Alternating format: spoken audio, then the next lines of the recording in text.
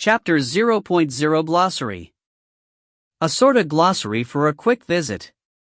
Will be edited in the future. Months. Each month has 30 days, for 12 months, 360 days a year. Yes, they're repeating. Currency. The other world's currency is R or Rira. 1 or equals 1 hard coin. 10 or equals 1 iron coin. 100 or equals 1 copper coin. 1000 or equals 1 silver coin. 10,000 or equals 1 gold coin. 100,000 or equals 1 white gold coin. The common household's general monthly income is about 2,000 R to 4,000 R. Manhwa roughly converted this world's currency as 1 or equals 100 yen. $1 is roughly 100 yen. The exchange of money changes, just saying. Characters. Otherworlders. Manhwa Kaito. A third-year college student and a game lover, caught up in a hero summoning. His parents died in an accident when he was a child. Since his parents died in an accident when he was a child, he has lived without much human interaction, so his communipower is low. He has a calm and good-natured personality, but he can be assertive without being afraid to speak up. He thinks of himself as an ordinary person, but in fact, he holds quite a strange fate in his hands. Kosunoki Aoi. A second-year high school student and a member of the track and field club. Along with Kaito, she was caught up in the hero summoning and came to a different world. She is a dignified honor student and her good upbringing can be seen in her behavior, but surprisingly, she loves games. Yuzuki Hina. A first-year high school student and a member of the track and field club along with Aoi. She was caught up in the hero summoning and came to a different world. She's a cheerful and innocent girl, but she also has a bit of a scared and lonely side. She's the childhood friend of Seiji, the one who holds the role of hero. Mitsunaga Seiji. A first-year high school student and a member of the same track and field club that Aoi and Hina joined. He was summoned to another world to play the role of hero for the Festival of Heroes. He's a show-off otaku, a young man who would most probably choose humanities as his study course. He's Hina's childhood friend, but it seems that there isn't a hint of love between them. Humans. Lilia Albert. The head of the duchy who performed the hero summoning. She is the half-sister of the king of Symphonia Kingdom from a different mother and the guardian of Kaito and the others. Despite her cute appearance, she's an expert in martial arts, and used to be a member of the Knight's Order. She is too serious, which causes her to have lots of troubles, and because of her siscon of a brother, she's still unmarried. Luna Maria. Lilia's personal maid and best friend even back when she's still in the Knight's Order. She's basically a competent person, but she has a bad habit of taking pleasure in teasing people. She is a hybrid with human and demon blood flowing in her veins, and is a fanatic believer of the underworld king, who saved her beloved mother in the past. Reginhard. Sieglin's father. He's a man with handsomeness typical of male elves, and although he appears to be in his 20s, he is actually over 200 years old. He's a cheerful, good-natured man who dotes on Sieg. He came from a farming family, but as the former court mage, his magic skills have earned him high standing in the eyes of society. Sylphia. Sieglin's mother. She's the childhood friend of her husband, Ray. She looks young enough to be mistaken as a teenager, but she's actually over 200 years old. She often watches by, as her daughter, Sieg, scolds her husband whenever he's messing around, but she's a good cook and gets along well with her family. She's one of the best spirit mages among the elves. Chris Dia Arclesia. Emperor of the Arclesian Empire. She has the blood of a human and a demon in her veins. She believes that an emperor is one who devotes herself to her country, which made her known as the Wise Emperor. Her standpoint was originally low in the inheritance to the throne, but she's a conniving person who has overthrown her brother and sister. She once lived under Kuromwena. Demons. Kiromwena, the underworld king. The first demon that Kaito met.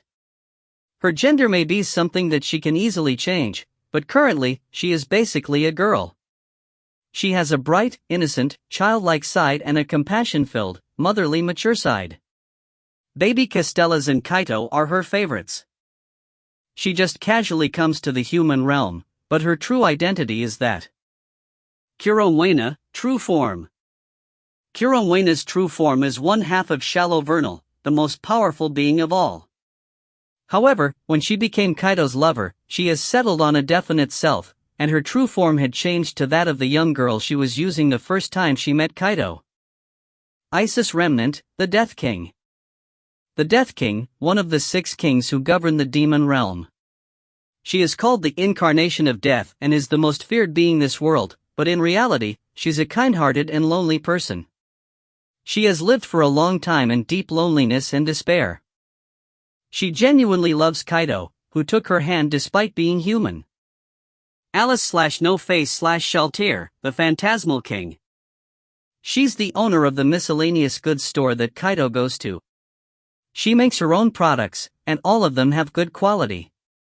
However, she's extremely weak with people seeing her bare face, so she wears a brown cat costume or a mask that hides her eyes, though that's also the reason why customers won't come.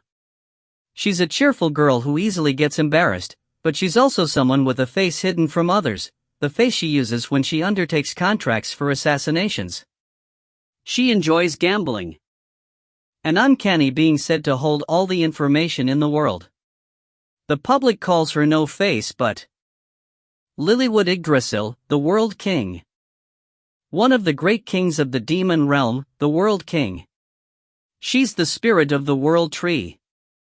Her hands and lower body are united with the tree, but she can also change into a full human form, in which case, the tree turns into her staff. She has the most common sense of all the great kings, and that is why her worries never cease. She has a gentle nature, and is grateful to Kaito for saving the heart of her best friend, Isis. She has the largest breast in this series, just saying. Megiddo Arjitsborns, the War King. The War King. One of the great kings of the demon realm. He is a belligerent, heavy drinker, and loves strong beings. He has a rough personality, but he's someone who won't double-cross anyone. He has many subordinates, including Ada and Theta, but Ozma is the one who has been under his service for the longest time. When he gets worked up, his body hair turns from red to black. His normal body is over 10 meters tall. Magnuel Bascus Lardo Kurtzwald, the Dragon King. The Dragon King. A high ancient dragon, one of the great kings of the demon realm, and the largest being in the world. He's a gigantic dragon with a height of 6,230 meters tall, and a length of 30,000 meters. He has thorns on his back that look like mountains. He's a person who follows etiquette, and is the person with the most common sense among the 6 kings. Noon. She's one of the demons that Kiromwena calls family. She used to be a human, and was summoned to another world from Japan in the Taisho era. She has beautiful black hair and wears a full-face armor for some reason. Ein. The first family that Kiromwena found. The maid whose abilities can't be described as something she has because she's a demon, she's a super versatile perfect maid. She is kind to her family, but acts cool-headed to other people. She's someone who believes that Kiromwena's doctrine is absolute. Roselia. Kiromwena's family. She's a flower fairy with 4 wings in her tiny 42 centimeters tall body. She's an innocent mood-maker who brightens up everyone around her and can easily get along with anyone. She often adds disu, masu in her sentences. She refers to Kaito with Kaito-kun-san. Anima. The black bear who fought against Kaito in the Sacred Tree Festival. He was killed by Lilia's strike, but was given a new body by Shallow Vernal and revived to serve Kaito. She's impulsive and passionate, but she has a soldier-like personality, with high pride and loyalty. She respects Kaito. Eta. a high-ranking demon under the War King, who came to kidnap Kaido. She later pledged her loyalty to Kaido and became his attendant and maid. She is taller and more slender than her twin, Sta. She has a warrior's temperament, and has a quick and easy-to-understand personality. Her weapon is a large spear. Theta, a high-ranking demon under the War King, along with her twin Ada. She is now both Kaido's servant and maid. Compared to Ada, she's a little more mature and dexterous, but in fact, she has a bit of a sharp tongue. She often quarrels with Ada, but they get along with each other. Her weapon is a large shield. Illness. She's the oldest maid in Lilia's service and the one providing support to Kaido. She is the de facto head maid who acts as Lilia's deputy and trains the newcomers, making her trusted by those living in the mansion. She has an overwhelmingly devoted heart. However, what could her real identity be? Pandora. She is the head of Phantasmal King's followers, and the leader of the 10 demons. She's a perverted demon with 2 differing inclinations, as she's quite sadistic, but a masochist for specific people. She's serious at her work. She has dark circles under her eyes, and her skin is abnormally white. Fear. Account-level, high-ranking demon, working as a doctor. She is also Noir's attending doctor. She has a cheerful and kind-hearted personality, but she's a bit of a klutz. The former Demon King. Gods. Shallow Vernal. She's someone Kaido met in the temple, and a beauty that's apparently considered as a god. She shows no facial expression and has no inflection in her voice, but she appears to be an airhead. She's an extreme equalitarian and has never been particularly interested in anything, but through Kuromwena, she becomes interested in Kaido and gives him her blessing. Chronois. One of the 3 supreme gods, and the goddess who governs time and space. In addition to her serious personality, she's a natural boss, but thanks to her slacker of a co-worker, her troubles somehow won't stop coming. She's concerned about Lilia, who she feels that somehow resembles her. She has heterochromatic eyes, or her right eye is red and her left eye is blue. Fate. One of the supreme gods, and the goddess who governs fate. She's a really annoying person, and will not work unless ordered to do so directly by the god of creation, Shallow Vernal. She doesn't even like walking, always riding on a round cushion. She dreams of becoming a total NET, while having Kaido support her for all her life. Life. One of the 3 supreme gods, and the goddess who governs life. She's basically always calm and composed, and is usually asleep. Her wicked side occasionally appears, and when she snaps, the situation would get out of hand as she turns into a berserker. Monster. Belfried, Bell. A behemoth. He is a special individual, and is one of the strongest monsters in the world. He was still a baby when he met Kaido. He can unleash a breath imbued in black lightning. He became Kaido's pet after meeting him in a monster race. He is happy when he runs with Kaido on his back. T/N, Bell's gender isn't specified. Chapter 1 The Other World Was at Peace, Part 1. It was not as if there was a kind of nor there was an extraordinary and mysterious scene at that time. But if you insist wanting to know if there was something different from usual, the most I could think of is that I saw male and female students wearing the uniform of my alma mater. 2 males and 2 females, they looked like they belonged to the same club. They were chatting cheerfully in front of me. Their air that belongs to that of those who are elite was blinding for me. Especially the 2 high school girls who are probably the most beautiful in their respective classes. It made me envy the 2 high school boys walking along them. It's just exactly 1:1, so they might be couples. Damn Ryaja's 1, go away and explode already. That's right. Such was the common scene of on my way home. That is, until a mysterious magic circle appeared behind them after they stopped on a crossing. Before I even reacted to think of what's happening, the scene in front of me changed as the static noise of an old TV echoed. The ground that was paved with asphalt turning into that of stone, and the brightness of the afternoon sun that could only be described as annoying turned into a dim light of a lamp. I mean, what just happened? Welcome, Hiro-sama. Without having the leisure to even realize my confusion, without having the time to understand what happened, I turned around to the source of the beautiful voice that tickled my ears like a bell. What I saw was a beauty with long golden hair and eyes as blue as the sky, wearing a taintless white dress, together with the group of 4, or rather, now, group of 3 high school students that I saw earlier. No doubt, one of them is missing. Please forgive us for the sudden. Seeing us, the golden-haired beauty's captivating smile suddenly froze. She stopped her words halfway. And what followed was silence, not to mention me and the 3 high school students who can't keep up with the situation. Even that beauty that was about to say something stopped, along with those people clad in robes you would usually see in a middle-age themed movie was petrified. The silence dominated the scene. You my lady? Do my eyes see the truth seeing 4 of them? What a wonderful coincidence, Luna. My eyes see 4 of them as well. One of the robed people mustered up her courage and called out to the beauty. In return, the beauty replied with confused words. Unfortunately, my thoughts and consciousness were unable to follow the extraordinary event that hit me with a Dempsey roll. If I was a desktop computer, what shows on the screen must be an hourglass icon waiting for me to respond. I should have bought in L instead of, wait, what am I saying? I moved my eyes to the 3 high school students who were in the same circumstances as me. It would seem that they were also in the same condition, glancing towards me with a confused expression. What are we going to do? It's that right?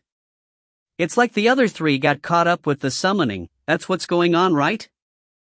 That is probably so. What are we going to do, my lady? What or whatever, it's not like we can say we failed, teehee. Or something. We must first explain to everyone what is happening. But, we must find out who is the hero within them first. Teehee. My lady. Please forgive me for being rude, but I think that is already inappropriate for your age. Why are you suddenly calmly pointing that out? I wonder what this is. This disappointing conversation. It's as if my sense of urgency towards the unknown is being worn away. The 2 high school girls were stunned with their mouth open as well. And you, high school boy, we in the world, are you doing a guts pose? Guts pose in this situation? Wait a second. Hero? Summoning? Got caught into? That sounds like terms I'm used to hearing. Think carefully, me. That sounds familiar. Cough once again, welcome. Sorry. I'm thinking right now. Can you keep quiet? Yes. I'm very sorry. I heard a voice that would interrupt my thinking, so I asked that voice to shut up so I could think. That's right, I remember. It's so similar to the light novel I read recently.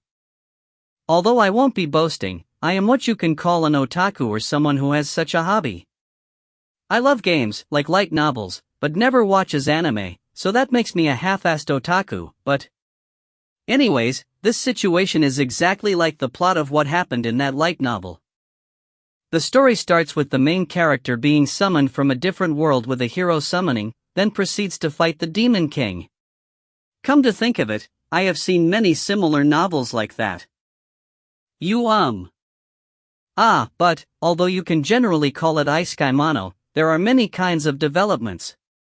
There are those where heroes really fight against the Demon King, those that the royal family who summoned them was actually the villain, those who got caught into the summoning but branded as trash because of the lack of superpowers, or those acting sheepishly but actually has the most demonic cheat. Excuse me. If it's like that, what's needed first is information then. Even though they say fact is stranger than fiction, it is probably wrong to assume at this stage that it is a different world. But, I could clearly say that this is an extraordinary event, so I should really find out what's currently happening. Wait? I think I'm forgetting something. Eh? And there I finally saw the golden-haired beauty looking at me with eyes filled with confusion and worry, allowing my consciousness rapidly return to reality. And together with my return to the reality, I remembered that I dove deep into my thoughts after interrupting this woman in front of me. I could feel as if my blood is draining out of my face. If possible, I would like to continue now. Is that okay? I am sorry. I just have this habit of forgetting the surrounding when I get deep into my thoughts, and I quickly bowed my head with apology, hearing her words which were mixed with reluctance. Damn, I did it again, this hateful habit of mine. I don't know where I got it, but I would start forgetting about the surroundings when I got focused on something. You can positively say that I'm focused, but you can also negatively say that I have narrow eyesight. Anyways, I did it again. I even feel like the two high school girls looking at me while rolling their eyes, and the people surrounding the beauty looking at me with a wry smile. The high school boy is for some reason muttering things while looking down. I suddenly felt like I could become good friends with this guy. No, you cannot be blamed for being confused by the sudden even. Once again, everyone from the other world. Welcome to Symphonia Kingdom. After giving a warm smile towards me after I apologized, the beauty greeted us gracefully with the manner of plucking the hem of her skirt. And it is, as expected should I say, a kingdom in another world. From the elegance I could feel from her, and from what I guess about her being called my lady, is she a noble? Maybe a princess too. My name is Lilia Albert. First of all, please forgive us for the sudden call of summoning. I believe that you are confused because of the sudden event. We understand that we should explain to you what is happening first. However, I am very ashamed to ask this for our side's convenience, but before we start explaining, can I ask what everyone's name is? Ah, yes. My name is Mayama Kaito. I answered the beauty Lilia first, as the eldest in our group. In the novels I've read, there are those who would shout incoherently or find trouble with those who welcome them. But experiencing it myself, I could say that I am so confused and puzzled that I answered calmly instead. I'm Kusunoki Aoi. Yuzuki Hina. Mitsunaga Seiji. The three high school students followed after me. I mean, that high school boy, what a cool name. You should be the hero already. Everlasting Light and Justice? Isn't it already decided that you'd be a hero with that name? Though you look more like an indoor type. Mayama-sama, Kusunoka-sama, Yuzuki-sama, and Mitsunaga-sama, right? Nice you meet you all. Please forgive my rudeness and wait for a while. While saying that, Lilia-san glanced at a different robed person, and that robed person took out something that looks like a crystal ball. I couldn't help but tense up because I could feel that they're about to do something, but Lilia-san said we do not wish to harm you, in a hurry to explain, so I just behaved in my place thinking it's not a good plan to move. It's definitely not because I'm a coward or lack the courage to raise an objection. Definitely not. It looks like it is Mitsunaga Dano who was summoned as the hero. It would seem that the others got caught with him. It was like that after all. It looks like the hero is Mitsunaga Seiji-kun. Although my guess hit the spot, what is going to happen, really? In this situation where we don't know which is the left to the right, Mitsunaga-kun is really amazing doing a guts pose after being proclaimed as the hero. You are the number one. Please do your best and take care of all the troubles. Well then, the hero's explanation would be done there? Yes, let us proceed as such. Lilia-sama, we will trouble you explaining the situation to the three guests who were caught up. After hearing that conversation, Lilia-san told us that we are going to be separated with Mitsunaga-kun because the contents of the explanations would be different between us and the hero. Going this far, Kusunoki-san and Yuzuki-san objected. Me? My head's full of different things, so I didn't have the time for that. Honestly, I can't call myself as the kindest guy there is, and it's not like I have the capacity in my heart to worry about other people during an emergency situation like this. The greatest problem I'm worried about right now is Lilia-san, who is trying to calm Kusunoki-san and Yuzuki-san. My head is full of questions: what kind of person she is, and what she is planning for us. According to the impression she had given us so far, she does not seem like a bad person, having such humility. But they have yet to give us an explanation about the reason to summon a hero, and I do not even know what authority she possesses. It might be wrong depending on the information from the light novels I've read, but there is a cliché in these kinds of stories where the royals and nobles would use the hero as a slave, or they would treat those who weren't a hero badly. In fact, the hero, Mitsunaga-kun, would receive a different kind of explanation from us, and I can't be blamed for thinking that they have ill intentions against us. But, sadly, everything, including the basis to support that guess and the hint to overcome this situation, is being held by her, so there is no other choice but to follow her arrangements. I can understand that you would feel anxious. However, I shall take an oath with my name that we do not have ill intentions against you. It is very selfish of us to treat you like this, but please forgive us. Lilia-san said and deeply bowed her head. Kusunoki-san and Yuzuki-san, who still doesn't look convinced, stopped their words of objection, and Mitsunaga-kun silently nodded as well. Of course, I nodded too. The other three probably understands as well, that it's most likely that resistance is futile. Taking a quick glance at their side, I quickly counted that there are more than twice people than us, and most of all, believing in her words that this is another world. There is probably no doubt that there exists a power such as magic. Of course, Mitsunaga-kun, who's a hero, might have a special kind of powers, but I don't believe that a caught-up person like me have powers like that. With all that in mind, the only choice that would save myself is to listen to them. Chapter 2: The Other World Was at Peace, Part 2. Guided by Lilia-san, we left the dark underground room and arrived at a large hall with gorgeous interior decorations. It looks like the explanation for the hero, Mitsunaga-kun, will be done here, making him stay behind here together with religious-looking white-robed people. I was guided to a different room with the two high school girls. The room was about half as big compared to the large hall before, sufficiently wide and decorated in a Middle-Age theme. There is a long table and chair stuff. There wasn't an air of a different world on it, so I really can't feel like I'm in another world. Please take a seat. Luna, give our three guests something to drink. Understood. Lilia-san sat across us and gave an order to Luna-san, who took off her robe, who knows when revealing a maid uniform underneath it.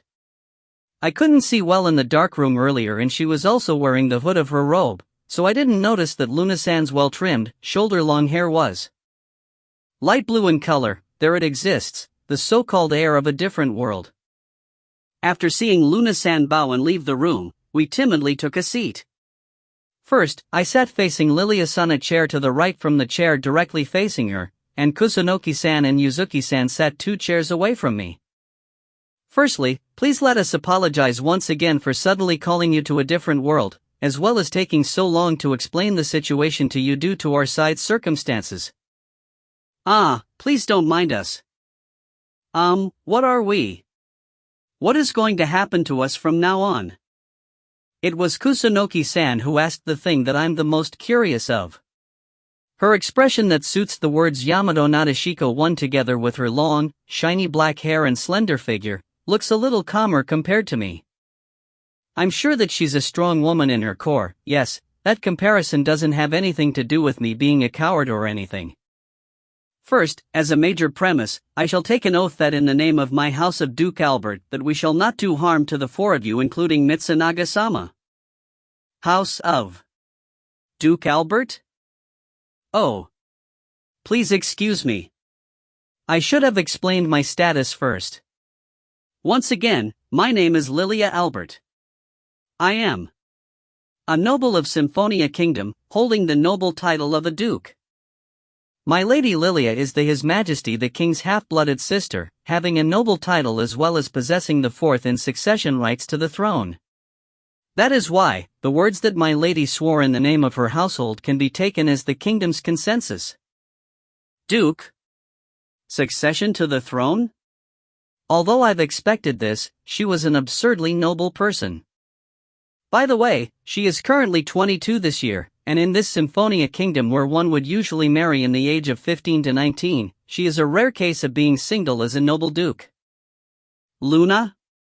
Why are you spouting out such information? Those things, they're absolutely not needed, right? Please forgive me, my lady, I just thought that it is already shameful for you to be called my lady recently. I think that we need to have a proper talk later, Luna. What is this? Why do I feel pity? Although she looks like a very noble beauty and her manners and the tone of her voice were kind, it's like... Well, Luna-san is also pretty ruthless. I am going to continue. I am going to continue to answer Kusunoki-sama's question earlier. I believe that the thing that you are most worried about is whether you can return to your previous world, but please be assured of that point. Can return? The one who asked back with a slightly frightened voice is Yuzuki-san, who has a short brown hair and looks as cute as a small critter. Seeing Kusunoki-san gently hold the frightened Yuzuki-san's hand, adding Yuzuki-san's small stature to that, one could easily see that they're in a senpai-kohai relationship. But, Yuzuki-san's chest is more stop, what am I thinking? Yes. It's just, Lilia-san, who heard Yuzuki-san's words, showed an expression of having difficulties on how to say it. Is it really like that? There's a demon lord-like being, and we can't go back until we defeat it. If that's the case, then trusting Lilia-san will be difficult. It will take a year before the summoning magic circle can be reused. A year? This is a little different from what I expected. The two girls were probably surprised about it being as long as a year, but I was surprised in a different sense. That's right. The clear condition feels a little loose. Normally, in this kind of development, shouldn't we be unable to go back until the demon lord's defeated? Oh yeah, maybe that's the case with Mitsunaga-kun.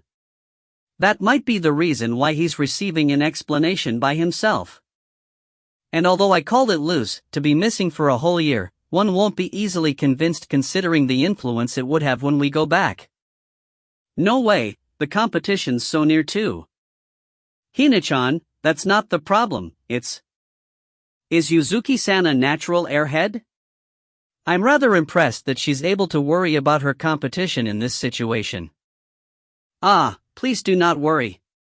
According to the goddess, the flow of time in this world and your world is different, so when you return to your world, you will be returned to the moment before you were summoned here.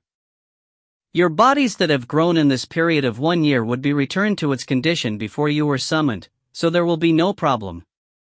Just when a very worrying thing was quickly resolved, a new unknown term called goddess appeared. In short, it will take a year before we can go back to our world. But there's no need to worry about the lapse of time, and even if we got as fat as a pig in this world, the goddess or something would turn it back to what it was. Of course, we will secure your food, clothing, and shelter while you stay here. Although we cannot entertain you with something as much as a luxurious and flamboyant stay, I can guarantee you a life without inconvenience. Oh, okay. Thank you very much. Should I describe it as being dumbfounded? Very advantageous information was continuously given to us, so much that both Kusunoki-san and Yuzuki-san looked confused. To a level that they unconsciously said thanks. However, it's not the time to let my guard down. That's right. Mitsunaga-kun's case is yet to be solved. If the hero was summoned to fight against the demon lord, then that means that this world is just that dangerous. Can I ask a question? Of course, yes. Mayama-sama. About Mitsunaga-kun. Who's having a different explanation in a different room. He was called hero. That means there's a demon lord-like existence, and he'd fight against it? Is there no mistake in this question? I braced myself and asked. Most probably, this will be the turning point. Everything will depend on Lilia-san, if she would answer honestly or change the question. The direction of the course of my action will change depending on her answer. Now, what shall be the answer? Compared to me who asked with my chest thumping, both Lilia-san and Luna-san, they cluelessly tilted their heads. Demon Lord, is it? It was defeated by the first hero 1,000 years ago. Then, are the human race and the demon race in a hostile relationship? Not at all. The human race and the magical races are in a very good relationship. Our exchange and trade with them are thriving as well. What about wars? As far as I know, it has not occurred for 800 years. Is there an overflow of monsters? Although monsters exist, it is the Adventurers Guild and Order of Knights' job to subjugate them. Everyone here in Mitsunaga-sama does not need to fight them. What's with this conversation? Hey, please wait, please let me think for a second, okay? There's no demon lord? A good relationship with the demon race? There's no war since 800 years ago? There are monsters, but that doesn't have a thing to do with us? Then, what's the hero summoning for? 1,000 years ago, more specifically, 1,009 years ago, the demon lord was defeated, and the first hero became a mediator between the magical races and the human race. Honoring that achievement and wishing for peace in the future, every 10 years, a hero will be invited from the world where the first hero came from, and a huge festival shall be held. A festival? Yes. That's why, for Mitsunaga-sama, to become the main actor in the Hero Festival exactly 1 year from now on, he will be given explanations about the things needed for the ceremony, including visiting other countries. Of course, we do respect his own will, so he will be allowed to withdraw from it. He can withdraw, Yes, there are many times in the past where there is a substitute for the hero role in the Hero Festival. If he accepts, he will be treated as a state guest, receiving a very high treatment, in the 1 year until the Hero Festival. If he decides to withdraw, we will still guarantee his living, allowing him to go sightseeing for a year and go back in a year later. In short. About us, from now on.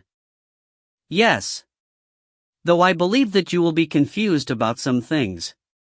I wish to ask you to fully enjoy the different culture of this world, help you go sightseeing and meet new people, and after experiencing the festival that is held only once every 10 years, safely return you to your previous world. Dear mother, Fathery was caught up in a hero summoning. But, that world was at peace. Chapter 3 The Other World Was at Peace, Part 3. Although I didn't notice it, Luna-san has already served me a cup of black tea. It was placed in front of me, so I decided to quench my thirst. Honestly, I don't know how good or bad black tea tastes, but my encounter with the extraordinary made me thirsty and I feel like it tastes delicious. What a delicious herb tea. It is my honor to be praised by you, Kosunoki-sama. It looks like it wasn't black tea but herb tea. I mean, how'd I know about that fancy stuff? Well then, let me continue explaining. As I have told you earlier, every 10 years, we would invite a hero from your world. That's why, we understand the difference between your world and our world, so I am going to explain that in order. I see. If it's true that they would invite someone from our world once every 10 years, and 1,000 years had already passed, in simple math, they would have already invited 100 people from our world. It means, Lilia-san and the others must also know what to explain, but our case was an irregular, so our case might be a little different from what they were taught when explaining the situation to the hero. First, about the period of 1 year, this world's calendar has the fire month, water month, tree month, earth month, wind month, and what follows is the light month, and after the light month is once again the fire month to the wind month, but instead of the light month, the next month will be the celestial month. There are 30 days within 1 month, with 360 days in a year. By the way, the 30th day of the celestial month will be the night of the new year. According to what she said, a year is 360 days, with 30 days each in the fire month, water month, tree month, earth month, wind month, light month, fire month, water month, tree month, earth month, wind month, and celestial month. I guess it's fine feeling it just like how I did in my previous world. That is why, it will be during the next 30th day of the celestial month that we can return you to your previous world. Next, about time, I have heard that it is completely the same, with 24 hours in a day. Do you have any question? No, it's fine. Well then, next is about our currency. The unit for this world's currency are orira, with 6 kinds of coins respectively: the hard coin, iron coin, copper coin, silver coin, gold coin, and white gold coin. 1 hard coin is 1 R, 1 iron coin is 10 R, 1 copper coin is 100 R, 1 silver coin is 1000 R, 1 gold coin is 10,000 R, and 1 white gold coin is 100,000 R. A common household's general monthly income is about 2,000 R to 4,000 R. It means, 1 R in this world is roughly $1, and smaller units don't exist? One probably earns 2 to 3 silver coins a month, and it might be enough living with 4 gold coins a year, maybe? It's alright. My head can still follow.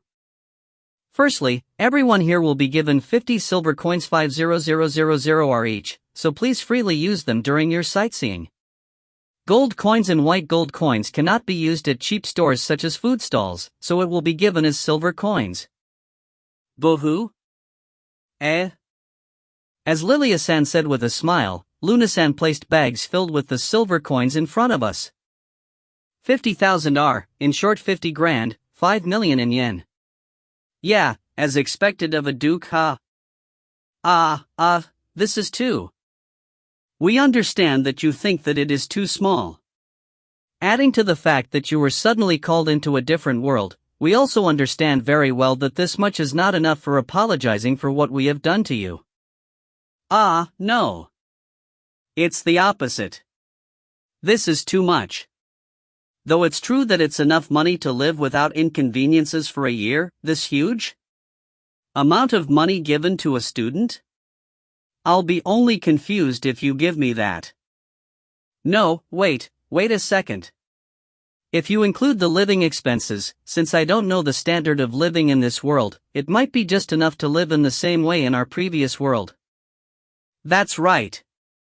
Even though she told us our food, clothing, and shelter will be guaranteed, it's not like we're going to live in the house of the Duke. At most, they're probably going to prepare us a room in an inn or something. Of course, your food, clothing, and shelter will be prepared separately, and you do not have obligations to pay tax as well. Please use that money during your sightseeing and for your hobbies. The living expenses not included? Then, this is too much after all? If it's like that, then isn't this too much? Good job, Kusunoki-san. Yes, that's right, that's what I wanted to say. Kusunoki-sama, your concern is unneeded. For me who had made you caught up in all of this, I can only apologize to you in such a way. Please do not think twice on using all of it. If it is not enough, we shall prepare more for you.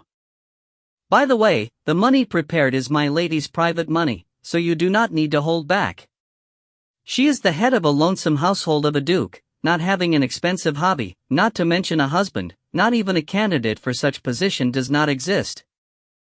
The wealth that she had saved is quite considerable. Luna, oh, Luna. Why are you intentionally gouging my heart? You are my maid, right? Yes. I am Luna Maria, a maid who had sworn her absolute loyalty to my lady, Lilia. I swear that I am always my lady's ally. Lilia-san's having quite a hard time, huh? No, really. Also, Luna-san's official name seems to be Luna Maria-san. I should take note of that. Well then, my lady. Though I understand your feeling about your worries in exceeding the best age to marry, I believe that it's about time. I did not mention that at all, right? You just intentionally added it. Ah, no, leaving that aside. It is true that we cannot continue talking here for an extended period of time. Everyone, I would like to ask for your patience to receive the explanation about the common sense of this world later when we move to my house. Is that all right? Huh? Isn't this place Liliduc Albert's house? Mayama-sama, it is fine to call me by my first name Lilia. Also, you do not need to call me by my title, and you can speak in the way you are comfortable with. Yeah, okay. I'm going to call you as Lilia-san then. Also, you can call me by my name. My first name Kaido too. No need for honorifics. I understood. Well then, I shall call you Kaido-san from now on. About your question earlier. Yes, this is the temple where the hero summoning is initiated, and it is not my private house, so let us continue our conversation after moving. The way Lilia-san gently smiled was really pretty. Her smile was so beautiful that I could not help but be enchanted by it. Beautiful, kind, has a high status, rich, but single. The world really works strangely. And after Lilia-san went to check the progress with Mitsunaga-kun's side, the three of us, plus Luna Maria-san, were left behind in the room. Everyone, would you like another cup of tea? Tea, thank you very much. Luna Maria-san? Yes. What is it, Yuzuki-sama? This might be a rude question, but... Lilia-san, she's super beautiful, her style's amazing, on top of that, she looks so kind. But, why, doesn't she have a boyfriend? Hina-chan. You? Ah. No, right, Senpai is also curious about it, right? It looks like, thanks to Lilia-san, Yuzuki-san got plenty enough of breathing room, so she asked Luna Maria the thing that I was also curious of. The reason why Kusunoki-san isn't wholeheartedly stopping her is probably because she's also curious about it. And towards our question, Luna Maria-san made a wry smile while pouring us another cup of black tea. Actually, His Majesty the King, in other words, my lady's elder brother. His Majesty really loves his sister, my lady Lilia, very much. Yes, His Majesty really is. There is also rumors saying if a man approaches my lady Lilia, he will disappear in the next day. That's... Yes, it is very troubling.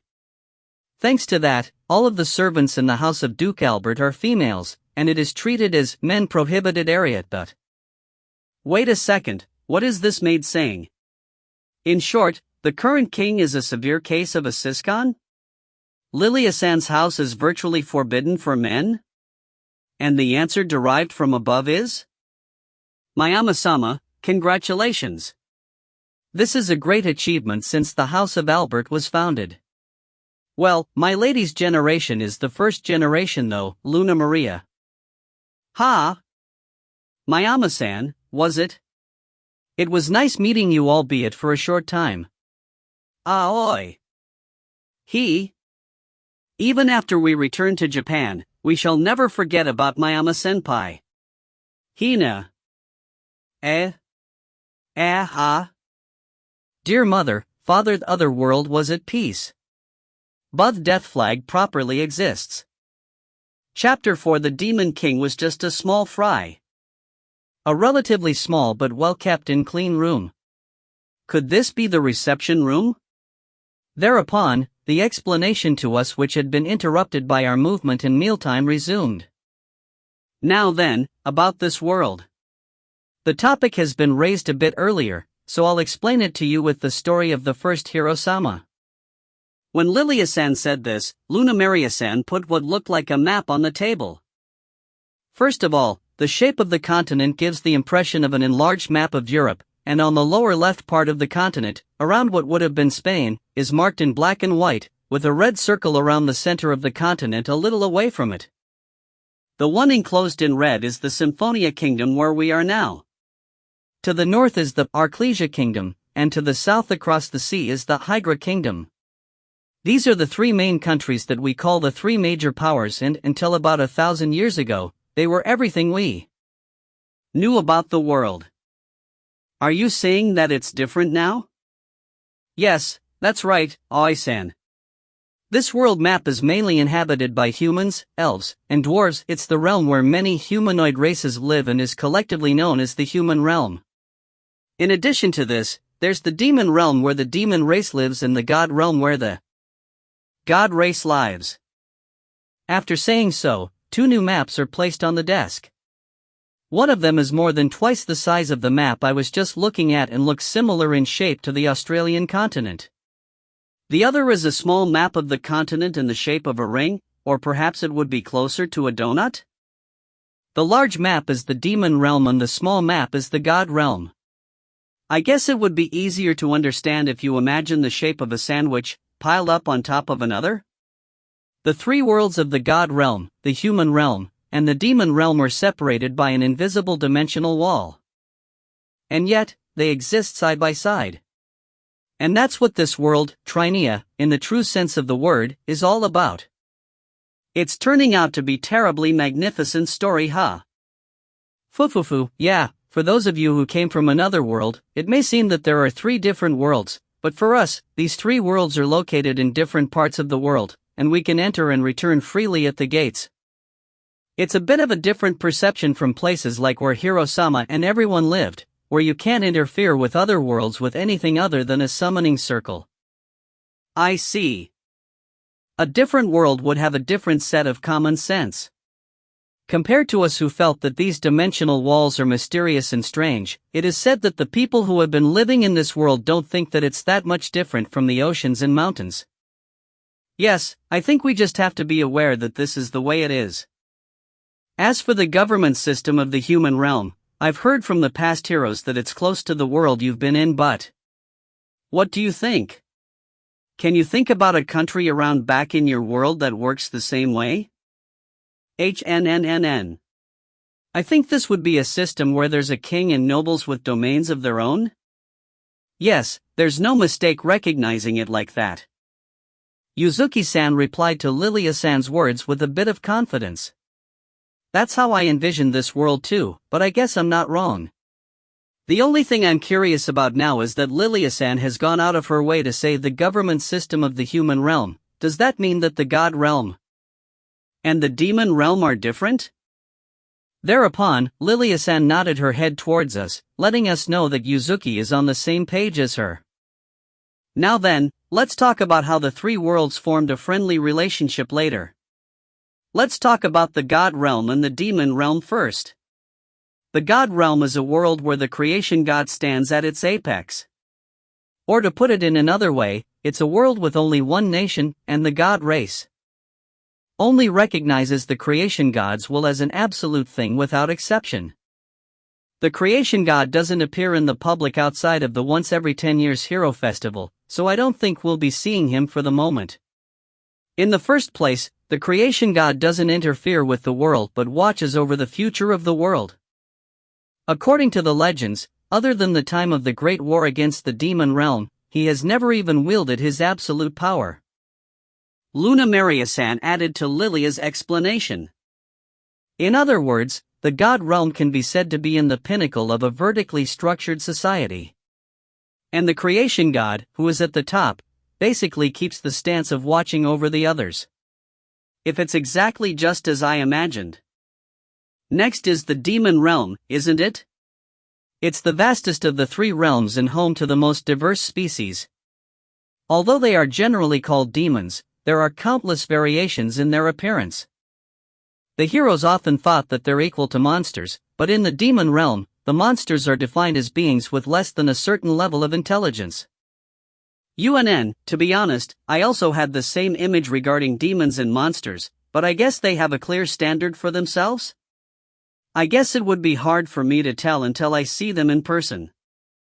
The demon realm is a meritocracy that's easy to understand. You could say that the person having the greatest power stands at the top. This is just one of those things that you should understand, but just because they're in a meritocracy, it doesn't mean that the demons are violent beings. In fact, most demons are rational, don't use violence without reason nor look down on the weak. It's just that it's a realm that emphasizes individual ability, not their bloodline. Rather, they are much more temperate than the human race. Both my lady and I have been to the demon realm and toured around a few times. The people there have been very kind to me. Yes, I'd like to have some time to visit there again. There is no country in the demon realm, but it's divided into 6 territories. And the 6 demons who reign at the top of each territory. Commonly known as the 6 kings. Underworld King Sama, War King Sama, Death King Sama, World King Sama, Dragon King Sama and Phantasmal King Sama. Each of them is a demon that has lived for thousands of years, and their power is said to be capable of destroying the world. The most outrageous 6 kings. Just hearing what they're called is enough for me to bring back the black history of my youth, but it seems that they are beings that must not be crossed in this world. However, there's one thing that bothered me about the explanation she just gave.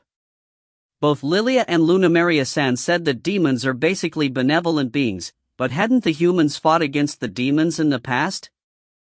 Can I ask you a question? Yes, go ahead. You mentioned earlier that most demons are quite gentle, but 1,000 years ago, those 6 kings? Is it okay to say that there was a demon king among them that attacked the human realm? UNN. I don't know how to say this. It seems that the demon king who swung his fury around the human realm back then was actually just a mere rogue in the demon world. In response to my question, Lilia-san wryly smiled as if she's also at a loss for words. It was pretty much lined up with the image I had in mind, but I never expected that the demon king was actually just a small fry. That's too earth-shattering. As I mentioned earlier, the demons are basically gentle. The demon realm itself is vast, their food is abundant, and the 6 kings standing at the top are on good terms with each other and often mingled with each other. It was said that the only time they fought in time immemorial, even though there was a skirmish in the demon realm, was against the god realm, which has only happened once. In the first place, until the demon king and the first hero Sama appeared, for demons, they only knew that humans exist, but they've never seen it. They apparently recognize the humans as beings that they have no particular reason to fight with. Well, no matter which world it is, there are those people who don't see the good in living in peace, living with ambitions held in their hearts. Luna Maria-san added with a sigh. Even after 1,000 years, the first hero is still respected, but I felt like the image for that demon king has been getting lower and lower. Yes, it was that demon king who gathered all the bloodthirsty demons and tried to overthrow the 6 kings in those days to rise to the top of the demon realm. In the human realm, they would be something like bandits. Well, you could also say they were like rebels. However, because the number of demons is so large, the demon king's army seems to have become a large army of over 1 million demons as a result. Even so, I heard that it was just a small-scale army in terms of the entire demon realm. The more the denominator increases, the more sympathizers appeared. To be honest, I can't imagine an army of millions appearing right away, but I heard that it was how the demon king apparently appeared. In that case, why didn't it try to overthrow the 6 kings and came to the human realm instead? I heard that the demon king's army had challenged Underworld King Sama to a battle in order to gain control of the demon realm. You mentioned that there was a war that happened in the demon realm earlier. And so, what happened? I think it was because I was interested in their attack on the human realm, but because we were concerned about something, Yuzuki-san, and I asked for her to continue on that topic a bit more. It was a battle of 1 million against 1, and Underworld King has beaten them down in a matter of minutes.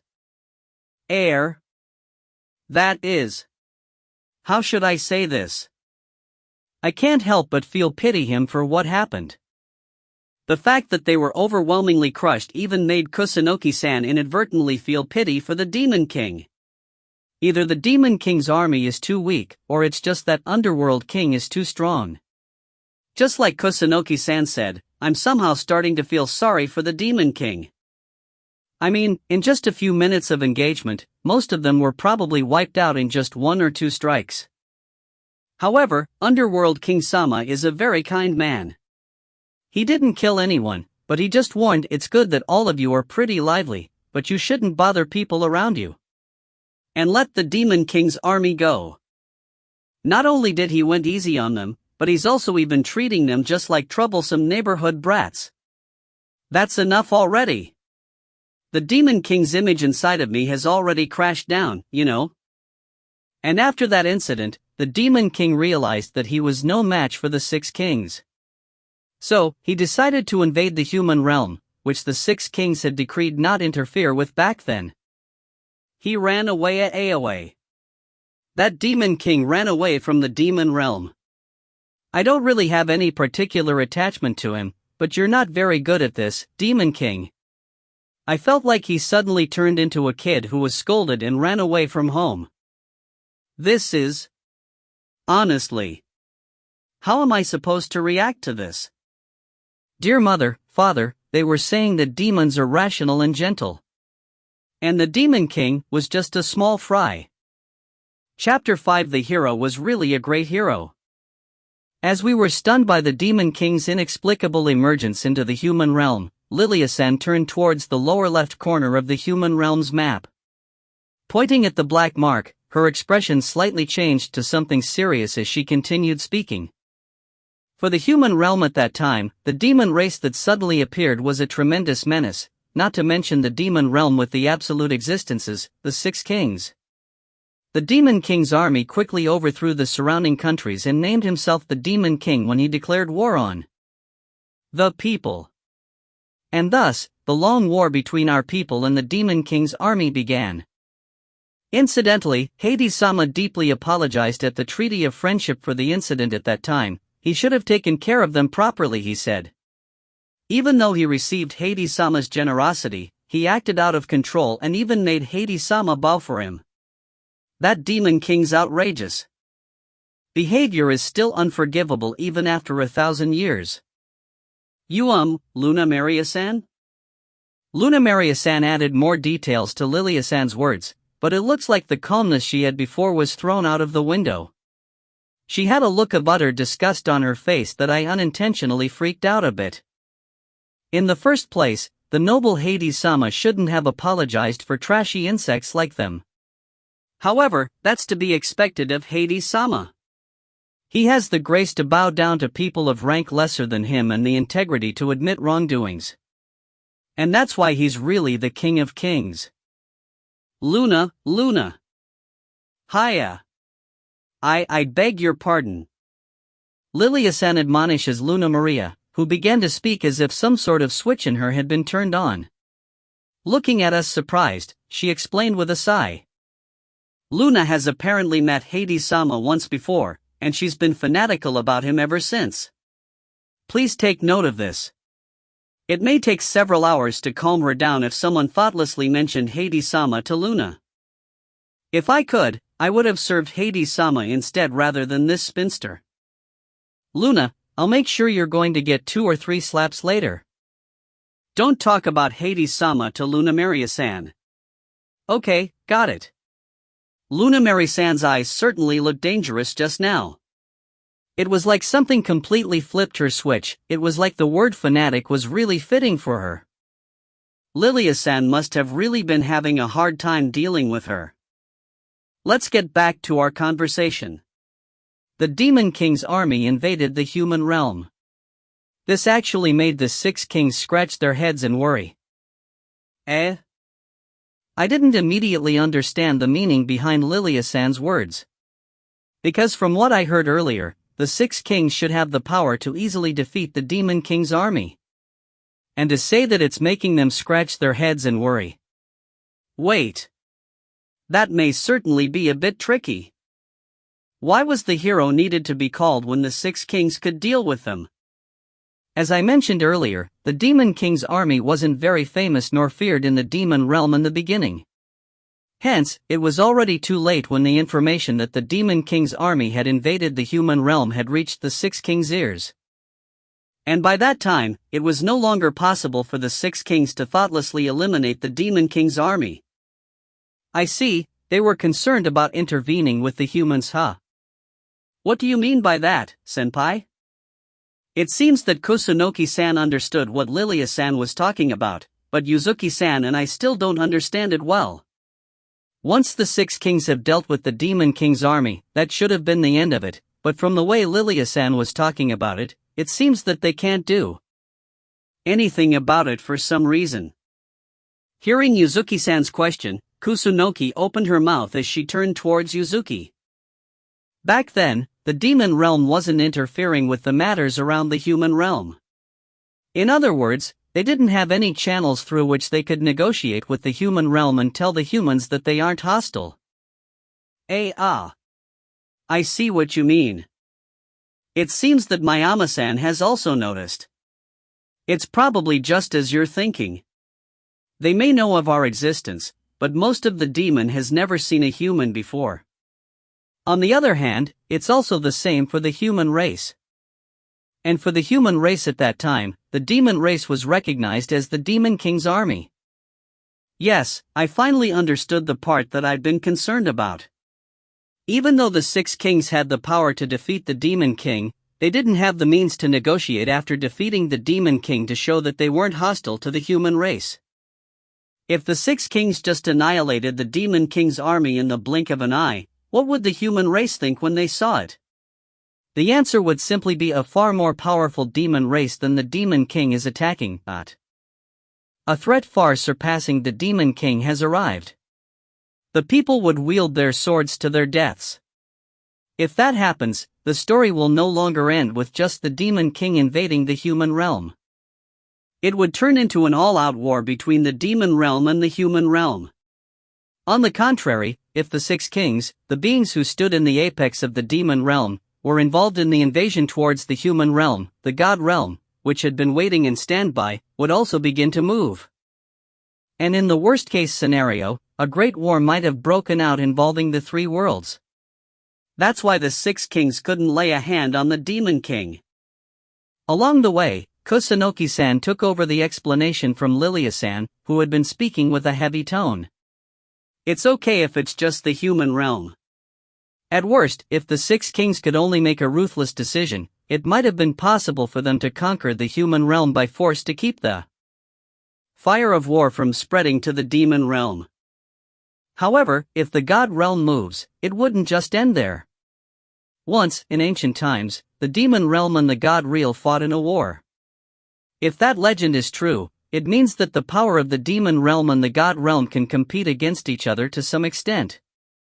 If that were to happen, the demon realm would surely be in danger of war, and the six kings wanted to avoid that. A great war involving the three worlds. It was necessary to avoid that. In the weakest human realm, the being who had enough power to defeat the Demon King, the being who can carry the hope of humanity. The hero who can sit at the negotiation table with the demon realm. And that was the first hero. That's right. There are various theories about the summoning of the first hero. There's the theory that the creation god, fearing the coming of a major war, gave the humans a summoning circle in the form of an oracle. There's even one which said that the six kings secretly requested cooperation from the god realm and requested them to do so. In the beginning, there have been unknown magic circles passed from one generation to another. There is no clear record of this because the human realm was in turmoil at that time, but the summoning of the hero took place in the Symphonia Kingdom. This is where the first hero appeared. I wonder what the first hero looked like. I'm certain that they're from the same world as us, but I don't know if they're male or female, or if they're even Japanese. I've heard that the journey of the first hero-sama was very harsh. As he traveled through the human realm that was in a maelstrom of chaos, the first hero-sama saved a lot of lives, gathered companions to fight along with, and at the end of the incessant war, defeated the Demon King. That may sound like a classic story of the journey of the hero, but I think it was actually very hard. Like us now, they would have struggled to keep up with the situation in the beginning, and they wouldn't have been able to teach the difference between them and Earth as easily as they do now. If I was sent to a truly unknown place alone, and while fumbling around for information, I would have to fight against a mighty enemy for the people of this world. I think it's absolutely impossible for me. From there, it was said that the 6 kings acted very fast. They immediately explained the situation to the first hero, and all 6 of the kings drove out the remnants of the Demon King's army in the blink of an eye. With the help of the first hero, they apologized to the people and showed that they have no intention of going to war. And thus, the invasion of the Demon King didn't turn into a war. But, it's not like there were no grudges left, right? Yes, it's just as Aoi-san said. At that time, the human realm and the demon realm were linked by a so-called truce, a non-aggression pact. Even though the humans defeated the demon race, it seems that the damage received by the human realm was big. It should have been pretty obvious. Even though they had defeated the Demon King, it doesn't mean everything will be back to normal. Rather, the human race's impression of the demon race was still bad. However, the first hero just didn't stop there. When the 6 kings told him about the situation, the first hero-sama said that the biggest cause was the non-intervention of the 3 worlds regarding the aforementioned Demon King, and the first hero-sama thought of a way to make sure that it didn't happen again. First of all, the first hero persuaded the 6 kings to cooperate with the human realm, which was to cooperate with the ruined human realm with their abundance of foods and supplies in the demon realm, and they also went to the god realm to negotiate with the gods. It naturally wasn't easy. Some problems occurred here and there due to the differences in our races. However, the first hero-sama never gave up. The first hero-sama traveled to various places and spun words to the point of breaking his throat. Even though I was from a completely different world, we had understood each other. I've come to love this world with all my heart. The first hero-sama appealed more desperately than anyone else. I wonder how strong the first hero really was. I'm sure he didn't get much support at first, but he kept negotiating without giving up. It must have been a much more painful and arduous road than his fight with the Demon King. Gradually, the number of supporters of the first hero-sama increased. Gates were being built in each place, and the opportunities for those from the 3 worlds to come and go were increasing. The dream of peace that the first hero-sama spoke of was transformed into the future that many people wanted. And after 9 years passed, in the place where the first hero-sama defeated the Demon King, in the place where another battle of the first hero-sama began, the kings of the human realm, the 6 kings of the demon realm and the creation god of the god realm, the most important people of the 3 worlds gathered, and a treaty of friendship between the 3 worlds was signed in the presence of the first hero. Amazing! As Yuzuki muttered to herself, it was truly a majestic event straight out of a fairy tale.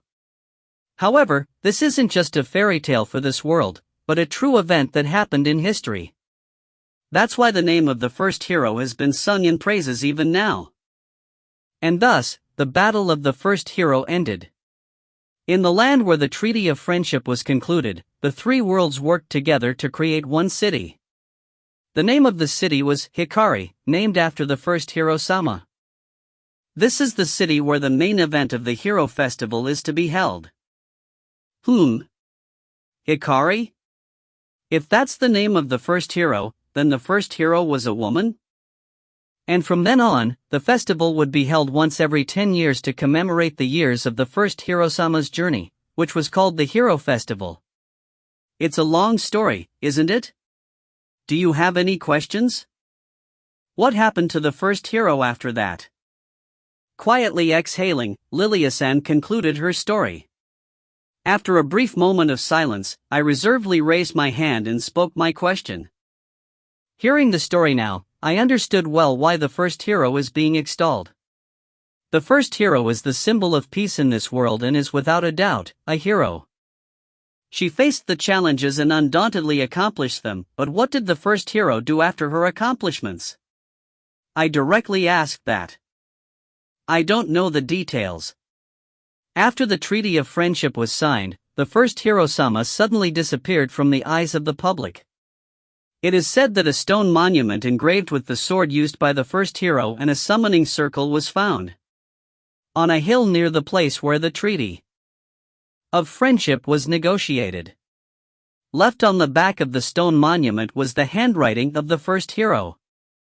Saying this, Lilia-san read out the words that the first hero had engraved on the stone monument, as if she had memorized them by heart. My battle as a hero is over. I'm so glad I came to this world. There were people here who encouraged me. Some people cheered me on. I had everyone supporting me behind my back. And that's why I was able to do my best. I was able to make it not just because I was called a hero. The three worlds are connected because each one of you who lives in this world has bravely taken a step forward. I'm not the only hero here. Everyone who lives in this world is a great hero, so I'm sure everyone will be okay for the rest of your lives. I love this world. And I will hope it will always be a peaceful world full of smiles. Koju Hikari. T/N, hero could also be read as brave person. The first Hiro-sama's sword and the stone monument are covered with a very strong state preservation magic. It's still in the same condition as it was back then. I wonder if the first hero has returned to her previous world. I don't know. There's a theory that the first hero returned to the previous world, and there's also a theory that she remained in this world. However, there's information that only came to light recently. It's said that only Hades-sama might know the truth. The first hero who accomplished a really great feat and disappeared without a trace. It's really a legend that looks like a fairy tale. However, I'm not sure about the state preservation magic, but from the way Lilia-san talked about it, it seems that some additional information has been found. It is said that about 200 years ago, a hidden passage was found at the back of a cave where the first Hiro-sama is said to have stopped by. The area doesn't have a very powerful state preservation magic casted in it, and the writings are weathered and unreadable, but a part of it has been written in otherworldly letters and has been deciphered by a hero we had invited to the Hero Festival back then. Saying that, Lilia-san placed a sheet of paper on the table. It seems to be a copy of a letter, but some of the writings have faded out. However, I could see words of thanks and farewell to Hades, written in Japanese. Hades-sama has refused to answer the question about what happened to the first Hiro-sama, saying that he cannot talk about it because he promised. Being the first one to agree with the thoughts of the first Hiro-sama, there's some information that Hades-sama helped the first Hiro-sama when she went to various places. It was even said that it was Hades-sama who casted the state preservation magic when the first Hiro-sama left the sword in that stone monument behind. I see. In the end, a lot of the aftermath of the first hero is still shrouded in mystery. But I understand why the hero is honored so much in this world. The difference in the way she dealt with the Demon King was enough to convince me that she must have been a person with a stout heart. Dear mother, father, there are still many things I don't know about the other world. However, the hero was really a great hero. Chapter 6 I Met a Mysterious Demon. After we finished speaking about the small fry Demon King and the first hero, we were briefed about the Symphonia Kingdom and the surrounding cities in general. It's not good to cram too much information into your head, and I'm sure that you all want to clear your minds for a moment. I'll leave the explanation here for now. That's right. I guess it's about time for me to prepare your rooms. Luna? Please accept my apologies, my lady. It's just that I completely forgot about it. About Mayama-sama's clothing. After they explained various things, Luna Maria-san looks as if she suddenly remembered something just as we were about to take a break. And the next words she uttered with a troubled expression on her face, I immediately understood the situation. Basically, only women live in Lilia-san's mansion. That also means there are no men's clothes in this place. Luna. Can you make it in time? Yes, but I wouldn't know anything about his underwear either. Kaito-san, my apologies. It was my blunder. We don't have any men's clothing in our house and we don't have a change of clothes ready. It's not like I have to change my clothes every single day. No, fortunately, it's still evening. It should be better if you buy some. After all, it's difficult for us to decide on your nightwear by ourselves. That's why, I'm sure that you must be tired for the day, but I was wondering if you and Luna could go into the city together and pick out some clothes? Ah, yes. I honestly think that it would be fine if I were to not change my clothes for the day, but since she had declared that she would guarantee food, clothing and shelter to us, this might be something non-negotiable for Lilia-san. My lady, how much budget are we to use? In the meantime, I want you to go out and buy 5 sets, including spares, for 100,000 R. Put. I respectfully obey. Wait a minute. Isn't 100,000 or about 10 million Japanese yen? That amount of money would be enough to buy lots of things, not just clothes. Eh? Noble Samus think that 1 million for a piece of clothing is an obvious thing? In front of the stunned me, Lilia-san and Luna Maria-san quickly prepared the money. Ah, I almost forgot. Kaito-san, Oi-san, and Hina-san. If you have any tools called electrical appliances, we will be taking care of them for you. It's a bundle of otherworldly technologies after all, so we'll have to ask the goddess of law to take care of it. Electrical appliances. I guess my smartphone counts as one. I don't really know what this smartphone is, but there was a time when the machine that a previous Hiro-sama carried was targeted before. Now, they were to be kept by the goddess for a year. I see, mechanical appliances would be an unknown piece of technology for this world. If so, there may be people who would want to acquire these, and holding onto this for some time would be obvious. Well, I don't think I would be able to charge my smartphone in this place anyway, and I don't think it would be easy to take photos with it.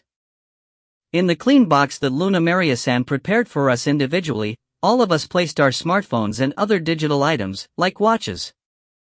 I wasn't really sure what to do with my watch, but they lent me something that looked like a pocket watch instead. I can already tell that based on its appearance, that this is a very expensive pocket watch. I honestly think it's scarier to have one like this. About 10 minutes being shaken by the carriage, we finally got off the carriage. Walking through the city that has the image of medieval Europe, we arrived at a clothing store and bought 5 outfits, underwear, and nightwear. I guess you could say that it's to be expected from a shop selling items to the Duchess's family. Every clothing frighteningly feels good to touch, and it wouldn't be an understatement calling these luxury items. I thought I managed to find and buy some conservative clothes, but the overall cost still ended up being 25,000 R. That's 2.5 million yen. 2.5 million yen. Can you believe it? We only bought some clothes, you know? I would have fine with much cheaper clothes. After all, Mayama-san is my lady, the Duchess's guest. If you were to dress too cheaply, my lady's dignity may be doubted. Is that how it is? Being a noble means that you have to show others that you're acting like one. Even the store we chose to enter deals with relatively simpler clothes. Those are simple. Walking through the crowded streets at dusk with Luna Maria, I talked about various things with her. There were some very glittery clothes sold on that shop, but even those appears to be modest for nobles. Even so, there sure are lots of people around. We chose the wrong time of the day to shop. Especially since tomorrow is the new year. Ah, I see. I felt that it was just before the summer holidays. But it's the end of the year in this world. I don't know what New Year is like in this world, but they mentioned that this is the royal capital, and that must be why this place is lively. While I was thinking about this, I came across a square with a large fountain and stopped to look at something that looked like a horse-drawn carriage floating in the air. Whoa, could that possibly be magic? When I heard the term state preservation magic earlier, I had my hopes up, but this really is a different world. I was a little impressed by the way magic seems to be built into their everyday lives. Luna Maria-san, that floating thing, huh? It has only been a few seconds before my eyes were drawn to the floating carriage, but Luna Maria-san is nowhere near in sight when I turned around. I hurriedly looked left and right, but there were so many people that I couldn't find Luna Maria. I felt like my blood was drained out of me. This is that, right?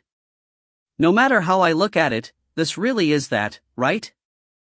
I got lost? Oh no, oh no, oh no. I lost sight of Luna Maria-san. Moreover, there are too many people to look from, and I had to ride a carriage on the way here. I also don't know how to get home. What am I gonna do? Shouldn't I just keep calm and stay where I am at times like this? No, but if by staying here, I'd end up getting swept away by the crowds. Ah, that's right. In front of that big mountain. Confused by the fact that I got lost in a strange place, I walked in front of the fountain that would serve as a landmark. Now I've done it. Even though I don't know the place, immediately turning into a lost child isn't funny at all. I'm sure Luna Maria-san is probably aware of it by now and is looking for me, but will she be able to find me in this large crowd of people? Yuaya, I'm getting extremely anxious. Really, what should I do? What's wrong? You look like you're in trouble. Eh? As I hold my head in front of the fountain, I can hear a clear voice even though I'm supposed to be in the midst of the bustling crowd. Reflexively turning in the direction of the voice, I stiffened up.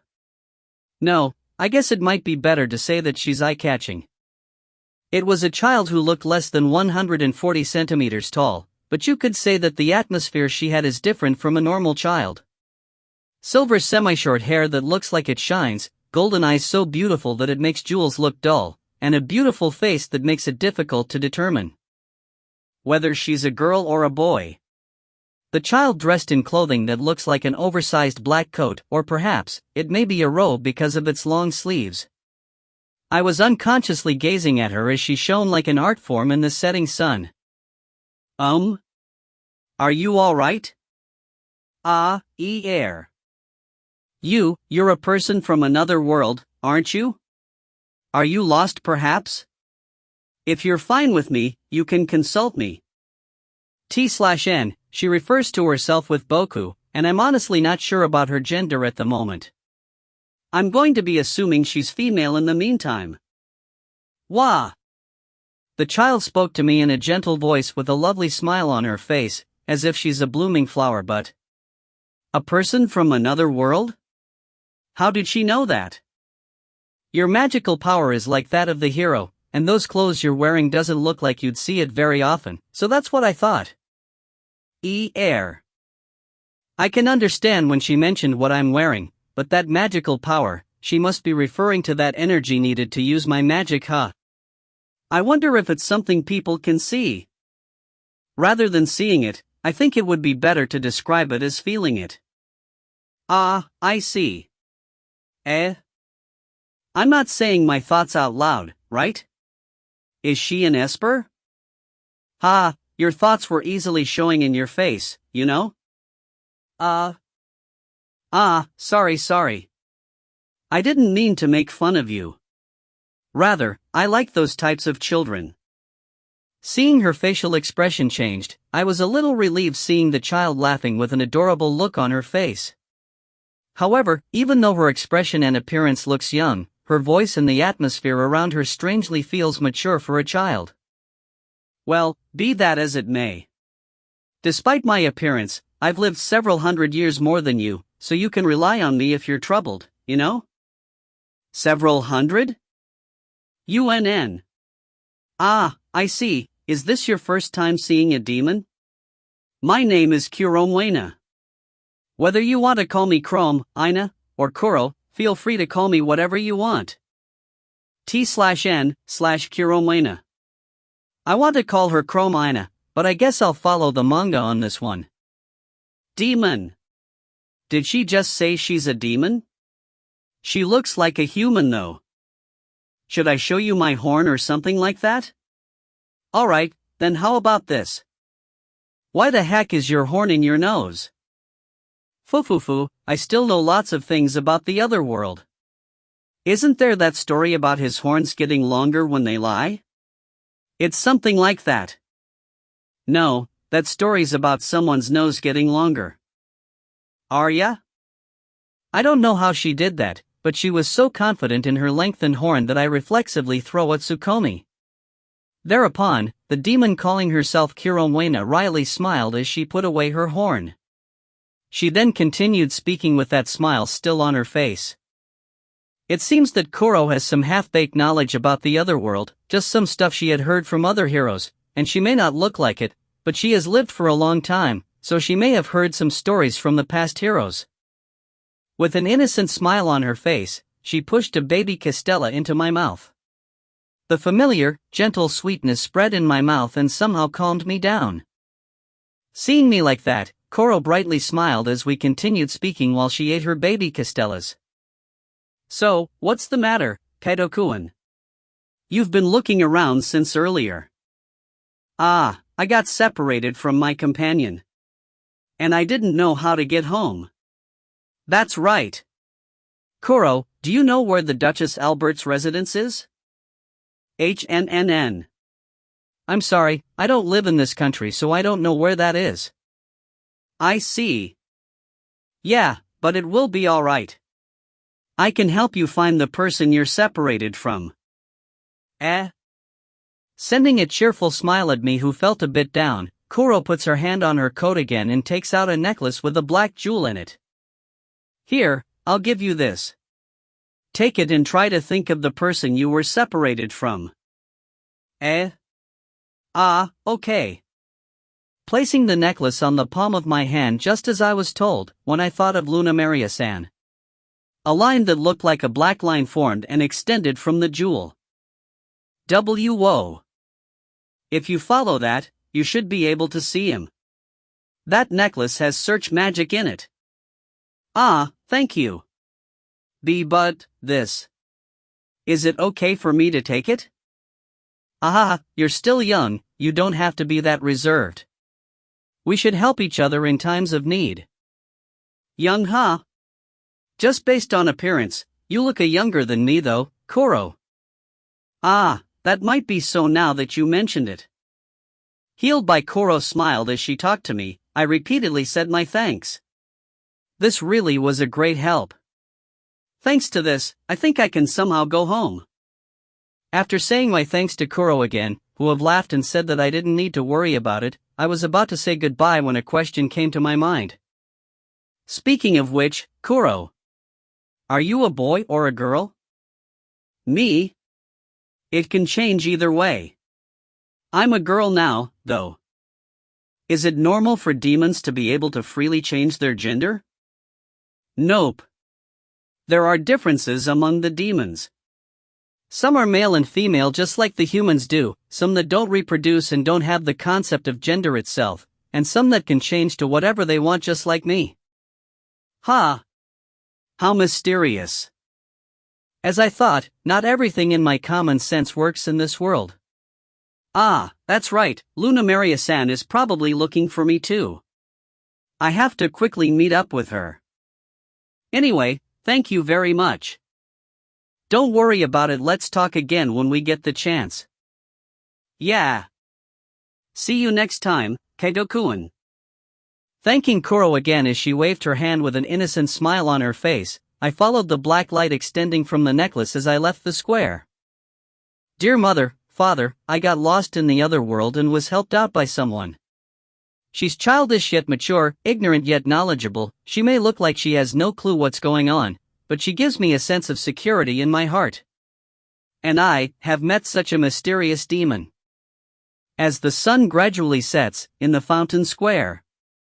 After seeing the young man off until he was out of sight, a quiet voice could be heard from behind the small demon.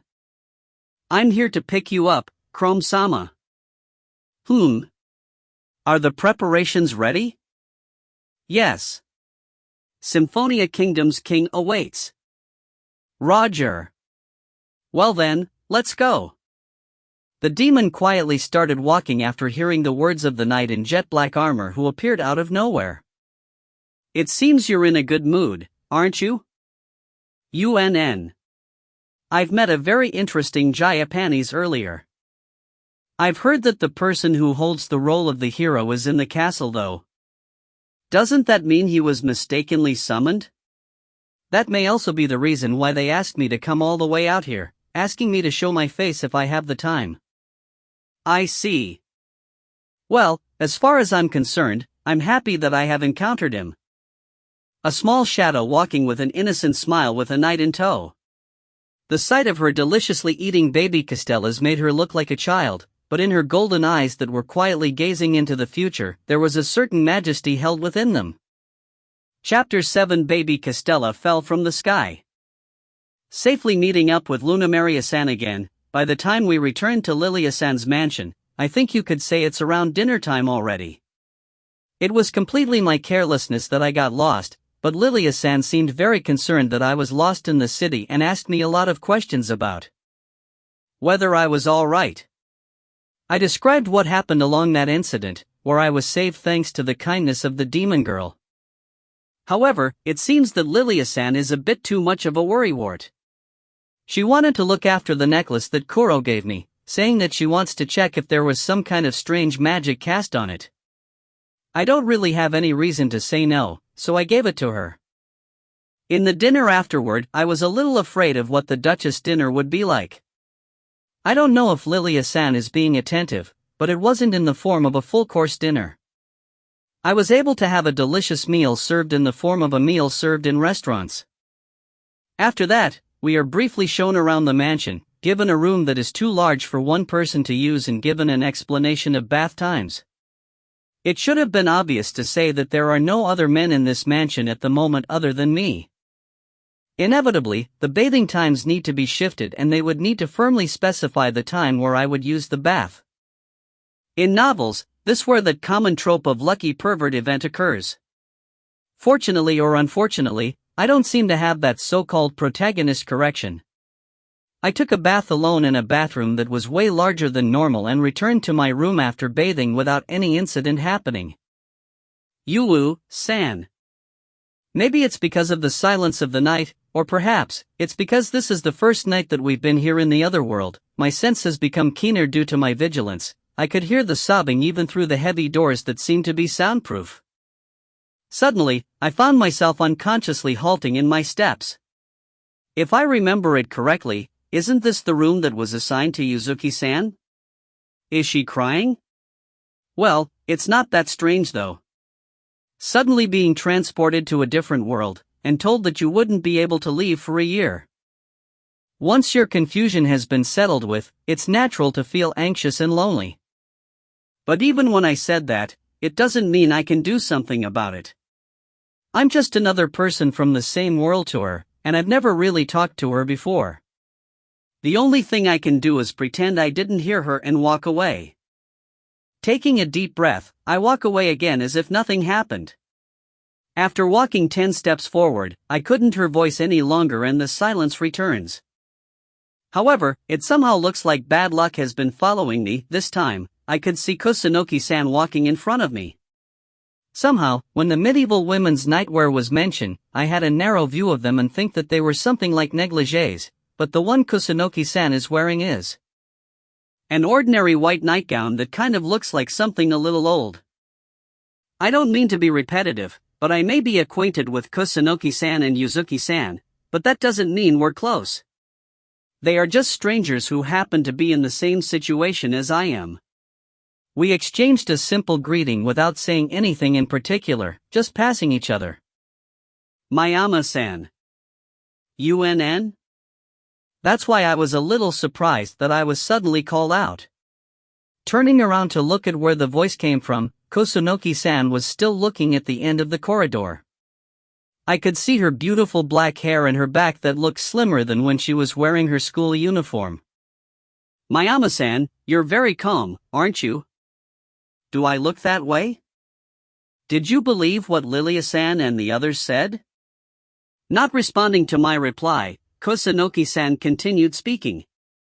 It was too dim for me to see clearly even though there's some light shining into the corridor, but her small shoulders seemed to be shaking. However, she's asking me if I believe Lilia-san's story or not. Is she talking about her assurance that we're safe or about when she said she would be taking care of us? In that case, my reply would be dash. No, I don't know. At least, I still don't know. She's been good to me, so I would think that she's a kind person, but if you're asking if I trust her or not, I can't just say yes to that. I can't just fully trust someone I've only known for less than half a day. But I don't think there's anyone else I can rely on right now. You may be right. That's right, it's not like I'm saying that Lilia-san or Luna Maria-san are bad people or that they're lying to us. I'm well aware that I'm being taken care of and I appreciate it. However, if I'm being asked if I trust them, I can only answer that I don't know. I mean, we haven't really spoken with anyone other than Lilia-san and the others in this other world yet. At the end of the day, we're in a situation where there's nothing for me to judge. I don't think I'm optimistic enough to be unconditionally relieved just by being under their care. A silence that feels awkward. What in the world does Kusunoki-san want to say anyway? Why did you so readily agree to go shopping with Luna Maria-san? Isn't it because it was necessary for us to shop? I'm scared. I can't help but be scared of the kindness offered to me in an unfamiliar place by someone I've never spoken to before, asking nothing in return. That there's nothing more expensive than something free? I think it's right to be vigilant though? Then, why do you seem to be okay with it? Even though I have some people I know here like Hina-chan and Mitsunaga-kun, I'm so anxious that I feel like I'm going to start crying if I'm not being careful. I don't mean to say that Lilia-san and the others are planning to harm us, but you got lost. In the city, didn't you? You're suddenly alone in a different world, aren't you? How can you remain so calm? No, it's not like I'm not worried about it. Haven't you ever thought that you could have gotten injured or died? Fumo, it appears that Kusunoki-san isn't happy that I didn't seem to be particularly concerned about our situation, even having experienced being suddenly lost on the first day. No, it wasn't that I'm calm about it. I wonder if that's what it looks like to others. In fact, I'm well aware that I'm basically a weak-willed person. When we got separated from each other, I became really flustered and anxious. But it's already been resolved, so I don't think it's worth dragging it out. But now that I've said it again, it's true that in some cases, I could have been injured or worse, die.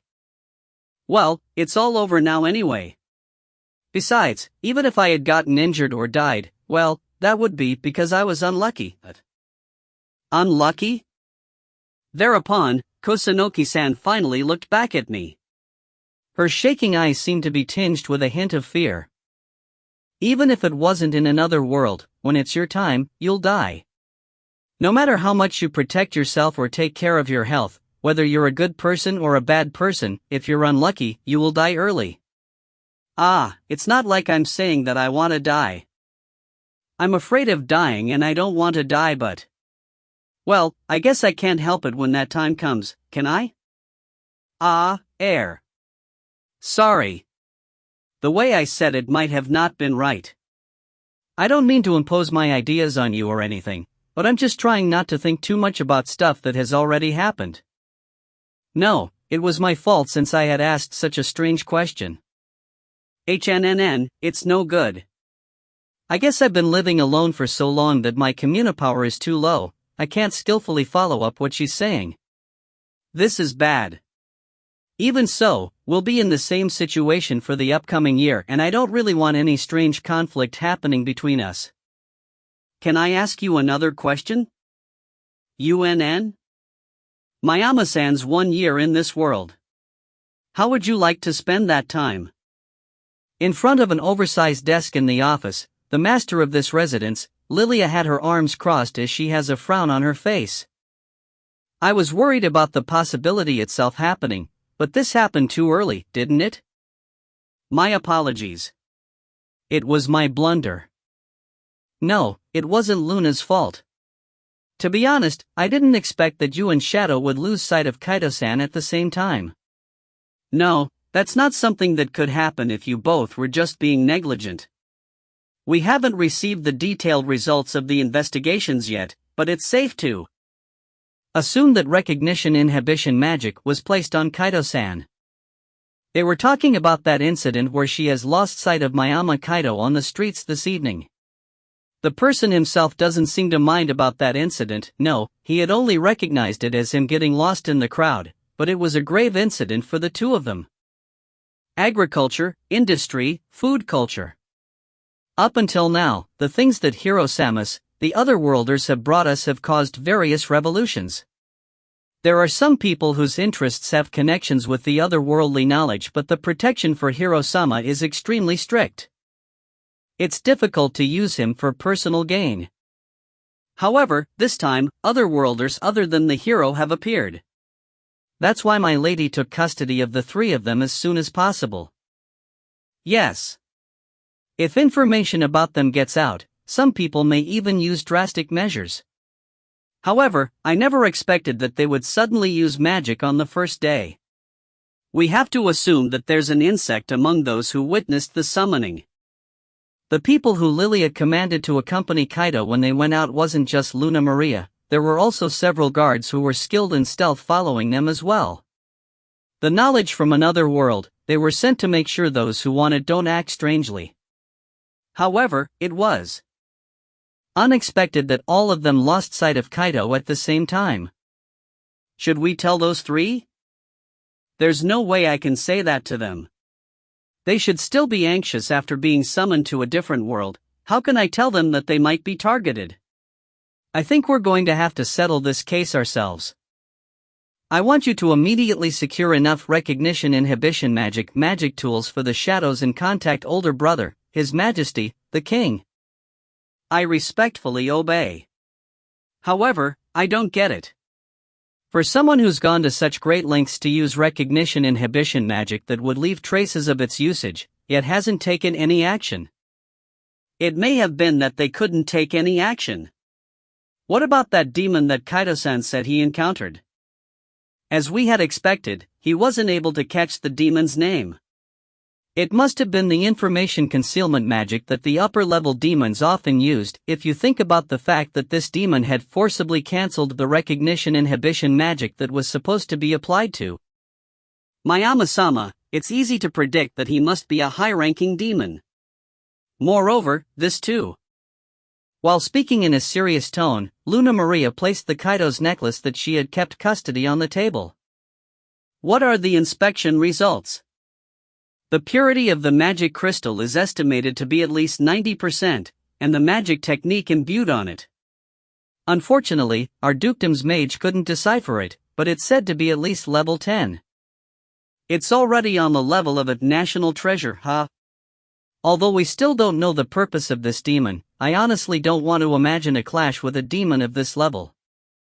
Yes, if you're not at least of the court mage class, you can't even be considered its opponent. Anyway, let's be vigilant for now. What about the mansion? We've deployed a detection barrier as well as several detection magic techniques. The shadows have also been deployed in case of an emergency, ordering them not to let even a single rat pass. We have to settle this problem immediately. In the silence of the night, I went out to the veranda, or more like, the balcony of my room to gaze at the stars and the moon in the night sky. The sky in the other world appears to be the same as what we see on Earth. The stars and the constellations may be different, but I wouldn't know. With my hair ruffled by the occasional breeze, I think back to Kusanoki's question earlier. How would you like to spend that time? What do I want to do, what do I want to be in the future, or what my future's objective is? I've always had the hardest time being asked that kind of question. I've heard of the saying that you know yourself best, but I don't know myself the best. Even after thinking about it again, I still don't understand. Do I have any expectations for being summoned to this other world? Or is it that I'm just discouraged? Both feel like the right answer, but both answers also feel wrong at the same time. I chose the high school I went to because it was close to home. It's not like I didn't want to pursue any particular career. I just didn't want to be a working man right away, so I went to college. I vaguely thought that I would somehow become a salaryman after moderately enjoying my student life. I love playing games, especially RPGs. Even if I don't think for myself, there are enemies to defeat and equipment to aim at. And when I'm prepared, I could moderately get a sense of accomplishment after I clear the game. I also like to read light novels, especially those royal road stories who gives me peace of mind. And as I empathize with the protagonist, when the protagonist thinks through about the hardships he's confronting, I would feel like I've accomplished through the difficulties myself. T/N, royal road stories are those stories where there's an easy or direct way to achieve the desired ending. In the face of difficulties, I think it's great to achieve your goals despite your struggles. I think it's admirable to have a goal or a dream, and work towards it. In that case, am I in the wrong for not having it? I wonder if I'm just running away from reality. Do I really have to do that? I don't know, and I still don't have the answer to this. I think I can change myself if I work hard, but I don't think it has to be now.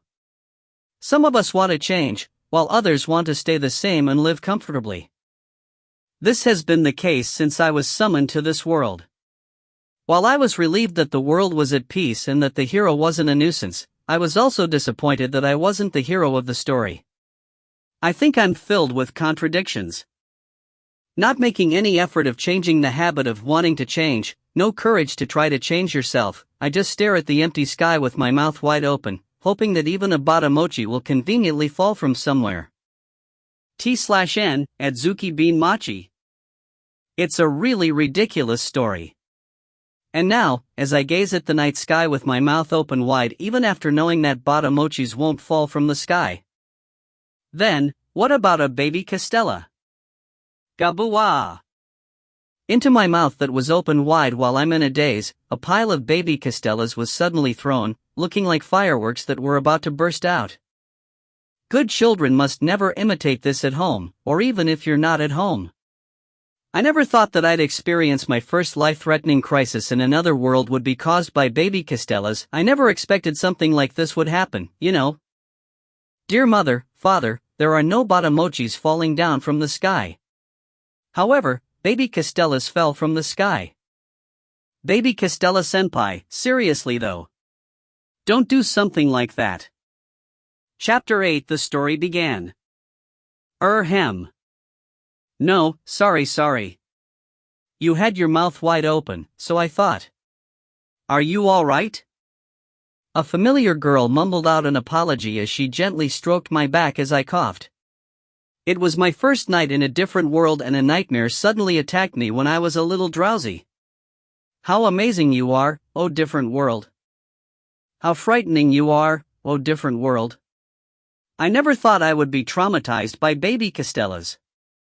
Or rather, how come you're here, Koro? Well, what an amazing coincidence it is, isn't it? It felt like it's fate that we bumped into each other in a place like this. No matter how I look at it, we're in a personal residence, right?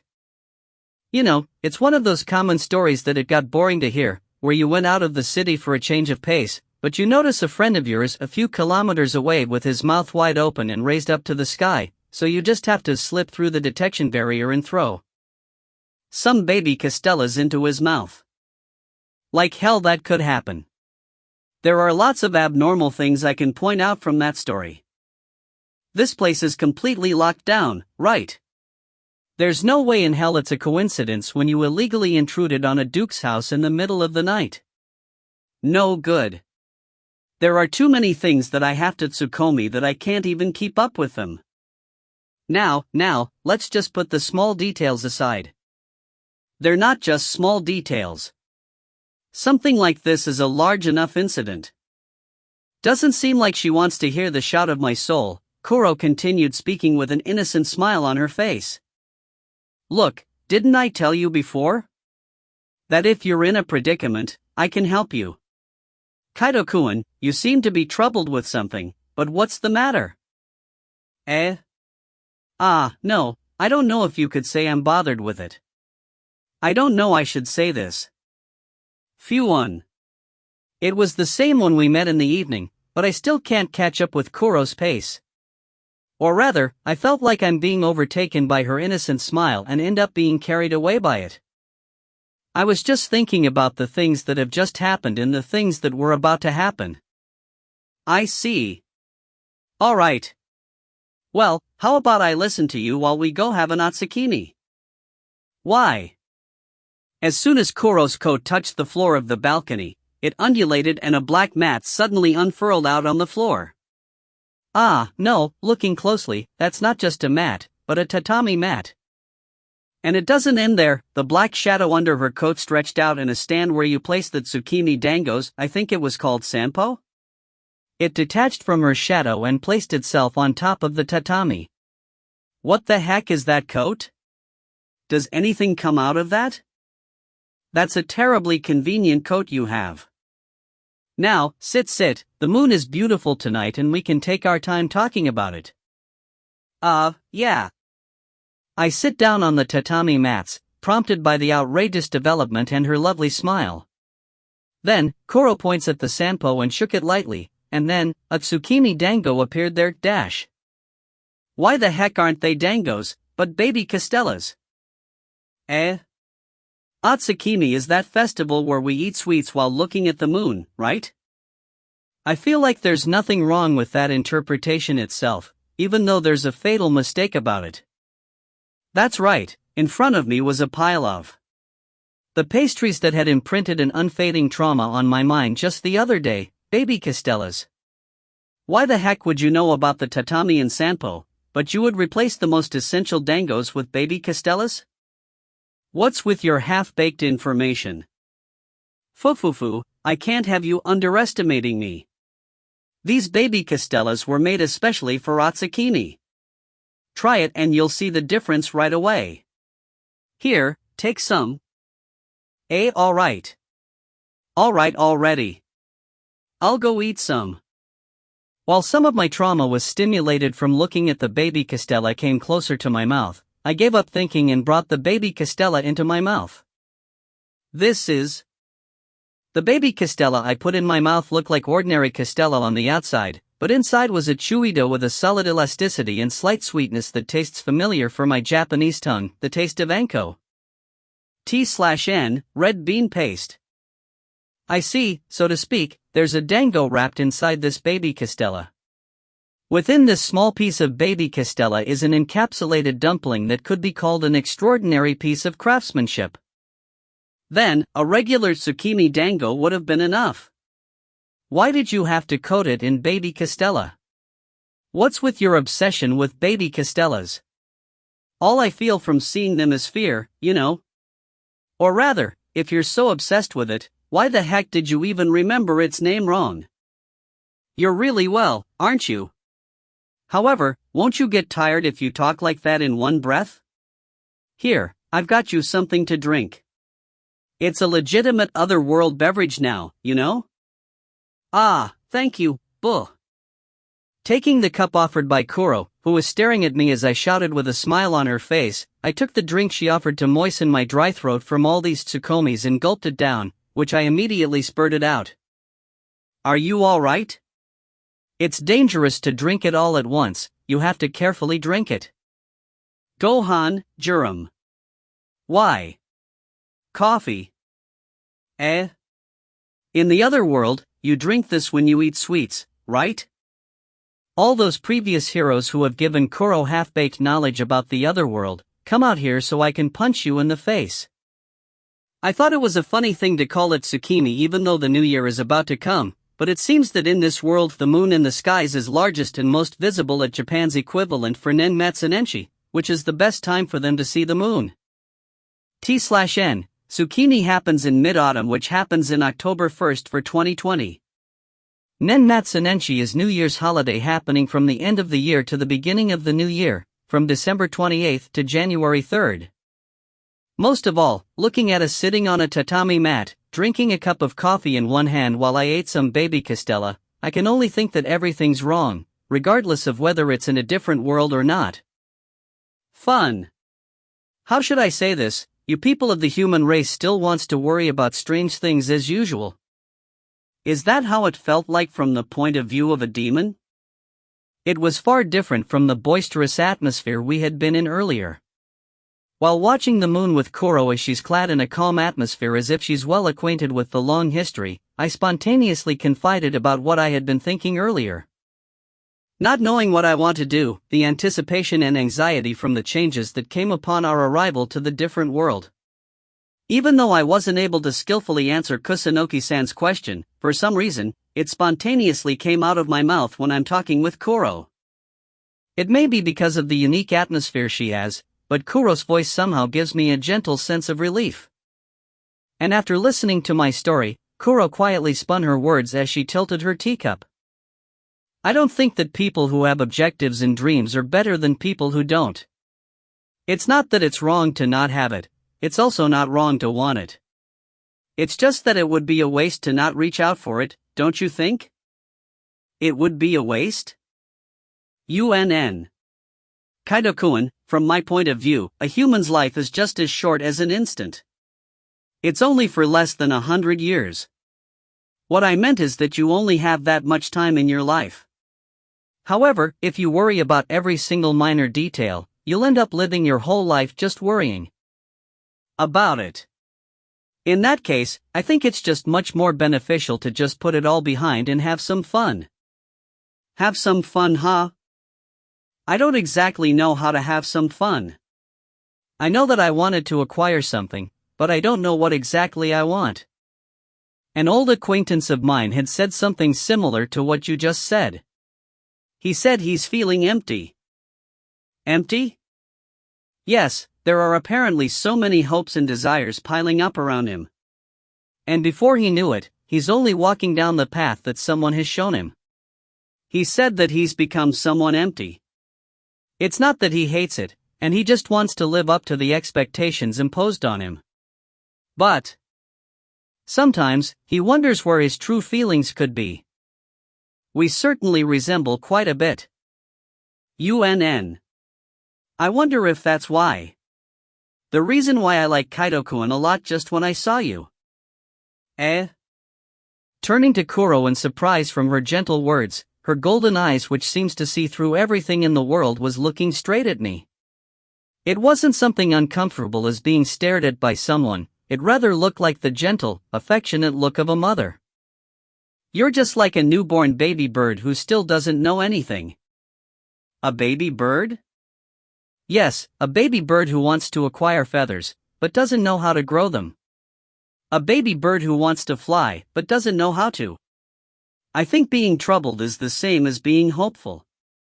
From deep inside you, there's a glittering wish that you have not yet found yourself. Even though you still haven't figured it out by now, it's neither a shame nor is it a bad thing. It's like she's singing a lullaby, her gentle voice resonates deep in my heart. It's like she's wrapping me with her reminders that it's okay, that I don't have to worry about it. That's why. Let's go treasure hunting. What? Era? That's weird. Wasn't this the beginning of a deeply moving storyline?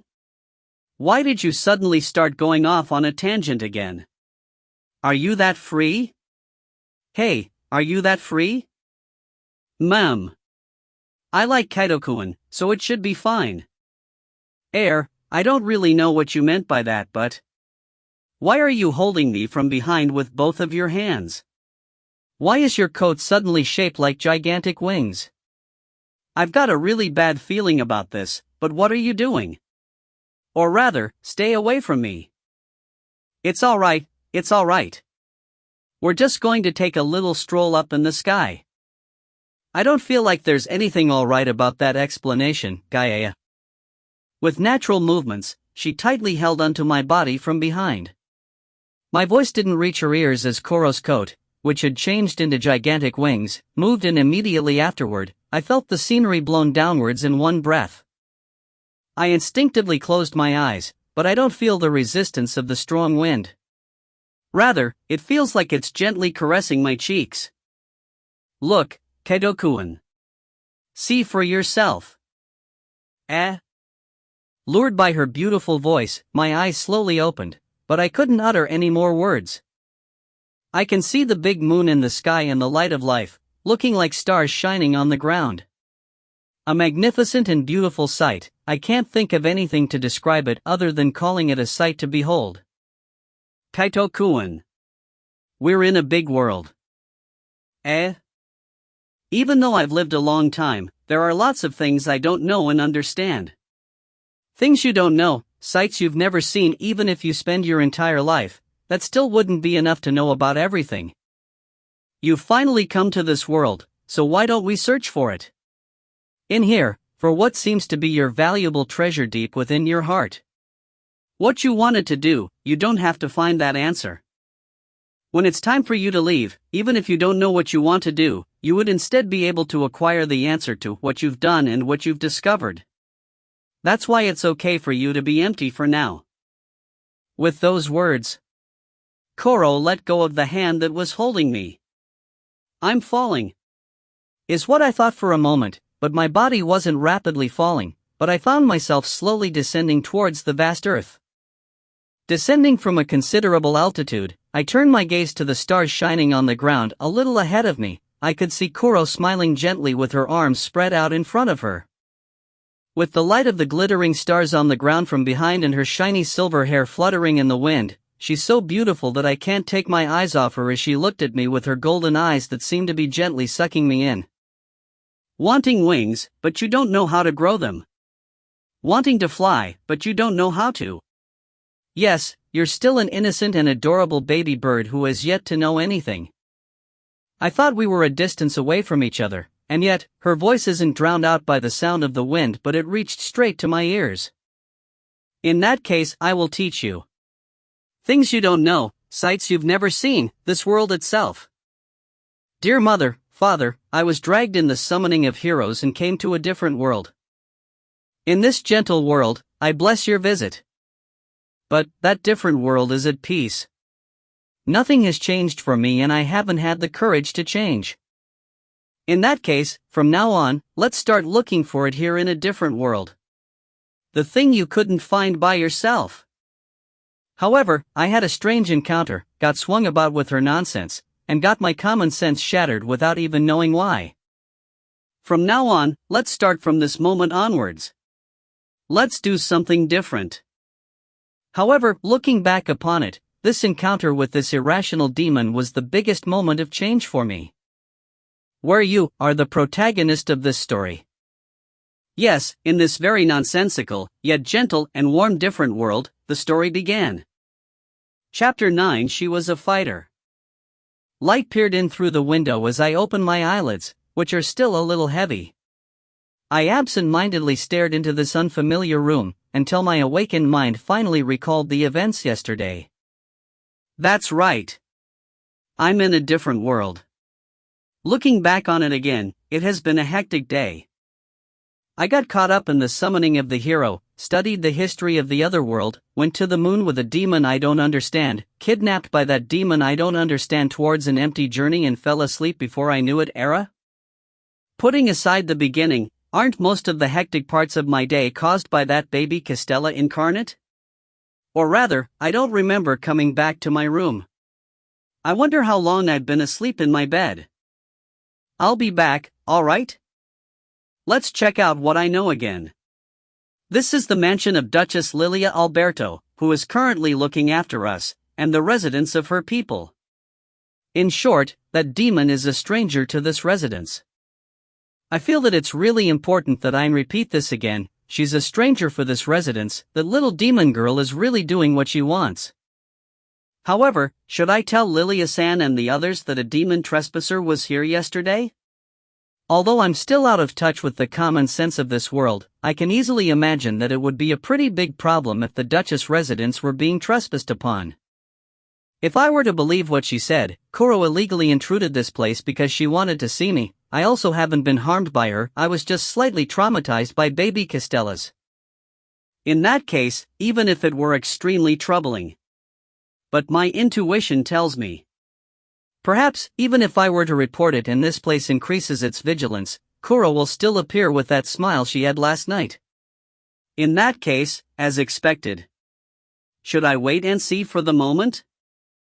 At any rate, it doesn't seem like Koro is a bad girl, and I'm also indebted to her for saving me when I got lost. Ah, but there's a chance that they will ask about the ruckus last night first thing in the morning. Just as I was thinking about it, I heard a knock on the door, telling me that breakfast was ready. For the time being, I decided to put aside thinking about Koro for the future as I left the room, heading for the dining room. Our breakfast was a simple Western-style one, but it was served with pure white-colored bread. They explained to me that in this world, it's customary to eat white bread at the first meal of the new year. I don't know how they made it this white, but it tasted just like a plain butter roll. Did all of you sleep well yesterday? Ah, yes. I was also very tired yesterday that I fell asleep right away. Hearing Lilia-san suddenly asking about such things, the image of myself screaming loudly in my head returned back into my mind and I couldn't respond quickly enough. Kaito-san? Ah, I was watching the moon in the veranda for a little while before sleeping. Yes, it was a beautiful moonlit night yesterday, wasn't it? I was also relaxing within the night breeze. It was a really great, peaceful night, befitting the 30th of the celestial moon. Why, you're right. Era? A peaceful night? That's weird. Is Lilia-san's room that far away that she can't hear me screaming? I feel like we're not on the same page. Before that problem can be firmly formed in my mind, Kusunoki-san spoke. Speaking of which, it's the new year today in this world, isn't it? Do people do anything special for the occasion? Let me think. Basically, most of humanity was spending their time at home for 3 days after the arrival of the new year. After that, there will be a New Year's celebration. There are also some regional variations but it seems that there's a custom in this world just like Japan's Sangenichi, during which most of the establishments were closed. Then, from what Lilia-san told me, I learned that there would be an event that's like Shinenkai where they would receive the blessings of the gods. The Blessing of the Gods is a Hatsumode-like event where people would wish for their health and improvement from the gods visiting their temples, and there are various forms depending on the region and the type of gods living there. T/N, Sangenichi is just like he explained. Shinenkai is New Year gathering, Japanese tradition of welcoming the arrival of the new year, usually by drinking alcohol. Hatsumode is the first shrine visit of the year, usually occurring within the first 3 days of January. This event should be something normal to see from anime. For example, here in the royal capital where there's a temple governing health and order, it's common to receive blessings for health and peace during the new year, but in areas where there are temples governing harvest, they may receive the blessing for an abundant harvest. Even though I said that only royalty and nobles can meet the gods and goddesses and receive their blessings in person, so it would basically be like asking for the blessing from the priests. It's said that most of the people will be bestowed with the blessing, although it's also influenced by how strong their religious beliefs are. However, this is just a custom of the human race and it doesn't apply for the gods and demons. The gods would usually spend the day praying to the creation god, not even eating any meals.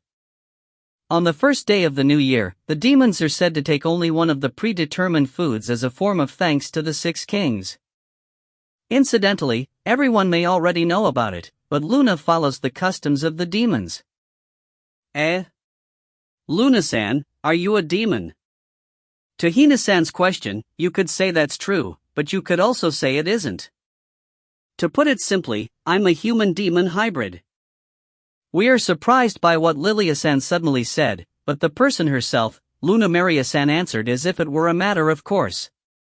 It seems that in this world where demons and humans are friendly with each other, hybrids aren't uncommon and weren't that unusual. If you want me to specify it, I have 1/4 of the blood of humans and elves, and half of the blood of demons. That's why there are some traces of my elven bloodline on my ears. Hoa! Saying this, Luna Maria-san moves her hair so that we can see her ears. Luna Maria-san's ears are indeed a little pointed, but they aren't as long as the ears of the elves I had in mind. I see, you could say that this is something unique to this world where the exchange between races is flourishing. In fact, Luna Maria-san looks like a bundle of otherworldly factors. I've heard that people in other worlds are relatively sensitive to the image of mixed races, but about a third of the people working in this mansion are mixed races, and they're very common in this world. I guess she could tell that we were surprised, and so Lilia-san explained with a smile, telling us that it's nothing unusual. It's true that even in fantasy novels, there are many instances of mixed-race persecution, so I may have had a prejudiced image about them. I'll try to correct this thought so that I wouldn't be rude to them. Incidentally, Lilia-san is a pure-blooded human, but she made a wry smile about the fact that she doesn't know about her ancestors. Well, the reason why Luna spends the new year following the customs of the demon realm is simple. Luna, do you have something you wanted to say today? All these foods I offer for the name of the revered underworld King Sama. By the way, these foods were originally supposed to be offered under the name of anyone among the 6 kings. Ah. Incidentally, there are 67 different kinds of offerings designated for Underworld King Sama's name this year. That's enough. Luna, you don't have to explain that part. Lilia-san tells her with a tired look on her face while the fanatic enthusiastically replies. Rather, that's so many different varieties of food offerings. Ah, right, there are so many different kinds of demons, aren't there? I'm sure there are some things that they couldn't eat because of their body type, so maybe they're considering that?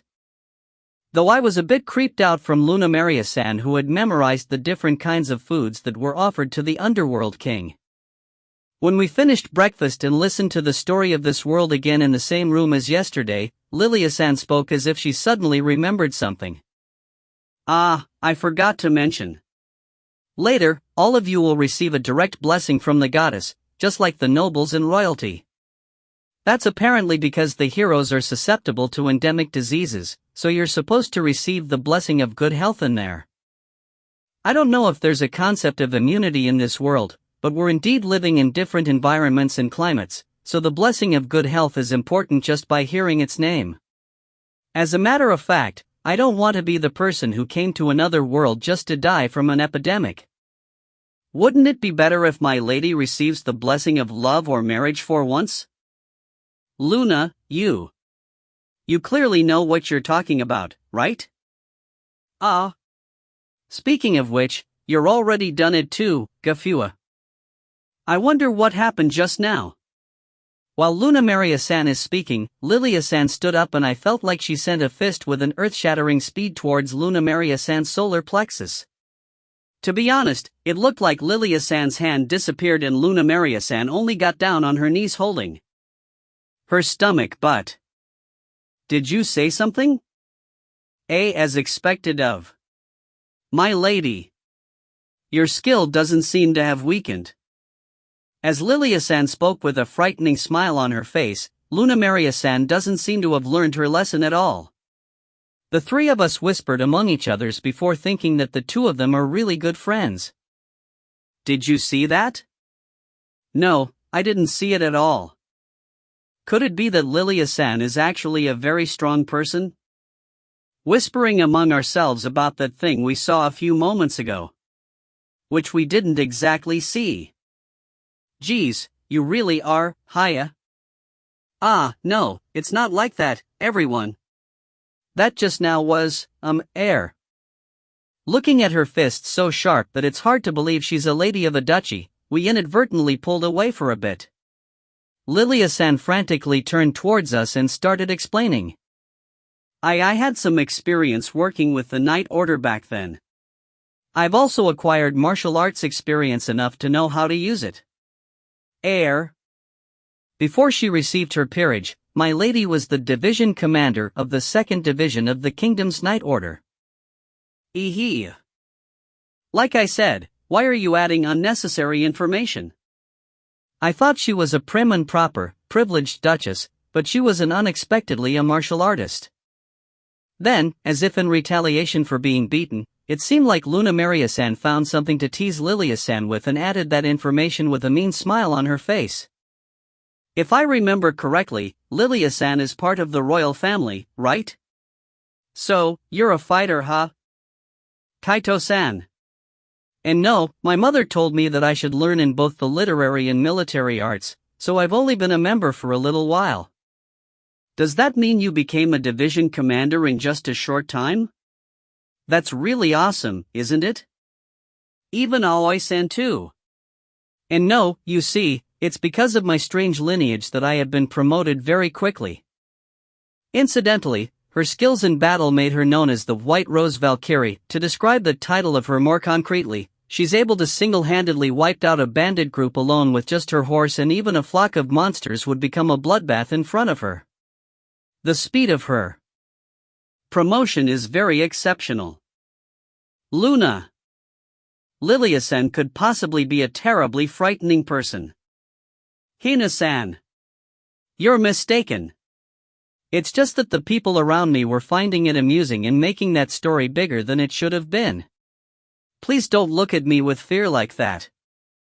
As opposed to the really flustered Lilia-san, Luna Maria-san is clearly amused and added more information.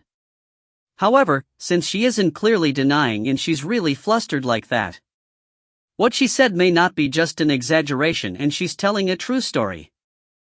Incidentally, the first time I met my lady was at the annual competition where the members of the kingdom's Knight Order compete in skill. Luna. Please. Please don't talk about it. I was still playing as a make-believe adventurer back then, and I happened to stop by the royal capital to watch the tournament. It was amazing to see the fleeting appearance of a girl who was only 14 years old at the time, prevailing through the competition with her beautiful swordplay. Stop. Stew up.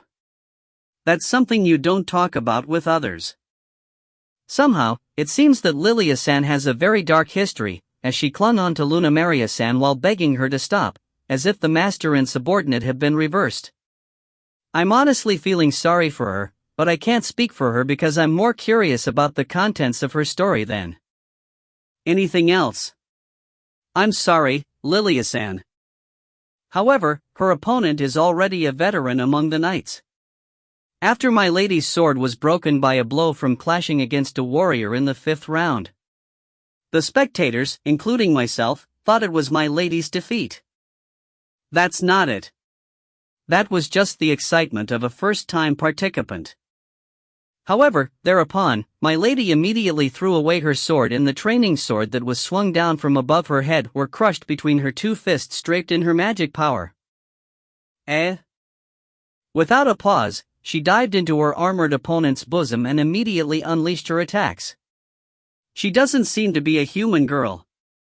It's as if she suddenly turned into an ogre as she unleashed an onslaught of fists that destroyed her enemy's armor, achieving victory. Please, stop it already. Seriously. Seeing my lady raising her fist with a radiant smile, I want to serve her, is what I thought. Luna Maria-san, who was telling the story with a radiant expression on her face, looks as if she had turned really youthful. Lilia-san covered her face and crashed down on the desk, her ears turning red. Luna Maria-san. You're really relentless, aren't you? It may be rude of me to just listen to that heroic tale without even helping her, but the beautiful woman was so embarrassed that her face turned bright red and I unintentionally thought it was really Mo. You're mistaken. That was just a spur of the moment. Incidentally, that moment also shattered the intentions of her prospective fiancé that her parents chose for her at that time, and it was decided that conversations about her engagements were never to be discussed again. I'm lost for words. Please stop it already, Luna Maria-san. Lilia-san doesn't have much HP left. She's already half crying. In that silent room, I could only hear Lilia-san's voice mumbling, "That's not it," but Luna Maria-san looked at me for some reason and pointed towards Lilia-san, who was lying down on her desk. What? Are you trying to tell me to make a follow-up for what you did? How unreasonable can you be? Why are Kusunoki-san and Yuzuki-san looking at me too? I told you it's impossible, that's something way too unreasonable to ask in this situation. But, however, nevertheless. There's no doubt that this is completely that useless maid's fault, but I'm also feeling slightly guilty for not stopping the conversation in the middle. And being a weak-willed dunce who can't defy the pressure of their silence and the majority vote, I don't have any choice. T/N, Kaito was originally calling her a Damato, Dane plus Mito. Lilia-san? Kaito-san. It's not like that. I'm not a violent woman who doesn't shed blood nor tears. Nor is it that the white rose's thorn is as sharp as a dragon's fang. It's not like that. It looks like she must have been teased a lot in the past. That she's already traumatized. Her eyes that were relying on me look really cute. This isn't the time for that. Follow up. I understand. It's alright, we're just a little surprised. We didn't think that Lilia-san is the kind of person who would indiscriminately use violence. Sniff. Really? Of course. I mean, we're talking about a story that happened when you're just 14, right?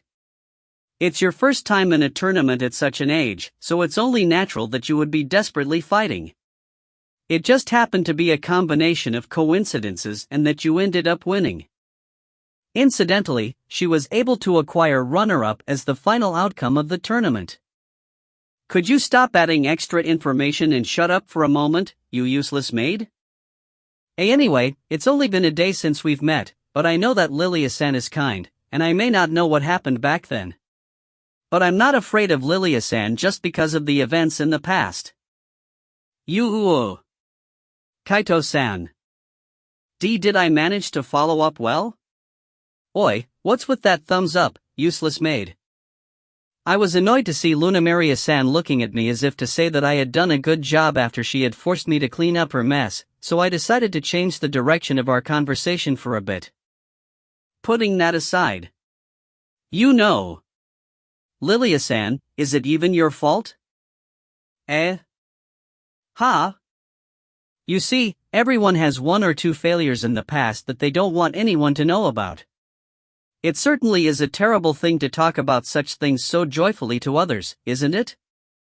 I don't think it's something you can just apologize for and get away with. Mayama-sama? Mayama-sama? In that case, if there are scoundrels like that, it's you who should be judging them instead. Lilia-san may be a kind person, but I think it's better to be quick to smash her with judgment in these situations. That's indeed the case. In a voice as gentle as possible, and yet, Lilia-san affirmed that it's not her fault at all. Lilia-san's tears stopped and conversely, Lunamaria-san's face turned pale. However, she's only just receiving her just desserts in the first place. I'm sorry. It seems that I had a little bit too much breakfast. So I'll go take a stroll for a while and we'll talk after that. Kusunoki-san, Yuzuki-san, why don't we take a look around the house? You're right. I agree. Even though Lilia-san is somehow trying not to make us anxious, but most of it is just because we're afraid for what's about to happen. That's why Lilia-san is doing everything she can so that she won't be angry in front of us. Cutting off the conversation early and purposely calling out Kusunoki-san and Yuzuki-san, we headed for the door. At the edge of my vision, I could see Lilia-san standing up from her seat and Lunamaria-san's face turning white to blue. I will be guiding you, we'll be remembering the way so we don't need a guide. Luna. Hi. Am my lady. I think I heard a frightening voice echoing from the pits of hells, but I walked out of the room without looking back. A short time later, I heard a shout that sounded like someone had been attacked by a predator, though I don't really know whose voice that is. It was probably just my imagination. Dear mother, father, Lilia-san is a very kind and lovely person. However, she was a fighter. It's not a flag or anything like that. I simply don't like being frightened. Chapter 10 Saying Different Things. As we evacuated while Lilia-san is talking, physically, with Lunamaria-san, only as three people of the same homeworld unintentionally walked around the mansion. Come to think of it, I hadn't really talked to Kusunoki-san or Yuzuki-san. Kusunoki-san and I talked for a bit last night, but our conversation didn't really mesh well. I guess I should apologize for that first. Kusunoki-san. Yesterday, I'm sorry. I wanted to apologize for the way I had unintentionally made her feel uneasy, but for some reason, she apologized first. It was Mayama-san who had a hard time because I suddenly asked a strange question last night. No, I should be the one apologizing instead. I don't know why I said that. I may look calm for Kusunoki-san and the others even though I'm pretty confused myself. I wasn't able to explain what I thought that well. No, I don't think what you said is unreasonable. Like, I'm being left behind here. Aoi-senpai, Mayama-senpai, when did you talk with each other? The atmosphere that had become a little stiff because of last night's conversation somehow seemed to ease up a little after we apologized to each other. Yuzuki-san, who doesn't know about the situation, asked us with a curious look on her face, but there was another thing that was bothering me. Or rather, I've been wondering about it since yesterday. We just ran into each other in the hallway last night and talked for a bit. Rather than that, I've been wondering. Why are you calling me senpai, Yunoki-san? I mean, Mayama-senpai is an alumni from our high school, right? Yuzuki-chan, is that true? Yes. I think. I was honestly surprised by Yuzuki-san's words, which she told me like it was obvious. I'm indeed a graduate from the same high school they're going to, but I graduated 3 years ago, and I didn't think that 2 of the current students would know about it. It's certainly true that I went to the same high school as the 2 of you, but I graduated 3 years ago. Well, I wasn't really sure at first, but I thought it was because you matched the characteristics I'd heard about from my brother. Your brother? Another strange word suddenly came out. I'm not proud of it, but I should have been a student without any particular characteristics back in high school. I didn't take part in any club activities, my grades were going back and forth, there weren't any big episodes that happened in my life, and I'm sad to say it myself, but I was lonely and didn't have a lot of friends. In fact, I'm still desperately searching my memory, trying to remember the person who could possibly be Yuzuki-san's brother, but I honestly can't think of anyone. Yes. I heard that someone had a big scar from the right ear to his neck, so I thought that it's you. That certainly is a recognizable trait, but I still don't have any idea who could Yuzuki-san's brother be. It's true that I had an accident a long time ago that left a huge scar from my right ear to my neck. It may be understandable for her to recognize based on outer appearance, but to have listened about it enough for her to remember it, Yuzuki's brother may have been talking about me quite often. For someone like me who felt that dividing the class into groups is nothing but bullying, I honestly don't have any idea who that is. He used to complain that you're always falling asleep in class and that no matter how many times he warned you, you never stopped. I see. President, When I was in my second year of high school, I was hooked on MMO internet games, so to speak, and I was living a life where my nights and days were almost reversed. I was playing games all night while I slept at school. Looking back on it now, I may have been extremely unserious back then, in the time when I was treating lightly of the world, the so-called rebellious period. The teacher also gave up and didn't say anything to me when I went to bed, no matter how many times they warned me. However, there are serious people in the world, only the class president has been warning me every single day. I was only feeling irritated at that time, but now that I've mentally calmed down, I began to feel sorry for him. Looking back, the class president's surname certainly is Yuzuki. I was only calling him chairman and I'd never really had much conversation with him outside of that, so I'd completely forgotten. Mayama-san. What are you going to school for? No, well, I have lots of things back then. Yuzuki-san, please tell him my apologies when we come back to our world a year later. Roger. Kusunoki-san, who probably has a serious character, was staring at me while Yuzuki-san bitterly smiled and returned an exaggerated salute. I'm afraid I won't be able to take the position of the dependable senpai, but thanks to my conversation with the two of them, I felt that the distance between us has shortened for a little bit. When we returned to that room earlier after briefly strolling around the mansion, Lilia-san greeted us with a gentle smile on her face. It's a smile that really shows her elegance and the sweetness of a noble. Let's just pretend we didn't see something lying around in the corner of the room like a worn-out rag. As soon as the three of us were seated, Lilia-san nodded once and spoke. Today, as I'm sure everyone's probably wondering about, it's about magic. Ah. As expected, I could feel my tension rising at those words. I mean, even though I only spent half a day in this mansion, I saw magic-like techniques everywhere, and I actually used some of them. The jewels in the bathroom that began showering with a touch, and the lights floating in the hallways. The worn-out rag, Luna Maria-sans explained that all we have to do is touch it, but I'm pretty sure those things were related to magic. Kusunoki-san and Yuzuki-san seem like they're also interested in the typical quality of the other world, magic, as they looked at Lilia-san with an expectant look in their eyes. I think the first thing everyone is concerned about is whether everyone can use magic as well or not. When it comes to the magic power that was the source of magic, otherworlders also have it without exception. Therefore, everyone should be able to use magic. However, being able to wield magic depends on a person's talent. I can't say for sure that one can use it at a glance. As soon as she said that, Luna Maria-san, who has been revived before I knew it, placed a book in front of us one by one.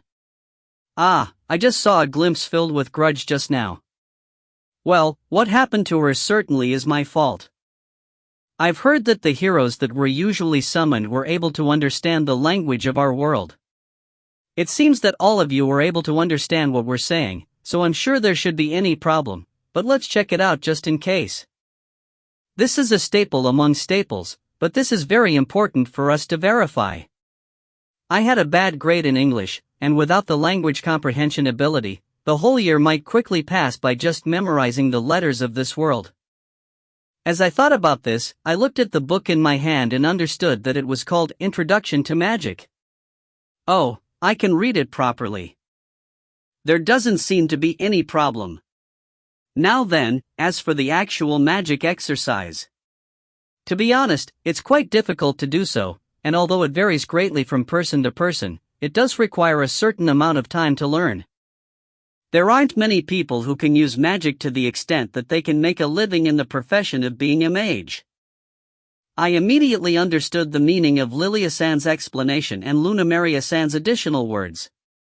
I'm flipping through the book while listening to what she's saying, but it would certainly be difficult if it's according to the theory written here. This is going to be difficult. I give up too. Kusunoki-san and Yuzuki-san seemed to feel the same way and looked at the introductory book with a difficult expression on their faces. This would certainly be difficult to do for today or tomorrow. Heck, I think it's even impossible to do. Fufufu, it took me 3 months to be able to cast a simple spell as well. My lady is considered fast among your group. The average would have been about a year. That's going to be difficult. To be honest, I'm quite shocked. It's not that I want to use magic to fight monsters, but I've always wanted to use it. However, that's only that case of casting your own magic. After the Treaty of Friendship, the most innovative technology that was passed down from the magical world was the technology for storing magic formulas into the so-called magic tools. There's a gemstone that can store magic and magic formulas called magic crystals, and by storing magic formulas there beforehand, anyone can use the magic stored in it just by touching it. By any chance, is that blue jewel in the bathroom something like that? Yes, that's right. They're that thing in your world, right? I think it was called battery? In the same way, if magic power is stored in the magic crystal beforehand, the user can use the stored magic with only a small amount of magic power for activation. Nowadays, the use of these magic crystals has become mainstream, and the technicians who can make these tools are even called mages. Just additional information: one would need to get permission to use powerful offensive magic tools, and it should be obvious that it's forbidden to use them in the city. Well, there's a restriction for the purchase of such items in the first place. FOMO, in short. Maybe it's better to think of the magic tools as something like a flashlight or a lighter from our world. In fact, we could use it in the bathroom or in our room just by touching it, and we don't need to study any difficult theories. Therefore, you could even go as far as to say that, unless you want to be a mage, you don't need to study magic. As I said earlier, the speed with which one learns magic varies greatly from person to person. It would be convenient if you're able to activate it yourself, and it might be good to study it for some time. While saying this, some kind of magic circle floated on Lilia-san's hand, and a gentle breeze blew in the room. There are 8 types of magic: fire, water, wind, earth, lightning, light, dark and non-attribute magic. Each attribute of magic has their own strengths and weaknesses. Incidentally, my strongest attribute is wind, while Luna's strongest attribute is water. It's kind of impressive to see it in person. While Yuzuki-san looked impressed at the magic that Lilia-san demonstrated to us for a bit, what came to my mind is something that looked like the magic that Kuro had used. I'm sure that all-purpose coat she used is probably related to magic, but what kind of attributes does it have? As expected, when it comes to demons, it would probably be dark attribute, right? Her coat was black. But were the tatami mats that she rolled out green? I'll ask her next time. I'll be giving all of you those books and you can read it when you have the time. Then, after some pause, we were dismissed after an hour of theoretical explanations about magic. The second day in the other world passed without incident, and at night, I was reading the introductory book on magic given to me in my room, but I can honestly say that it only looked gibberish for me. Each of the magic attributes has their own theory, and the basis of their techniques are complex and difficult to understand. It is said that if people in this world want to learn magic, they would go to a magic school to learn it. In fact, Lilia-san said she learned it in the Night Corps and Luna Maria-san said she learned it at a magic school. That's how difficult it is to learn on your own, and it seems that the presence of an expert instructor is important. Lilia-san said she would arrange for an instructor if we were interested, but I felt awkward for receiving that much assistance from her, so I refused. And in a way, I'd say it's exactly as I imagined. Magic is something that the demons are far more skilled at than humans. I've heard that most demons can use some kind of magic depending on their strength, but most of the demons seem to be to intuitively use magic.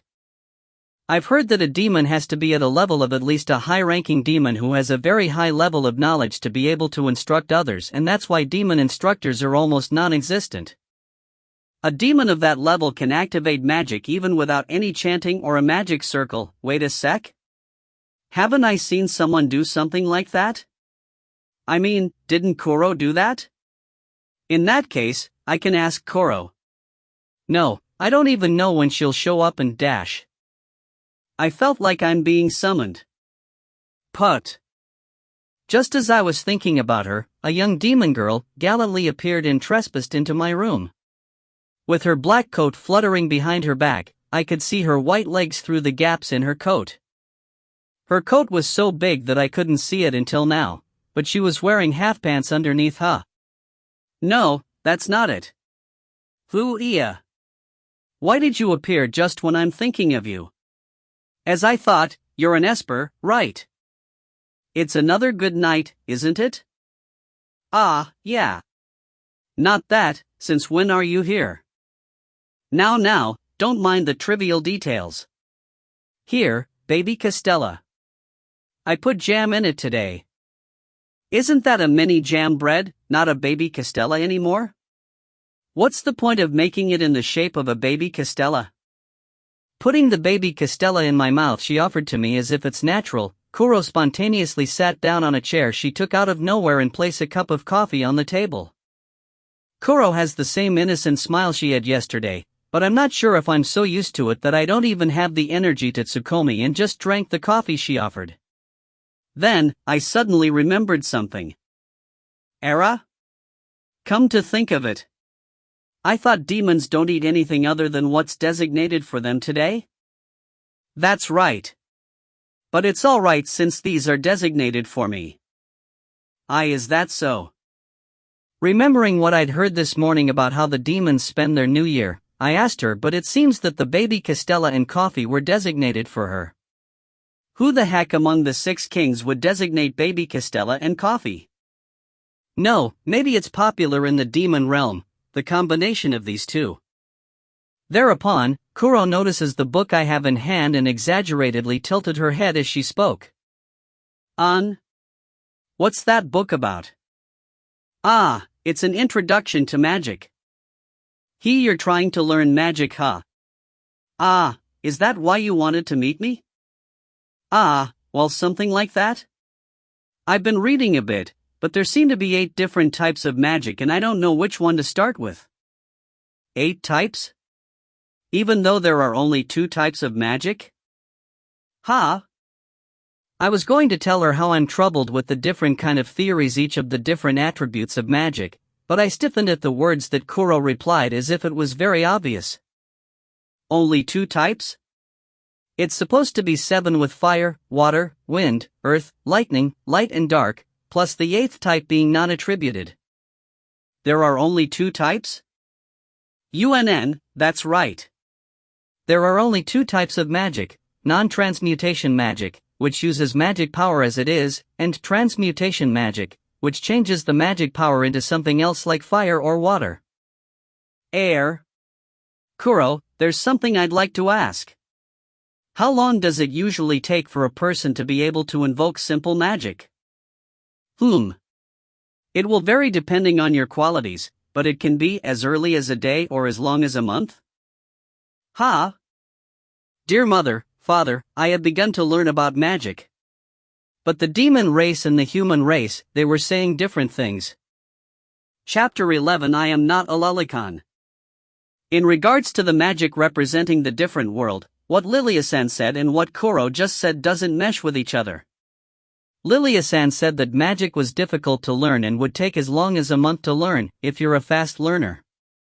On the other hand, Kuro said it could be learned in just a few days. It didn't seem like either of them was lying, but... Kaito-kun, do you mind if I look through that book for a minute? Yeah. I'm not sure if Kuro had similar doubts, but she wanted to see the introductory book I had.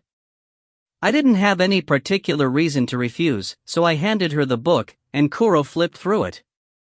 I see, this is how we used to teach the humans magic. With this method, it would definitely take some time to learn magic. Does that mean that the method that the humans are using to study magic is wrong? No, I think it's very well done. It's just this is the method to raise someone into a magician who can make magic tools or something like that. It's like, you also have to study the theories accompanied by magic, so I think you'd surely take a long time to learn with that. Wait, I don't understand what you mean by that. Kuro seems to be convinced of something, but I honestly didn't understand. Thereupon, Kuro closes the book and gives me a charming smile before explaining. If all you have to do is invoke magic, all you have to is understand the feeling of moving magic power. For example, whoa! The book is floating. I just used magic to make it float, but for this level of magic, regardless of whether you're a human or a demon, if you can make your magic power move, you can do it just by imagining it. But if you want to make a magic tool that can do the same thing, it would get a little more complicated. Fumu. A magic tool is a magic formula that's written on the magic crystal, so if you try to do the same thing, you need to know the method to specify a target, the method to levitate the target, the method to adjust the height, and the method to switch between activation and deactivation. I guess it will look something like this? With Kuro's explanation, many lines of glowing letters appeared in the air and formed into a magic circle. Seeing that happen, it somehow looks magical. That's the difference between using magic based on intuition and using magic based on theories.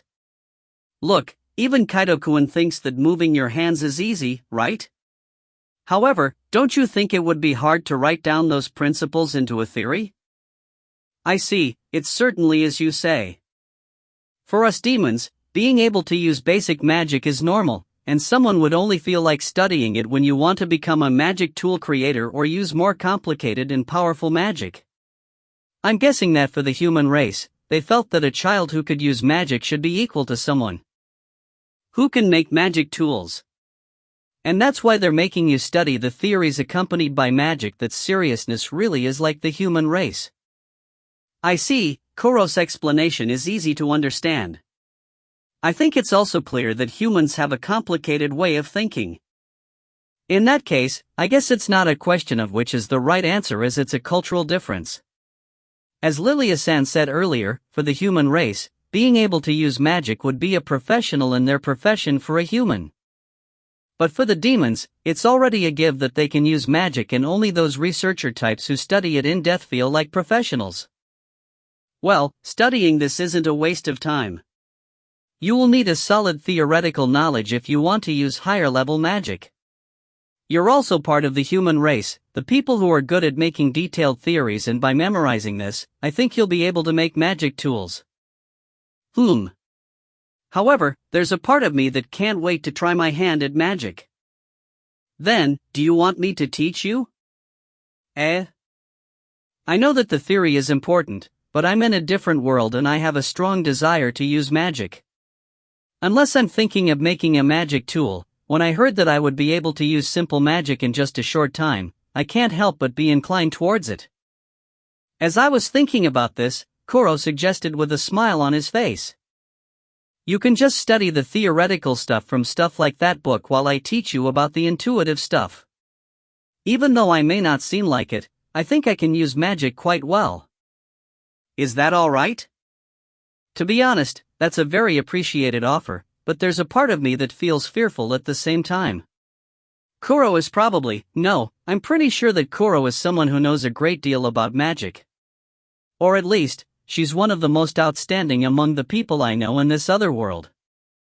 Taking various things out of her coat, she could create something like that magic tool that searches for people you're thinking about. Even soaring in the sky, she seems like she's at a level where there's nothing she can't do.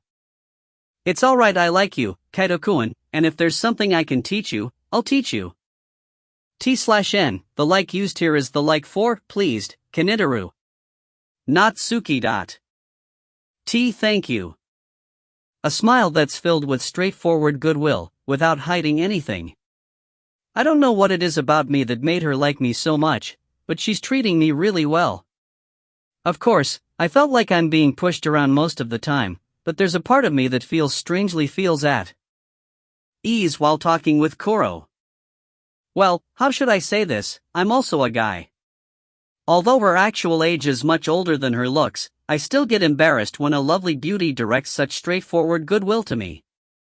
But at the same time, I began to question myself. Am I actually a lolicon? Then, a strange fear emerged. And no, that's not it. I'm not a lolicon, you know. I'm just confused because I've always been alone and never experienced having someone emotionally attached like this to me before. Kuro, unaware of my emotional turmoil, begins to instruct me with the usual smile on her face. Now then, the first step would be the basics of the basics. It's how to handle magic power. Do you know what magic power feels like, Kaito-kun? No, I don't know. UNN, well, you've lived in a world that has never had anything to do with magic before, so it's not strange. Then, here, dash. With her exclamation, Kuro spun her finger in front of me. My body suddenly got enveloped in a faint light and I felt a gentle warmth around my body. I wrapped Kaito-kun's body with the magic power that I made visible, but how does it feel? It feels like soaking in lukewarm water. It feels warm? That feeling is important. That's the basic state of using magic. Today, let's just feel around it a little and try to remember exactly what magic power feels like.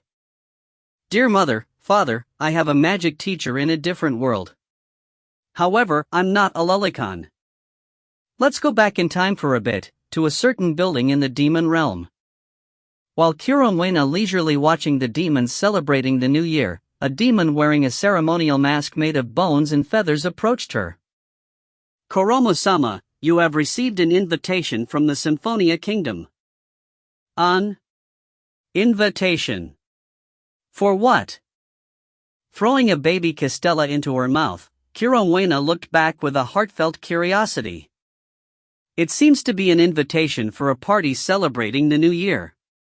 Perhaps, it also serves as an introduction to the person who holds the role hero this year. New year? Why did they just send it to me this year? When was the last time I went out again? No, I don't think that's it. It's probably because Kuroma-sama visited the king not long ago? Kuromwena is a demon, and so, she basically spends her new year in the same format as the demon realm. As a result, she has never participated in any of the parties that the humans hold on the fourth day of the new year in various countries, and even the human realm understands that they have never sent an invitation. However, this year, they have unusually sent an invitation, and the masked demon said that the reason was probably due to her visit to the castle the other day at the request of the King of Symphonia. I only went there because I happened to be in the neighborhood. Ah, by the way, you went to buy some jam, didn't you? Did you get a good one? UNN, it's very sweet and goes well with baby castellas. Ho hoo. That's good to hear. Hearing the happiness from Kuromwena's words, the masked demon repeatedly nodded as if he was pleased himself. And so, how should we reply? I'm not interested, so tell them we're not coming. Ha ha ha, I should have known. Thereupon, sending just a glance at the extravagant invitation stamped with the seal of the King of Symphonia that they sent once again, Kuromwena simply stated that she isn't interested. It seems that the masked demon knew that this would be her reply, that he just nodded without any questions asked. However, just in case, couldn't you see the person acting the role of the hero this year? I don't think I'd be interested in the one acting the role of the hero this year. I've also found my favorite child. Oya oya, my. It seems that Kuroma-sama's extremely lucky to have found this person. Yeah, that's right. It has truly been a long time. I felt that spark just at first sight. I feel like it's fate. The expression of disinterest on her face just now has changed. Kuromwena now have a big smile on her face. As if he likes the person in front of him so much, the masked demon happily looked at Kuromwena, who's clearly in a good mood. Well then, I'll reply that Kuroma-sama isn't attending. Yeah. I'm just really engrossed with this child right now, so I'm not interested in anything else.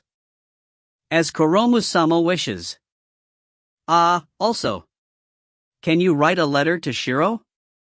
To Shallow Vernal-sama, is it? I respectfully obey. What would you like me to write? T/N/Sharovawanaru. Hearing the name that Kuromwena had mentioned, the masked demon looked a little surprised. There was only one person that Kuromwena would call by that nickname. She's such an existence that she especially calls with a nickname, but for the masked demon, she's at least an existence higher than the clouds. Just keep it simple. If it's Shiro, I think she'd understand, even if you just say, please give Kaito-kun your blessing stud. I respectfully obey. The masked demon nodded his head, but he's inwardly surprised at the contents of what Kuromwena just said. At the same time, Kuromwena, who was lying on a luxurious sofa, vigorously sprung up. Ha! I feel like Kaito-kun is calling me. I'm going out for a bit. Yes. Have a good day. Quickly saying her goodbyes, Kuromwena was engulfed in a deep black glow and disappeared, leaving the masked demon who's somewhat confused in that place. A little while later, a knight wearing jet black armor approaches the masked demon. Oya? Where's Kuroma-sama? Oh, Noon Dano. I was told that she felt Kaito-kun calling her. T/N. Kaito-kun? Ah, the otherworlder who has become Kuromo-sama's favorite. Hearing the words of the dumbfounded masked demon, the knight in jet black armor called Noon nodded in agreement. Good gracious, she really seems to like him. She's even requesting for Shallow Vernal-sama's blessings. Shallow Vernal-sama's blessings. That's another terrific person for her to ask for requests. I don't know if I should say that it's to be expected from Kuromo-sama. It would also become extremely difficult for the otherworlder. Well, as soon as Kuromo-sama likes you have also decided your fate of being pushed around by her. That's also what happened to me, after all. Unbeknownst to the person himself, his outer mode is already being tremendously filled up, while the masked demon and Noon could let out a sigh of sympathy for the favored human. He will be pushed around by their lord who has been wearing the words unrestrained freedom, and they could only imagine what his future may be. Chapter 12. I received an invitation from an outrageous place. A few days have passed since I was summoned to another world. I gradually got used to living in Lilia-san's mansion, and it's not just me, but that also includes Kusunoki-san and Yuzuki-san. I'm starting to see a smile on their faces as well. Of course, there are still many things I don't understand about this world, but thanks to Lilia-san's goodwill, I think I've had enough time to organize my head over the last few days. Well, as for Kuro who's showing up every night, she's still a mystery to me, but she doesn't seem like she intends to do me any harm. In fact, I can even say that I felt more comfortable talking with her compared to Lilia-san. Well, it's common for the humans to spend 3 days at home in the new year to begin with, and since I didn't go out, except for this irrational little demon girl, there doesn't seem to be any incident that happened, so it was very peaceful. Well, though I say that, there's a saying in my beloved hometown that tells about the calm before the storm. An invitation? It was early in the afternoon, on the 4th day we're in here, while we were chatting leisurely over tea and cookies, Luna Maria-san appeared with a grandeur envelope and told us that this is an invitation to a party to be held tomorrow. Yes, it's for the night party to be held on the 4th day of the new year at the Royal Palace. Since this is the year of the Hero Festival, it will also be a magnificent event where they will introduce the person who holds the role of the hero. Normally, these invitations should have arrived sooner, but we arranged for everyone's invitation as well this time, so it took a little longer. Us too? Hearing the words that Lilia-san said with the calm smile she usually had, Kusunoki-san looked surprised as she asked back. Well, I understand how she felt. It's impossible not to be surprised when you suddenly hear about an evening party at the Royal Palace. Yes, since Mitsunaga-sama will be visiting a number of countries after this, I thought he might want Aoi-san and Hina-san to go in particular.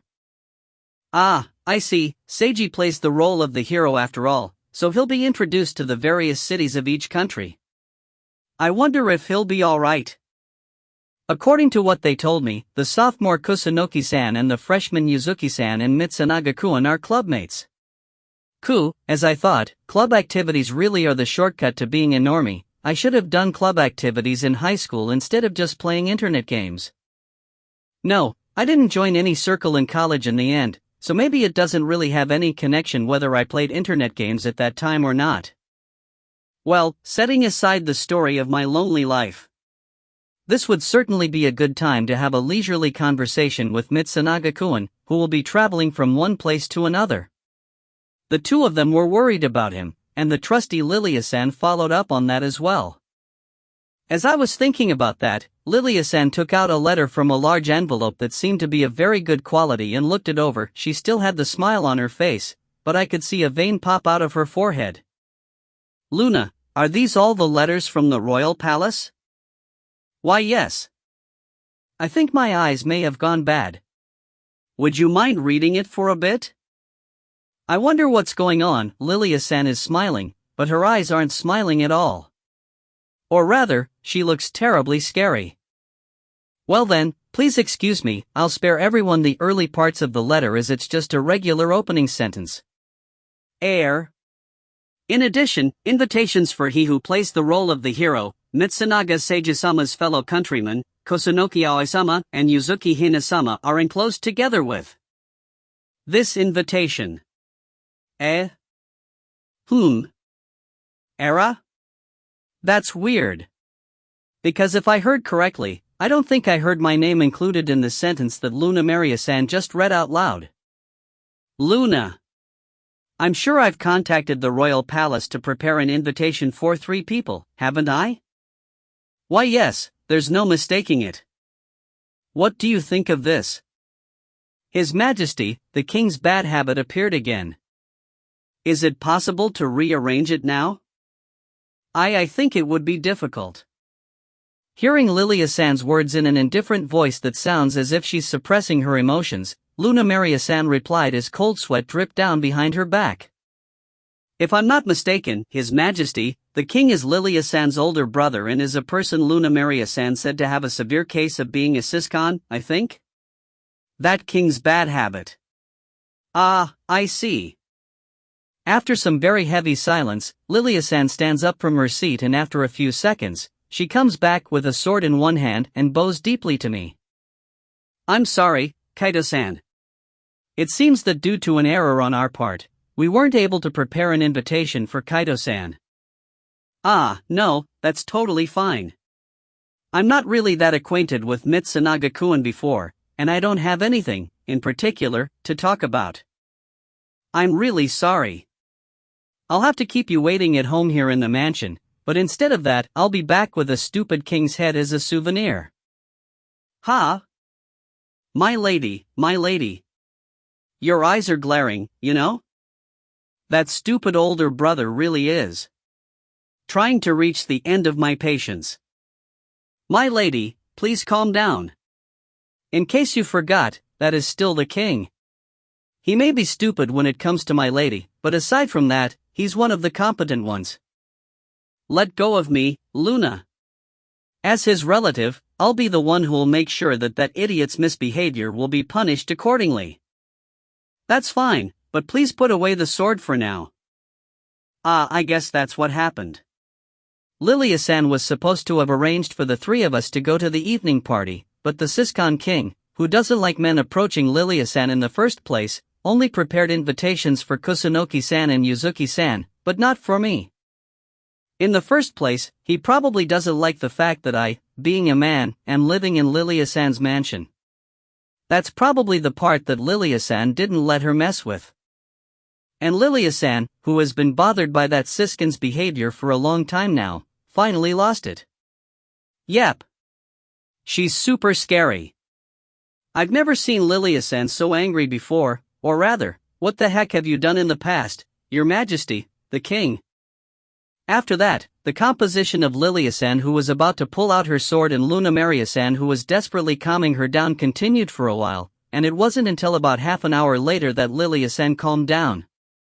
I finished bathing and headed to my room. I feel like I'm tired for the day. As far as I'm concerned, I don't have any problem with not being able to attend the evening party. Rather than that, I'm even glad that I didn't have to attend such an ostentatious occasion. Lilia-san is trying to treat us equally, but it doesn't seem like it's something that would be easily approved. She apologized to me over and over again, and I had a really hard time calming her down. Maybe it's because she's a very serious person to begin with? That part of Lilia-san doesn't seem very noble-like, but it's nice to know that she's thinking about us seriously. I'm really lucky and grateful that the first person I met when I came to the other world was Lilia-san. If possible, I'd like to repay her in some way. Ah, welcome back. Opening the door to my room, I found Kuro sprawled out on the couch, eating a baby castella. She finally didn't just show up out of nowhere, she was waiting for me here ahead of time. I'll say this again because it's important, but Kuro is a stranger in this house. I'm not talking about it anymore. Humans are creatures that adapt. I guess I've gotten used to Kuro's unpredictability to some extent, and after letting out a big sigh, I took the teacup she offered me and brought a baby castella to my mouth. UNN? You look like you're a little tired today, huh? Yeah, well, it's not really a big deal but... Just as perceptive as ever, Kuro pointed it out and I gave her a rundown of what happened today. Occasionally replying with UNN, Kuro listened quietly to the end of my story. Then, you can't go to the part because of that king, Kaito-kun? Well, I guess that's kind of a rough way to put it. Alright. Then, I'm going to the palace now and bring the half-dead king here and have him write you an invitation. Why? No, nothing's alright there, you know. I hurriedly stopped Kuro, who said something as if it's natural, just like what Lilia-san did this morning. Honestly, most of what Lilia-san said was pretty disturbing, but it felt different when it's Kuro who said that. I felt like she would really do it. I mean, she's breaking into the Duchess's house without anyone noticing, and although she doesn't look like it, she seems to be a very high-ranking demon. But seriously, please don't kidnap nor beat down the king until he's half dead. Doesn't that make me look like a national rebel? UNN? I thought you wanted to go to the party, Kaito-kun? No, it's not that I want to go. Rather than that, I think I'd like to pass on the trouble of attending a stiff event like that. I'm a bit interested in the fancy foods they have, but... I was thinking about joining if you're going to be there, Kaito-kun. But I guess I'll just skip it. Yeah, I have an idea. What the heck are you up to now? She was murmuring something, but maybe Kuro was invited too. No, well, putting that aside for now. It's more important to know what kind of outrageous thing she has come up with this time. Then, let's eat barbecue tomorrow. Look, you don't seem to like those stiff events. Let's do it with just us and my friends. There's a nice scenic spot south of the kingdom, so let's have a barbecue there. Fumu. Even though she'd usually make crazy suggestions, I feel like this one isn't too bad. Or rather, it's a much more intriguing invitation than the evening party in the royal palace. All of the meals that are served at Lilia-san's house are fancy-looking meals, and I'm thinking that I'd like to eat some skewered food or something like that, and I think that if I'm with Kuro, it would probably be exhausting, but I know it will be fun. However, there's an important problem with that. That sounds like fun. But if I don't explain to Lilia-san about Kuro and I just suddenly say that I'm going out to eat dinner, I don't think I could get Lilia-san to agree. That's right, I get the feeling that Kuro wouldn't like that. In the first place, she only shows up when I'm alone, and she has always been infiltrating by slipping through the detection barriers, so I've kept Kuro a secret to Lilia-san. But if I was invited to a barbecue, which would mean I'm not going out alone, as expected, it would be difficult for me to go without explaining to her. Lilia-san is really anxious about our circumstances, and I don't want to sneak out because I'm feeling guilty, hiding Kuro from her. It will be alright. I'll go ask an acquaintance to extend a normal dinner invitation to you. Would Lilia-san agree to that? She'd probably agree to her, I think. She's a child who's trusted by humans after all. Well, as far as I'm concerned, if Lilia-san were to agree to that, I'd like to go. Really? Hooray! Then, I'll go tell everyone, okay? Wait. Hearing my response, Kuro had a big smile on her face as she disappeared. I can't really say no to her when she's that happy, and I don't exactly feel bad agreeing with her. But how should I say this? I felt some anxiousness when Kuro mentioned her friends and everyone. I guess, for the time being, I'll just go with the flow. And just as we finished breakfast the next day, Luna Maria-san ran into the dining room with varying expressions on her face. My lady. For you to be that flustered, what happened?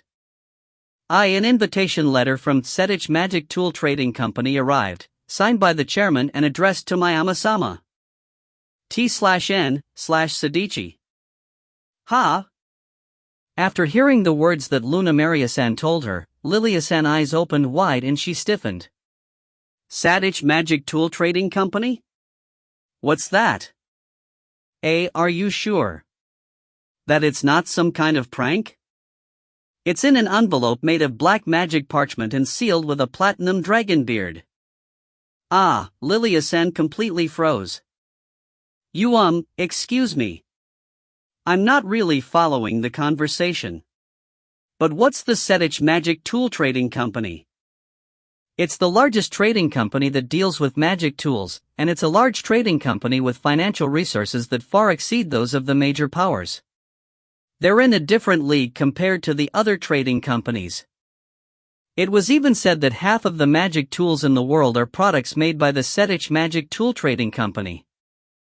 When I asked that question, Luna Maria-san fearfully replied. Let's see, in short, they're a huge company that prides itself as the one who holds the world's largest market shares in magic tools? The heck, what does that mean? Lilia-san glanced at the astonished me, while I made a gesture that told her to go ahead and check it out.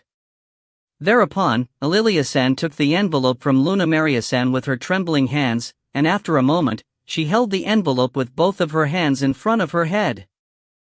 There's no mistake, it's the real deal. Signed by Chairman Say Rivistar and stamped in gold. T/N/Say Ribarusada.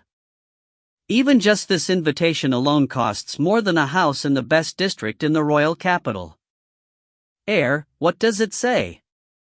I knew that I had received something outrageous from some outrageous person, but I had no idea why I was in this situation. When I asked her a bit flustered, Lilia-san looks down at the invitation again and read it.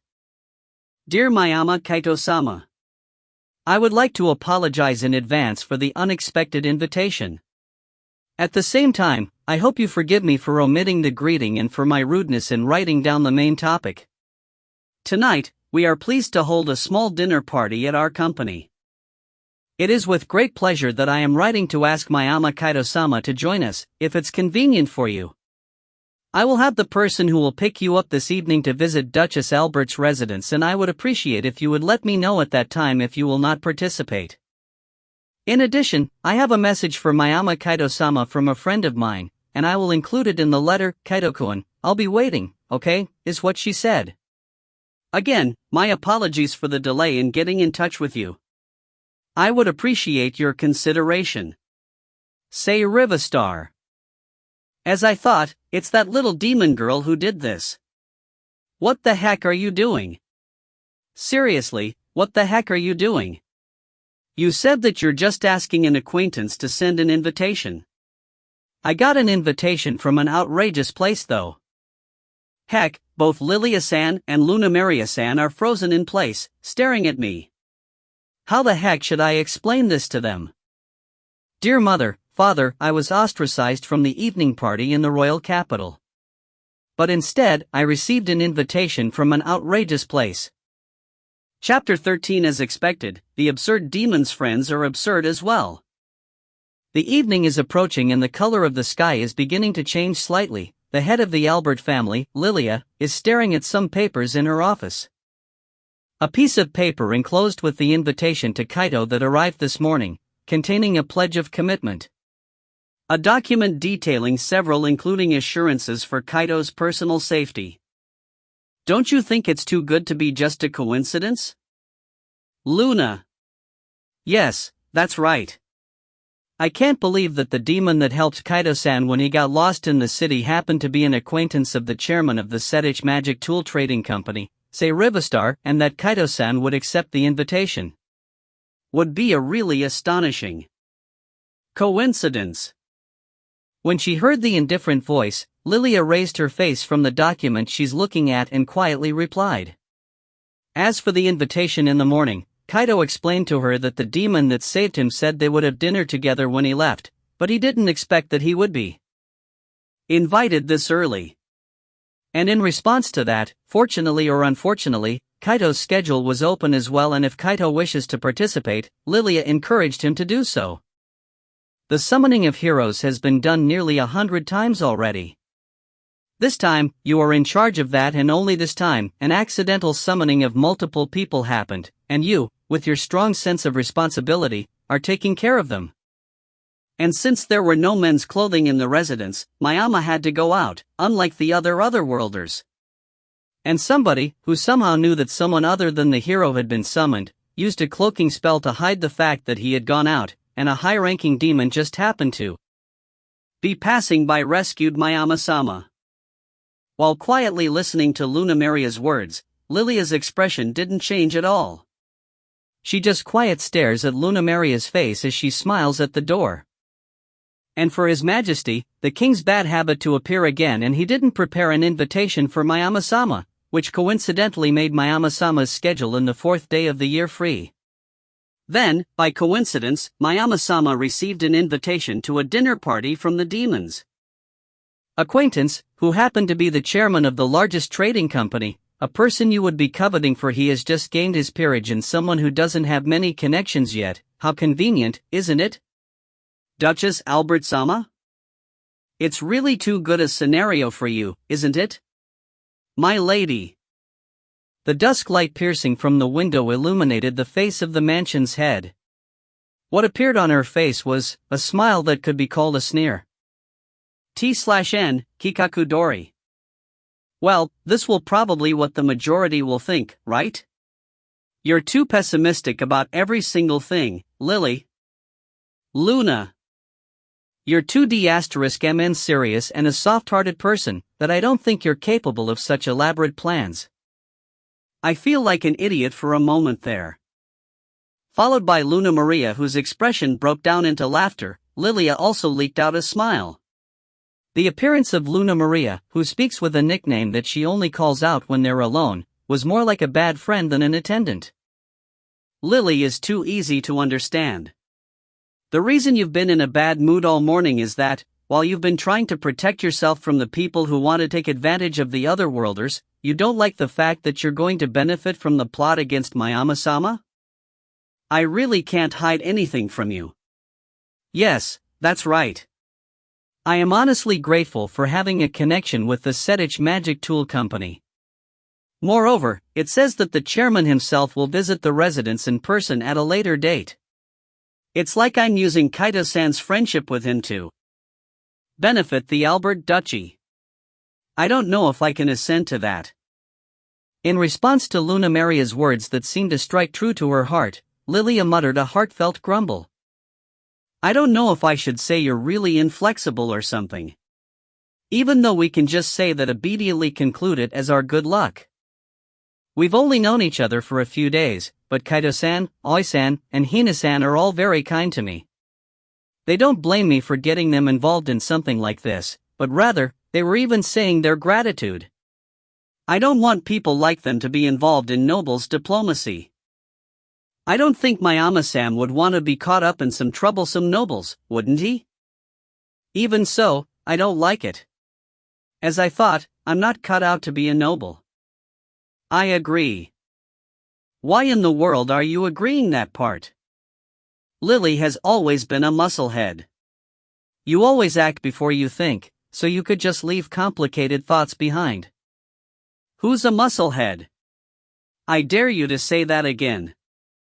Staring at Lilia, who's lying down on the desk with her head in her hands, Luna Maria looks like she's having fun as she laughed and teased her. A slight smile returned to Lilia-san's face as she received the unreserved way of speaking of her old friend, rather than how an attendant talks to her master. Well, you may be right. It's not in my nature to think about the things that have already happened. I should apologize to Kaito-san again. And I guess some words of gratitude for that. Rather, if you could just make something into an established fact after you say your gratitude, you wouldn't be so guilty about it, don't you think? You always find ways to screw around, aren't you? Fufufu, isn't it good? Lily's over seriousness, my banters, I think they make a good balance. Ha! I felt like I'm always the one who has to do the hard work though. After briefly laughing, Luna Maria turns her back to Lilia and heads for the door. Just before leaving though, she looks back at Lilia and speaks with a smile on her face. Kusunoki-sama and Yuzuki-sama's preparations will be over soon, so it's about time for us to leave. My lady. Thank you, Luna.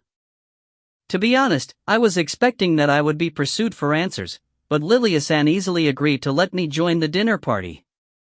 That's how absurd the person who sent me the invitation is that, how should I say this? I think my stomach hurts for some reason. Either way, she originally arranged for me to attend an evening party, and before I knew it, there was formal wear for me and dresses for Kusunoki-san and Yuzuki-san too. Dressed in the shiny formal wear that I've only seen in the movies back in my previous world, I got a call that the people who were coming to pick me up had arrived. After giving a quick hello to Lilia-san and the others, I headed to the main gate. When I reached the main gate, I immediately saw a huge carriage tied to 4 black horses. What's that? That horse is really big. But it's also got something that looks like a horn. Is it a unicorn? A black unicorn? You must be Manhwa Kaito-sama. Ah, yes. At the front of the carriage is a man who looks like a noble's attendant, who then deeply bows to me and asked. Slightly pressured by the aura around him, I told him that I will be attending the dinner party. He then opened the carriage door and I climbed into the carriage. How spacious. From the outside, I knew it was a huge carriage, but when I walked in, it was surprisingly spacious inside here that I'm actually feeling like a celebrity. In addition, there's no one else in here except me, that I didn't really know where to sit. I felt awkward sitting in the middle, so I sat down near the window and a man handed me something that looked like a bag. The chairman asked me to give you this. Thank you very much.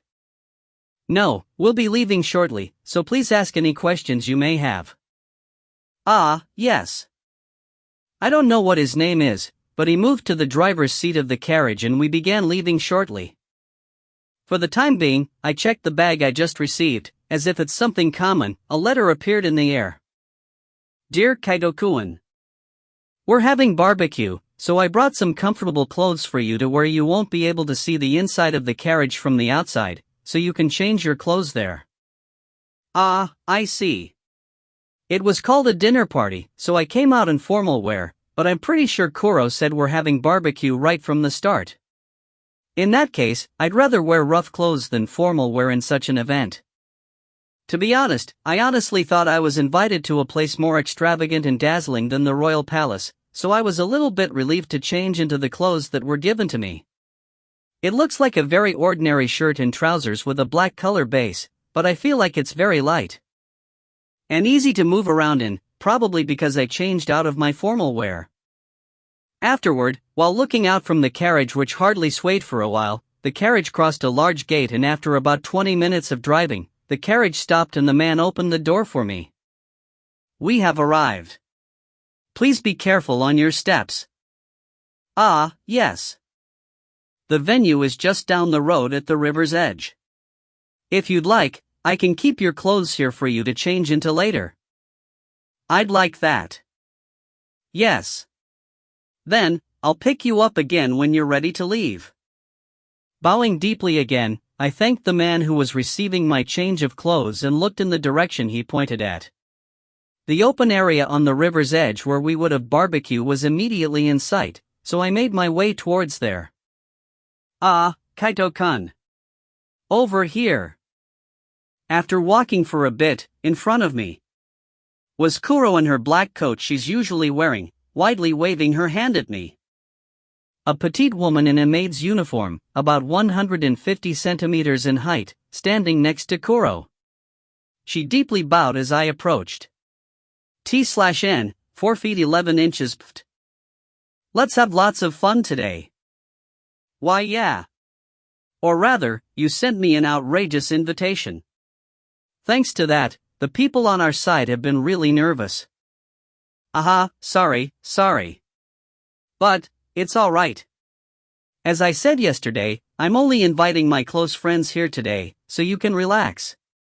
Ah, let me introduce you. This child here is Ain. It's a pleasure to meet you, Manhwa Kaito-sama. My name is Ain. Her platinum hair is slightly longer where the sideburns should be, while it's relatively shorter around other areas. A petite woman in a maid's uniform that doesn't even have any wrinkles, Ain-san deeply bowed her head as she greeted me. I don't know what to say. Should I say she has an unordinary aura around her or she has a very relaxed atmosphere around her? She's supposed to be looking like the Luna Maria-san, who's the same maid like her, but there's something different about Einsan's vibe. Now then, since Kaito-kuen's here, I'm get ready to go. I respectfully obey. Eh? When Kuro announced with a leisurely smile, Einsan bowed.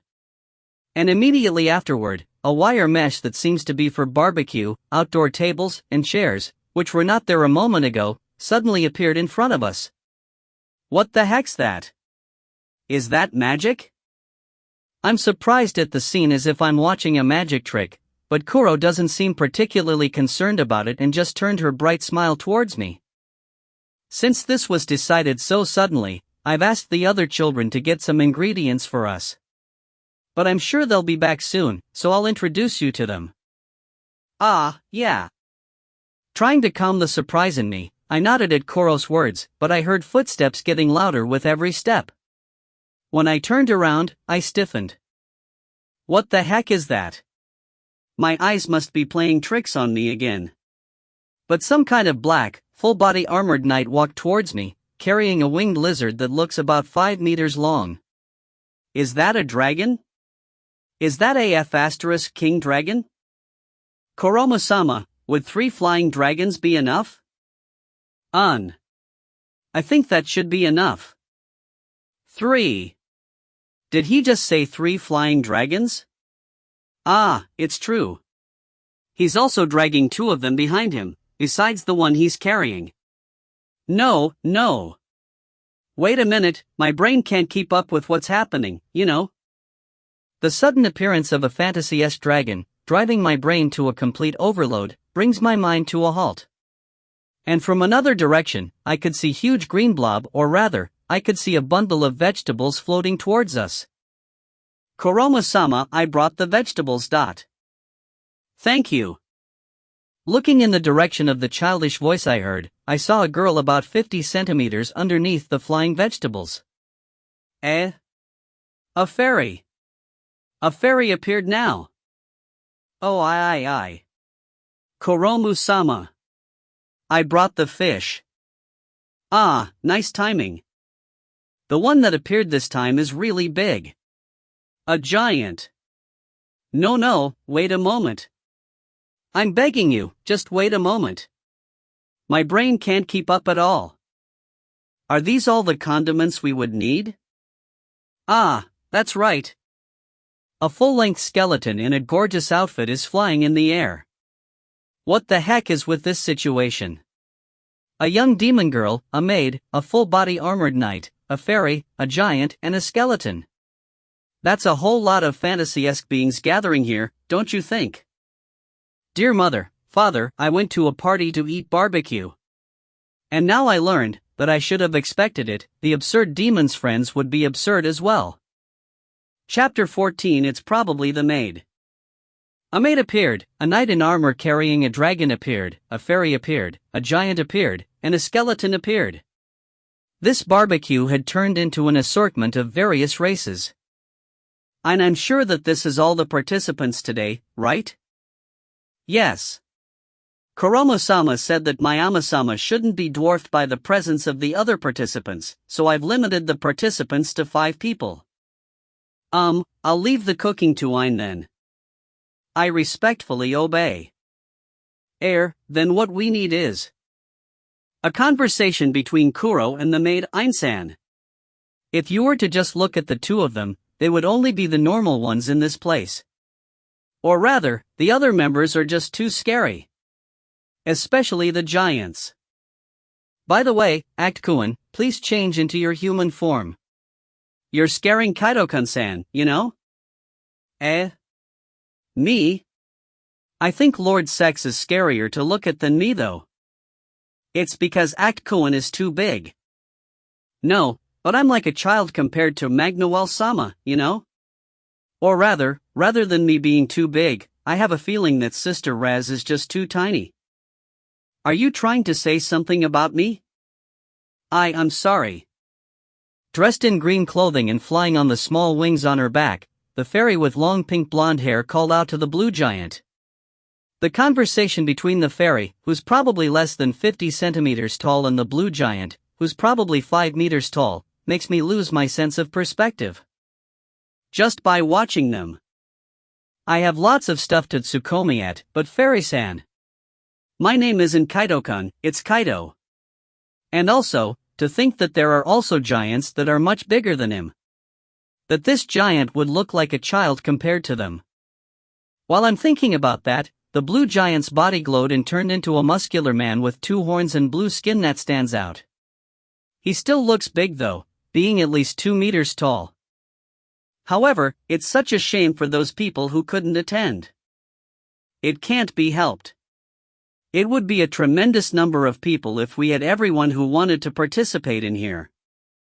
And just as the armored knight and the skeleton walked over while talking, Kuro finished his conversation with Ein-san and came over here. Sorry to keep you waiting, Kaido-kun. Well then, let's leave the preparations to Ein. Once again, this child is Mayama Kaido-kun.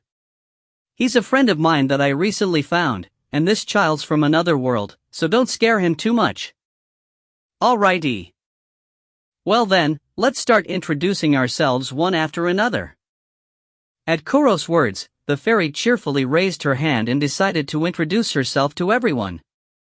Then, if you have already introduced Indano, I guess I'll go next? Nice to meet you, Mayama Dano, my name is Sex. Well, you could just think of me as one of the liches you can find anywhere. T/N/Sakusu.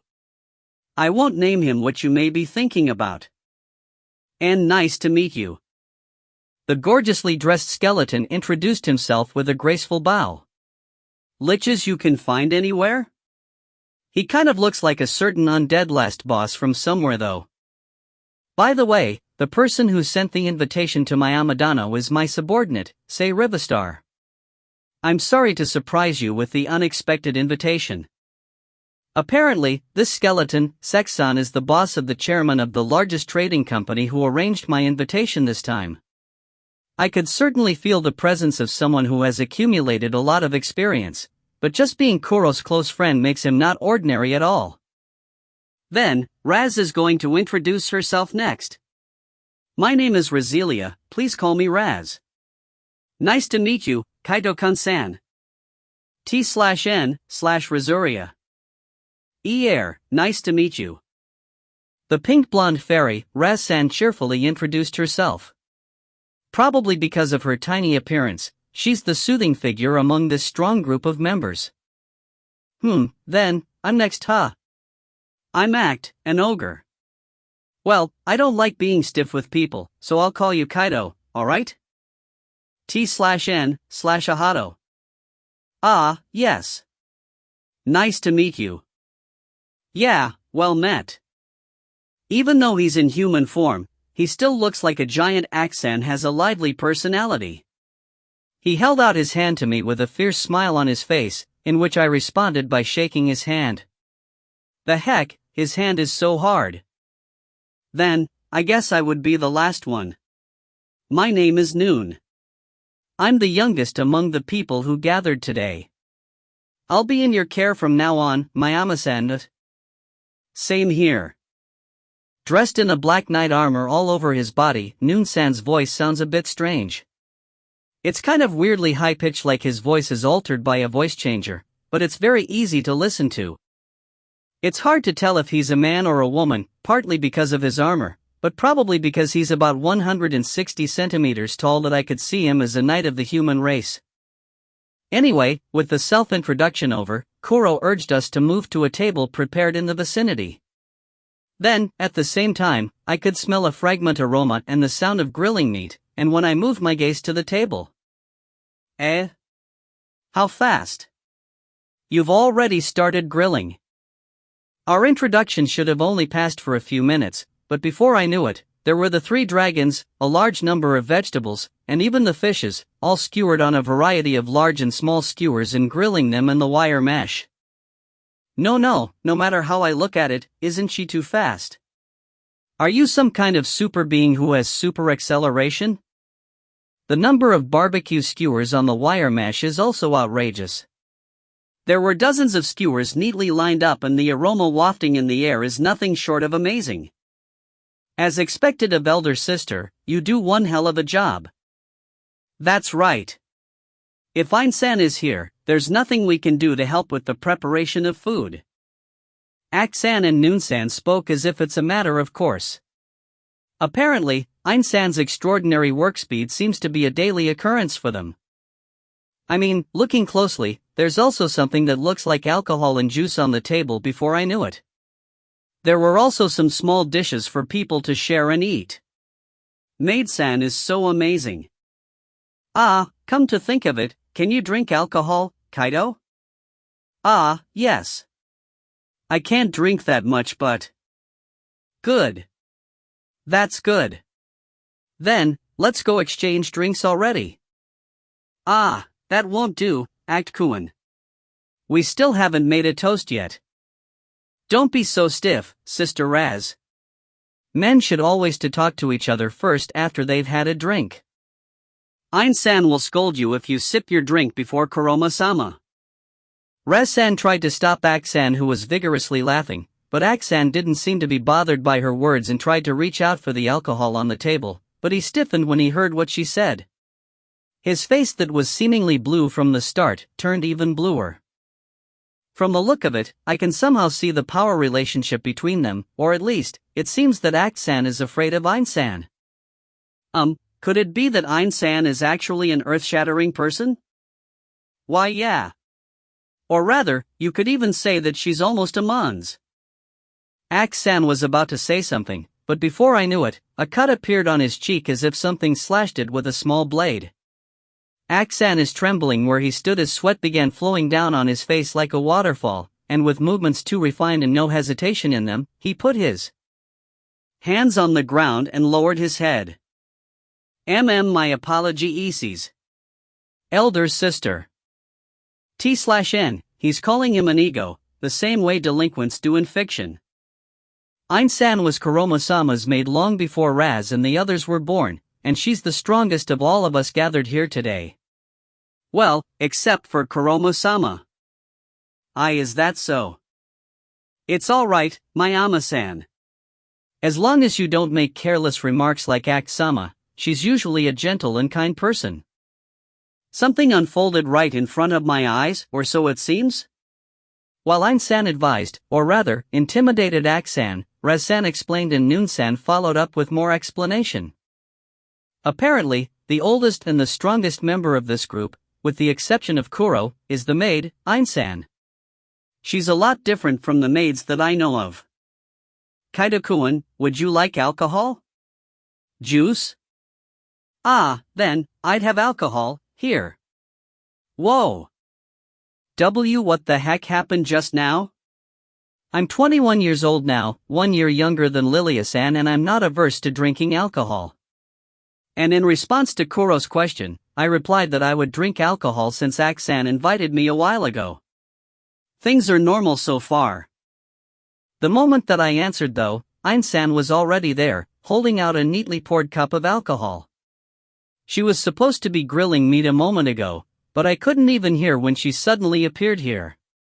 Did she just teleport here? She's someone who can freaking teleport. And it wasn't just me. Kuro would obviously have her cup, but Sek-san, Raz-san, Ak-san, and Noon-san, all of whom had cups in their hands at some point that matched their respective body sizes. Kaido. I know it's unreasonable to say that you should be surprised since you've seen it for the first time. But seriously, as long as Elder Sister Ain is in charge, we won't be able to pour even a drop of alcohol for ourselves. Well, you get used to it. Maid-san is amazing. No, could I even call her a maid at this point? Then, everyone has their drinks, so let's get started. This time is to welcome Kaido-kun's arrival from another world, and of course, I may have talked to him about various things too, but I'm glad that Kaido-kun and everyone else are getting along with each other. Let's just relax and have fun. When Kuro speaks with the usual smile on her face, I felt my heart warm up a bit. In fact, after coming here, I had the impression that everyone, including Ak-san, has been welcoming me, and it's so easy to talk with them. In Lilia-san's mansion, other than Luna Maria-san, I'm not sure how to deal with other people, or should I treat them like a guest does to servants. It's as if we're talking to each other very naturally, without taking a step back in consideration for the other people. The fact that I can sense that they're welcoming me without any malice nor curiosity for being an otherworlder, but just as Kuro's friend. I guess that's exactly what Kuro wanted when she planned for this barbecue.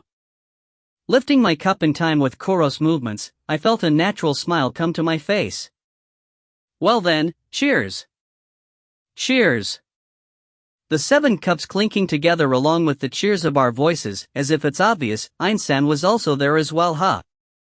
And then, I brought the slightly bitter beer-like alcohol to my mouth, and when I put the cup back down to the table, there's suddenly a freshly made barbecue on the small dish in front of me. Your timing is so perfect that it honestly looks scary instead, you know. I picked up this seemingly normal skewer of meat and vegetables stabbed at equal intervals and looked at Kuro, who nodded, before bringing the barbecue into my mouth. And then, I remembered. Wasn't this dragon meat? I feel like a dragon would taste like lizards. Whoa, delicious. As soon as I took a bite, the meat is so tender that the fibers come loose and I could feel a large amount of umami gushing into my mouth. The taste is like high-quality beef, seasoned only with salt and pepper. The food is so exquisite and I found myself devouring it. Honestly, it's not just the meat that's the best thing I've ever eaten. The colorful vegetables in between couldn't have been more exquisitely grilled, and they seem to multiply the overall flavor of the dish many times over. As expected of Indano. Excellent work. That's right, it seems like all the vegetables are well grilled were enhancing the flavors. Sex is eating a fish skewer and Raz-san is holding a skewer with just vegetables in his hand. They each have different sizes of skewers, and I guess that means they're tailored to their preferences? Ak-san have a skewer with a large piece of meat stuck on it, and Noon-san have the same orthodox one as me. Or rather, Noon-san, you're still in your full armor. How the heck can you eat with that thing on you? However, this barbecue was so delicious that I didn't have the time to think about it. Or rather, I finished the skewer in the blink of an eye. What should I have next? I'd like to try the fish skewers that Sex-san is eating too. Here. Thank you very much. I don't think I've said anything yet though?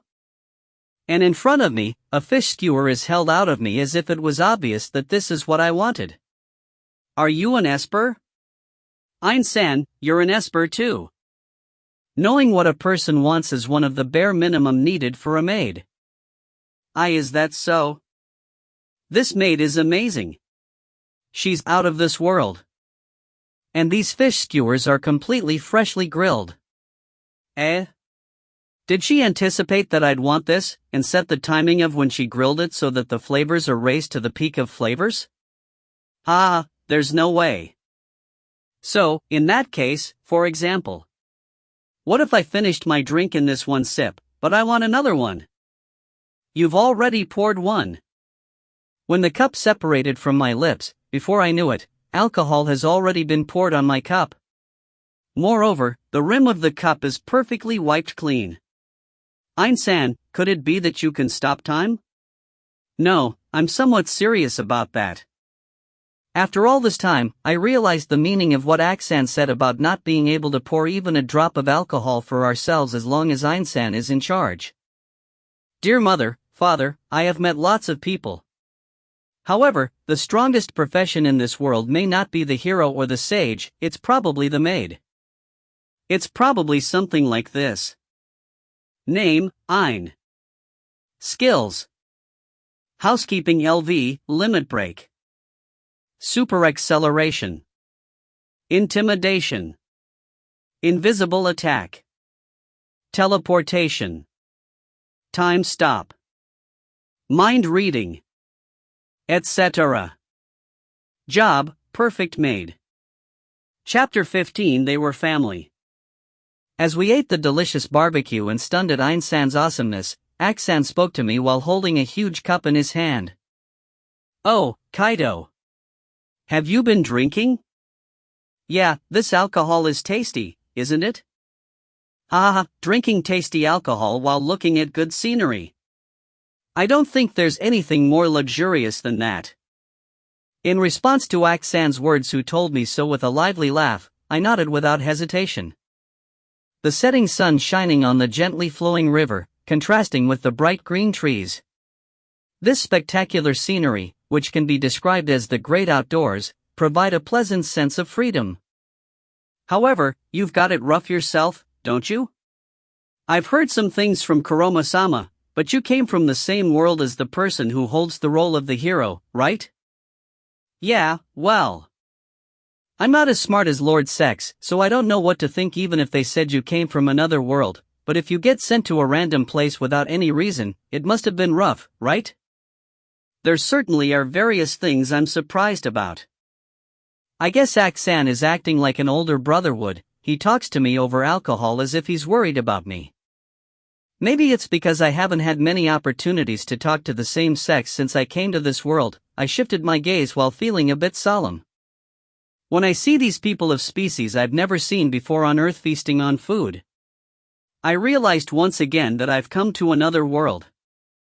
Well, I know what it's like to be surprised by all this. The guy named Noon said earlier that he was the youngest person among this group, right? I'm also one of the youngest people in this group right now, and I was surprised at the beginning. Is that so? Even if I say that though, I've been alive for over 1,000 years, so wouldn't Kaido still look at me like an old man? Ha ha ha. As I look at Ak-san, who is laughing and drinking again, a question comes to my mind. Come to think of it, the members here are, according to Kuro, her close friends. But by the looks of it, their races were all over the place, and they don't seem to be her guardian nor siblings. In fact, Sex-san just said he's a lich and Ak-san said he was an ogre, so what the hell does this have to do with anything? T/N, Kuro calls them /myochi, which means close friends, but it could also mean relatives. Come to think of it, Kuro introduced everyone as her friends, but are all of you in the same family like her? I could see that your races were all over the place, but is it normal in the demon realm? Ah, no, it's not like it's normal. How should I say this? You know that there are various races in the demon realm, right? Yes. There are some races like humans who become parents and give birth to children, but there are also some children who don't have parents, they who are born from the gathering of magic power. It's basically like how Sister Raz and I, people of the fairy race and the ogre race, are from races where we gather together, while Kuroma-sama and Elder Sister Ain were stand-alone races that are mostly self-reliant. That's why it's so rare to see them. It's just as I imagined it would be, and I think I understand the gathering of the same races. However, regarding Kuro's friends, or to sum it up, these people we are currently having barbecue with, it seems that something like this gathering is rare even in the demon realm. What does that mean? I have my doubts, but is that really an area that I, an outsider, am allowed to step into? As I was thinking about this, Ak-san seems to have sensed what I'm thinking and sat down on the ground instead of a chair and spoke while looking at the scenery with eyes that seemed to stare a little far away. Well, why don't I tell you a few stupid stories about the old days instead of drinking? Yes. As I said before, I'm an ogre, a demon species with its own name. Except, in my case, I'm what they call a special individual. A special individual. Is it? Yeah, it's extremely rare that one like me is born. Basically, ogres are green or red-skinned demons with one horn, while I have blue skin and two horns. And that's why I'm called a special individual. Maybe it's a little different, but I guess they're like albinos or something like that? Anyway, it seems that Ak-san looks different compared to a normal ogre. It might sound nice being called special. But in the end, being special also means that you're different, and I receive not only from the people around me, but even from my own race. Sympathy, fear, contempt. All of it was very annoying. I'm more powerful than most ogres, and I don't have the personality to skillfully fit in with the others. It didn't take much time for me to isolate myself from my own tribe and leave my village. Being special means you're different. I can understand that. It's the same for humans. Of course, there are some people which are still able to fit in with their surroundings, but Aksan wasn't able to do it. As a result, he isolated himself from his own tribe and chose to live alone. Then, I did a lot of stupid things when I got annoyed. I fought, rioted, and lived my life the way I wanted. I also found partner just like me. That fellow was a black wolf, but just like my case, he was born with silver hair, which made him isolated from the other black wolves, just like me. And so, we went on a rampage, drifting here and there as if to vent our anger. Fortunately, the wolf and I were both among the strong ones, and well, those days were certainly fun. But in the end, no matter where we went, it didn't change the way we treated others. Well, I should have known, we just turned into wounded beasts who bite on anyone we see, no matter who it is. It would be natural that we would be disliked wherever we may be.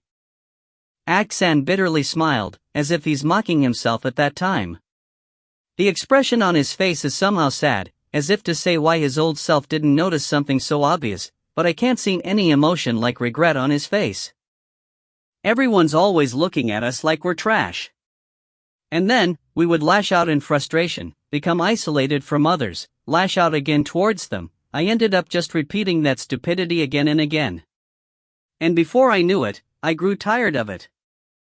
I grew tired of the repeating, never-ending loop, so I changed, and did something even more stupid.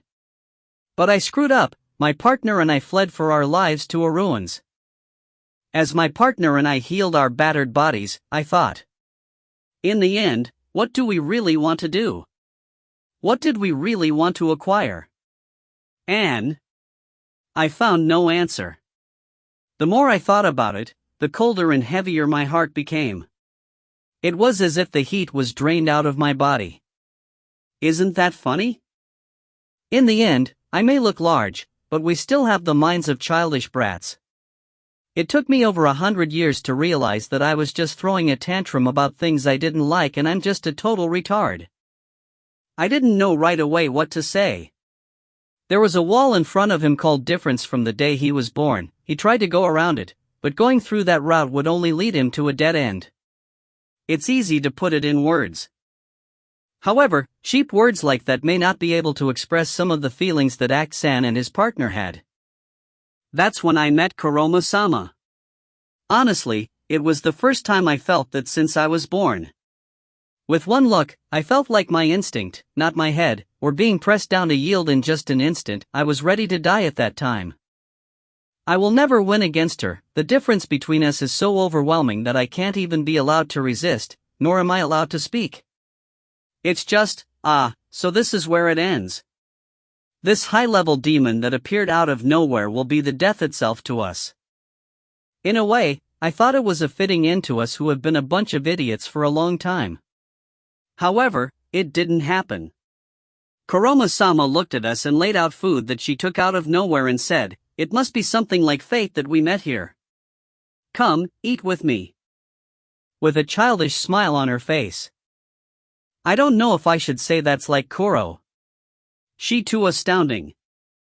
That really makes me laugh. I mean, why wouldn't I? Kuroma-sama is a high-ranking demon that's far more powerful than us, you know? And yet, she talk as if we're just her friends that she coincidentally met. I can't help but laugh when the scene of the bewildered Aksan and his partner after they saw Kuro's absurd actions came into my mind. It was the first time I felt it in my life. No sympathy, contempt, nor hostility, just a pure smile and fond glances without any hidden intents. Before I knew it, my partner and I were both crying as we eat. It felt warm. It's like our cold heart is held tightly in her warm embrace. Kuroma-sama's smile was warm. And then, we naturally began to follow Kuroma-sama. She never looked down on us and treated us as if we're equal. If something good happened to us, she was just as happy as us. If someone made fun of us, she would get really made for us. All of which made me inexplicably happy. Aksan, speaking in a really happy voice, shifted his gaze to Kuro, who was talking to Einsan. I don't know much about it, but I heard that the others were going through a lot of stuff when they met Kuroma-sama. However, the one thing we had in common with the others is that we're all charmed by Kuroma-sama. My partner and I vowed our absolute loyalty to Kuroma-sama. If Kuroma-sama told us to die, we'll gladly cut our own throats. Thereupon, Aksan stopped speaking and smiled after drinking his cup of alcohol in one go. Kuroma-sama is a high-ranking demon with incredible power. However, she doesn't look down on anyone else. Whether it's Elder Sister Ain, Lord Sex, Sister Raz, Noon, and of course, my partner and I, all of us think Kuroma-sama as our one and only absolute master. However, Kuroma-sama has never called us subordinates, attendants, members of her household, or anything like that. She's calling us as her family and her friends as if it's obvious. We've never been ordered to do anything and all Kuromu asked us are just in trust or request. She's treating us as equals from the bottom of her heart when we should have been following her on our own. Even Elder Sister Ain acting as her maid is just something she's doing on her own. Kuro indeed called Aksan and the others as her friends, and if I recalled correctly, she requested from her acquaintance to extend an invitation to me. She entrusted Ain-san about the preparations, and requested the others to bring ingredients. There certainly isn't anything like a command among them. That's probably the best proof to Kuro that everyone is her family and there's no hierarchy. The reason we're all here with Kuroma-sama is simple.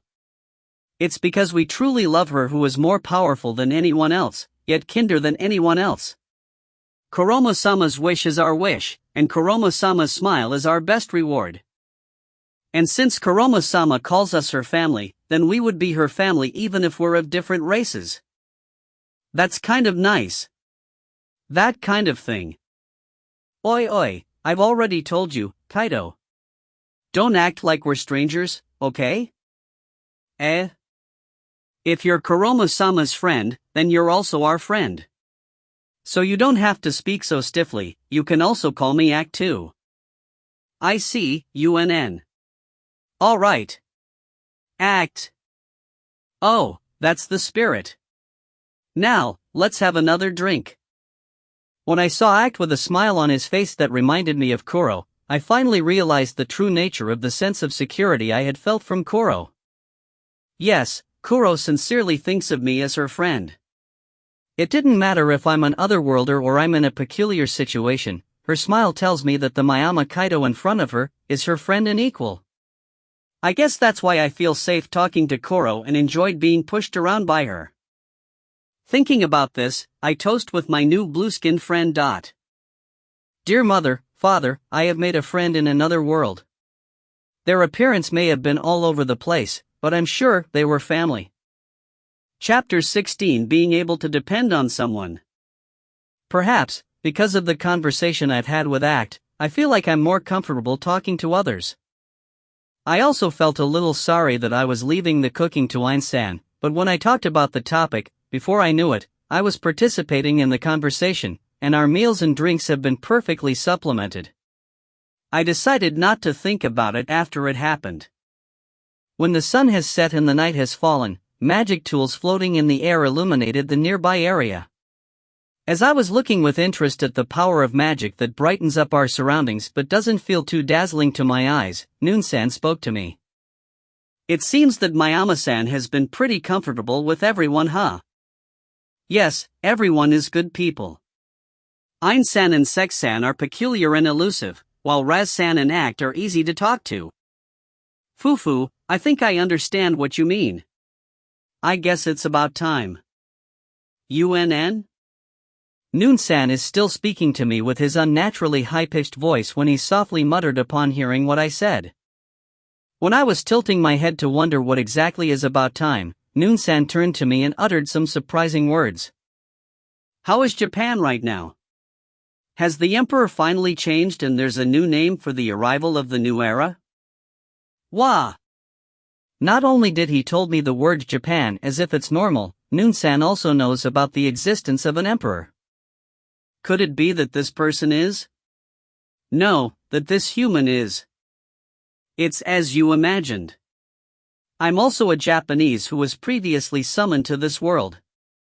Well, it's actually more of a former Japanese, actually. Is that so? I think it's natural to be surprised. That's why I didn't tell you about it until Mayama-san got used to the atmosphere. In front of the surprised and speechless me, Noon-san touches the full-face helmet that covered his face. Then, the helmet of his armor puffed into black smoke and the face of a woman with long, glossy black hair and eyes of the same color appeared. She's a Japanese beauty with a combination of cuteness and beauty that can be described as the epitome of a Yamato Nadeshiko. She looks about the same age as me, but the atmosphere around her is somewhat powerful. Let me introduce myself once again. I was once summoned to this world when I was a student in Japan from the Taisho era.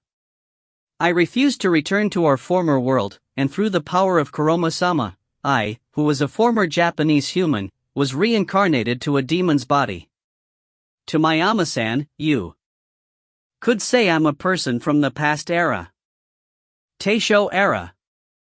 When she explained like that, I felt like that possibility certainly is feasible.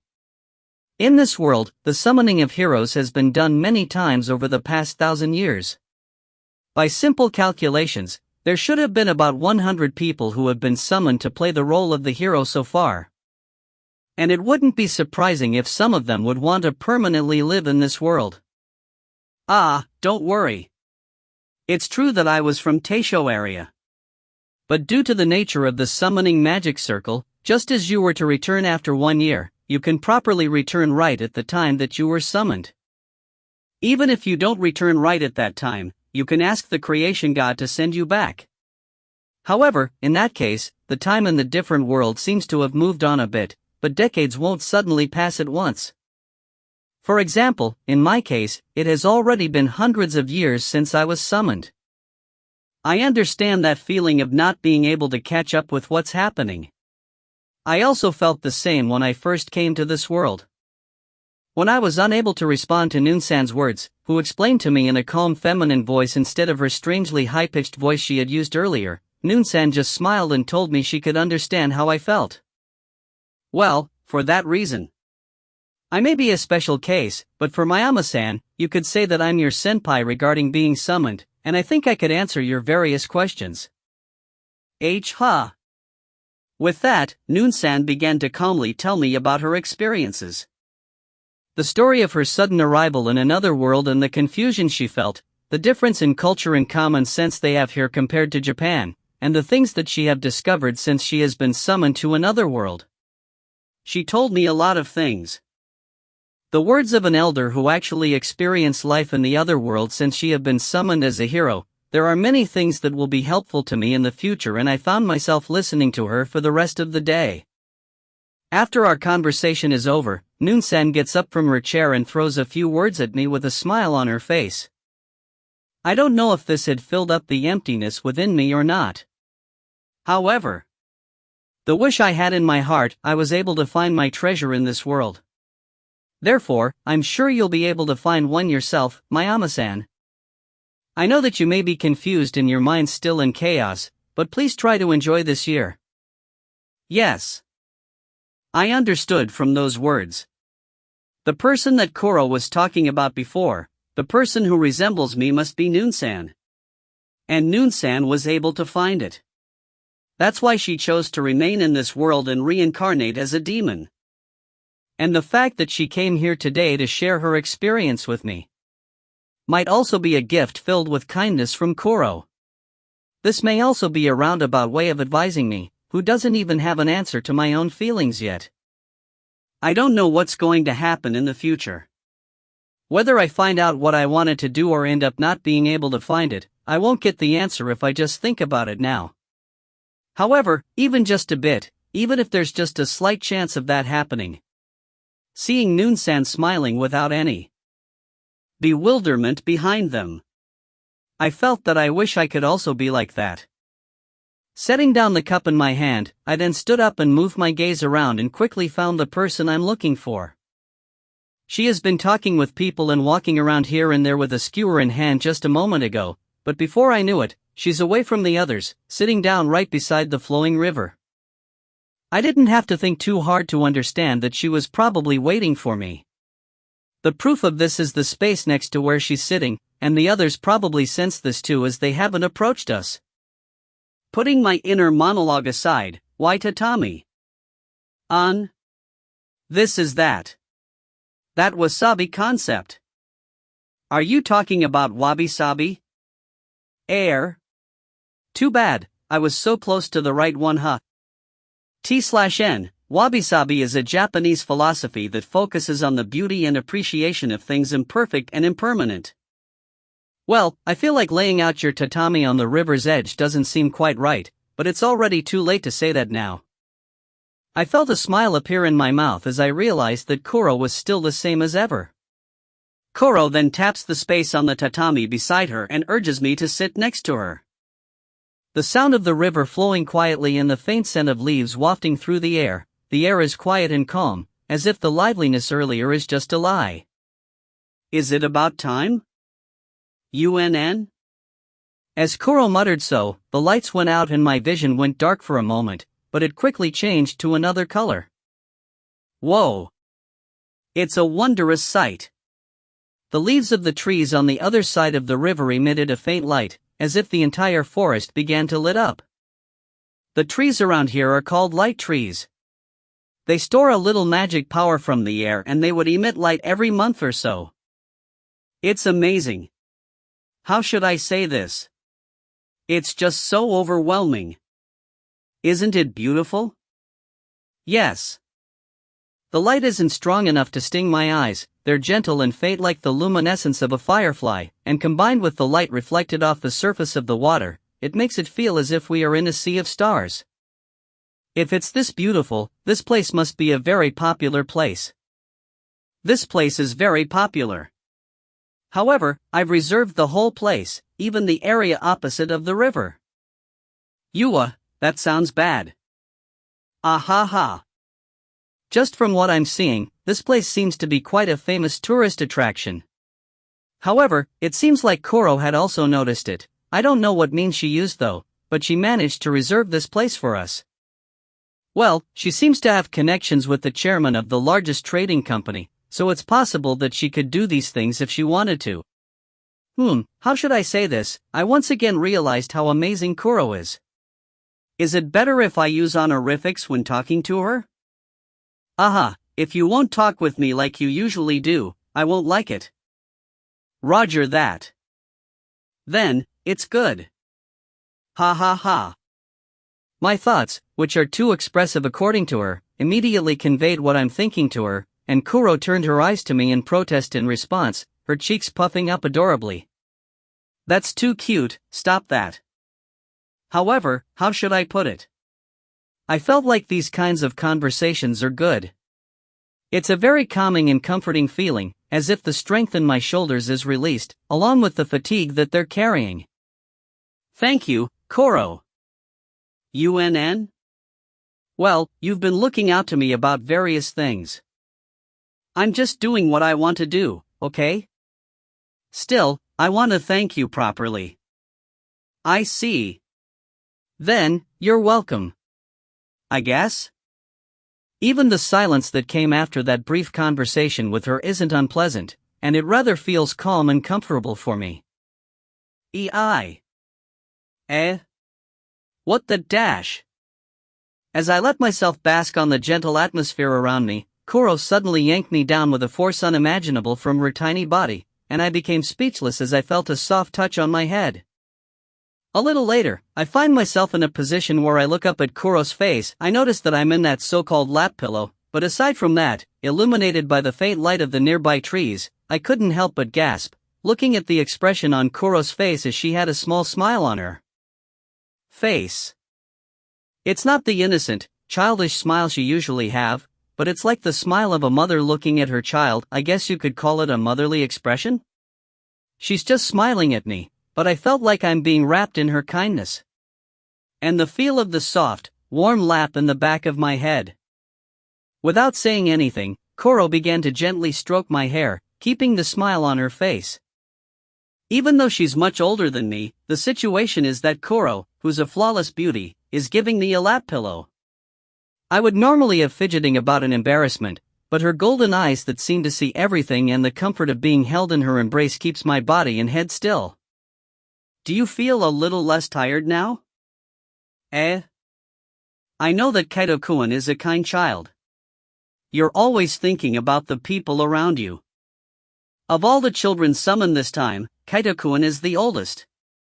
If Kaito-kun looks anxious, even the other children around you will get anxious too. And that's why you swallowed your anxiety and impatience, and thought that you needed to stay calm. Ah, I see. I don't know if I should say that it's as I thought or it should be expected of her, but Kuro saw through everything. I've had that feeling for some time now. She has been like that from the moment we met. Whenever I was about to think too much about something, she'd say something out of the blue and all my unnecessary thoughts would be blown away. On the other hand, in the times I felt anxious, she listened and affirmed my grumbles.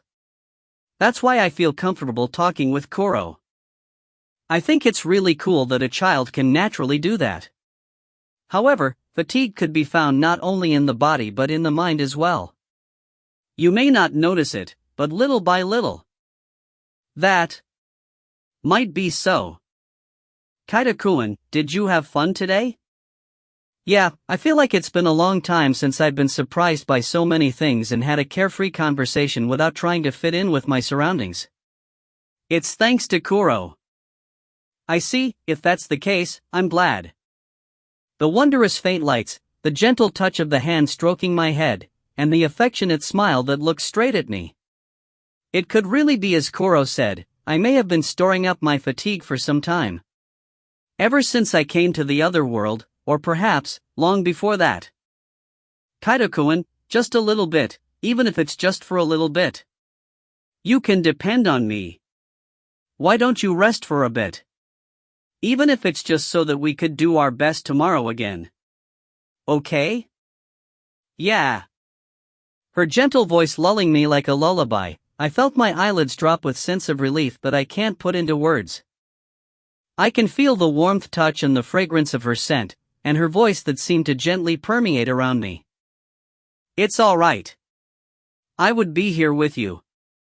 Hearing such words, I remembered the past as my consciousness sank into slumber. Dear mother, father, come to think of it, this might be the first time this happened since both of you disappeared. That I, from the bottom of my heart, was able to depend on someone. Chapter 17 Intermission, Manhwa Kaito, a cowardly and indecisive heart. Have you ever been unhappy in your life? If you ask me, the only answer I can give is I don't know. Just when did it start? I've come to feel more comfortable with joy and sorrow befalling me at the same time than just being happy. I don't think about what would have happened if I'd done this or that instead, and I've come to dismiss those events of the past as something inevitable. I am not particularly wealthy, nor am I poor. I was born into a very ordinary family and had a not-so-unusual childhood. I remembered playing outside a lot when I was in elementary school, and even if I can't say that I had lots of friends, I still have some people I can call as one. If I want to summarize my life, one sheet of an A4 paper would be enough.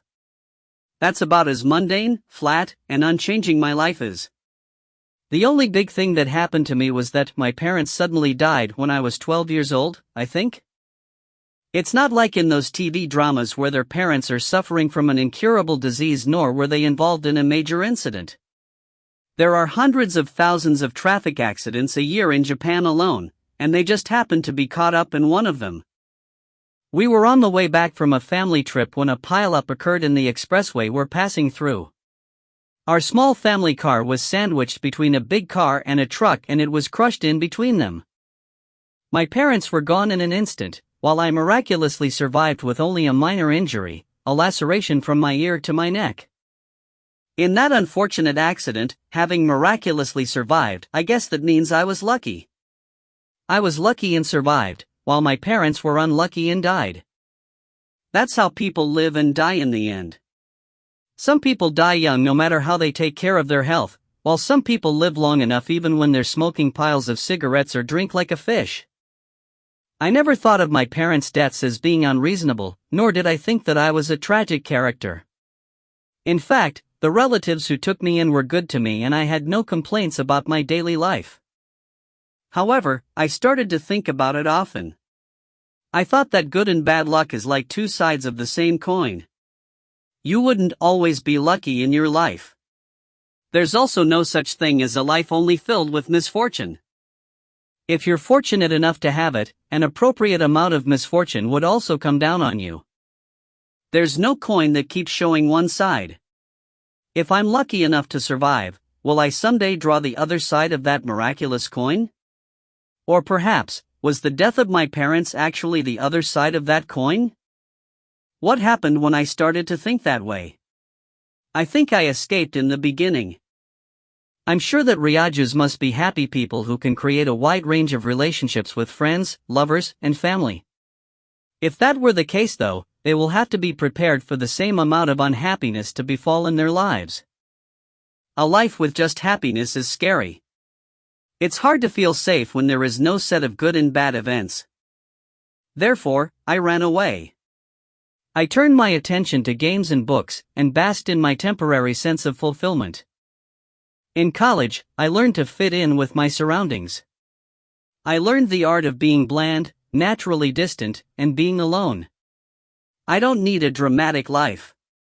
I was comfortable with the days being flat and unchanging, content with being a supporting actor. So, when I came to the other world, I was relieved that I wasn't the hero nor did I have some kind of special powers. I thought I could be ordinary here too, and everything would be alright. Yes, all these times. I've been trying to make excuses for myself. I loved my parents. I really loved my kind mother and my wonderful father. That's not it. I was so happy to go on this trip with my family. I believed that we were going to have more times like this in the future. I haven't thought like that. I cried out, blaming God, wondering why I was the only one who survived, why He didn't let me die with my parents, who I loved so much. That's not it. I'm scared. All I could think about is that if I get to know someone, get along with them, and be happy, I'm afraid that I was going to lose everything again. That's not it either. I didn't want to be alone. I wanted a friend. I wanted to have a lover. I was envious to those who have a family. However, I was too scared to approach others myself, so I kept running away, desperately making excuses for myself to be alone. I haven't thought like that. I'm afraid of losing them. I'm afraid of acquiring what I wanted. However, I can't give up, and so, I've gotten into the habit of keeping my distance to others. I kept a safe distance away from them, making sure that I say only the appropriate things, so that people don't hate me, nor would they. Like me. No, you're mistaken. My heart has been stuck in that day's accident, and I've been left as a child, crouching and trembling in place. No matter who it is, I want to love them. However, I can't get close to them. So, please reach out your hand, help me pick up the broken pieces of what used to be my heart, for even I don't know myself anymore. No, you're wrong, that's not it. I had high hopes. When I found out that I was caught up in the summoning of the hero, I thought I could also be special, and if I'm someone special, someone would reach out a hand and help me. But in the end, even in another world, I wouldn't be special. I'm just a loner with no friends and acquaintances, and even though I'm in a different world, I've never been able to change myself. The truth is, I was scared. A world I didn't understand, my circumstances, and people I didn't know. But that's why I stayed calm. I had to behave and desperately push down my anxiety. If they thought I was a pathetic adult, Kosunoki-san or Yuzuki-san might give up on me. If they think I'm a pain in the ass, Lilia-san and Luna Maria-san might abandon me. I'm also doing my best. I keep lying to myself, even though I'm trying so hard to look good to others. Why, oh why? Why is it only I who's ever had bad things happen to me? I never asked to live in a residence that's supposed to be forbidden for males. I never said about wanting to go out on the first day I came to a different world. I never wanted to be summoned by the king's beloved sister, Lilia-san. I just wanted someone to be beside me. I just wanted someone to affirm that it's okay to be indecisive. I just wanted someone who'd hold out a hand filled with affection towards me. This was probably a cry that had always been in my heart all along. No one notices it, and even I don't know it well. These self-centered desires of mine that look like a child's selfishness. Before I knew it, I made it myself. A wall in my heart, tall enough for me to hide in. A cage to hide my weakness, a shield to protect my cowardly self. Look, didn't I tell you before? That if you're in a predicament, I can help you. No one should have noticed it. There's no way that it could be noticed. Yes, that's what I thought. That's why it's okay for you to be empty for now. However, before I knew it, she appeared. I will teach you. Things you don't know, sights you've never seen, this world itself. She stepped into the depths of my heart as if it's natural, as if to say that there has never been a wall in my heart right from the start. Where you are the protagonist of this story. And then, as if it were natural, she reached out her hand to the crouching me. Aha, if you won't talk with me like you usually do, I won't like it. Being pushed around sometimes like a friend do. I think it's really cool that a child can naturally do that. And sometimes, encouraging me like a lover do. It's alright. I would be here with you. And sometimes, she was like a mother to me, giving me the words that I wanted to hear. It's as if she could say that she knows everything about me. She was boisterous, warm, innocent, and kind.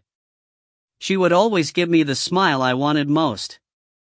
Embracing my indecisive thoughts, she picked up the broken pieces of my heart and gently pushed it back to my body. Ah, I see, so that's how it is. I may have finally figured it out. The thing I wanted, the thing that I've always been looking for. My consciousness slowly awakens from my pleasant slumber. As soon as I opened my eyes, what I saw was a pair of gentle eyes staring at me. Koro? Good morning, Kaito-kun. Good morning. How long have I been sleeping? An hour or so? I see. Slowly, I sit up. Strangely, I felt light, as if something that had been weighing down on my body disappeared. You look kind of refreshed, huh? Ah, yeah. Well, how should I say this? I honestly didn't have an answer for what I wanted to do nor what I wanted to happen. I just had the thought in my head that I should stop crouching down in place. I think I want to do my best on various stuff again. I see. Then, I will be rooting for you. Do your best, Kaito-kun. Yeah, thanks. I still don't know a lot about this world and myself. But the circumstances have finally changed. It's about time for me to start walking too. Yes, let's start with self-discovery or whatever they call it. I'm a little nervous and afraid, but I think it'll be alright. Because I've received the courage to start walking. Just like Koro said, let's start again here, in this world. The thing I once closed myself off. The story of the one named Manhwa Kaito. Dropping this chapter off. No chapter on Saturday, will return on Monday. Lazy Cat. Chapter 18 Intermission, Kironwena the kind monster born from nothingness. A monster was born in this world so long ago that it could even be called the ancient times. Nay, rather than being born, I think it's more appropriate to say that this monster appeared out of the blue. The monster was born with too much power, but at the same time, it had nothing else. A black smoky outward appearance without a definite figure, but its interior is empty. This monster whose only power, without any exaggeration, is the very concept of nothingness, and for this monster with an empty interior, it decided to search for it first. First, a form of its own, and then, a heart of its own. And one after another, it went around the world searching for its own existence, as if it's fumbling around in the darkness. Or perhaps, it might be a walking calamity traveling around the world. The monster touched many things and looked at many places in the world, and before long, it came to believe that this world is full of impurities. It wasn't simple, but it's really complex, too unstable, and yet it can't do anything about it, and staggeringly vast and deep. Little by little, the impurities remained and accumulated in the monster's empty body as it traveled the world. And then, how many years could have passed? A monster that has spent an unbelievable amount of time going around, storing up impurities in its body, the monster saw the world again from the place where it was born. This world is full of impurities. It's not pure or rational, everything is uncertain and fragile.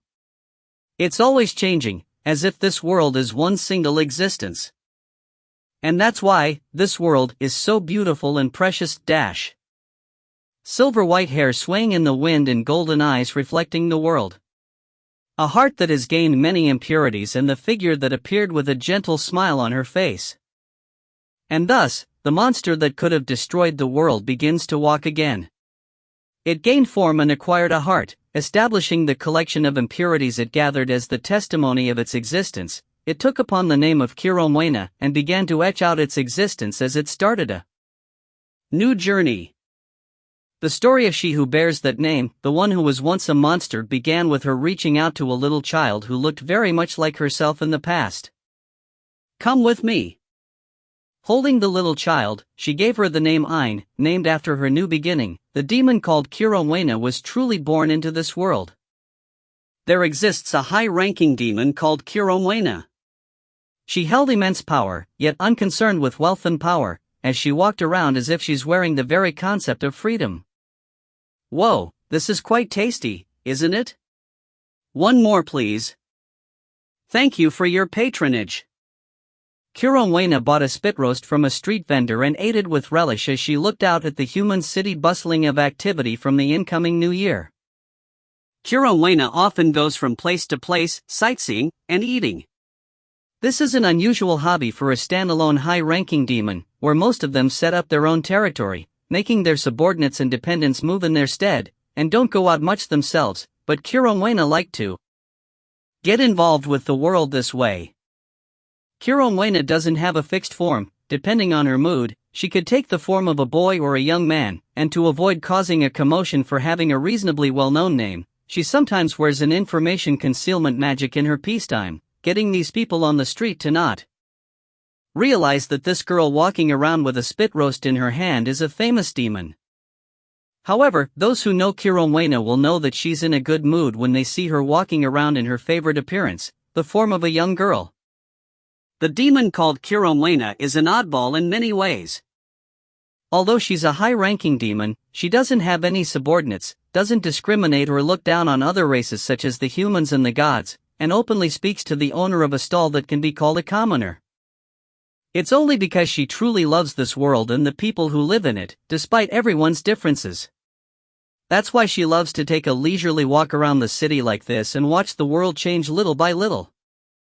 Of course, she has her own tastes and preferences. Her favorite form is her current young girl form, but she can also take on the form of a magical beast when she's in a really bad mood, though that rarely happens. She has a sweet tooth, especially if it's large enough for her to eat while walking. As far as others are concerned, she can be said to like basically people with any kind of personality, but she doesn't like those who do anything just to hurt anyone. Yes, she has a very large number of likes, and conversely, she has an extremely small number of dislikes. However, among such a wide range of likes, there is one that she has a special fondness for. Oh! Kiromwena, who was leisurely strolling through the city with a smile on her face, stopped in her tracks. Out of the corner of her eye, she saw a large fountain and the figure of a young man standing in front of it. Black with light brown hair, a face that isn't particularly beautiful nor ugly, a body that is somewhat lean but not unhealthy, and an average height of about 170 centimeters. For better or worse, mediocre was the word that applied to him, but Kiromwena muttered as she looked at the young man. It's a baby bird. The expression on her face as she mumbled so was like a child who has found her favorite toy, and also like a mother looking at her beloved child. A baby bird. Kirowena can sometimes describe others as such. However, it's not meant to describe someone as an idiot, rather, she meant well when she said that phrase. The eyes of the young man looking anxiously at his surroundings, the subtleties of emotions behind his eyes. It was the same expression her former self who had nothing had, and that's what she liked best. That's why Kirowena stepped forward towards the youth without the slightest hesitation. Canceling off the recognition inhibition spell on the young man, she also removed the effect of the information concealment magic from affecting the young man. What's wrong? You look like you're in some kind of trouble?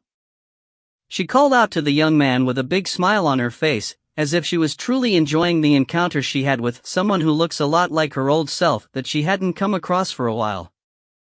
As she stroked the head of the young man, Kaito's head sleeping in her lap in a heartfelt affectionate way, Kirowena gently smiled. An innocent and lovable baby bird that still knows nothing, the existence that she most favors right now. Little by little, it's changing. Words she gently muttered. She's empty, and yet she loves more than anything else to have someone who wants something in his heart. A baby bird who fumbles around in search of wings and wishes to fly, even if he doesn't know how to get them. Kaito-kun. One day, when your wings are fully grown and you're ready to take to the skies, I wonder what kind of beautiful wings you're going to show me. I'm really looking forward to it. To her, a baby bird is a being with infinite possibilities. Searching for something with their empty heart, and before long, when they find it, it would turn into their wings and help them fly away into the sky. Most of all, she loves to see it happen up close and personal. Gently moving her gaze, she could see many of those who were once baby birds. The high-ranking demon who was named after the beginning, and the one who wanted to stay by her side longer than anyone else. The lich who has gained a lot of knowledge and is active in a wide range of fields. The fairy who loves nature and flew around innocently, away from the place she used to live in. The ogre valiantly laughing as he came to terms with his days being different from his kind. The human who got the answers she's looking for and became a demon. They are all different, but all of them have beautiful wings, and they fly around in the sky of this endless world together with her family that she can't help but love. There's one high-ranking demon called Kirowena, an oddball who has great power and deep, warm kindness, and she who continues to love this ever-changing world full of impurities and uncertainty. Looking at the lovely world today, as if to bless the people who live in it, as if to thank the impurities that continue to fill her that were born from nothingness, an affectionate smile appeared on her face. Chapter 19. I've made some friends. I don't know how much time passed, but I woke up and joined the rest in sharing barbecue again, chatted with the others, and before I knew it, the time had passed in a flash. I thought about helping with the cleanup, but there wasn't a single speck of dust left in the area by Ein's hands. With a wry smile that spontaneously appeared on my face, I heard Noon-san call out to me. Mayama-san. If you want, I have some souvenirs you can take home with you. First, here. What's this?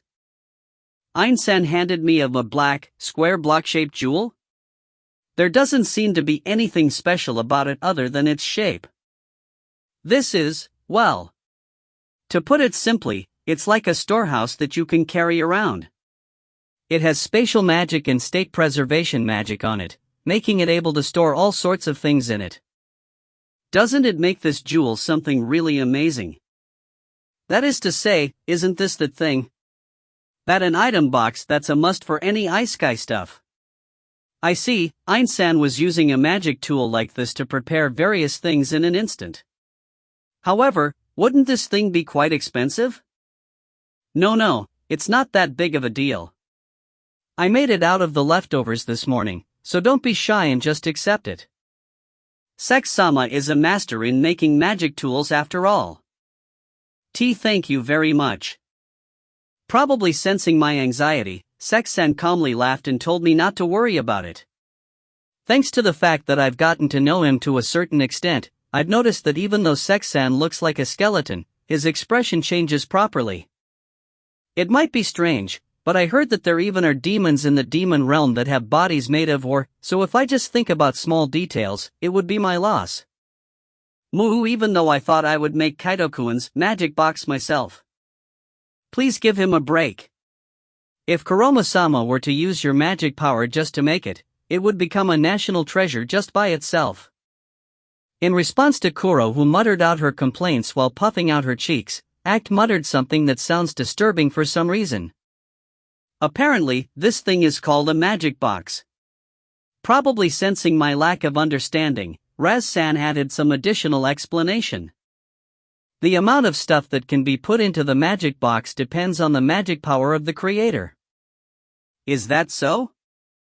Yeah, someone with an average magic power could make a magic box about the size of a closet to as large as a room. But with Kuroma-sama's magic power, it would probably have a ridiculous amount of space that I think you could fit an entire metropolis in it. I don't know if I should say that it's to be expected from Kuro or something like that, but I certainly couldn't see any future where I would want an outrageous item like that. This made me doubly grateful for Sex-san. Well, I think the space in Lord Sex's magic box would be bigger than a house though. Even the substitute was already ridiculous enough, huh? While I'm surprised by the words Act told me, Noon-san made some kind of magic circle-like object appear in the box, and as she pointed at the center of the magic circle, she spoke. Touch the center of the magic circle. Then, the ownership will be registered to Mayama-san. Ah, you don't have to be clad in magic power in particular. Ah, yes. Touching the magic box as I was told, the magic box glowed for a moment, but there's no particular change in its appearance. Did I do it right? Yes, the ownership has been successfully registered to Mayama-san. Next, well, the way to use it easily. Holding the magic box, think of the thing you want to take out and you would be able to, and if you think of storing an item while touching the item you want to store, you would be to store it. Ah, you can't store living beings, so just keep that in mind. After that, you could also check the contents, and you could also make the magic box itself recall and reappear. Receiving Noon-san's explanation, I tried recalling the magic box in my hand, and in an instant, the black jewel disappeared. When I thought of making the magic box appear again, it appeared in my hand. What the heck, this is very convenient. As one would expect from magic. Seeing me being impressed by the magic box, Noon-san smiled and then made a magic box appear on her hand as well. Well then, once again, I'll be giving you some souvenirs. Isn't the souvenir this magic box? Ah, no, it's just because having that would be convenient to carry and store stuff. That aside, these are actually the main stuff. These are. Could these be? What Noon-san took out was a white wondrous stuff compressed into a triangular shape, and it looks like it's shining to me right now. The yellow color of the garnish makes a wonderful contrast and even feels divine to me now. Yes, the heart of the Japanese. Onigiri and Takwon. I thought you might be missing them by now. Gulp.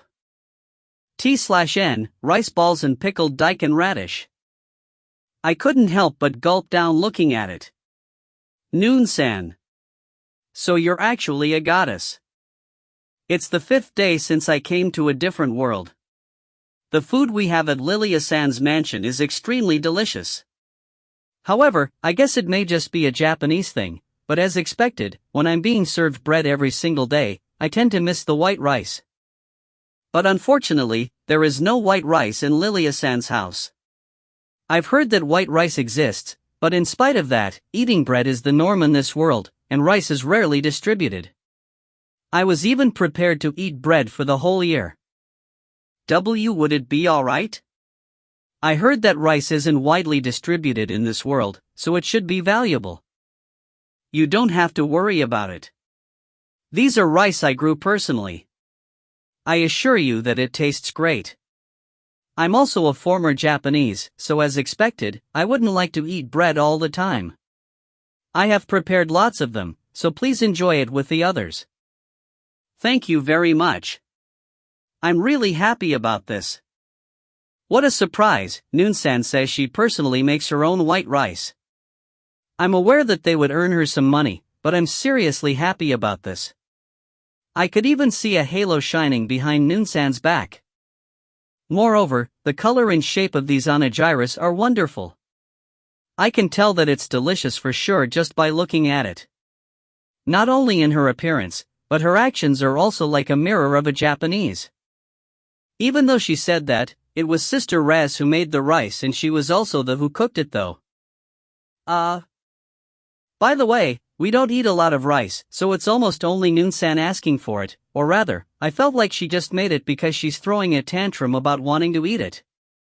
She was very enthusiastic, saying if it's breakfast, it's no good if it isn't white rice, takwan, and miso soup. It's not Noonsan who made it huh? With Acton Einsan's Tsukomi, Noonsan's shoulders slumped as if to say that she had been hit in a sore spot. Even I tried to do it myself in the beginning. However, compared to Raz-sama who grows the highest quality produce regardless of the weather or topography, or Ein-sama who could bring out the flavor more skillfully than a skilled cook, how am I supposed to win over them? Well, Raz also had fun raising all the rice and you don't need to worry about it. I'm a maid, so please don't compare me to a mere cook. Being able to cook all kinds of food is the least I can do as a maid. Apparently, Raz-san is an expert in farming. Also, I don't know how many times I've had to go through this. But what exactly is a maid? Is it actually the title of a superhuman? Well, whoever is making it, it's thanks to Noonsan that I got the white rice. Thank you very much. I gave comforting words to the slumping Noonsan, and after a little while, I received this souvenir from Noonsan who finally revived. The magic box has a magic that preserves the state of the rice in the box, and it has a wonderful function that keeps it in the same condition it was when you put it in, so I can eat freshly made rice whenever I put some in it. Moreover, as Noonsan said, she had prepared large quantities of rice, so I don't have to worry about white rice or takwan for the time being. And what's more, I'm also given soy sauce, miso and other seasonings, as well as some Japanese sweets such as yucan. Apparently, Noonsan also requested Einsan to make this. This person seriously can do anything. I'm really grateful for everything. Thank you very much. Please don't worry about it. As someone from the same world, I can understand the hardships of the different food cultures more than anyone else. And not only are you an invaluable friend for Kuroma-sama, Mayama-san, but to us as well. You can always count on us for help. She's right, Raz is always willing to help when it comes to plants, you can leave it to me. Yeah, you don't have to worry about it. Just the thought of repaying this favor someday is enough for us. Era? I don't recall you being involved with any of the souvenirs though? Elder sister, you promised that you wouldn't say that. Ugh. I feel like the warmth of these people soaking into my body. I mean, these people are really nice that I'm almost in tears. Receiving so many gifts, I just bowed my head over and over again as they just told me not to worry about it. I'm really glad and grateful that they called me their friend and treated me as if it's natural. I really can't thank Koro enough for organizing this barbecue. Then, as I chat with them for a bit, Noonsan opened her mouth again, looking a little reluctant to say something. Mayama-san. I'm not saying that this is something that I'm asking in return, and I won't mind if you don't know what I'm talking about. What is it? Do you have any idea how to make tofu? Tofu, is it? It was an unexpected question that Noonsan asked me. According to her, products similar to rice and takwan have existed before, and as for the miso and soy sauce, Noonsan has made it with the knowledge she had about them, but she was unable to make tofu just by knowing that they're made from soybeans. As expected, even Einsan wouldn't know how to make tofu just by listening to the characteristics of the finished product, and even Noonsan somehow wanted to know how to create tofu. It would have been nice if she was able to ask the previous heroes, but the heroes are basically state guests and they travel around the country, so she had little opportunities to talk to them and she felt awkward approaching just to ask them about it. However, this is the first time that Noonsan had a chance to talk with me, a Japanese, so she decided to ask me about it. As I recall, Noon-san was born in the Taisho era and was summoned when she was much younger than I was, and at that time, there were few ways for individuals to obtain knowledge they didn't know about, especially with the lack of internet. I'm sure that she feels bad that she's trying to get information in return for the white rice, but I rather appreciate the opportunity to return the favor. This is just something I've heard myself, but if I'm not mistaken. Though I explained so, that doesn't mean I've actually made tofu before either. However, when I started living on my own as a university student, I remembered reading through some cooking sites and I happened to see a recipe for making tofu. I told her about the things I remembered from that.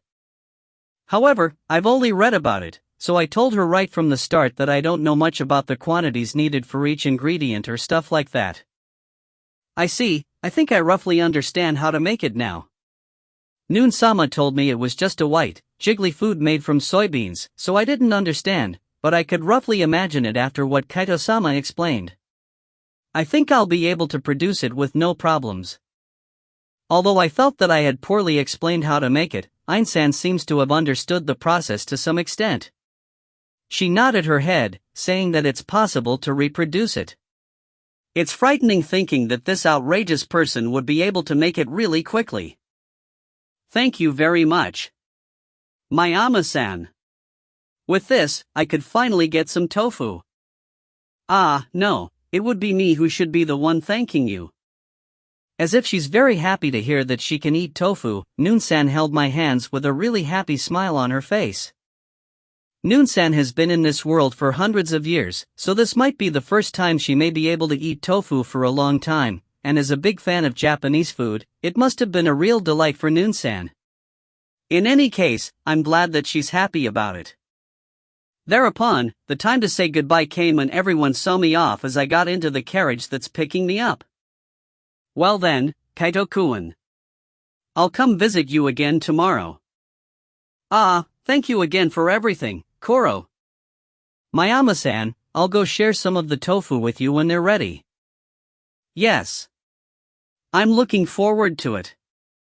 Oh, then I'll be going with you at that time then, and unlike Kuroma-sama and Lord Sex, I'm not famous in the human realm, so I can visit you out front. I think my partner would want to meet Kaito as well, so that would be perfect. Ah, you have to at least try to look human though, act. Raz is also coming with them. Yes. By all means. I'll be visiting Duchess Albert together with Say later, so we can talk at that time as well. Yes, I'll be expecting your visit. Kaito-sama, please take care of yourself. I hope to see you again. Thank you very much. Ein-san. Smiling at the words that everyone said, I get into the carriage and waved back at everyone who was waving at me. Today was really fun, and I think it was a good change for my mental state as well. When I get back to Lilia-san's mansion, I'll write an unaddressed letter again that has turned into a habit. I changed some contents of the letter a little bit. Dear Mom, Dad, today was the first day I've truly enjoyed being in another world. And also, I've made some friends. T/N. I've decided to change the title/names of the 6 kings because of a certain information I read on chapter 20. You know what? I'll just post it today as well, but no chapter in Saturday. Anyhow, Pluto/Hades is turned into Underworld King and so on. Lazy cat. Chapter 20. It seems like I'm 1 foot away from having a personal connections cheat. By the time we returned to the road, which was completely shrouded in the darkness of the night, and arrived at Lilia-san's mansion, it was almost midnight already. Welcome back, Mayama-sama. Luna Maria-san. Sorry, I'm late. No, my lady and the others have just returned a short while ago, so it's not that you're that late. I apologized to Luna Maria-san, who probably heard the sound of the carriage at the door and came out to greet me, even though it's already this late, but I was told that Lilia-san and the others had also coincidentally just returned a few minutes ago. How was the dinner party? Yeah, I had a lot of fun. I'm glad to hear that. My lady has been worried about you a lot so. We continued down the hallway while lightly bantering with each other. It kind of feels strange, but comparing the two of them once again, I feel that the atmosphere between Ain-san and Luna Maria-san is different. Ain-san has polished her abilities to the limits, not having any gaps in her work, while on the other hand, Luna Maria-san is a little more laid back. How should I say this? She's treating being a maid as work. They're both maids, but they have different atmospheres, or perhaps, is it just Ain-san that's strange? As I was thinking about this, I was led to the dining room, and after greeting back Lilia-san and the others, we had tea together and talked about what had happened to each of us. I see, a demon that used to be an otherworlder, huh? That's a really rare instance. Yes. I've heard that there were some of those who hold the role of hero who wanted to live here permanently in the past.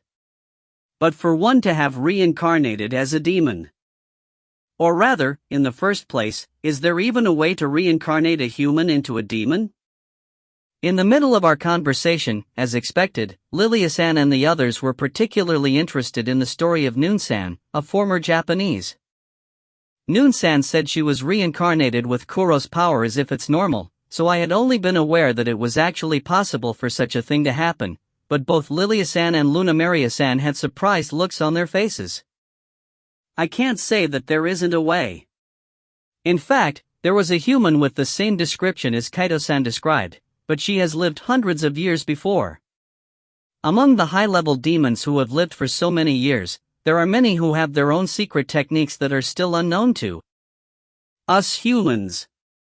However, to have such power that's able to change not only their lifespan, but also their original race. The high-ranking demon that Mayama-sama got to know must have been at least an Earl rank. It can even be a Duke rank high-ranking demon. That rank stuff you're talking about, is that the ranking between the demons?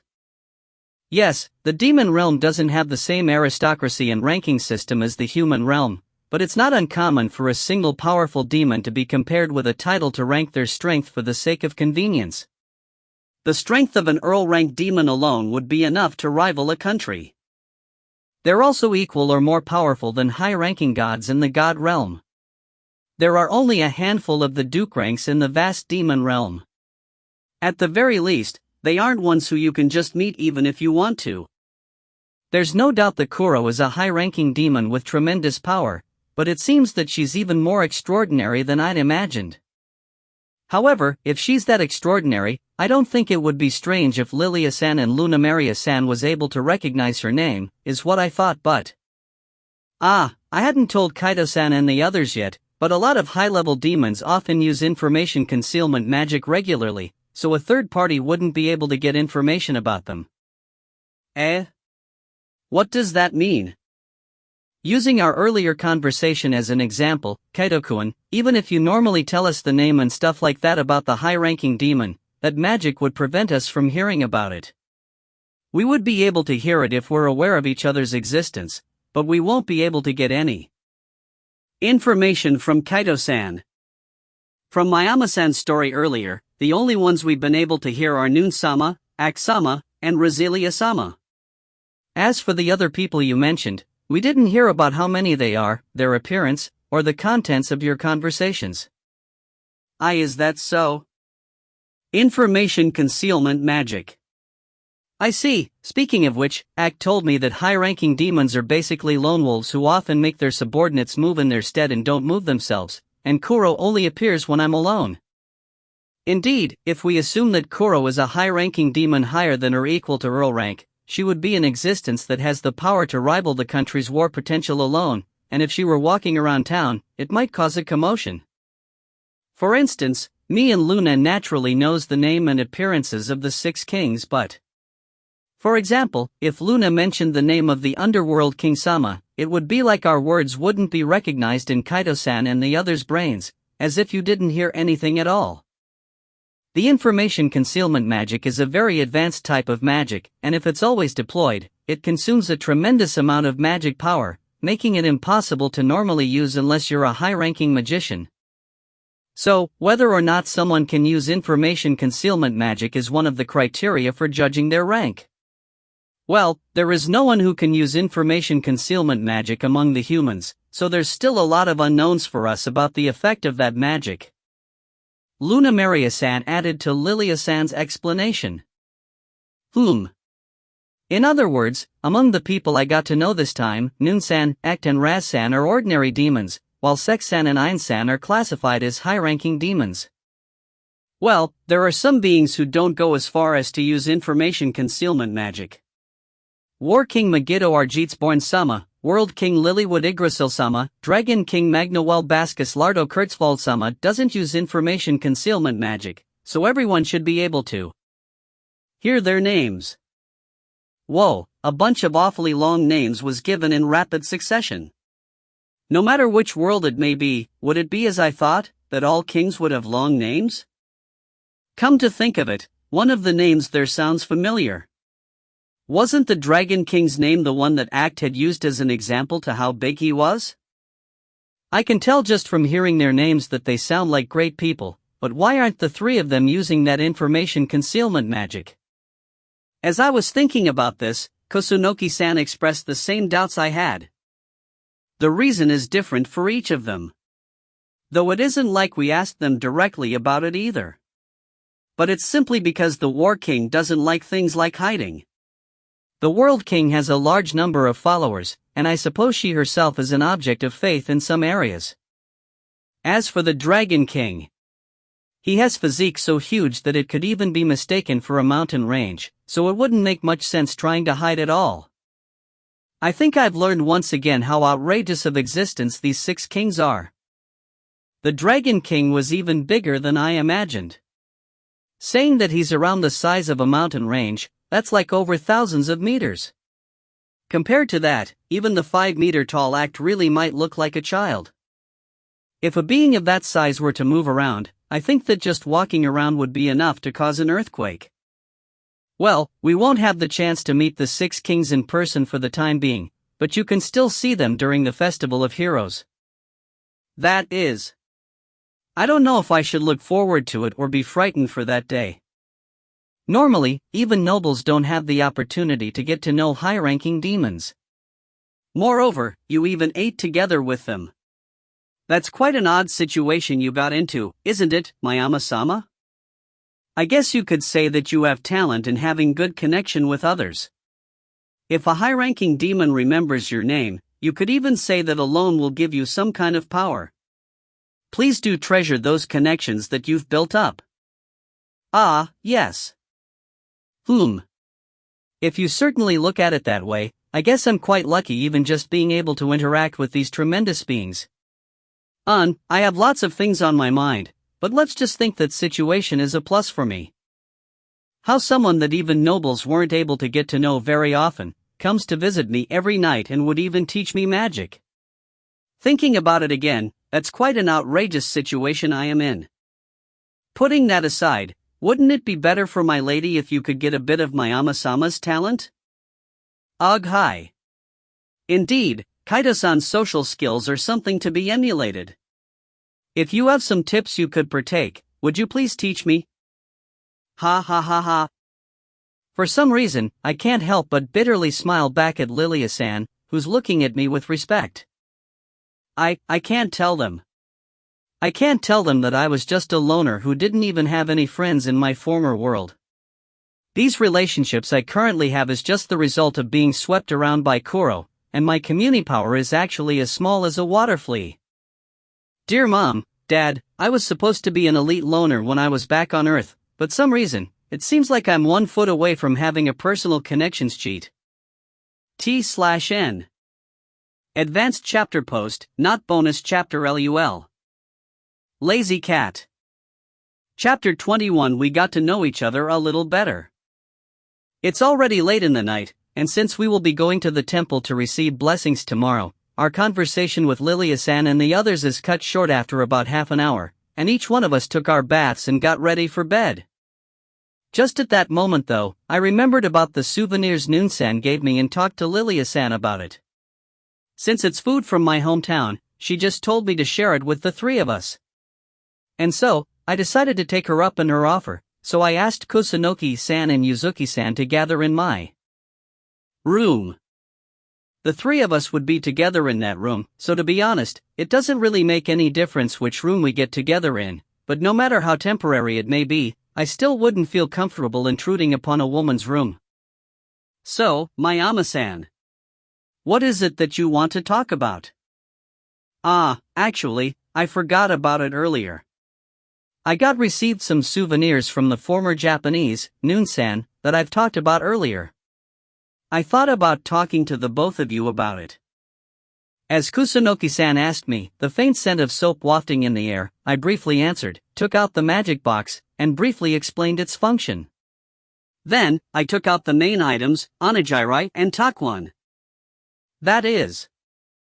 Should I say that it's to be expected, or their reactions were quite surprising? Their eyes were glued to the white rice on the table, and although they weren't gulping as I did earlier, I'm sure the two of them are looking at these onigiris as though they are divine treasures from heaven. Ni, Mayama-senpai. This is the real thing, right? This is rice, right? Why, yeah. It seems that Noon-san grows it for herself, and she was concerned about us, so she gave us a lot of it. Not only did she give us onigiri, but she also gave us some white rice that was just normally cooked, and she also shared some seasonings like miso and soy sauce. Would you really mind if we have some?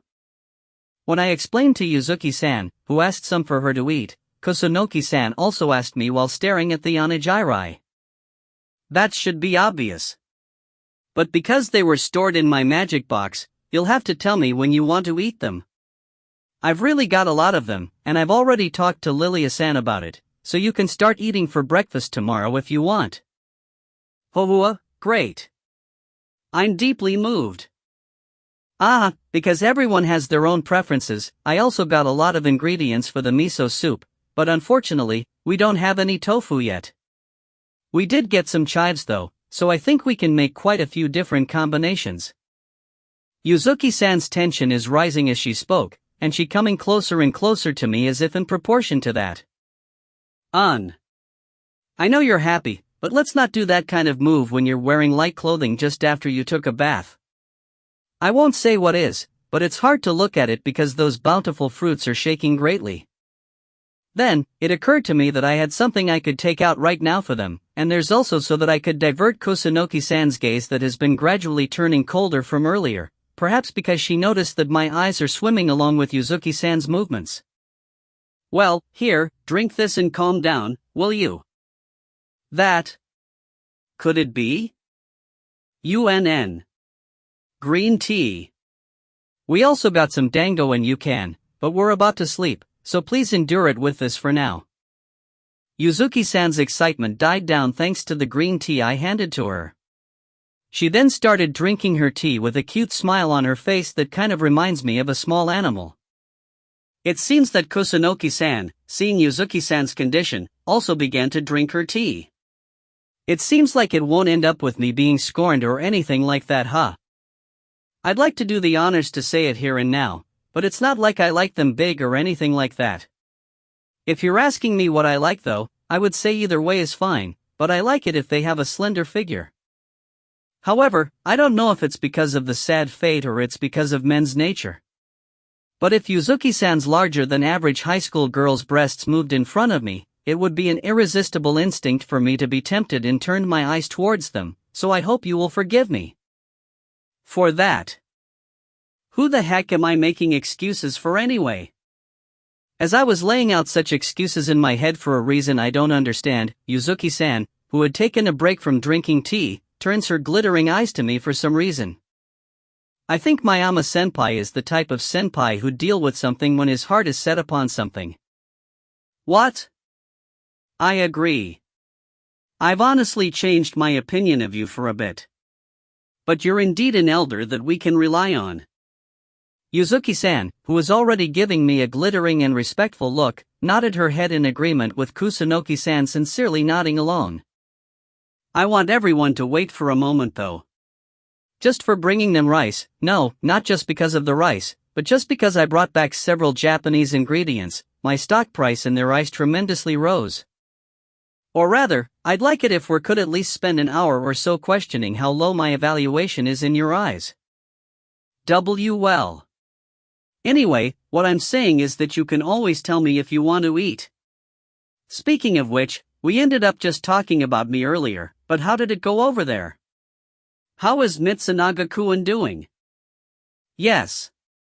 As expected of the royal palace, they have a very luxurious party, but we were so withered from the atmosphere that even though it's embarrassing to say, but we mostly relied on Lilia-san for conversation and such.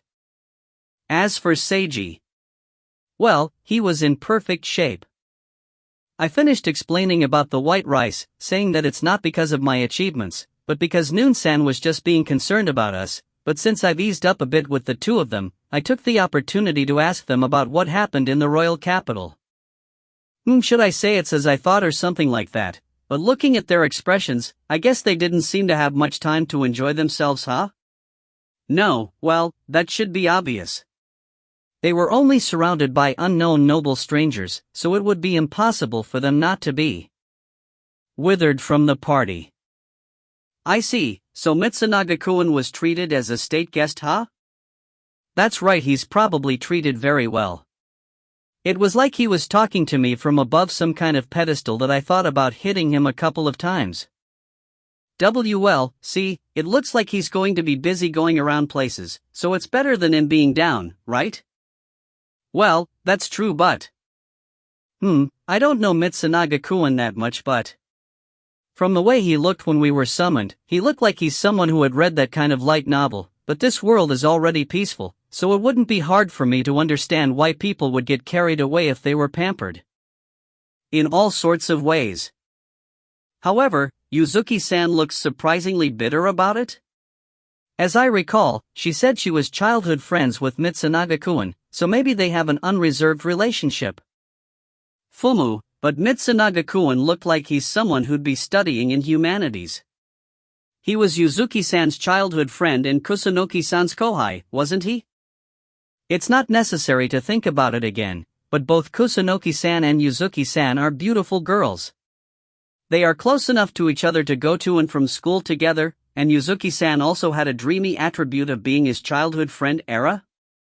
In the end, isn't he a winner even back in our previous world? Well, I'm also relieved to see that my kohai seems to be doing well. It seems that he will be leaving the royal capital soon to travel around the country, so if our timing isn't right, we won't be able to see him again for the time being. I honestly think that idiot should get some beating though. Fumu. Isn't Mitsunaga-kun Kusunoki-san or Yuzuki-san's lover? That's not possible. He's just my kohai, you know? I took the opportunity to ask them about the thing I was curious about, but what I got was a straight-faced no. It didn't even seem like their hearts skipped a beat, I don't know for what exactly, but I'm sorry, Mitsunaga-kun. I'm sorry that I strangely thought of you as one of those Ryajus who should explode.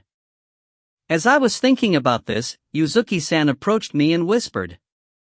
It's just between you and me, but the reason Seiji joined our club is that he's aiming for Aoi-senpai. Look, Aoi-senpai is pretty, has good grades and is very popular. Well, Aoi-senpai doesn't look like she felt anything just now though. Ah, I see. Kusunoki-san certainly looked like someone who'd be very popular. She also looked like the role model of a flower from the highest peak, unreachable for a mere mortal's hands. However, even if she said that Kusunoki-san is popular, Yuzuki-san seemed like she would be popular too.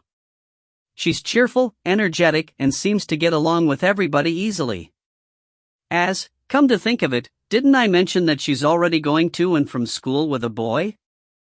Am I that influenced by the games and all the stuff I've read that I've imagined some kind of complex quadrilateral relationship between them? Rather than that, I also thought that Mitsunaga-kun and Hina-chan were lovers. Please stop, Aoi-senpai. I'm really getting goosebumps here. Why you disliked being called lovers that much? Apparently, it's not like she's being embarrassed about it or something like that, but she just really disliked it. It seems that it didn't turn into those stories in games as I thought. But speaking of games, there was a quest like that in an internet game set in a high school. I remembered a storyline where they were childhood friends and the guy had romantic feelings for her, but the girl doesn't feel anything for him at all. If I remember it correctly, wasn't it about helping that guy who doesn't realize it at all with various ways to approach the girl, or something like that? In the end, the guy's love was fruitless and he ended up just running around like a hamster in his wheel. However, I remembered that the dialogue of other NPCs and other things that came up during the quest was unique and interesting. If I remember correctly. T/N, NPC equals non-player character. Even though you're just childhood friends, it's like you're trying to anticipate something far ahead of a era? I feel like something strange happened just now. Yes, I remembered the development of the internet game I used to be addicted to, and that line that was stuck in my head just popped out of my mouth. But for some reason, I synced up with the girl who seemed to have no connection to such things. Kusunoki-san, who was about to say something identical or rather, the exact same line that I was about to say, looked at me and her eyes widened as if she couldn't believe it. And after a few seconds of silence in front of Yuzuki-san, who can't follow along the situation and is just tilting her head, Kusunoki-san hesitantly opens her mouth. Mayama-san. Can I ask you one question? Why yeah. Go on. A newbie is looking for a new place to hunt. Slime, goblin, orc. What would you recommend? Buy some equipment from a store in town and go with orc. Kusunoki-san mentioned very famous monsters that would appear in many games. Many people would be under the impression that the slime would be the weakest of all if they were just listed based on their names, but I responded with the orc.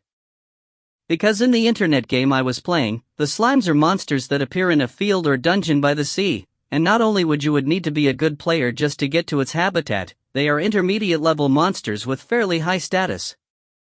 The status of a goblin alone is lower than that of an orc, but the Goblin King boss monster appears in the field where the goblins are located, and a large number of goblins themselves makes it easy to be surrounded by them, so it isn't a place that could be recommended for newbies. In comparison, orcs can be defeated with equipment that can be purchased from NPCs in the city, and the fields in which they appear are close enough to the city that they can easily replenish their stock and recover their health, making them a monster that even newbies can easily hunt. There is a separate field where the high orcs are found, and the boss monster, the Orc King, appears in that field, so bosses do not appear in the orcs field. So, for newbies, buying store-bought equipment and using orcs to get to level 20 or so is a template for the internet game I used to play, making it an ironclad training course. Can I also ask something? Please do so. I've put together a party to hunt the Earth Dragon. What's the easiest formation to hunt it? A thief is tank, a monk with barrier skill, and a mage with fire magic. By the way, the Earth Dragon is a high-grade monster with absurdly high attack power, but it only performs physical attacks at close quarters and is extremely vulnerable to magic. Therefore, rather than bringing high defense and high HP jobs such as knights and the like, the combination of the skill of a thief who has a certain chance of avoiding melee physical attacks and a monk's barrier skill, which blocks melee physical attacks up to a certain number of times, was very effective, and it was a popular monster that could be hunted by a party of a minimum of 3 people, making it a monster with a delicious amount of easy experience points. UNN, well, that means that it's pretty much what I think. Kusunoki-san was also playing that internet game I was into in high school. Moreover, she was probably a pretty advanced player. The world is a strange place where you could find common topics to talk about, and as Kusunoki-san and I looked at each other, we smiled. Dear Mom, Dad, thanks to the white rice, regarding the children from the same world, we got to know each other a little better. Chapter 22 Intermission, Kusunoki-awa the first love inside a birdcage. The discovery of unexpectedly having something in common with Kusunoki-san made our conversation more lively than I had expected, and I think was able to get to know both of them pretty well. Well, Yuzuki-san wasn't able to keep up with our conversation about the internet game and was now slightly sulking. Unexpectedly, Kusunoki-san has been playing internet games since she was in elementary school, and the total number of years that she had been playing the game was longer than me, who had retired from the game when I entered university. However, perhaps because of her diligent character, she seems to be a light user who only connected for about an hour a day, and I seem to be of a much higher level than her, which made me reflect on my past. I've been surprised at the fact that she has been playing internet games since she was in elementary school, but I've actually seen and heard of players like that when I was still playing the game, and there have been some of them among the players who were close to me. It kind of makes me nostalgic thinking about it. There was a newbie child I happened to meet back then, and as I taught him various things, we had become friends. I thought he was close to my age or older, as he had been very polite and always using honorifics while we were chatting, and he seemed to be a smart guy, with good memory and a good head on his shoulders, so I remembered being surprised when he told me he's 11 years old. I remembered back when I was retiring, he was pretty supportive of me, even though I was pretty much saying goodbye to him. I wonder how he's doing now. Is he still playing that game, or have he already retired from that game like me? Even though we were close, our relationship is just something online. There's no way for me to confirm it now, but I hope he's doing well. T/N, he doesn't know the newbie's gender, so I'm going to assume he's a male. Just as I'm taught to assume that most people in MMOs are male. As I was thinking about that, it was almost time for the date to change before I knew it. We are going to the temple tomorrow, so I've decided to switch my mind away from reminiscing nostalgic memories about the past and went to bed. I was born in a privileged family and lived in a privileged environment. I think that's how the world sees me. I may have been blessed to be the only daughter of the Kusunoki group, the owner of a large company, and I was given many things from an early age, but for me, the environment at home was never a comfortable one. I learned more lessons than I can count on one hand, and while the other children of my generation were playing together outside, I was constrained in my home, studying all the time. More than anything else, those eyes that looked at me and those affectionate smiles they gave me. I hated them very much. Everyone isn't looking at me. They don't see me for who I am, but as the daughter of the Kusunoki family. And even if I hated it so much, I couldn't do anything about it. Even if I had lots of things, freedom isn't something that I could acquire from inside my birdcage, the environment I thought I was in. I started playing online games as a bit of a break from those days. It was just a short 30 minutes to an hour before I finished my lessons, ate dinner, took a bath, and went to bed. I chose to play online games in my free time which I considered precious at that time. Because I was attracted by its catchphrase, the place where you can be your ideal self. Being conscious of those words, a self that isn't yours, I created a male character and played the game, but to be honest, I didn't know what to do at first, let alone enjoy it, since it was my first time playing this kind of game, let alone an online game. Even the help on the official site isn't very clear. There's a lot of technical jargons and in-game chatting is rife with incomprehensible conversations, and of course, there is no one I can ask about it, so I was already at a loss in the town where I started. And that was when I met that person. That person, who was wearing strong-looking equipment, approached me when I was in trouble and took good care of me, who was new to internet games and chatting. He gently and politely guided me through not only the game, but also the technical terms and unspoken rules of the internet, and even though I was slow with typing my responses, I was able to play the game properly and enjoy it. Once I got used to it, I really enjoyed playing online games. Nobody saw me as the daughter of the Kusunoki family, but rather as myself, which made the young me very happy, making me look forward to those short times of relaxation each day more than anything else. Especially that guy who taught me a lot of things in the beginning, and because I didn't like the idea of my levels being pulled up like that, he took the liberty to create a new low-level character and always played with me in a fair party, where our levels matched. He would pick me up when I logged in, take me to various hunting grounds without complaining about my poor skills and lack of knowledge, and listen to me chatter and complain about all sorts of trivial things. I enjoyed my time with that person the most. He was kind and dependable, and yet, somehow laid back and relaxed. I felt at ease just being with him. Having no siblings, I had thought that this may be what it feels like having an older brother. Looking back on it now, that must be when I first felt love. If I had to confess, it would be better to say that my state of mind in playing online games at that time was so that I could meet that person, rather than going online just to play the game itself. Though I said that, I still didn't have any idea about love at that time, and all I wanted was to play with the kind older brother. It may sound strange to say that I'm in love with someone whose face and name I didn't know, but at the end of the day, the ideal love interest I had in mind is a kind and dependable older man. In short, someone like him, and I think there's probably no doubt about it. At any rate, for me at that time, talking with him is without a doubt the most enjoyable and happiest time I had.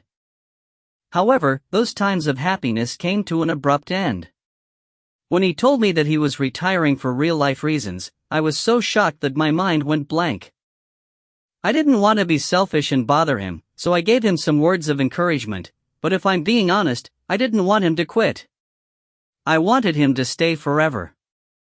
However, time eventually passed without me being able to say anything, and in the spring 3 years ago, he disappeared from the online game world.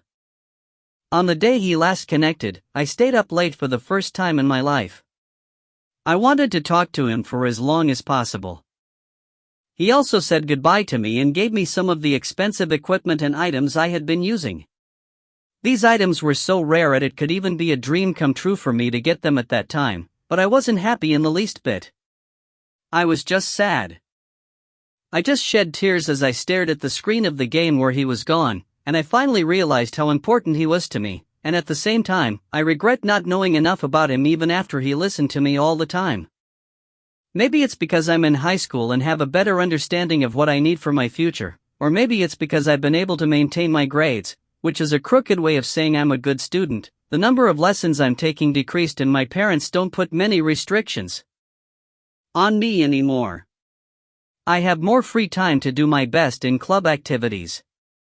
Starting with Hina-chan, I've made a lot of people that I could call my friends, and I can say that my days have been really fulfilling. However, I'm still playing that online game and I would still go online for 30 minutes to an hour every day. I know that I'm being stubborn, but I'm still holding on to a slight hope that he might come back someday. Turning off the lights and went to bed, my eyes reflect the faint moonlight coming through the window. A lot of things happened today. The party at the palace is one thing, but I'm glad that I also had a chance to talk with Mayama-san, who I hadn't had a chance to talk to very often. To be honest, until now, there was a part of me that had a hard time grasping the distance between us, if you could call it that.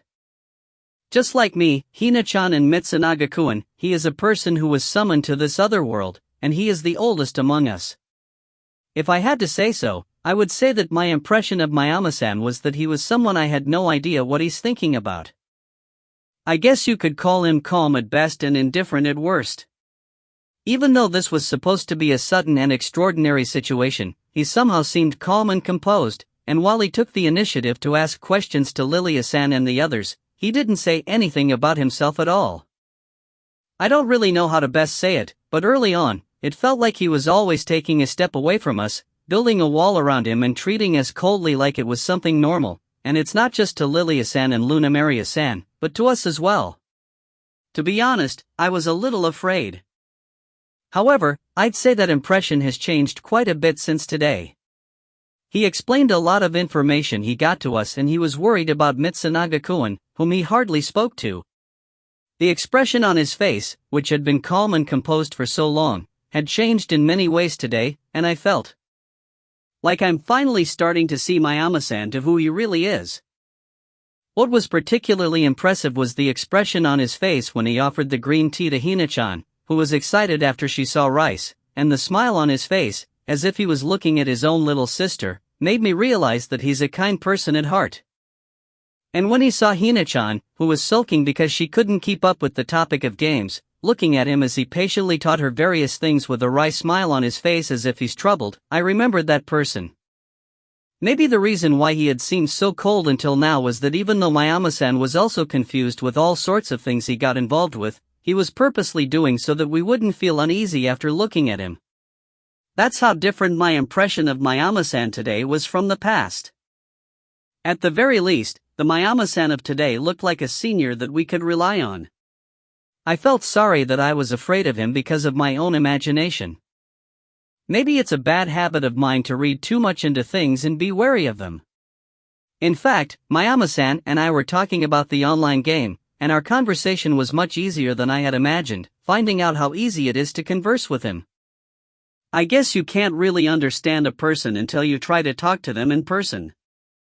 I don't know if I'm being extreme or just being naive. But my impression of Mayama-san has changed for the better after just having a long talk with him today.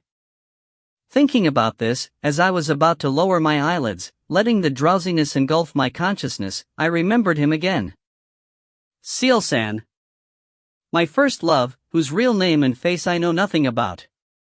The time I spent with that person is still a cherished memory that will stay with me to this day, and the equipment and items he left behind were all untouched and carefully stored in the online games warehouse. Ready and waiting for the day he comes back. Even so, 3 years have already passed and I should have been remembering him less and less as time passed. But what made me remember that person over and over again today? Because it's been a while since I've talked about the online game? No, that's probably not it. Ah, I see. It's because they resemble. The way Mayama-san was teaching Hina-chan various things about the game reminded me of that person in my memory. Come to think of it, Seal-san was 4 or 5 years older than me, just like Mayama-san. Didn't he mention that he based his username on his real name? Mayama Kaido, Kai for enjoyment and to for human. I think Kai could also mean shell, right? Wait, shell, seal? Foo. As expected, wouldn't circumstances be too convenient if that really were the case? However, I feel like I'm going to have a good dream today. As a self-mocking smile leaked out from my mouth, I could feel some sort of warmth embracing my body as my consciousness sank into slumber. Chapter 23. It's a floating garden. What do you think the temple would be like? If I were to imagine what it would be like, as expected, it would be like those Greek temples? That's a very rough image you have there. Not that I don't understand why you imagined it like that though. Looking out the window of the carriage, Yuzuki-san talked with me with slightly higher intensity, while the calm and composed Kusunoki-san joins the conversation. I guess the power of white rice is that great. I feel like the awkwardness from our previous conversations is now a lie. Could this be that? Does it feel like my communipower has leveled up and I've become a little more sociable? We're currently having a short break after eating our breakfast, as we're heading to the temple where God lives to receive his blessing. Speaking of which, Lilia-san. I forgot to ask before, but what exactly does a blessing do? Ah, that was on my mind too. Let's see. To put it simply, you will get God's divine protection. Would it be easier to think of it as a kind of defense-oriented magic that they cast upon you? Since we're heading to the Temple of Health this time, I guess you could think of it as a magic that prevents illnesses. I see, it might certainly be easier to imagine it like that. And while the blessings received from priests, in other words, an ordinary human, are basically just spells, it is said that the blessings cast directly by God have a definite effect. However, there's a fee. I'll say this again. There apparently is a fee for a blessing. That's quite materialistic of you, oh gods. I think I know what you're thinking. But since that's the main source of income for the temple. Incidentally, the blessing of a priest was set at the cost of an iron coin. As for the blessing of a god, they mostly depend on the rank of the god performing it, but the average cost would be a gold coin. Let me think, since the iron coins are 10 or if I remember correctly. The blessing of a priest is about 1,000 yen. As for the blessing of a god, they were at the staggering cost of 10,000 or, that's about 1,000,000 yen. That's so expensive that you have to be a noble to receive to afford their blessing. Just adding a bit more information, we're going to the God of Health, so it's 1 gold coin, but the blessing from the God of Love that my lady received before was paid with 5 gold coins. That expensive? Luna. I'm afraid it didn't work though. Gunya Nunu. Due to Luna Maria Sans unnecessarily adding more information, which can be said to be normally happening every now and then, Lilia-san's face turns red in a flash. She certainly looks cute, but the atmosphere inside the carriage turned kind of, speaking of which, there was something that bothered me earlier, and since I can use that to get out of our current topic. By the way, you mentioned earlier that the cost is based on the god's rank, but do gods also have ranks of their own? Lu, eh? Well, there are 3 ranks, the lower, the higher, and the supreme gods. Then, there's also the one who stands above all them, the creation god. Basically, the people who have temples in the human realm are the lower rank gods, but when it comes to the blessings of the higher rank gods, the reputation of the gods is more important for them than money, so the only person who can receive it is the king. It appears that I've successfully deviated the conversation. Lilia-san stops complaining about Luna Maria-san and turned her attention to responding to my question. No, I wasn't trying to help Luna Maria-san, I was trying to change the subject so that the atmosphere in the carriage wouldn't get worse. So put that thumbs up away, you useless maid. As for the supreme gods, the 3 great gods of time, fate, and life, it's highly unlikely that you'll ever get to see their faces, much less receive their blessings, except at the Festival of Heroes. It seems that they rarely go out to the human realm, so unless you're extremely lucky. Indeed, just their titles God of Time and God of Fate alone convey the fact that they're extraordinary beings. But now that I think about it again, the 6 kings, the 3 great gods, the creation god, and all the other personnel gathering for the Festival of Heroes, how big of a festival is it really going to be? As exciting as it may sound, it also sounds a bit terrifying. Soon after, the carriage arrived in front of a huge and majestic temple, but the one living here must be one heck of a person. Hearing Kusunoki-san's mumble, I nodded silently as I looked at the scene in front of me. If you certainly think about it, this blessing stuff we're doing right now is just like the Hatsumote in Japan, so if you can clearly imagine that, you should be able to imagine the scene we're facing now. When I was almost convinced that this is just something unique for the other world, Lilia-san and the others surprisingly also had a very surprised look on their faces. T/N, Hatsumote is the first shrine visit of the new year. You can see them in anime, and you'll see how there are lots of people in there. What does this mean? It certainly is odd.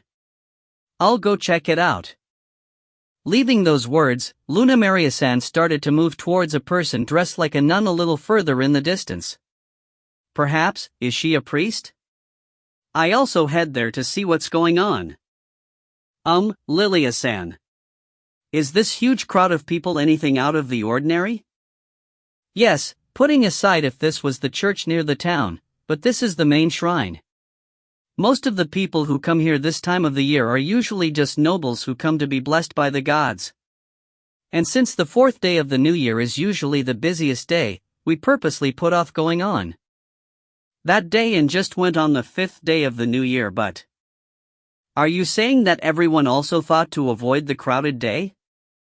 If that's the case, the 5th day should have been a lot quieter than usual. On the 5th day every year, the higher rank gods are invited to the royal palace for the king to receive their blessings. Many nobles and priests are supposed to gather at the royal palace for the rare opportunity to see a high rank god. I see, I have the image of nobles as people who value connections, and the opportunity to possibly get to know a high rank god who doesn't normally live in the human realm should be really precious. So, it's understandable why everyone is heading to the royal palace. That's why Lilia-san must have thought of getting our blessing on this day when the temple would be empty, but when we actually visited, it was unexpectedly crowded. Then, just as I was receiving an explanation from Lilia-san, Luna Maria-san came back with a somewhat panicked look on her face. My lady!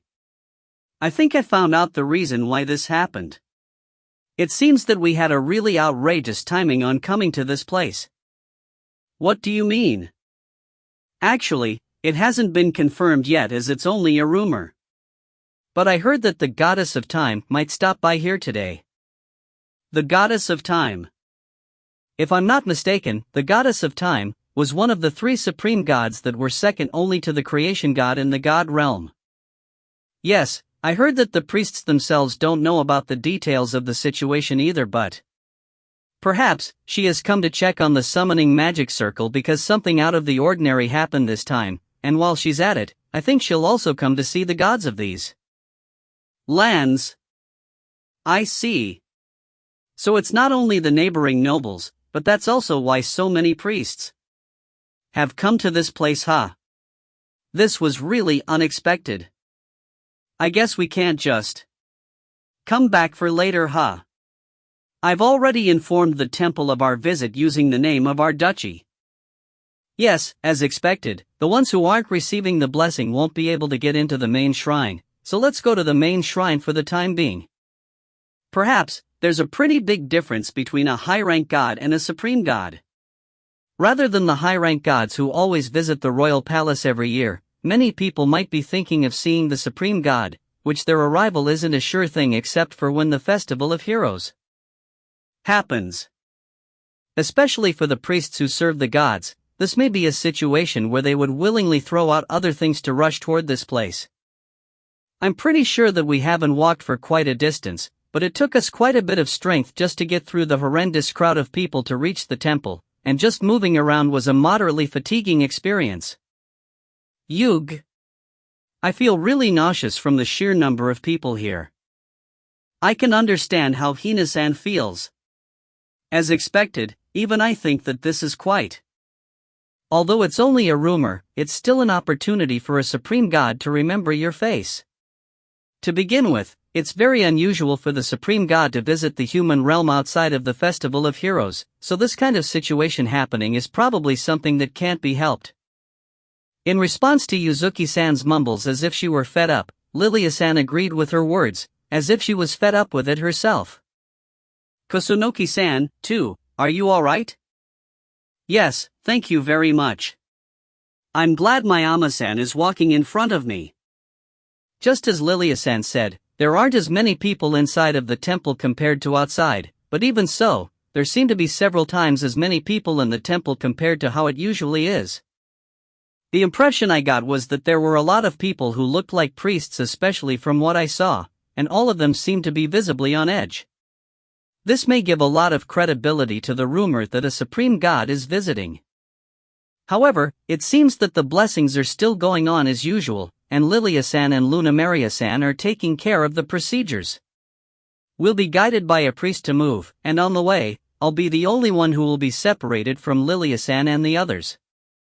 Because there appears to be a rule of wearing special vestments when receiving the blessings, the men and women are separated so that they could change their own clothes.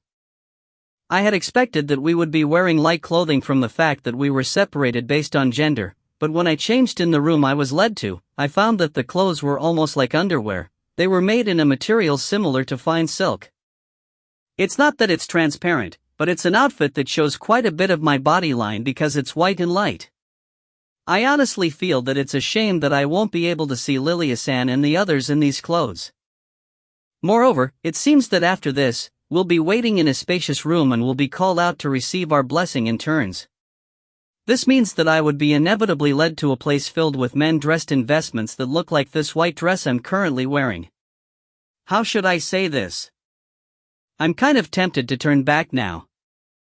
From what I heard from the priest who was leading me, it doesn't look like it's packed to the brim, but apparently, there are still dozens of people waiting for their turn over there, and we would definitely need to wait for over an hour. That doesn't sound like a blessing anymore, it's almost torture for me. When we came before a door in the hall, the male priest bowed his head deeply as if he had another person to lead and left right away. I honestly want to leave without opening this door that leads to a sausage fest, but after taking a few deep breaths, I make up my mind, opened the door and entered. As I entered, the scene I came upon in front of me wasn't the sausage fest that I thought I would find. I could feel the breeze blowing gently, caressing my cheeks comfortably, bringing the scent of flowers along with it. Colorful flowers bloomed beautifully in front of me, and after moving my eyes around, I could see the border between the blue sky and the earth. The scenery has a beautiful yet majestic atmosphere, as if I was looking down on the earth. No one responded to the shout that reflexively came out of my mouth. Rather, it even looks like there's no one else in this place but me. Dear Mom, Dad, I visited the temple to receive a blessing, but when I opened the door, I didn't arrive in a guest room, it's a hanging garden. Hey, lazy cat here. Not sure if I translate another novel aside from this one and the Hazard chapters that come from time to time after dropping over limit, and if I decide not to translate another novel, I will change the schedule to Monday through Friday. Lazy cat. Chapter 24. She's an outrageous natural airhead. When I opened the door in the temple, I found myself in a hanging garden. No, it's not like I'm making a gag or anything like that, but seriously, when I opened the door and went in, what I saw before me was a hanging garden with no one in sight. And the door that I've just passed through, which I should have passed through just a minute ago, is gone. To be honest, my mind hasn't really quite caught up with it, but... Could it be that this is actually the waiting room? Maybe it's just I who doesn't know and this is actually the norm. No, as expected, that isn't possible. I mean, how the heck could anyone call this place a room? And just as it was too sudden that I found myself in here, I suddenly found someone there as if they had been there from the start. Yes, before I noticed it, without even making a sound nor did I even feel her presence, standing a few feet in front of me was a woman. No, there's something standing there of nature I do not know. She has the appearance of an unparalleled beauty, I can't think of anything else to say about her. Long, silver-white straight hair that doesn't have any curls reaching to her knees, they even seem like they're faintly glittering, and golden eyes that don't have any hint of cloudiness. Her body, which is about 160 centimeters tall and dressed in white vestments, is so beautiful that you would think that her existence embodies the perfect divine proportions, and most of all, she's kind of eerie. When I met Kuro, I thought that her appearance as she stands against the sunset was like art, but the appearance of the woman in front of me is art in itself, not just a metaphor that describes her. Yes, everything is too perfect for the woman in front of me, that it gives me an inexplicable sense of foreignness from her.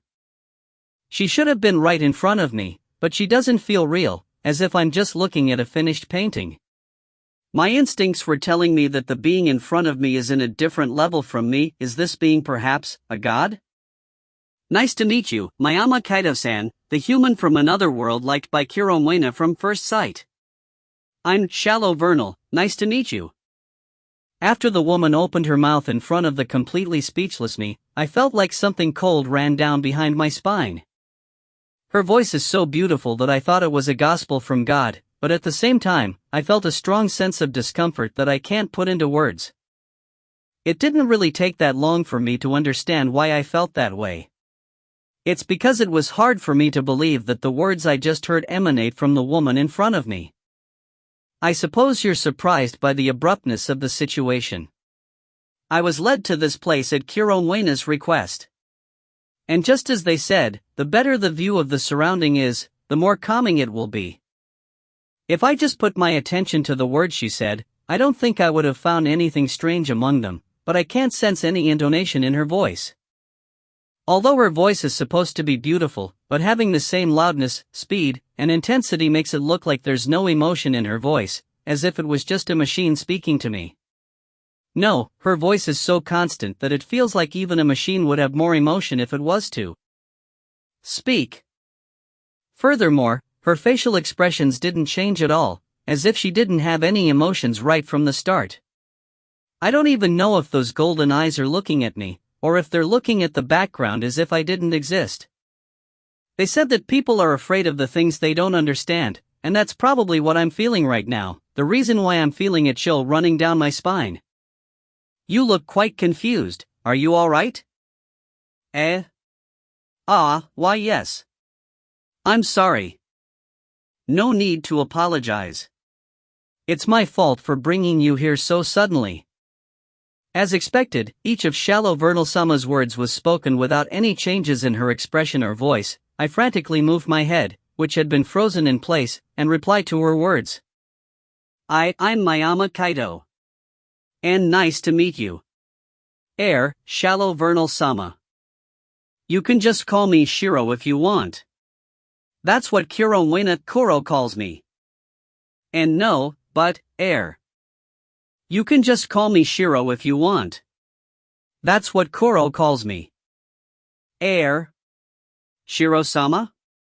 That sama is unnecessary. No. That sama is unnecessary. As expected, I can't just impudently. That sama is unnecessary. Ah, yes. Shiro-san. Best regards. Our conversation finally moved forward. She's not even trying to pull back for the others. That would have just ended up in an endless loop. I'll do what you say, so please stop sounding like a broken record in a repeated playback. Seriously, it's scary. To be honest, I didn't feel really comfortable calling a being that's obviously in another level compared to me such a thing, but having to hear the same words repeated over and over again with her completely unchanging expression and voice, I just gave up and changed the way I called her. Tea then, once again. Shiro-san said that Kuro requested you something. But why exactly did I get summoned to this place? I think it's plausible to question it. Well then, I will now grant you your blessing. Ha? Era? That's weird. Didn't she just hear me asking that question? Just because you told me what you think about that question, that doesn't mean you explained anything, you know. After telling me in a voice with no inflection at all, Shiro lightly pointed her hand at me without answering my question.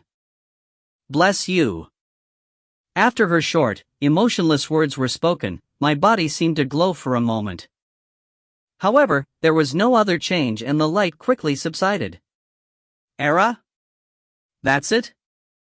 Now then, shall we have some tea? What? Wait a minute, I'm begging you, please explain the situation a little bit. I don't even have any idea what's going on. What did Kuro ask Shiro-san to do? Is the blessing finished with just that? And why the heck are we having tea now? It's fine if you just briefly talk about it, but could you please explain it to me?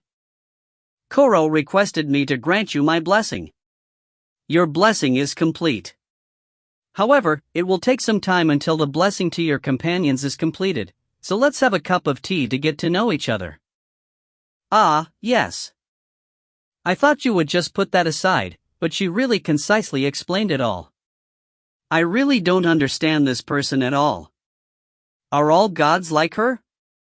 Honestly, I want to hold my head in my hands right now, but before I knew it, a garden chair and table appeared in front of me, and Shiro-san is already taking her seat. If I don't take my seat, I feel like I would just end up in that endless loop again, so I sit down in one of the simple but beautiful white garden chairs, facing Shiro-san. And then, as if it's natural, a cup of amber-colored liquid appeared in front of me. Awkward. The combination of her silence and expressionlessness turned everything really awkward. Conversation. We should have some conversation, at least. It's alright. I've been through a lot since I came to this world, and even though I'm a loner, my communipower should have improved a little bit. I need something, some kind of clue to initiate our conversation. Even though we sat facing each other. Having no conversation starting at all, I got a little impatient, so I just turned to the drink placed in front of me while looking for a clue to initiate our conversa. Whoa, this is delicious. What is this black tea? Even though I'm not that knowledgeable about teas, even I can see that it's outrageously delicious. Should I say that it's to be expected from the tea served by God, huh? That's right, how about we start with this tea? This tea is quite delicious, isn't it? I'm glad you like it. I can't push the conversation forward at all. Or rather, even if I tried to push forward our conversation, I couldn't continue at all with the combo of her complete lack of facial expressions and voice intonations. Cool. I guess the level up of my communipower is nothing but my imagination, huh? Reality really is ruthless. I mean, I'm the type of person who basically waits and receives what the other person says. What I've learned in my loner life is how to adapt to what the other person is saying. In other words, the opening conversation is left to the other person, and I'm just basically adapting to that and keeping the conversation going without straining it. This conversation technique is effective for most people, especially for the type of people like Kuro who is willing to talk to me. Unfortunately, there's a fatal flaw in this tactic. It doesn't work well if I'm talking with the same type of person. This is exactly what's happening in my current situation with Shiro-san. I may be able to push forward some topics if I was talking with a normal person, but Shiro-san is a difficult adversary, for I don't know what she's thinking, nor do I even know how to talk with her in the first place. Shiro-san, anything is fine, but don't you have anything we could talk about? In that case, let me ask you a question. What did you mean when you said communipower? It's short for communication power, which is basically the power to have a good conversation with others. I see. Then what does being a loner mean? It basically means someone being alone. By the way, Shiro-san, could you possibly be able to read my mind or something like that? I can certainly read your mind. Ah, is that so? She just affirmed it as if it's a matter of course. Does that mean she had read everything I just said? That's really embarrassing. Then, I think it's best to let Shiro-san take the lead in this conversation. Ah, it won't do if we don't have some tea cakes, right? I've been thinking for a while now, but haven't you gone along with your own pace all these times? Are you that free? Hey, are you that free? She doesn't even care about our current situation, and she just switched from one conversation to another with the same expression on her face and voice. It's a common say in all eras and cultures, but it seems that gods don't really understand the feelings of people. Please enjoy your meal. Shiro-san, even you too, huh? To be honest, I had a bad feeling when I heard that she was Kuro's acquaintance, just like how she showed up in front of me like it was natural. The baby Castellas has undoubtedly turned into the thing that I've seen the most in this world. Not having any energy to complain anymore, I pick up a baby Castella that I'm already used to eating and put it in my mouth. I feel like fainting in agony. The moment I take a bite of the baby Castella, a piercing spiciness spread in my mouth, and it stuck not only in my mouth, but also in my nostrils. Don't tell me, this is wasabi. Eh? Why is there wasabi in the baby Castella? Is she harassing me? Isn't wasabi in a completely different vector of existence? This should have been a combination that couldn't exist. A baby Castella filled with wasabi, a bizarre disproportionate taste of sweetness and spiciness began spreading in my mouth. I began to pour tea into my mouth, desperately wanting for the violent, disgusting taste to be washed away. And just when I moved my gaze to the person who brought out the cruelness incarnate, tea cakes that carved a new trauma inside of me, Shiro-san brought it to my mouth without any particular change in her expression. Why are you eating that normally? Don't tell me, she isn't actually trying to harass me and just a regular tea cake for her? This person. Don't tell me that not only her very being, but even her sense of taste is also weird? Sure, Shiro-san? What is it? Is that good? No, it's so bad that I'd rather eat dirt. Then, at least show a little bit of that kind of feeling in your expression or your voice. I mean, in the first place, why the heck did you make that kind of stuff and serve it as tea cakes? Say it. Kuro once gave me these as a gift, saying I tried to make it but it was incredibly bad, so I'm giving these to you. However, didn't Shiro-san also think that it doesn't taste good? Yes. It's hard to believe that a food as terrible as this exists in this world. Then, why did you offer such a substitute for the tea cakes? Kuro told me that baby Castellas are the best thing to eat with tea, and since I want to deepen my friendship with Manhwa Kaido-san, I served what I heard was the best thing to welcome you. However, what about Shiro-san's thoughts regarding these tea cakes? It tastes so bad that I think its very existence should be a sin. I think I now understand a little bit regarding this person. Her expression and intonation of her voice don't change at all as usual, but this person is probably a really outrageous natural airhead. Adding up being a natural airhead to being expressionless and emotionless is a terribly poor disposition. I would like it if you give back all the reverence I felt for you just a short while ago. Don't you think it would be quite difficult for me to return it since it isn't tangible? It's just a metaphor. Dear Mom, Dad, I met God but... She was eerily expressionless, chillingly emotionless. And to top it all off, she's an outrageous natural airhead. Chapter 25 Blessed by the Goddess. The conversation with Shiro-san, the goddess with a beautiful face, perfect proportions, a beautiful voice and specs that could make even the goddess of beauty run away from her superiority, but also possesses outrageously troublesome factors as she's expressionless, emotionless, and a natural airhead, continues. No, please carry on with our conversation. Could it be that? That pattern where it won't do unless I do it myself? Yes. I'd like it if you deny it though, even though it was a lie. Well then, this may be a lie, but I will now change our subject. Ah, yes. It really was a lie. What should I do with this goddess? Look, since you read my mind anyway, you can use that to your advantage to broach a subject for our conversation. There should be a lot we can talk about, right? We could even talk about things from back in my previous world or something like that. Well then, let's talk about the book called The Documents of the Jet Black Knees Volume 2. Wave. Oi, idiot. Stop right there, you can't just go digging up anyone's black history from their middle school times as you please. Seriously, please stop it, I will die. Is this actually titled as Jet Black Darkness? Why is it that the jet black in this series is written as knee instead of lacquer? T/N/jet black. In the book, that's totally not written by Kaido, it was written as instead. Equals knee, equals lacquer. Stop it. Don't start correcting the misspelled kanji. I'm pretty sure that's not something you should be touching. My heart is one arrow away from crumbling into pieces. Why is it that of all the things you can read in my mind, you aimed at that memory that has been buried down deep inside? You must have been doing this on purpose, huh? The current flow of conversation is no good. A topic, I must think of any kind of topic. Speaking of which, I heard that blessings work differently for different gods. What effect does Shiro-san's blessing have?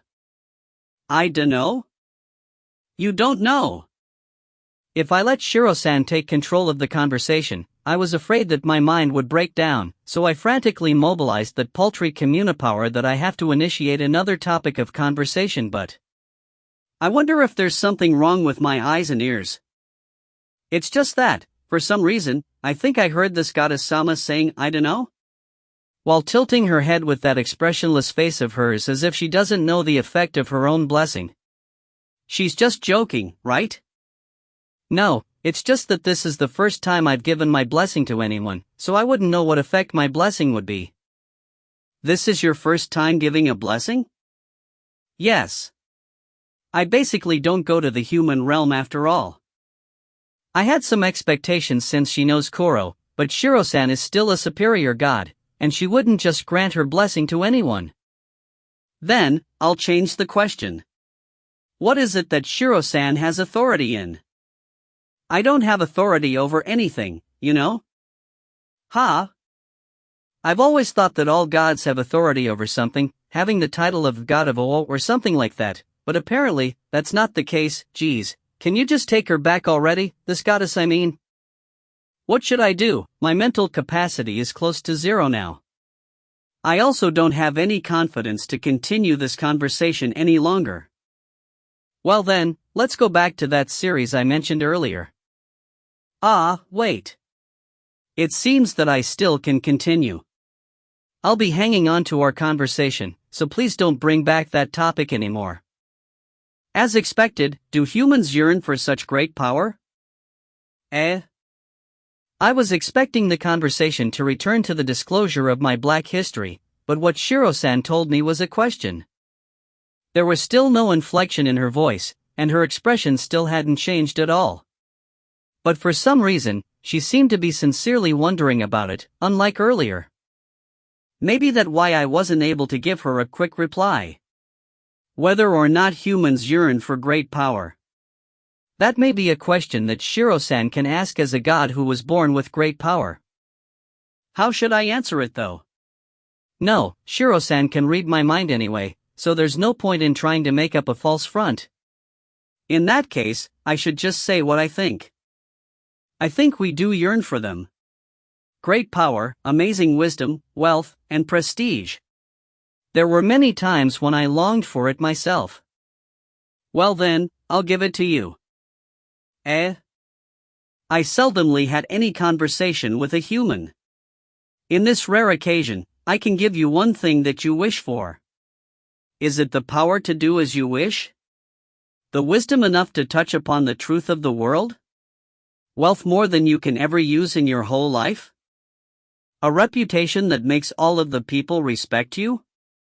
Whatever you want is fine. Now, tell me what you want. I can give you something that no one will ever hope to reach. As if it's something she can naturally do, the goddess told me so.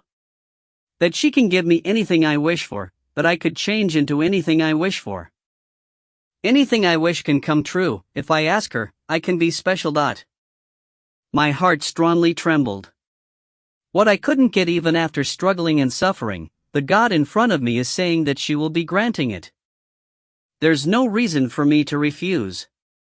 There should have been no reason, but I wonder why. There's something that's holding me back from speaking deep within my heart. Closing my eyes, I knock on the recesses of my mind that I'm finally starting to feel closer these days. What is it that I want? What in the world do I really want? Silently asking myself so, I slowly open my eyes to look into the goddess's all-seeing eyes, and utter the answer I got. No, thank you. Why? It's because I think you probably couldn't give me what I really want so.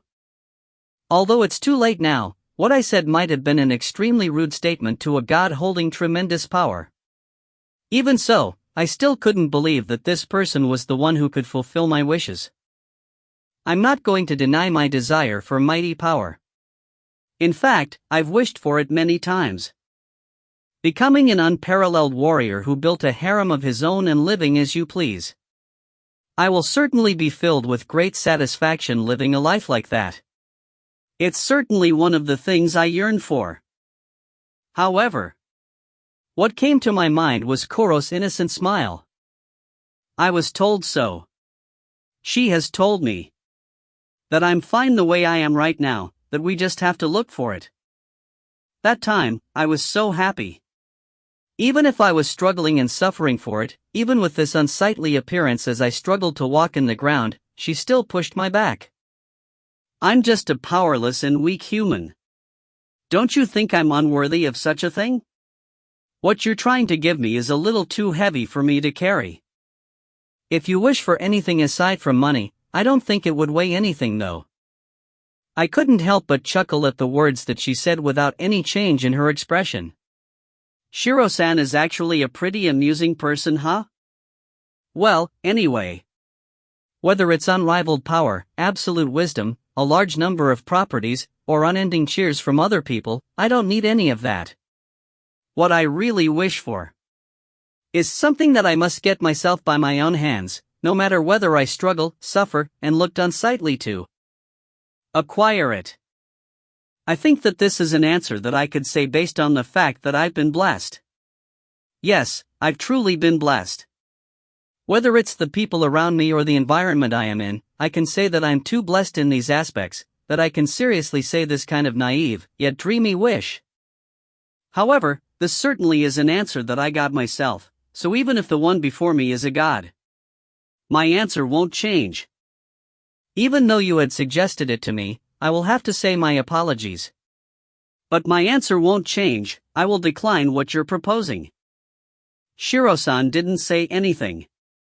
She just silently listened to my monologue and looked at me as I lowered my head.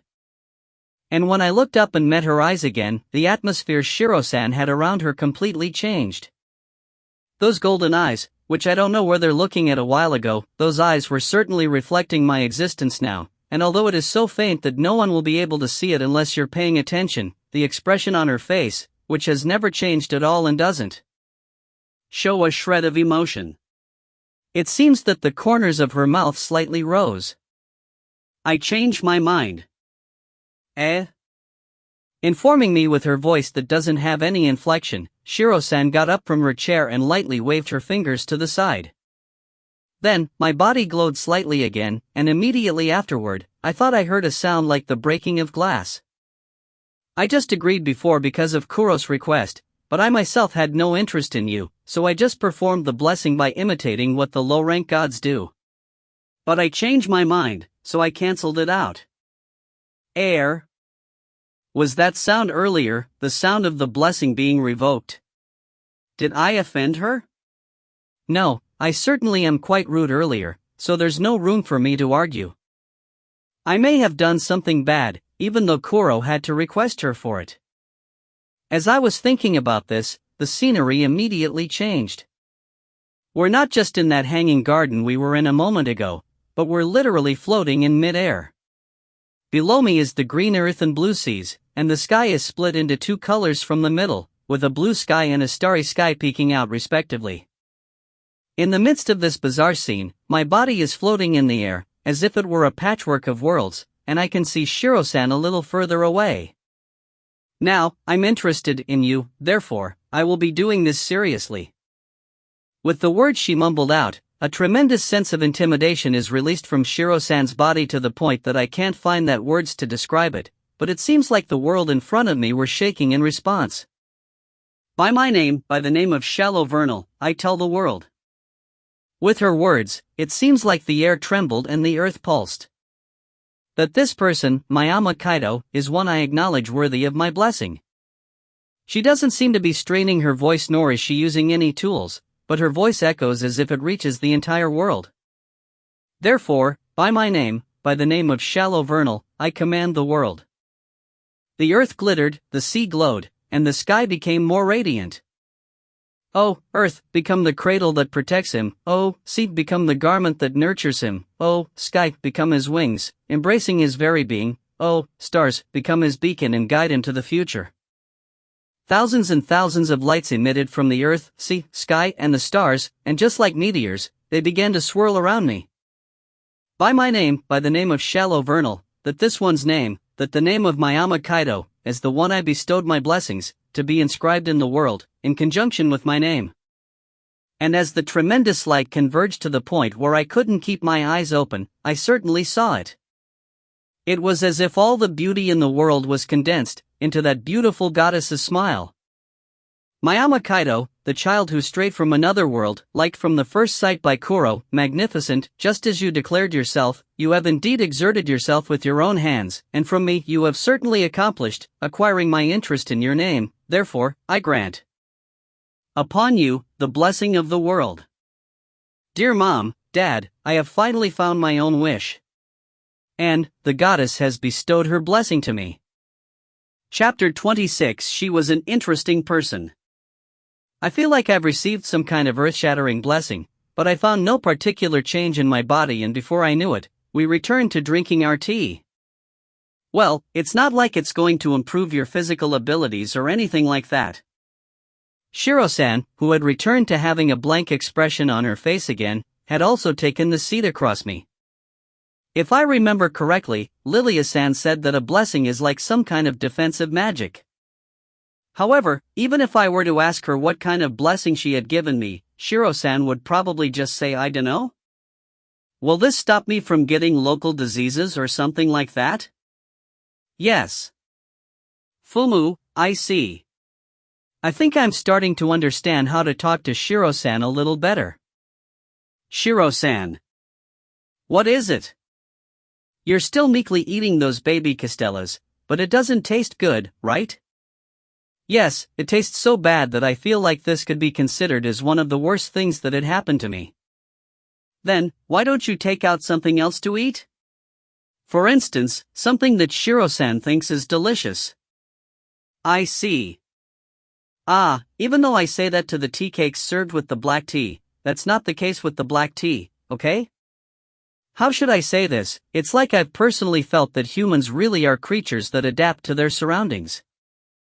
Rather than that, I think that after that blessing earlier, I'm starting to gain a little more mental composure regarding what I want to say myself. Unlike the last time when I just met her, Shiro-san was looking at me properly, and thanks to that, I understood that she had emotions and the heaviness that I felt that was draining my spirit just by talking to her were gone. After that, I have to look really closely at her to understand it, but I can even see a slight change in her facial expression. The corner of her mouth is now slightly rising and falling by a few millimeters, and the fact that she just briefly blinked twice is probably a sign of surprise because she was caught off guard. That's right. There's still that lack of inflection in her voice though, but I've gotten used to it and it doesn't bother me as much as it used to, as I've come to realize that it's also a part of Shiro-san's personality. While affirming my opinion, Shiro-san makes a new set of cookies appear on the table. At first glance, they look like ordinary cookies, but they are also sublimely delicious. There's something about the appearance of this cookie that makes it seem sublime for some reason. Speaking of which, are Shiro-san and Kuro close? You just said that you did it because she asked you to. Yes, we drink tea together a lot. I can somehow imagine that Kuro would probably be talking a lot. Before I could even say a word, Kuro would have finished saying 3. Ah ha ha. The combination of Kuro and Shiro-san. It's quite a strange combination since they differ in physique and personality, but Kuro who would keep pushing the conversation along and she who doesn't care about small details might be a good match with the natural airhead Shiro-san who don't initiate conversations at all, but answer conversations when they're swung at her. At least, it seems like Shiro-san thinks well of Kuro, as I could see the corners of her mouth rising by a few millimeters even now. Somehow, I'm starting to understand the changes in Shiro-san's emotions and I'm getting the hang of our conversation. For better or worse, Shiro-san accepts my words as I say them and responds straightforwardly and honestly, and they may be extremely difficult to understand. Her expressions also changes. When it comes down to it, the conversations I had with Shiro-san became more enjoyable, and we're chatting so naturally, that time had passed before I even knew it. It seems like your companions finally finished receiving their blessings. Era? Is it that time already? Yes. 93 minutes have passed since you arrived here. Time sure flies by fast. When I heard Shiro-san suddenly said that, it seems like an hour and a half passed before I knew it. At the same time, a door appears next to Shiro-san. That's probably the door that would get me back to my room. The conversation with Shiro-san was fun, and even if I'm reluctant, I decided to stand up from my seat. You're quite an unusual person, aren't you? No one would normally describe a conversation with me as enjoyable. Is that so? In response to Shiro-san who said that while the corner of her mouth slightly rose, I just tilted my head. I indeed felt like I couldn't continue our conversation at the beginning, but as we talked, I didn't have that feeling anymore.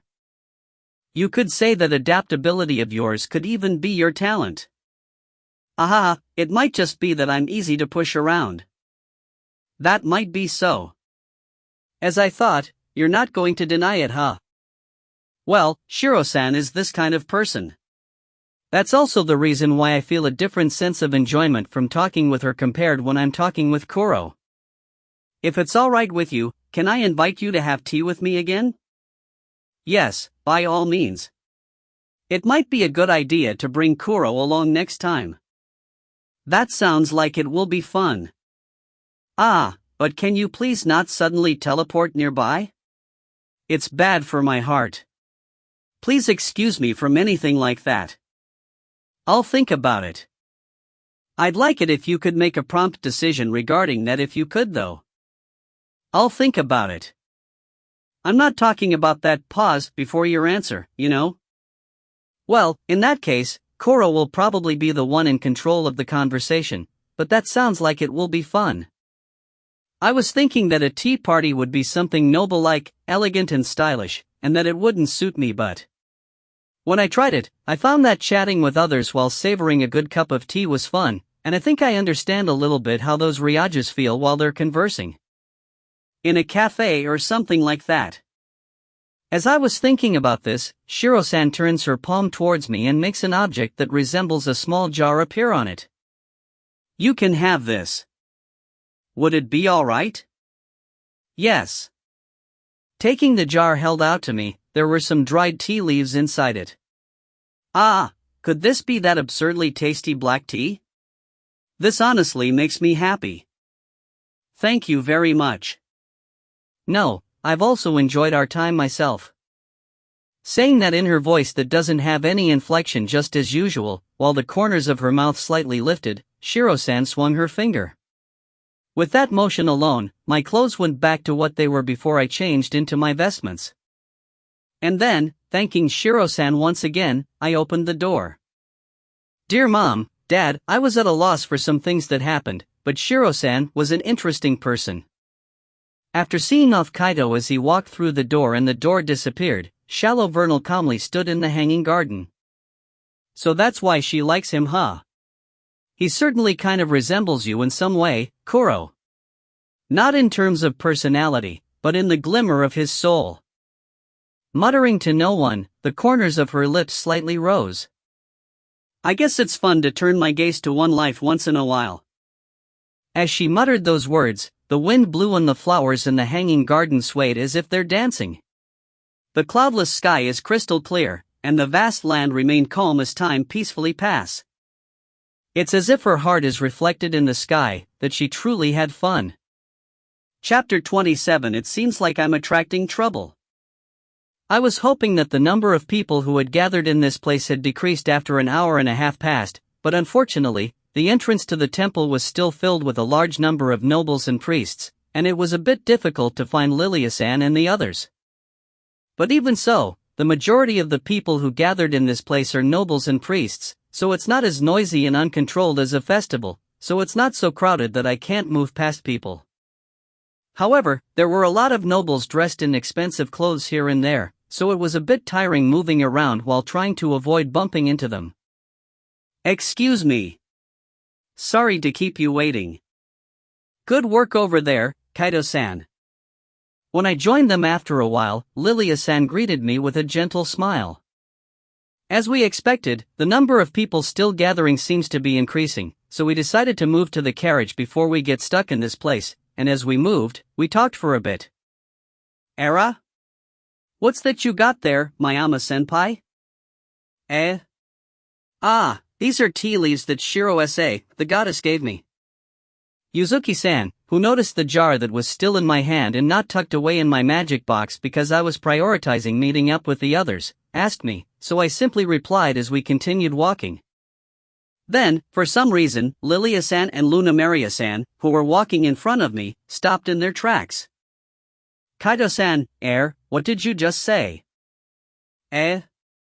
This jar was given to me by the goddess.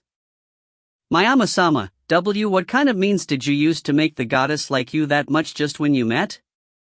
I just had a cup of tea and chatted with her. You had tea with the goddess. The words I casually told them were apparently unbelievable to the two of them, that Lilia-san and Luna Maria-san stopped moving and looked back at me with their eyes wide open. Era? What the heck is happening? Perhaps, did I make some kind of blunder in saying it? Luna. How many times have we visited this place? For all those times, I've never had a proper conversation with the goddess, let alone having tea with her. My lady. Please get a hold of yourself. This is most probably not my lady's fault, I think it's just that Mayama-sama's social skills are too high. Why yeah.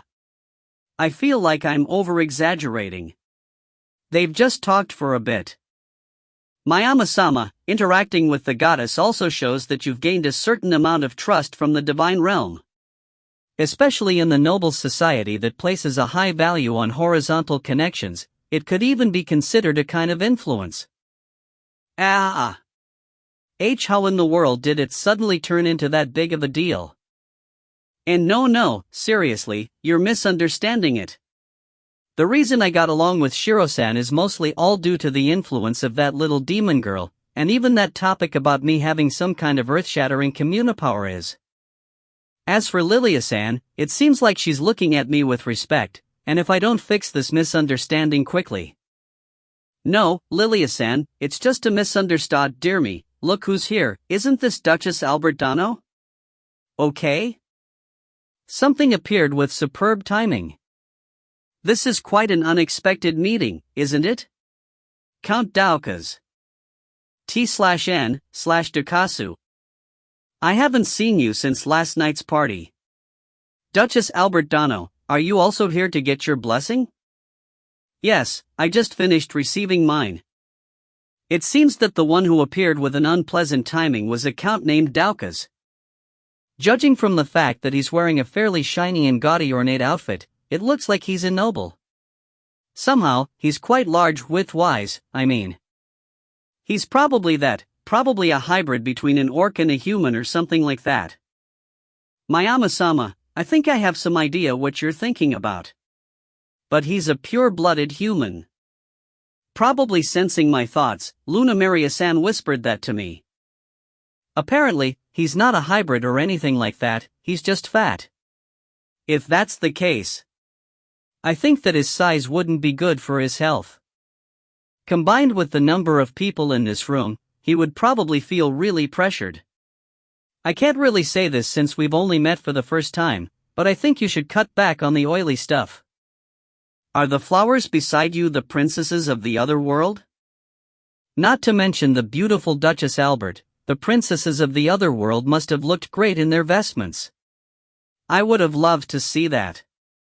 When Count Daukas turns his attention to our direction, he looks at Kusunoki-san and Yuzuki-san as if to say that he doesn't care about me, and then, his fleshy face twists to what seems to be a smile. You-wa! He looks kind of terrifying when he smiles. It's like he's a toad or something like that, but Kusunoki-san and Yuzuki-san clearly feels frightened. The fact that they're able to look at them that faithfully with that kind of lust in his eyes makes him, in a sense, an amazing person. As expected, I wasn't comfortable leaving them exposed to such a gaze that seems like they're being licked, so I took a step forward and moved to get in between them and Count Daukas. Ma?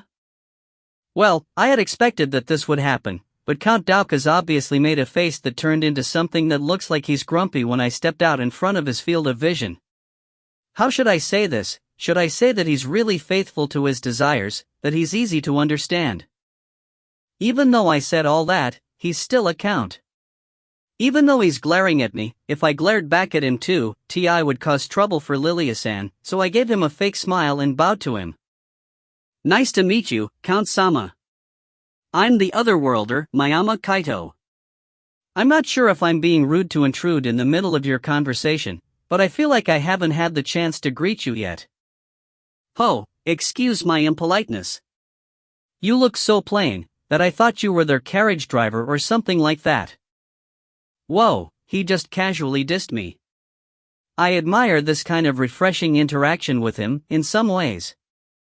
However, unfortunately for him, I'm already used to reactions like, who the hell is this guy, and I've already received the glare of people more powerful like him act, so I don't feel intimidated by his glare at all. That's why, I just replied to him with a smile on my face. I apologize for my shabby appearance.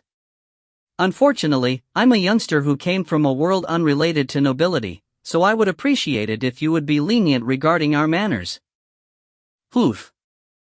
I don't know where those nice words noblesse oblige has gone, and I know that he may be angry, but I hope that he would at least return my greeting. Well, though I say that, even though he would have a smile on his face while greeting me on the surface, he probably isn't very pleased with me hiding Kusunoki-san and Yuzuki-san behind my back, so Count Daukas just sent me an abhorrent look and turned his gaze away. And in the end, without returning my greeting, he just exchanged a couple of words with Lilia-san before leaving.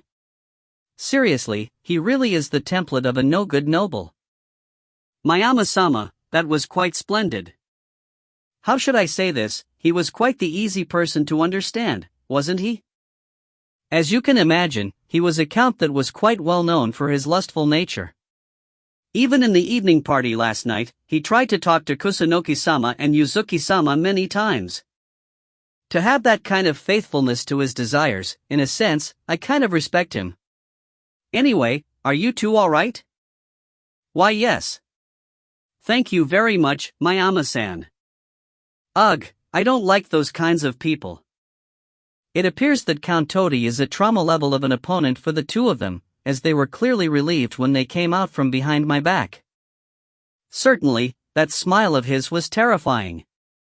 Even I, as a man, had goosebumps looking at it, and it would have been hard for young girls when faced with something like that. I could even say that Lilia-san, who had managed to calmly handle him, was really the embodiment of a noble. Well, most of the men who approach my lady are like that after all. Please don't say anything. Luna. Shouldn't we rely on Mayama-sama's power and have him pull a good candidate for you, my lady? I envy you, Kaito-san. Come to think of it, I remembered hearing about it before. Although Lilia-san is royalty, it is said that she had some difficulty in making connections with others because she rose from a knight to a duchess and because she's the female head of the family. For a noble, the horizontal connections can be said to be their power. Even though Lilia-san had a really great connection with the royalty, as a member of the Knight Order, she's been out of the social circles for a while. Aside from her connection with the royalty, she ended up not having a lot of connections with the people who have really great influence. In other words, Mayama-senpai has become a Manakiniko, huh? Hina-san, what is this Manakiniko? It's an ornament that brings in better luck from our world. It was said to bring in good luck, whether it's luck in money or people. I see. That is to say, if I were to pray to Kaito-san. There's no benefit in that, okay? T/N, Manakiniko, beckoning cat, is that cat swinging one of its paws up and down. You would usually see them in shops. Thanks to Yuzuki-san's unnecessary words, Lilia-san had her hands together while looking at me, as if she's really praying. Even if you do something like that, nothing would happen, you know. Well, of course, Lilia-san wasn't really doing it either, as she immediately laughed and started walking again.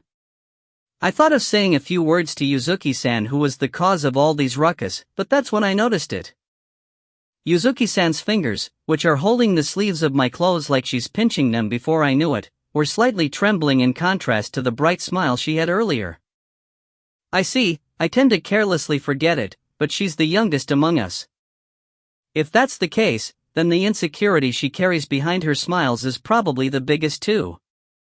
Thinking back on it, I also heard her cries back in our first night in this world. Feeling that, I decided to pretend not to notice her trembling fingers and just quietly murmured. If something like that comes up in the future, you can just hide behind me. I might not be that reliable, but... well, I should be able to figure something out. Only saying those words, and while pretending not to notice that her grip on my clothes has become a little stronger, I started walking while matching my stride to match Yuzuki-san's. I can't say cool things like I will be protecting her, but even if I'm useless, I think I need to show them what it means to be their male senpai. And if that lightens her anxiety, even just a little bit, I will have to try my best to do something, even though it might be something I don't usually do. Thank you very much. Also, that senpai just now was really cool. Although we encountered some trouble along the way, we managed to safely leave the temple. And just when the number of people dwindled, the surroundings suddenly turned noisy. She arrived. The goddess of time is here.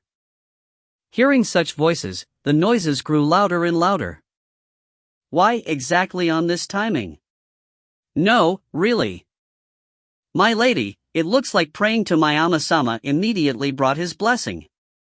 No, as expected, I wasn't really wishing for something this outrageous to happen. Dear Mom, Dad, after the goddess, came a toad, and finding myself becoming a Manakiniko, a goddess arrived in this place again. It appears that ever since I arrived in another world, it seems like I'm attracting trouble. Chapter 28. How the heck could this happen? If I had to describe it, it would be a white wave, no, a white wall. The sight of a group of people dressed in pure white vestments marching in a single, orderly stride is surely a stunning sight. The surroundings, which were supposed to be noisy a moment ago, were enveloped in frozen silence, and for these people that were about to pass through, the crowd split in two. Following Lilia-san's lead, we line up at the edge of the street, kneeling in a prayer position with her in the lead. Looking around me, this seems to be a custom here, and people who seem to be the head of each family were kneeling front of their group, while their attendants are in the back, and they are divided into the left and right positions while they pray. Nearly half of the people here are nobles, in other words, people who have a certain level of status in this country, but all of them are kneeling while hanging their heads.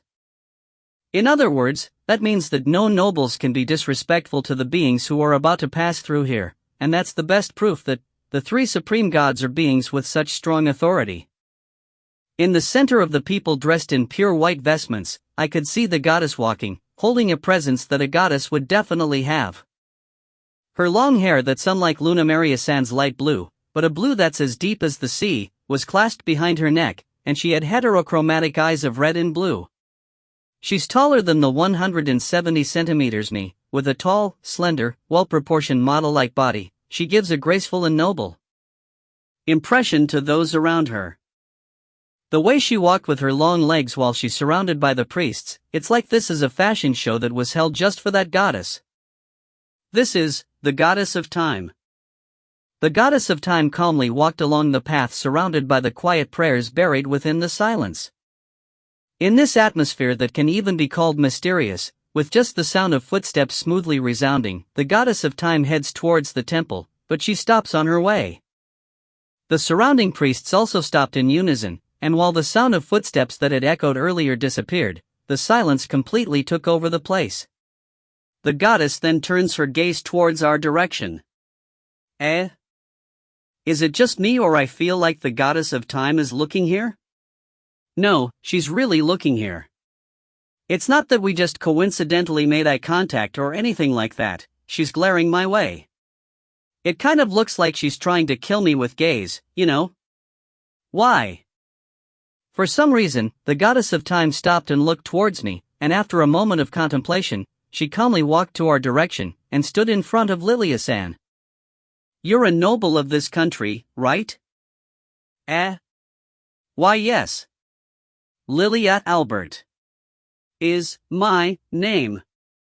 The goddess of time stops in front of Lilia-san and asked in a quiet voice, while Lilia-san replies even as her lips quiver. I guess she didn't expect that she would be speaking to her. I can't see her face because I'm standing behind her, but I can see her shoulders slightly trembling. Is the man standing behind you your attendant? And no, he's Fumu. No, sorry. It seems like it's a question difficult for you to answer, so you can just forget about that question. After saying so, the goddess of time shifted her gaze to me and quietly stared at me with her red and blue heterochromatic eyes. Man, it seems that you are blessed with quite the strange fate, huh? No, I don't know much about those things, as they're under the domain of the god of fate. But very interesting, indeed. This pressure I'm feeling from you. Which carnage demon liked you at first sight? I honestly don't know what she's talking about, but come to think of it, I think Shiro-san had used that kind of phrase too. The human liked by Kiromwena from first sight. What could those words possibly mean? I didn't answer her with anything. Or rather, I myself am confused by that question of her that I can't answer. Removing her gaze from me, the goddess of time looks at Lilia-san again. You said your name was Lilia Albert, right? If I'm not mistaken, it was you who was responsible for summoning the heroes this time, are you not? Why yes. It is as you say. It looks like you've picked out a very interesting being. I'd love to talk with you some more, but I've got some other business to attend to today, so I don't have the time. I would like to talk with you again at a later date, if that's alright with you? Why yes. Whenever the goddess of time-sama wishes. Is fine with me. When the goddess of time said she wanted to talk to her later, Lilia-san's shoulders jerked for a moment before she deeply offered her gratitude with her hands on the ground, and at the same time, a ruckus rose around us. Perhaps, this proposal is something that can be called unprecedented. Luna Maria-san, who was next to me, is also so surprised that she's frozen in place with her eyes wide opened. However, the unprecedented events within the unprecedented events didn't just end there. When the goddess of time heard Lilia-san's reply, she nodded in satisfaction and then held out her hand to Lilia-san. I see, I'm sorry for bothering you at that time. Well then, I'll be conveying you my plans later. This might be informal, but in exchange for the troubles, I bestow upon you the blessings of time. As light overflowed from her held out hand, it began to envelop Lilia-san's body. The blessing of a supreme god. Even though I'm not very familiar with this world, I can understand what that means. Even the king of a country was barely able to receive the blessing of a high-rank god, but the supreme gods are beings far higher than them, and this is the blessing of such a being that's rarely seen aside from the festival of heroes. This blessings is no longer just something that can be bought by money. It was my honor to receive your blessing. Umu. Well then, I'll meet you at the time we can talk again. I'll remember your name. After saying that, the goddess of time turned her gaze towards me once more before walking towards the temple, and the priests who were frozen in place by the events that just happened followed suit. Speaking of Lilia-san herself, she's still kneeling down on the ground, not moving even slightly. Or rather, she appears to be completely frozen in place.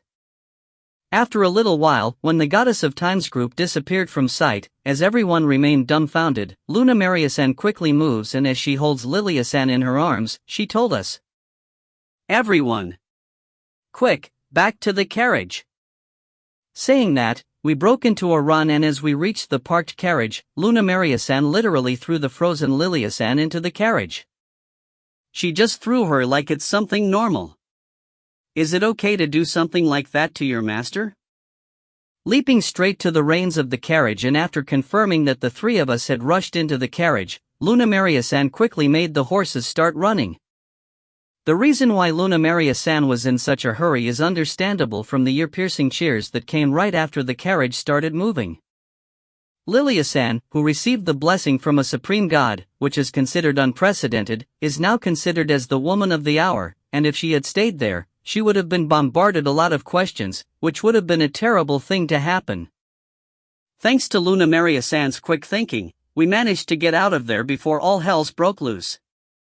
Since we're not criminals, we didn't get chased or anything like that, so after a while, Luna Maria-san also let out a sigh of relief as she left the reins to the attendant who was originally managing the carriage, going back into the carriage again. Then she swung around and woke up the stiffened Lilia-san, who was still in that position when she was just thrown into the carriage. My lady, please get a hold of yourself. Ha! Luna? What did just? It's amazing. My lady. Not only does the goddess of time remembered your name, she even blessed you, even though it's just informally. It's a brilliant achievement. As I thought, it wasn't just a dream, huh? That the goddess of time GG gave me her blessing. This won't do. Lilia-san's completely in a panic.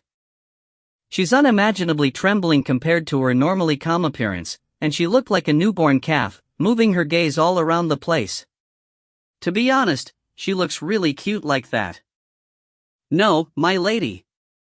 I don't understand what you're saying. Please calm down. Should I say that it's to be expected from Luna Maria-san? She was able to cut in even against Lilia-san, who's in that state.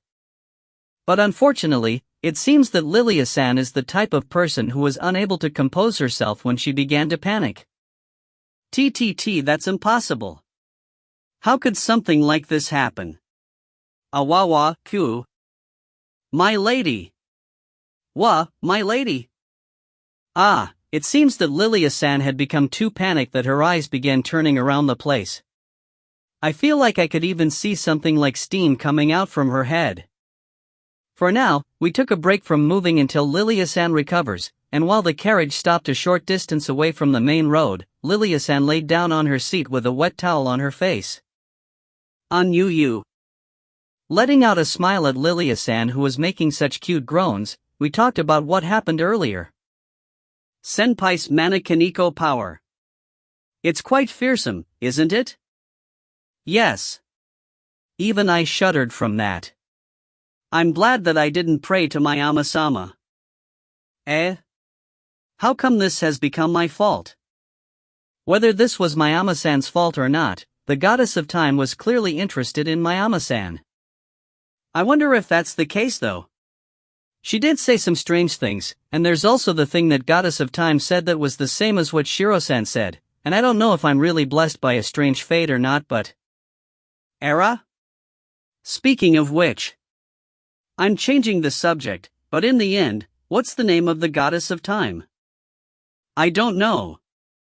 The gods basically don't name themselves, while we just call the gods under the same authority as the god of this authority, so at least, I don't know.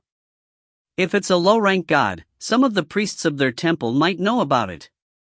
But if it's a high-rank god, I don't think anyone would know aside from their fellow gods? That certain goddess I just met is different though. I mean, she's the first one to introduce herself. Well, she knows Kuroso. Let's just say that Shiro-san is outside the norm for now, but there are other things that are on my mind right now. However, with her like this, can Lilia-san have a one-on-one discussion with the goddess of time? Hi-ee-ee-I. Oh, one-on-one. I mean, Lilia-san was the one that was asked to be talked to. Lilia-san is also the Duchess, and she was also the one in charge of summoning us. Luna. Help. As expected, that would be impossible. No matter how you look at it, I'm just a mere servant. I wouldn't be able to sit together in a discussion within the presence of a supreme god. Or rather, I don't think I would be allowed. Hearing my words, Lilia-san jumped up and clung to Luna Maria-san while looking up at her, but Luna Maria-san looks apologetic as she shook her head. That's impossible even for me too, you know. Just thinking about talking with a supreme god makes my body quiver, but talking with her one-on-one is. She broke in tears. She really broke down and gushing in tears. I think my Ama-san would be allowed to sit within her presence though? Huh? Indeed, the goddess of time seemed to be interested in my Ama-sama, and I'm rather sure that's actually the main purpose why she wants to talk with my lady. Era? It looks like the situation is turning ominous though. Lilia-san looked at me with tears on her eyes. She looks like she's in a mess as she looks at me. And no, but I'm just a regular commoner, please come along with me. Kaito-san. You wa. For the time being, I wish to refrain from going into a place that might make my stomach churn, so I thought of indirectly saying no. But Lilia-san literally jumped at me. Please. Please help me. Lilia-san. Your face is too close. And your grip is too strong. I have no one else to turn to. Meeting her alone is definitely impossible. The words evidently desperate were accurately applicable to Lilia-san's appearance right now, but the real problem for me was actually being hugged by Lilia-san. The combination of those things that are extremely soft, the sweet scent of her perfume tickling my nostrils and her teary eyes. Its destructive power is immeasurable. Moreover, even if I try to pull her off away from me, I don't know where such power is found in her slender body, but she's clinging me with an outrageous amount of force that I can't pull her off at all. This stimulus is too strong for a man of my age who has never had a girlfriend since birth. Or rather, my back hurts like hell from her embrace. I mean, it's almost like she's trying to do a knee breaker on me. T/N, Kaito is actually talking about Sabori, a sumo technique. I understand. I'll be attending too. I'll be attending already. Kaito-za-anan. Wait, Lilia-san. It hurts. Thank you Vui Muachuch. Wait. Seriously. I'm dying here. If things continue like this, putting aside my reason, even my life is in danger. The only way for me to pull her off is to agree in meeting the goddess of time along with her, so I desperately told Lilia-san that I would be her at that time. Thereupon, Lilia-san's face was overcome with emotions, as if she saw Buddha from below the pits of hell.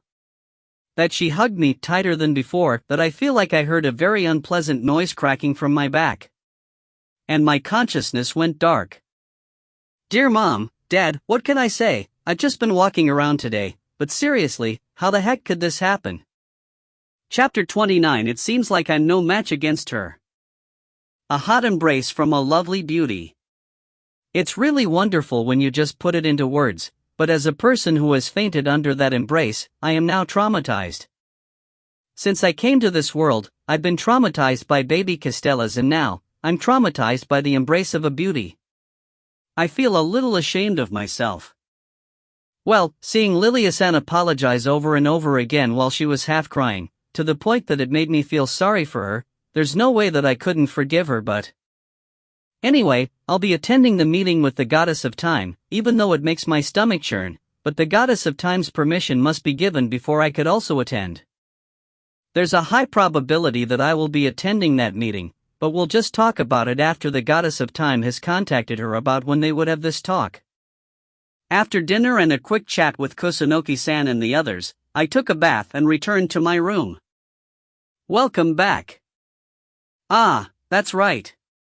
Speaking of which, this bundle of absurdity would appear in my room every night. However frustrating it may be, there's no denying the fact that I'm relieved to see her usual bright smile. I don't know if I'm afraid I'm getting used to it, or maybe Kuro's smile is just that sly. You met Shiro today, right? What do you, Era? Kuro spoke to me with the bright smile she usually had, but for some reason, she stopped speaking in the middle of her story and intently looked at me. Then, a little later, an unusual, or perhaps, this is just the first time I've seen it, but there's a surprised expression on her face. Kuro? Kaito-kun. What happened when you met Shiro? Well, I think Shiro may have told you that I asked her to grant you her blessing. It's just that the blessing you acquired isn't what I was expecting. I thought Shiro's blessing was safer than the blessing of an inferior low-rank god, even if she was to grant a non-communal blessing to you. But for her to seriously grant you her blessing? That Shiro did? Apparently, Kuro is surprised about the blessing I received from Shiro-san. She must have expected that she would just nonchalantly grant me her blessing, but she asked her because it's still better than a low-rank god's blessing. In fact, at first, Shiro-san did non-committally granted me her blessing. I'm not mistaken regarding that, since the person herself also said it, but she cancelled it out afterward and granted her blessing to me again, but she earnestly did it this time. When I explained to Kuro about that, including the things that have happened today and the contents of the conversations I had with Shiro-san, Kuro's eyes widened in surprise again. Kuku. Ahahahaha. Eh? She suddenly started laughing like she's really having fun. Kaito-kun, you really said something like that? Shiro probably hasn't thought that a human would actually say that it's something you can't do.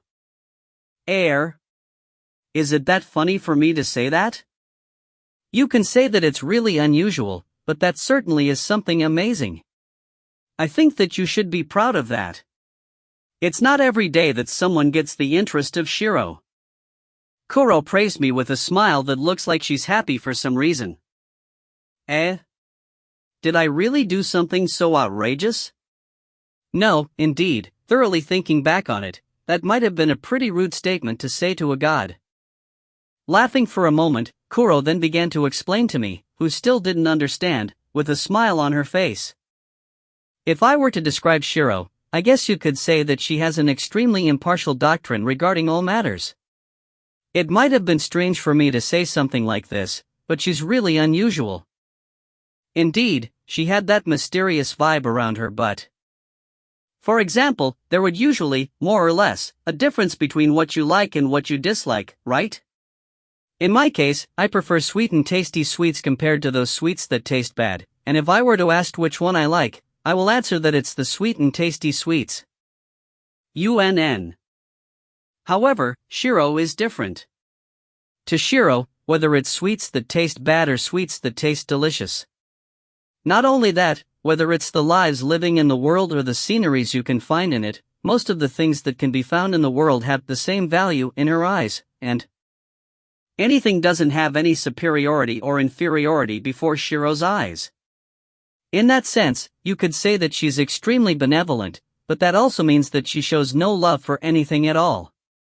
She puts most of the world on the same level and looks at it the same way. That's the kind of goddess shallow Vernal is. When I heard Kuro's explanation, the first thing that came to my mind was the image of that baby Castella with a murderously bad taste. Even though Shiro-san said that it tastes terrible, she didn't seem to mind it at all and continued to eat it like a normal tea cake. And also, those eyes that gave me the shiver the first time I saw them, those eyes that made me not know if they were looking at me or the surrounding scenery. That means that to Shiro-san, I was only as valuable to her as the scenery around her, the flowering grasses in that hanging garden. Which is, so to speak, something that had been very natural for her to feel. But even that Shiro said that she's interested in you to Kaito-kun. This is even more amazing than you think, Kaito-kun. After all, that means that Shiro recognizes Kaito-kun's existence. That would mean that she has clearly placed you above all the other ones, which she only feels has the same value. Air. Shiro rarely holds an interest in anything. Those things that hold her interest could probably be counted in one hand. What can I say to this? The story seems to be getting larger and larger. To be honest, my head was getting pretty confused as I listened to the words being told one after another.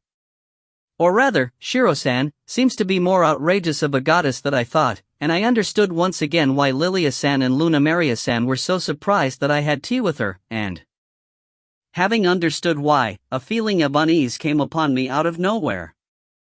UNN. That's right. To be honest, instead of feeling like I've done something great, I think I'm more anxious about what's going to happen now. That's why, what you've achieved today is amazing, Kaito-kun. However, I was in a whirlpool of agony and thought, but with a gentle tone, Kuro suddenly pulled my hand. Because of the difference in our height, I was pulled downward, so confused that I couldn't even resist, and in a posture that looks like I just fell on her body, Kuro embraced me with her soft touch. My face touched Kuro's chest, and I could feel the warmth and softness of her body across her clothing.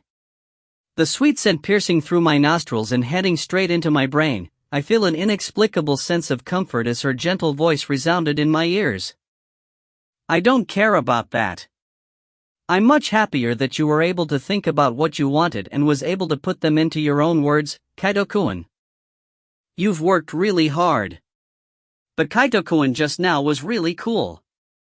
As expected, she really is sly. The confusion and anxiety I was feeling a moment ago, giving me a sense of warmth and security that I can't contain, all of it is erased from my mind with just those sentences, as if she could naturally speak the words I want to hear the most. I'm sure that I was tired after all these troubles I went through today, but it's strange that I can't help but feel the urge to do my best again. Ugh. But this stance where a little girl is hugging me while she's gently stroking my head, it feels really embarrassing for me, but it's no good. I feel like I've already lost the moment when I wanted to indulge in this comforting sense of security even just for a little while longer. I was able to speak my mind against the goddess.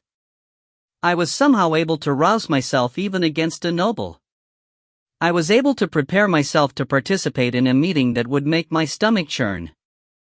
However, against her is a bit impossible. Or rather, just the thought of resisting hasn't come upon my mind, and any trauma I might have felt regarding hugs was flushed out of me. Instead, it might have been really simplistic of me, but I'm happy to think that this hug is the best reward I've gotten today. Dear Mom, Dad, I've been giddy about a lot of things today. But in the end, when I'm facing against Kuro, it seems like I'm no match against her. I think that a comprehending little girl is the best. Chapter 30 An Outrageous Being. After Kuro hugged me for a while, I started my practice in using the established practice of magic, even though I'm still embarrassed. Though I said that, I still haven't even been able to feel my own magic power yet, so I was still at the level where I'm trying to remember how to sense magic power, moving around clad in Kuro's magic power, which has been adjusted so I can see it. At this pace, I think you would take 3 more days before you're able to produce your own magic power, Kaito-kun. Oh. Wait, didn't you say that if you're talented, you would be able to do it only after a day? I don't know what exactly changed, but according to Kuro's estimation, I'll be able to use my own magic power in about 3 days. If I'm not mistaken, Kuro said that it would take a day at the earliest and a month at the latest to use it. I started learning magic from Kuro the night after I arrived in this world, so this should be the 5th day of my practice. So if I can use it in 3 days, that would be 8 days in total. I guess that's very average, huh?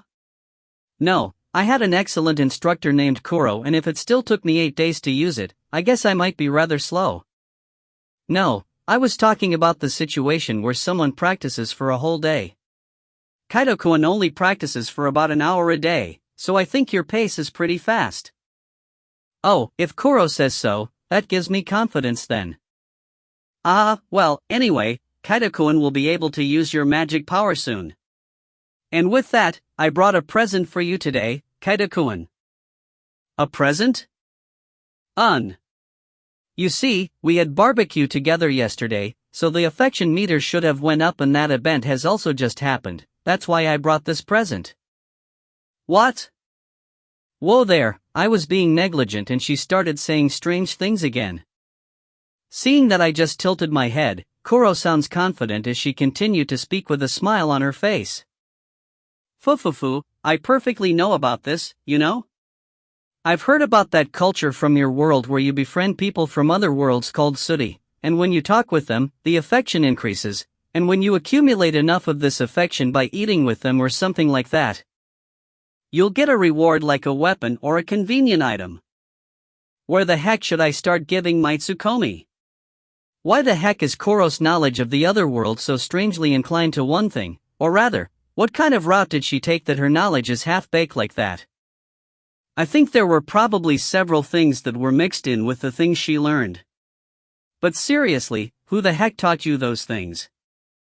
If she's talking about 2D and affection, does that mean she had knowledge about romance games? No, but she said that you would get a reward after accumulating affection, so it might also be an RPG game.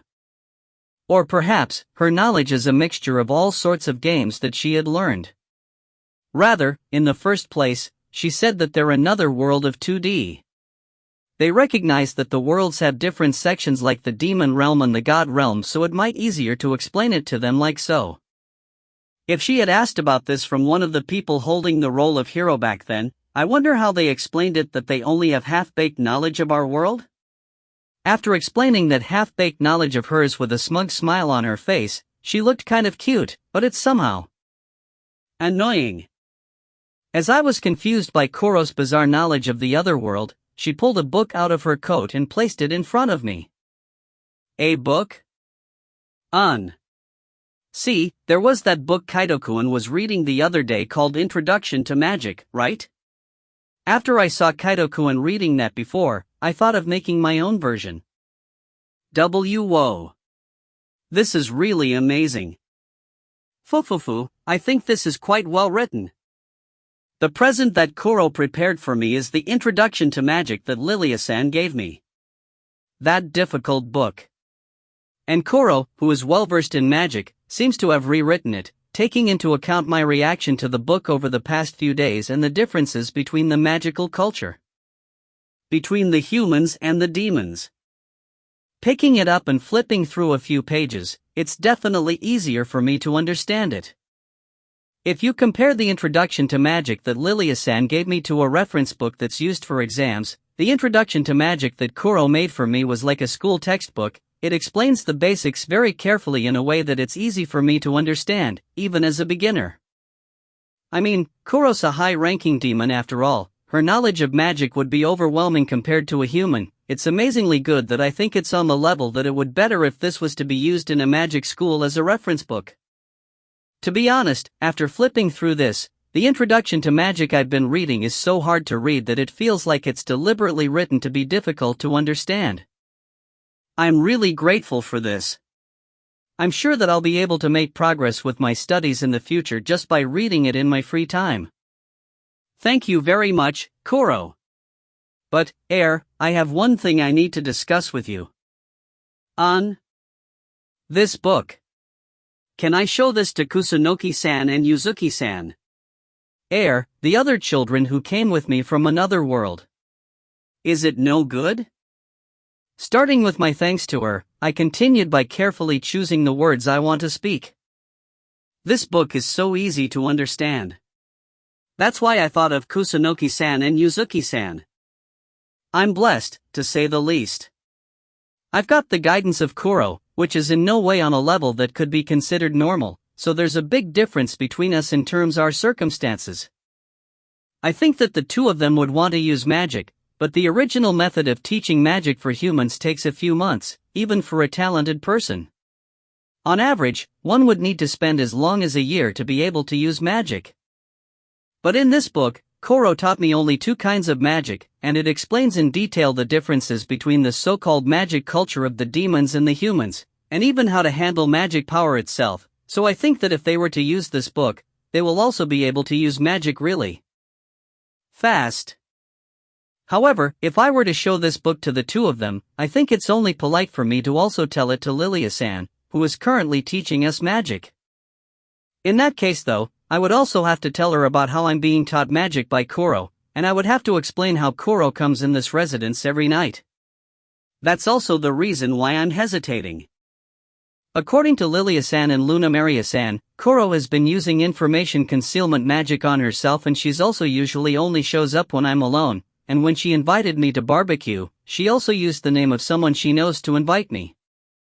That would mean that Koro is hiding her identity, and for this reason, I've never asked Koro any question regarding her background and why I kept the fact that I was meeting with her a secret from Lilia-san and the others.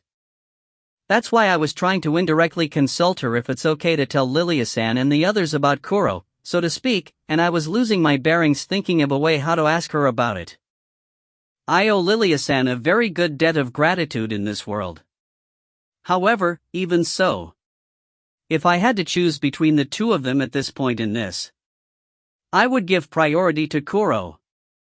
Although it's only been a short time since we met, Koro has become quite a big part of my life, and I don't want to do anything that is like I'm betraying her. That's why this isn't a suggestion or a request, but a discussion instead. If Koro shows any signs of being uncomfortable about it, I know that you're hiding your background, Koro, but if it's possible. Amid my nervousness, I turned to Koro to convey my thoughts. But I stopped talking when I saw the strange look on Koro's face as she was pulling out several books that looked the same as the book I had bought. Her response is way different than I had expected. Koro? What's that? No, it's just that I thought that if it's Kaido-kun, you would probably be saying something like that, so I also prepared several copies of the same book. There's one thing I want to confirm, but are you hiding your background to the people around you, Koro? No, it's not like I'm trying to hide it though. What? The heck's happening? For some reason, I feel like there's some misunderstanding regarding the major premise right from the start. I thought Koro was using information concealment magic to hide her identity because she didn't want people to know about her, and that's why she was sneaking her way here. Don't tell me, am I mistaken? Koro, why are you using information concealment magic? My hobby is eating out, and since I was quite famous in the human realm, so I'm using it so that I won't make a scene. Why is that you would always slip through the detection barrier to enter this residence? It's not that I didn't think of just giving my name to normally enter, but writing a letter just to visit a duchy is troublesome. Then, why is it that you sent that invitation for the barbecue under a different name? Sending it under the name of a child who lives in the human realm makes the conversation smoother, right? What she means is that. To sum it up, she's a bit famous in the human realm and she feels that making a scene is troublesome, so she uses information concealment magic all the time. But it's not like she's really trying to hide her identity, and it's perfectly fine for her to hand out these books to other kids and tell Lilia-san about it. Then what was my concern and determination to consult her for? Kaito-kun? If you want, do you want me to visit under my name and explain it to them? If you do that, it would be a great help. I mean, I wish you had done it from the beginning though. Sorry. I wasn't really interested in anyone here other than Kaito-kun, and I've also been thinking about it. But decided on waiting for when you ask me about it. In the end, my shoulders dropped from getting worked up for nothing. After wryly smiling and apologizing to me, Kuro takes out a small message card from her coat, writes something on it, puts it in an envelope, and hands it over to me. Well then, I have a few things I need to get done tomorrow. So I'll come the day after tomorrow, so can give this letter to the homeowner? Yeah, roger that. I received the envelope from Kuro, which apparently contains a letter requesting a quick visit. How should I say this? I feel kind of tired, but in any case, I can now tell Lilia-san about Kuro. I felt awkward hiding things from Lilia-san, who was actually a great help to me, and if I knew she would easily agree to it, I should have brought up this conversation earlier. After the night passed, I quickly explained the situation to Lilia-san while we're having breakfast. I'm not sure how much of an effect the information concealment magic has, but at the very least, it seems like she got the message that I've been meeting with a demon every night so far, and that the demon has told me that they want to officially come visit, to which Lilia-san nodded as if she was somewhat convinced.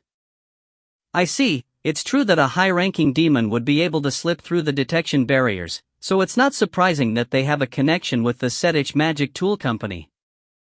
It's a company with a parent organization that came from the demon realm after all.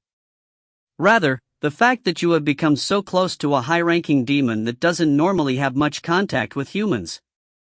I guess you could say that it's to be expected from Mayama-sama. Lilia-san and Lunamaria-san's reactions weren't as bad as I expected, and in fact, it was good that they reacted favorably.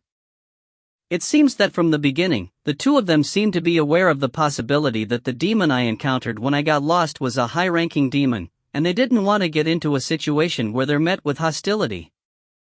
And after listening to what I said, Lilia-san was relieved to find out that Kuro favors me and that she has the intention of antagonizing her and the others. That also shows how outrageous the power of a high-ranking demon must be.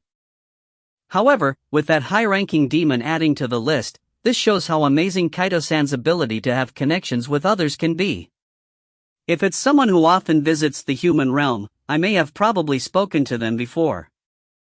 Yeah, she said that she was quite famous. That kind of makes me nervous. Well, since there's already that one incident with the goddess of time, I doubt that there's anything that would.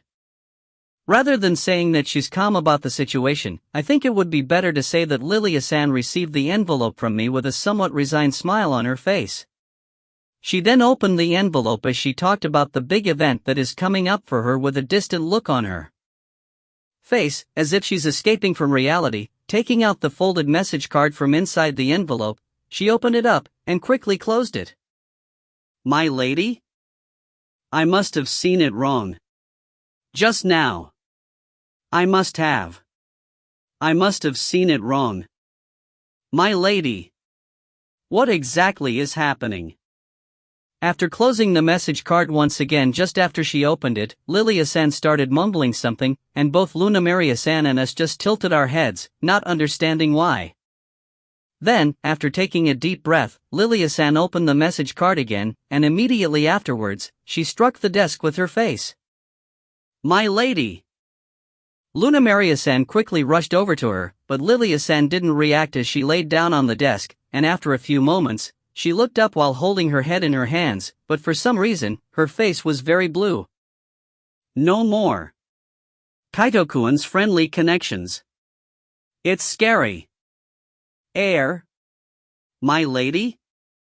What exactly happened? After looking at me with trembling eyes filled with fear, she held out the folded message card with her trembling hand in front of Luna Maria-san, who has a worried look on her face. All right, Luna. Please take a deep breath. After you keep a strong grip on your heart, then open it. Ha. I respectfully obey. Seeing Lilia-san, who was pale and shivering on her seat, which was quite unusual, with a dubious expression on her face, Luna Maria-san took a deep breath just as she was told, and with a serious expression on her face, she opened the message card, and a few seconds later, she collapsed on her knees. Luna! Luna! Please get a hold of yourself. Lilia-san hurriedly calls out to her, but Luna Maria-san just looked stiff and dumbfounded with her eyes wide opened. Seeing Luna Maria-san looking as if she fainted while kneeling there, Lilia-san senses that there wouldn't be any response from Luna Maria-san and gave some instructions to another servant. A few moments later, a flurry of servants arrived in the dining room, one after another in a hurry. And if I'm not mistaken, the people who were supposed to be in charge of various departments gathered, and in front of me, who haven't been able to keep up with the situation, the pale Lilia-san opened her mouth. Tell all hands at once. Tomorrow at noon, we'll be receiving a very important guest. Any kind of disrespect in her presence isn't allowed. Prepare our best possible hospitality. Also, immediately send a fast horse to convey my message. Overlook the cost of ingredients. No, tell the king that to send the royal palace's ingredients, along with the chefs. My lady. What's happening? I can understand why they're like that just from hearing all these preposterous instructions she's telling them. I mean, the servants also seem like they're confused, as if they don't understand the situation. And when one of the servants timidly asks, Lilia-san stops moving. And with tears in her eyes, she spoke. Coming. Tomorrow. As I said. Tomorrow noon. Underworld King Sama is coming here tomorrow. Lilia-san's voice that sounded like a scream echoed and vanished from the surroundings. Dear Mom, Dad, I became friends with a demon named Kuro when I came to this world. However, she was a being more outrageous than I had imagined. Chapter 31. Sightseeing for some reason. I was just vaguely aware that she was a being that holds great power. However, it's true that sometimes, she had that look on her face as if she has it all figured out, or that part where high-ranking demons, such as Ein-san and Sex-san, have sworn absolute loyalty to her, and how she directly asked a goddess to bless me. Thinking about these cases, there was indeed some part of me that it really might be so, but still, I never thought that Kuro was the underworld king. I mean, for argument's sake, why is it that one of the pinnacles of the demon realm would just be wandering around like that? I'm sorry. You had to act separately just for me. Pushing away the skeptical thoughts I still had in my mind, I bowed to the woman walking next to me.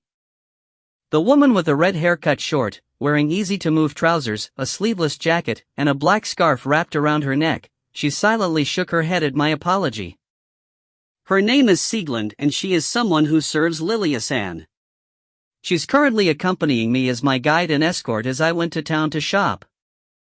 She is of the elven race that had their distinctive long ears, and coupled with her slender and beautiful appearance, she's a dignified person who seems to fit the terms beautiful in men's clothing perfectly. The image of their blonde hair comes up to my mind when the word elf was brought up, but in a world where there are many hybrid races, the elves are said to have a variety of hair colors. Currently, Lilia-san's mansion is in a horrific state that can already be called a battlefield. Under the leadership of the zealot who was revived from her absent-minded state, Luna Maria-san, they started a crusade to eradicate all speck of dust, while Lilia-san has been giving instructions to various people incessantly, making sure that the preparations to receive the guest are finished in a hurry. The Albert Duchy is currently in a state of turmoil, as one of the 6 kings, the pinnacle beings of the demon realm, is visiting the mansion of a noble, and frankly speaking, Kusunoki-san, Yuzuki-san and I are nothing more than just hindrances. Of course, the kind Lilia-san would never tell us such a thing, but it's not like we can just sit back and relax while everyone else, including the servants, are busy running, but that doesn't mean that there's anything we can even do to help. So, we decided to go into town to do some shopping so we wouldn't be in their way, and after consulting it with Lilia-san, and I guess it's to be expected from Lilia-san who tends to worry, she assigned an escort for each of the 3 of us. But well, Kusunoki-san, Yuzuki-san and I, who had escaped from the battlefield under the guise of touring around the place, were moving around together in the beginning.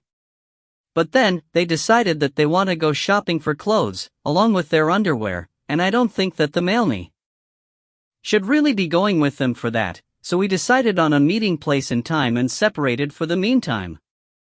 There are a lot of food-related shops around here, don't you think? Sieglin-san nods in affirmation to the words I muttered while looking at the surrounding shops. By the way, the reason why Sieglin-san hasn't spoken since earlier isn't that she doesn't like me. It isn't that she doesn't want to speak, it's apparently because she can't speak.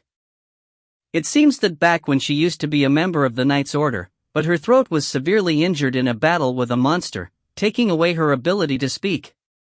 I was told that there was still a large scar under the black scarf on her neck. I feel like her inability to speak makes her unsuitable as a guide and escort, but Sieglin-san's ability seems to be the best among Lilia-san's private army, and since she's a former member of the Knight Order, she's used to being an escort. And what I'm most grateful for is the fact that she doesn't have any repulsive feelings towards the Malmi. With Lilia-san's warning, my position in the mansion had become stable, but there are still a certain number of people who are giving me strange looks. Well, my position is, to say the least, like a boy that got enrolled in an all-girls school, so I can't really blame them. Lilia-san also understands that, and it seems that she has been careful in selecting people just like Sieglin-san was this time. There seems to be a lot of shops that sell food around here, don't you think? Now that we're here anyway, I'd like to buy some sweets we could eat for snacks, but I wonder if there are any good places to buy them? That third store? Ah, the shop before that. Thank you very much. Lilia-san apologized to me beforehand that it might be difficult for someone who can't speak to be a guide, but for me, it's no problem at all. She's nodding and making gestures in response, so to be honest, it was much easier for me to understand than when I was talking with Shiro-san. Well, Shiro-san has her perks and she's fun to talk to once you get the hang of it, but the difficulty of reaching that is high. In comparison though, Sieglin-san's emotions are easy to read from her facial expressions and gestures, so she's easy to communicate with. There sure are a lot in here. Do you have any recommendations, Sieglin-san? This jam? There are various types in here, but are they local products from around here? I see. There are also some jams with colors I've never seen before. It would be nice to buy them with scones or something like that. Jam cookies, huh? These certainly look good. Sieglin-san led me to a confectionery to find some food that could be eaten as snacks. It's great that I have a fantastic item like my item box, so I don't have to think about expiration dates. Come to think of it, Koro once brought me baby castellas with jam in it. The jam was so good, and I think these jam cookies would go along with the tea Shiro-san gave me. Koro had also mentioned that she likes sweets, so I'll also buy a little extra for our next meal together. As I was asking Sieglin questions, I was picking out some jam cookies to buy, but I suddenly remembered Kuro's words. Come to think of it, Koro said she said something she needs to do today, but I wonder what she's doing? Well, she may be busy as the Underworld King, but from what I've seen so far, I had the image that she would probably be doing whatever she wants somewhere. Dear Mom, Dad, since the visit of the Underworld King is a matter of great importance, Lilia-san and the others are in a great hurry, but the person related to why this occurred was sightseeing for some reason. A demon holding a high ranking. These rankings are the proof of the level of power judged regarding these beings. In the demon realm society, where having a high level of ability is directly connected to the position they hold, it's a great asset to have such a title.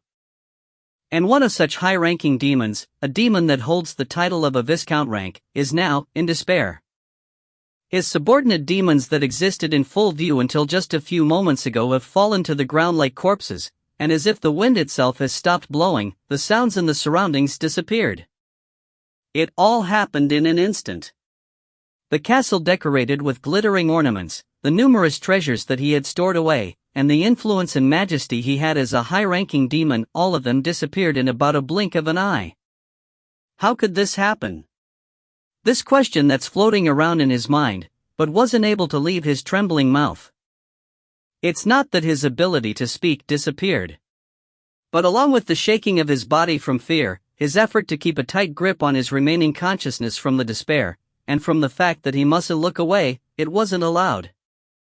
That's because the person who has complete control in that room hasn't allowed it. I should have guessed that it was you who did this from the start. A bell-like voice echoes in that quiet room.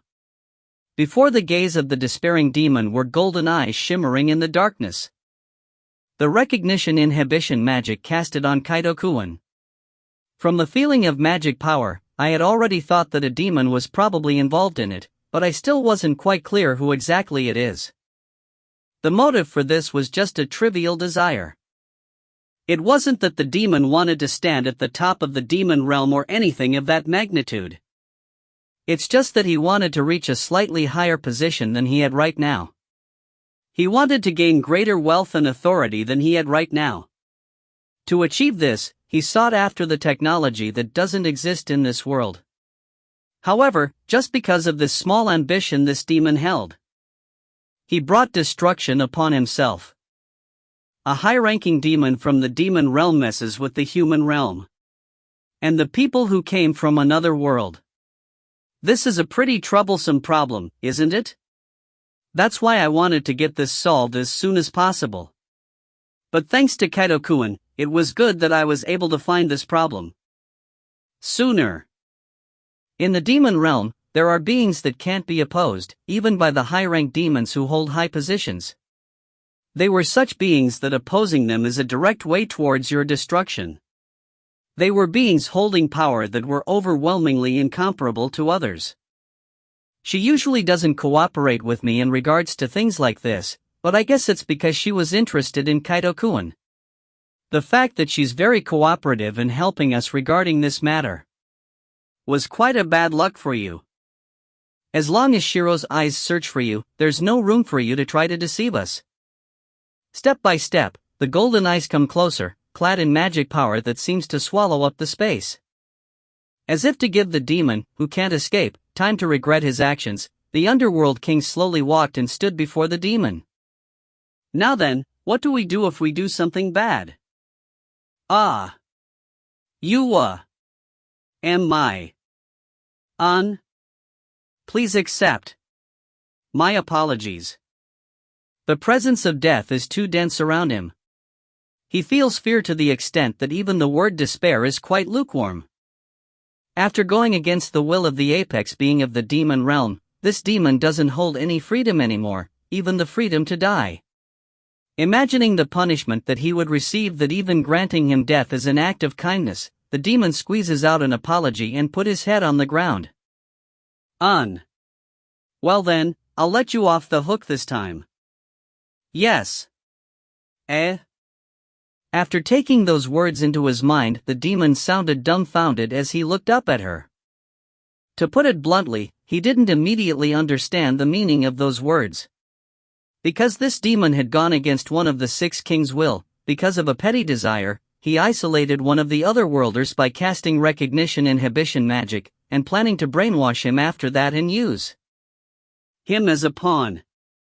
So to speak, it's an act that would have breached the friendly relationship between the demon realm and the human realm, and he hadn't thought that there was any way that such an act would be forgiven. In this case, I just happened to be the one walking by, and you only casted a recognition inhibition magic and it ended with that, and it didn't cause any real harm. Why yes. Yes, in a way, you could say that this demon was both lucky and unlucky. It was unlucky of him that when he violated the forbidden out of desire, one of the 6 kings had found out about it. But the fact that the one who dealt with him was the most benevolent among the 6 kings, the underworld king, and even though he tried to manipulate the otherworlder to gain their knowledge, but it was still a blessing in disguise that the plan ultimately ended as just an attempt. However, when she had said this time, "You shouldn't bother others or do anything bad, alright? There will be no next time." Hi. Yes, she was able to forgive him this time. However, there will be no next time. If you're a demon, even a baby can understand the meaning of being told these words directly by one of the 6 kings. From now on, this demon will spend countless years carrying the fear that one of the 6 kings had her eyes on him, while making sure that he must live honestly and righteously. For even the smallest of misdeeds will not be forgiven the next time. In a way, this may be the punishment given to this demon. For the demon, which has an incomparably long lifespan compared to humans, the day when they will be freed from the fear in his heart is too far away. Now then, with that out of the way. You have collaborated with some of the human nobles, didn't you? Of course. You will tell me about them, won't you? Why yes. As you wish, I will tell you about all of them. Not having any will to disobey anymore, the paleness on the demon's face remained as he spat out all the information he had. Chapter 32. She really is a zealot. Perhaps, they continued cleaning the mansion throughout the night? In front of the mansion, which was cleaned so nicely that you'd think it was a new building, most of the employees serving the Albert Duchy are assembled. The sight of Lilia-san and the others neatly aligned from the gate to the front door of the mansion is quite a sight to behold. It's almost as if it shows how important the being who will be visiting here are, and the air around them is filled with a tense, skin-tingling tension. Today is the 7th day of the fire month, and noon is about to come, and Kuro will be here soon. I don't know if it's because of those things she needs to do that she mentioned the other night, or the fact that she'll be visiting today anyway, but Kuro didn't appear in my room last night, and that's partly why I'm feeling nervous. In the quiet silence of the air, I look at the pocket watch in my hand. The moment the ticking second hand circles around and the time indicates that noon has arrived, the air changed. If I were to compare it to something, it would be as if the air around us had suddenly turned heavy or something like that. A heavy pressure began weighing on my body.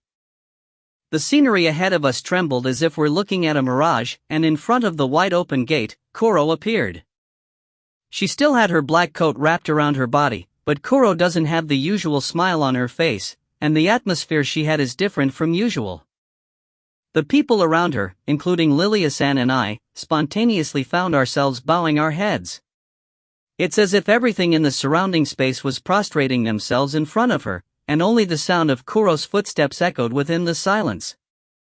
Her beautiful silver-white hair shimmered in the sunlight, and her golden eyes silently gazed only in front of her. That is surely the march of a king. It was supposed to be a solo march with no other members around her, but there was a tremendous presence and a sense of intimidation around her, as if tens of thousands of troops were marching. It has only been a few seconds of walking from the gate to the front door. We can't look away, we can't speak, and we can't even breathe as we watched as the Absolute walked filled with confidence. Thereupon, Kuro stands in front of deeply bowing Lilia-san and calmly spoke. My apologies for coming on such a short notice. Duchess Albert. There's no need for apologies. Welcome, thank you for coming. Underworld King Kuromwena-sama. I know this is very sudden, I'd like to take my time talking to you, so would it be alright for us to go in? Of course. Please come in. Exchanging greetings with Lilia-san with her calm, but a surely majestic voice, Kuro walked straight into the mansion, guided by Lilia-san. Instead of the small reception room, we moved to a neatly decorated reception hall, and inside, only Lilia-san, Lunamaria-san, me, Kusunoki-san, Yuzuki-san, and few servants entered, and then, the large door closed. Feeling Kuro's overwhelming presence that is so different from the atmosphere she usually had that even a large room like this feels small, I looked at her, confused from seeing Kuro acting in a way I've never seen before. Thereupon, when I met eyes with Kuro, she looked back at me with the usual bright smile on her face, and the pressure that had been weighing down on me immediately disappeared afterward. What do you think of that, Kaito-kun? My serious mode. Aren't I cool? She just ruined the majestic image she had just now. I'll repeat this twice because it's that important. She just ruined the majestic she had just now. I would like it if you give back all the reverence I had in you and the thoughts that I had that you really are the underworld king after I saw your majesty. Also, even if that smug face of yours looks cute, it's still kind of annoying. Anyway, it seems that Kuro's serious mode disappeared and her normal mode returned, as she is now talking to me with the bright smile she usually had. And thus, even though I was stunned by the change in her behavior, I accepted Lilia-san's suggestion to sit down, so as I took a seat in front of the large table, the person in front of me looks at me and taps the seat next to her. Kaito-kun, here. Air. All right. It seems like she wants me to sit next to her, and as I don't know what to do, I look towards Lilia-san, who silently nodded her head. What she means is that she wants me to go along with Kuro's wish. Recognizing that, I went along with what Kuro wanted and sat next to her. Now then, what should I do about this? The fact that she's back to how she normally acts means that she's probably going to sulk if I respectfully spoke to her, so I guess it would be better if I talk to her like I usually do, huh? Kuro is the underworld king, huh? That seems to be the case, but the people around me just called me that for their own convenience and I've never really introduced myself with that. Certainly, somehow, I feel like you wouldn't fit the image of someone with a title like that. Aha, that's right. Seeing me talking to Kuro with the tone I usually had, Lilia-san looked pale, but Kuro doesn't seem to be bothered by it and replied with a bright smile on her face. And in front of Kuro, Luna Maria-san brought a cup of tea, looking extremely nervous. You underworld king-sama. Please have some tea. Thanks, Era? Seeing the tea that Luna Maria-san placed down in front of her, Kuro looked at Luna Maria-san's face and tilted her head after saying a few words of thanks. Seeing her reacting to something, Luna Maria-san thought that she had probably done something careless, so she hurriedly got on her knees and tried to bow, but immediately afterward, she stiffened at the words Kuro had said. We met about 10 years ago, didn't we? If I'm not mistaken. You're Luna Maria-chan, right? So you remembered me. After catching on to the words that Kuro said, Luna Maria-san's eyes widened as if to say she couldn't believe it. It's as if she's stunned as she muttered so. Of course, I remember you. How's your mother doing? Why yes. Thanks to Underworld King-sama, she could even be described as the embodiment of healthiness itself. I see, that's good. Yes. All of it was thanks to Underworld King-sama. I couldn't even express my gratitude for that time. Come to think of it, Lilia-san did say that Luna Maria-san had met Kuro before, and at that time, she began to adore the Underworld King at the level of a zealot? Luna Maria-san didn't think that Kuro would remember her after only meeting once, and she looked like she's overcome with emotions. She brought her hand together and deeply bowed her head. Don't worry about that. You've grown up, huh? I'm glad that we met again. Why your words are wasted for this lowly me? With a bright smile on her face, Kuro pats Luna Maria-san's head, while Luna Maria-san is overcome with emotions again and bursts into tears. I can only assume from their exchange that something must have happened to Luna Maria-san's mother and Kuro helped her out with that. In other words, she owes a great debt of gratitude to her, and that's why she admires her so much. It was quite a good story, isn't it? And then, after Luna Maria-san went on and thanked Kuro repeatedly, she got up and went back behind Lilia-san, but on the way there, I could hear her quietly muttering something. Underworld King-sama called me by my name. She patted me. To feel such happiness. I think I could now die in peace. Luna Maria-san. Don't you think that the needle of your vector has already swung too far past the feeling of gratitude? She has an expression on her face that looks like ecstasy. Her face is all red like a maiden in love, and her gaze has only been focused on Kuro some time ago. Dear Mom, Dad, it looks like Luna Maria-san was helped by Kuro a long time ago. However, even if I were to take that into account, Luna Maria-san really is a zealot. Chapter 33. It seems like she saw through everything. Putting that zealot aside, the conversation between Kuro and the homeowner, Lilia-san, began again. However, it seems that Kuro has already left her serious mode and returned back to her normal mode, so she continued talking to Lilia-san, who was very nervous and stiff, with a bright smile on her face. Duchess Albert. Can I just call you Lilia-chan?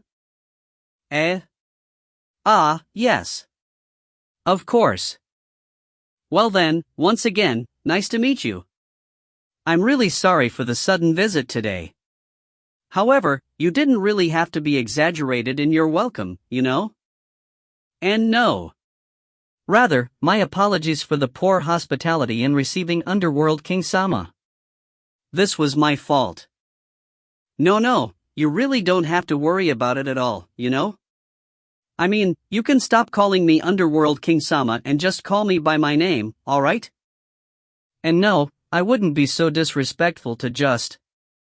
Kuro still had a smile on her face while talking with her, looking the same as ever, but nervousness was clear from Lilia-san's face. These must be the children from another world who arrived together with Kaito-kun. Yes. I'm Kusunoki Aoi. I'm Yuzuki Hina. Aoi-chan and Hina-chan ha. I'm Kuro Uena. Nice to meet you.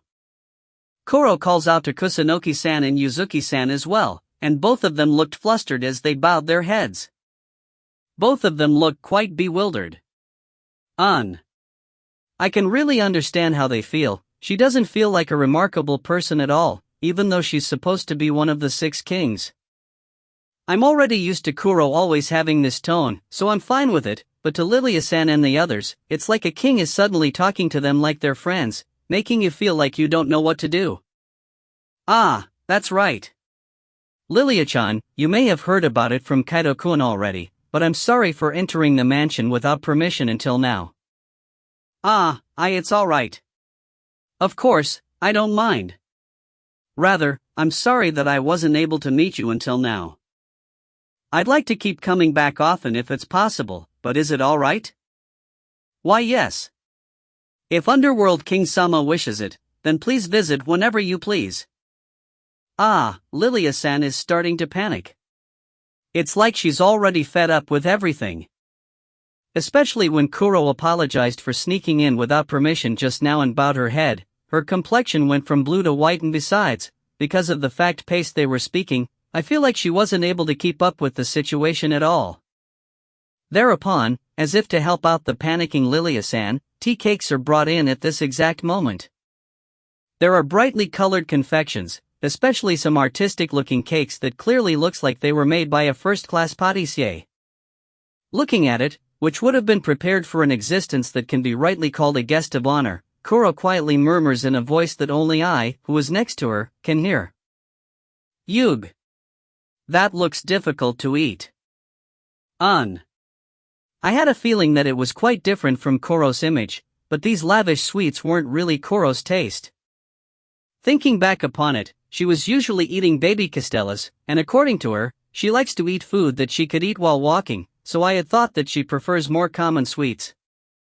My prediction seemed to be correct, and Kuro just ended up taking a bite of each of the snacks and not touching any more of them, just as a matter of courtesy. It appears that she doesn't really like it. Lilia-san also seemed to have figured out that Kuro didn't like the snacks that were served to her. Cold sweat has begun to flow down her pale face, making her look pitiable. And as if it's dealing the final blow while Lilia-san is like that, a servant comes into the room by himself, tells Luna Maria-san something and leaves the room. My lady, a messenger from the royal palace with a letter from His Majesty the King has arrived. The the king probably wants to say a few words to Underworld King Sama in person.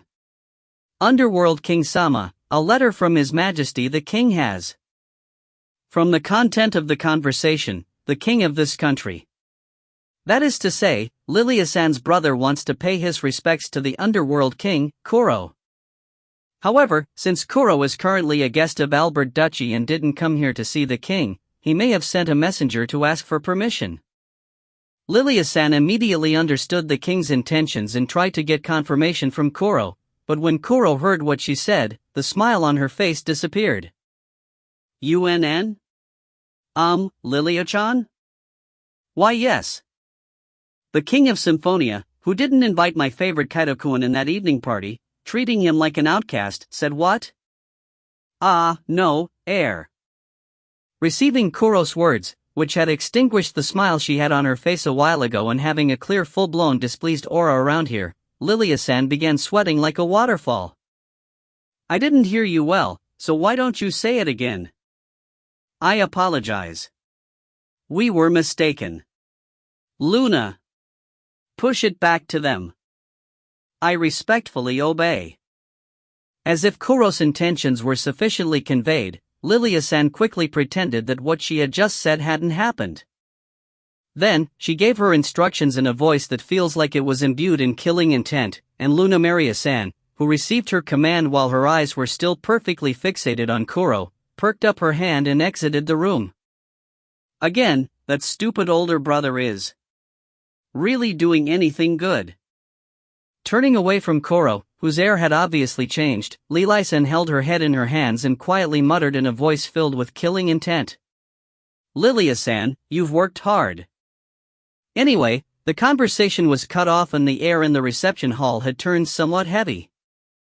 Lilia-san has an expression on her face that looks like she's about to start crying, glancing towards me as if she's asking for help. This probably means that she wants me to do something to somehow return Kuro's mood back to normal. Heir, what should I do? That's right. I have that. Come to think of it, I bought some sweets that I thought Kuro would like. Kaito-kun bought me something? Not really being able to ignore the really pitiable Lilia-san's SOS, I took out the cookies I bought yesterday from my magic box. Jam cookies. It seems that I was able to attract her interest, and after looking at the jam cookies I gave her with interest, Kuro picked one and brought it to her mouth. This is really tasty. Kaito-kun, where did you buy this? Heir, it's in a confectionery on the street west of the Fountain Square. West? Heir, that shop next to a bookstore? No, I'm pretty sure that next to it was a bakery. That shop on the opposite side, huh? I didn't know they sold tasty sweets there. Say, do they also sell some jam there too? Yeah, they're selling different varieties of jams there. Oh, then I'll go get some later.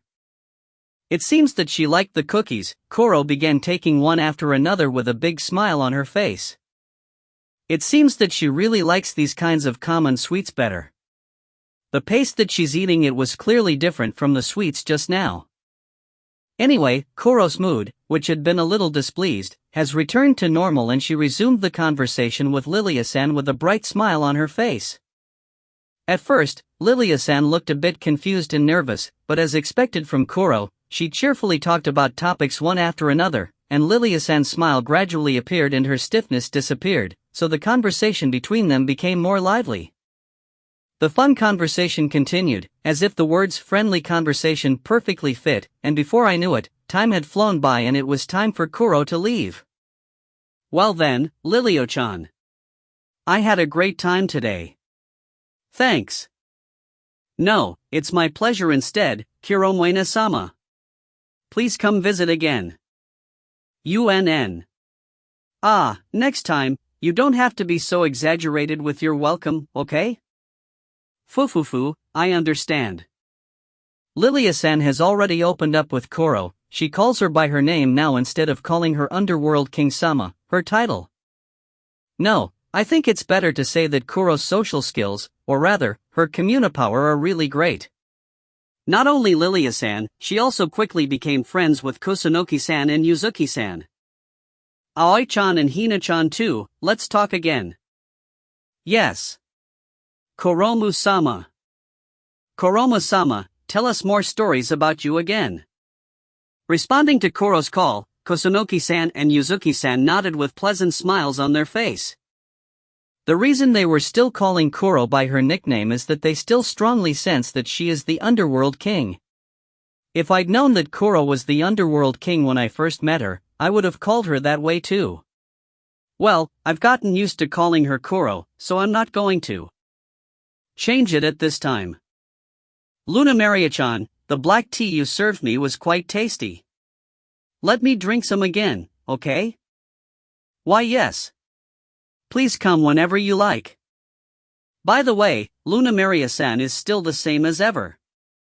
In her case though, her liking for Koro has been overwhelming right from the start, so every time she speaks to Koro, she looks like she's on the edge of happiness. And honestly, it was pretty scary. Ah, that's right.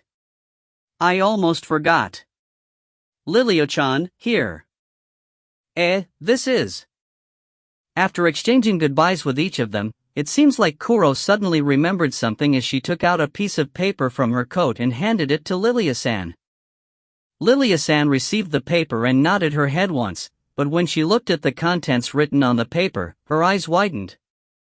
I've already dealt with those that were on the demon realm's side. Can I leave those that were on the human realm? Yes. Please leave it to me. I'll leave it to you. I didn't understand the contents, but it seemed to be something important, as Lilia-san nodded with a serious expression on her face after receiving Koro's words. I wonder what they're talking about. Now that Koro has been able to get to know everyone, she can carefreely visit here in the future. I think this should have been a joyous occasion, but how should I say it, the mood is a little complicated. All in all, I don't think Koro and I got to talk very much today. Could it be that I was just lonely after not being able to talk with her? If that's so, that was quite shameful of me. There's no denying that I feel embarrassed. I knew that Koro has a personality that can get along with anyone, and that's also probably why I got along so well with her.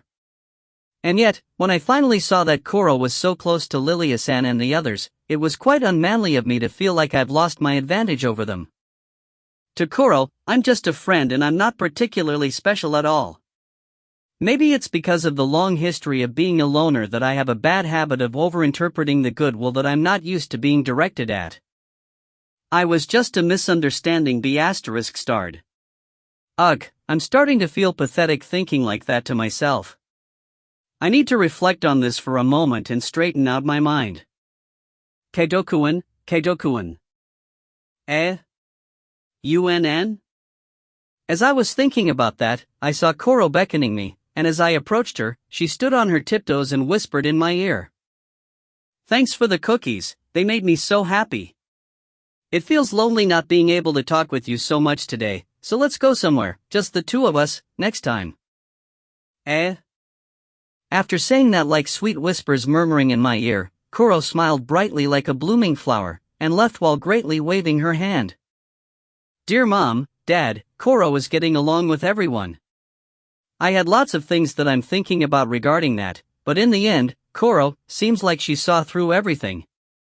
Chapter 34 Intermission, Tea Party of Black and White, the supplier of incorrect knowledge. In one corner of the God realm, the presence of two people say opposite each other in a hanging garden full of colorful flowers. A silver white-haired woman and girl sat across each other at a table with cups of black tea placed in front of them. They look like sisters, but on one hand is an expressionless woman with long hair, pure white clothing, and ideal proportions, while on the other hand is a young girl with frequently changing expressions with semi-short hair, black clothes, and the appearance of a very young girl. Other than the color of her hair and eyes, you could even say that it was like they were opposites. Hii Shiro, let's do some girl talk. T/N, she spoke about koibana, girls talk, but not exactly with the word itself, but with a word that sounds like koibana when spoken. Girl stock? It was when girls get together and talk about their love lives. I don't remember Kuro having a gender though. I have the appearance of a girl now, so you could say I'm a girl.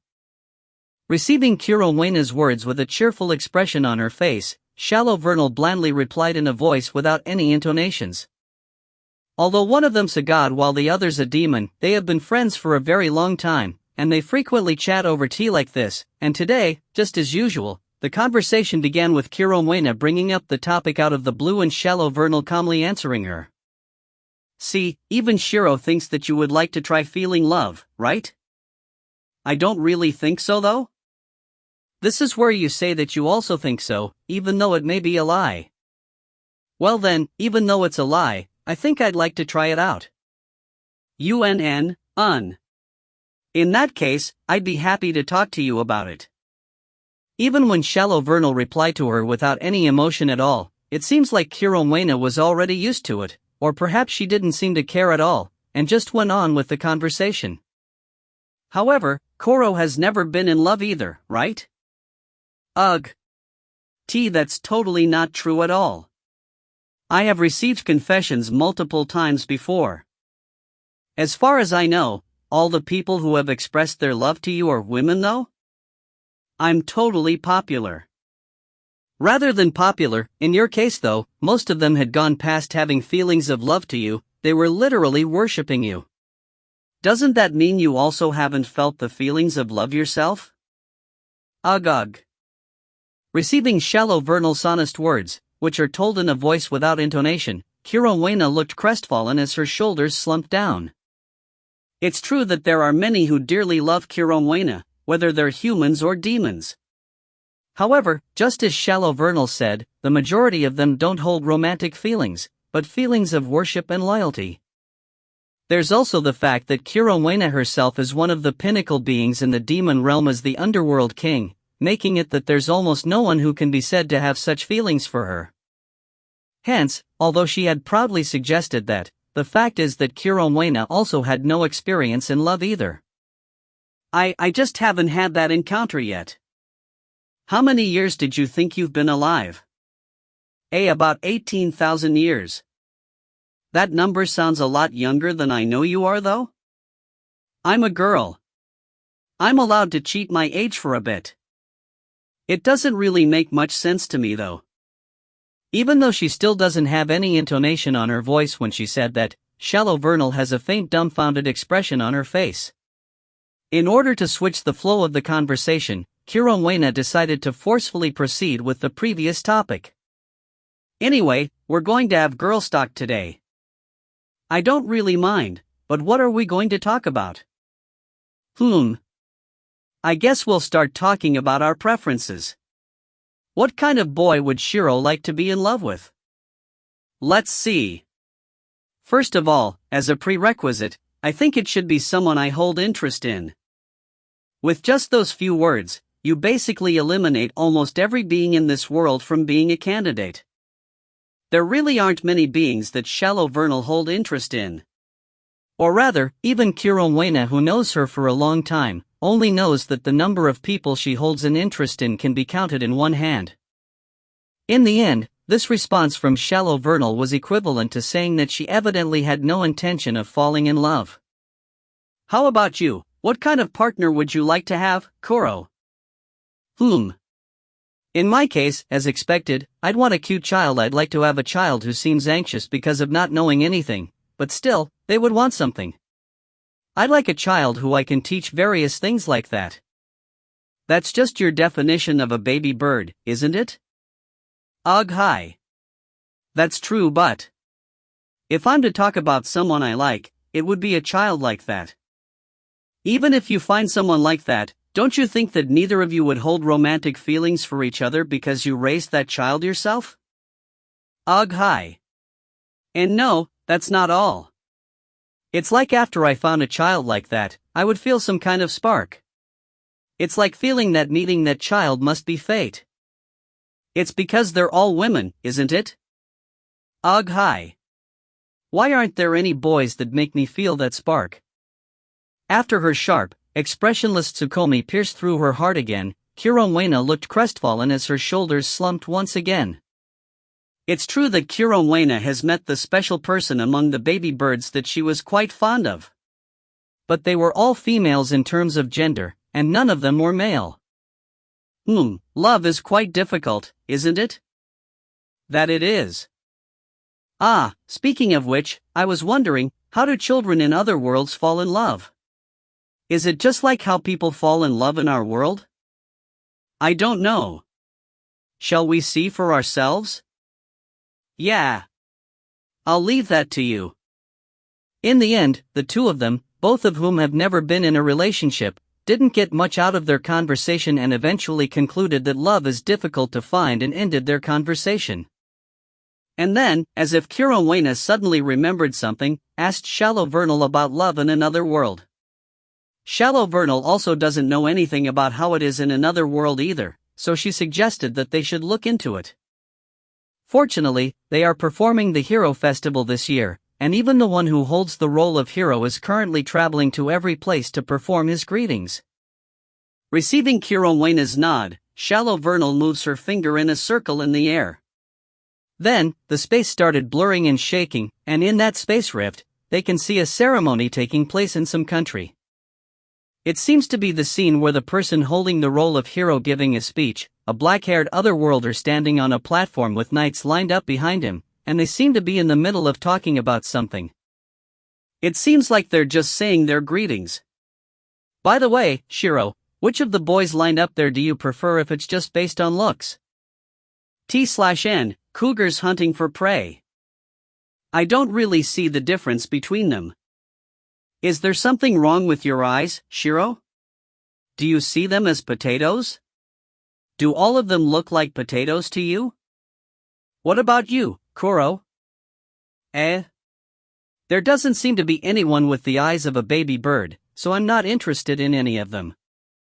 I feel like what you're feeling isn't any different from mine though. It seems like the otherworlder and the knights on the stage weren't to their liking, and after exchanging a few words about how neither of them were interested, Shallow Vernal shifted her gaze to the young man who played the role of hero. Fumu, it appears that this person has been in love with a woman from the 2D world. Sudi? What's that? It seems to be a different world in the other world. Is it like how we have the God realm and the demon realm? Perhaps.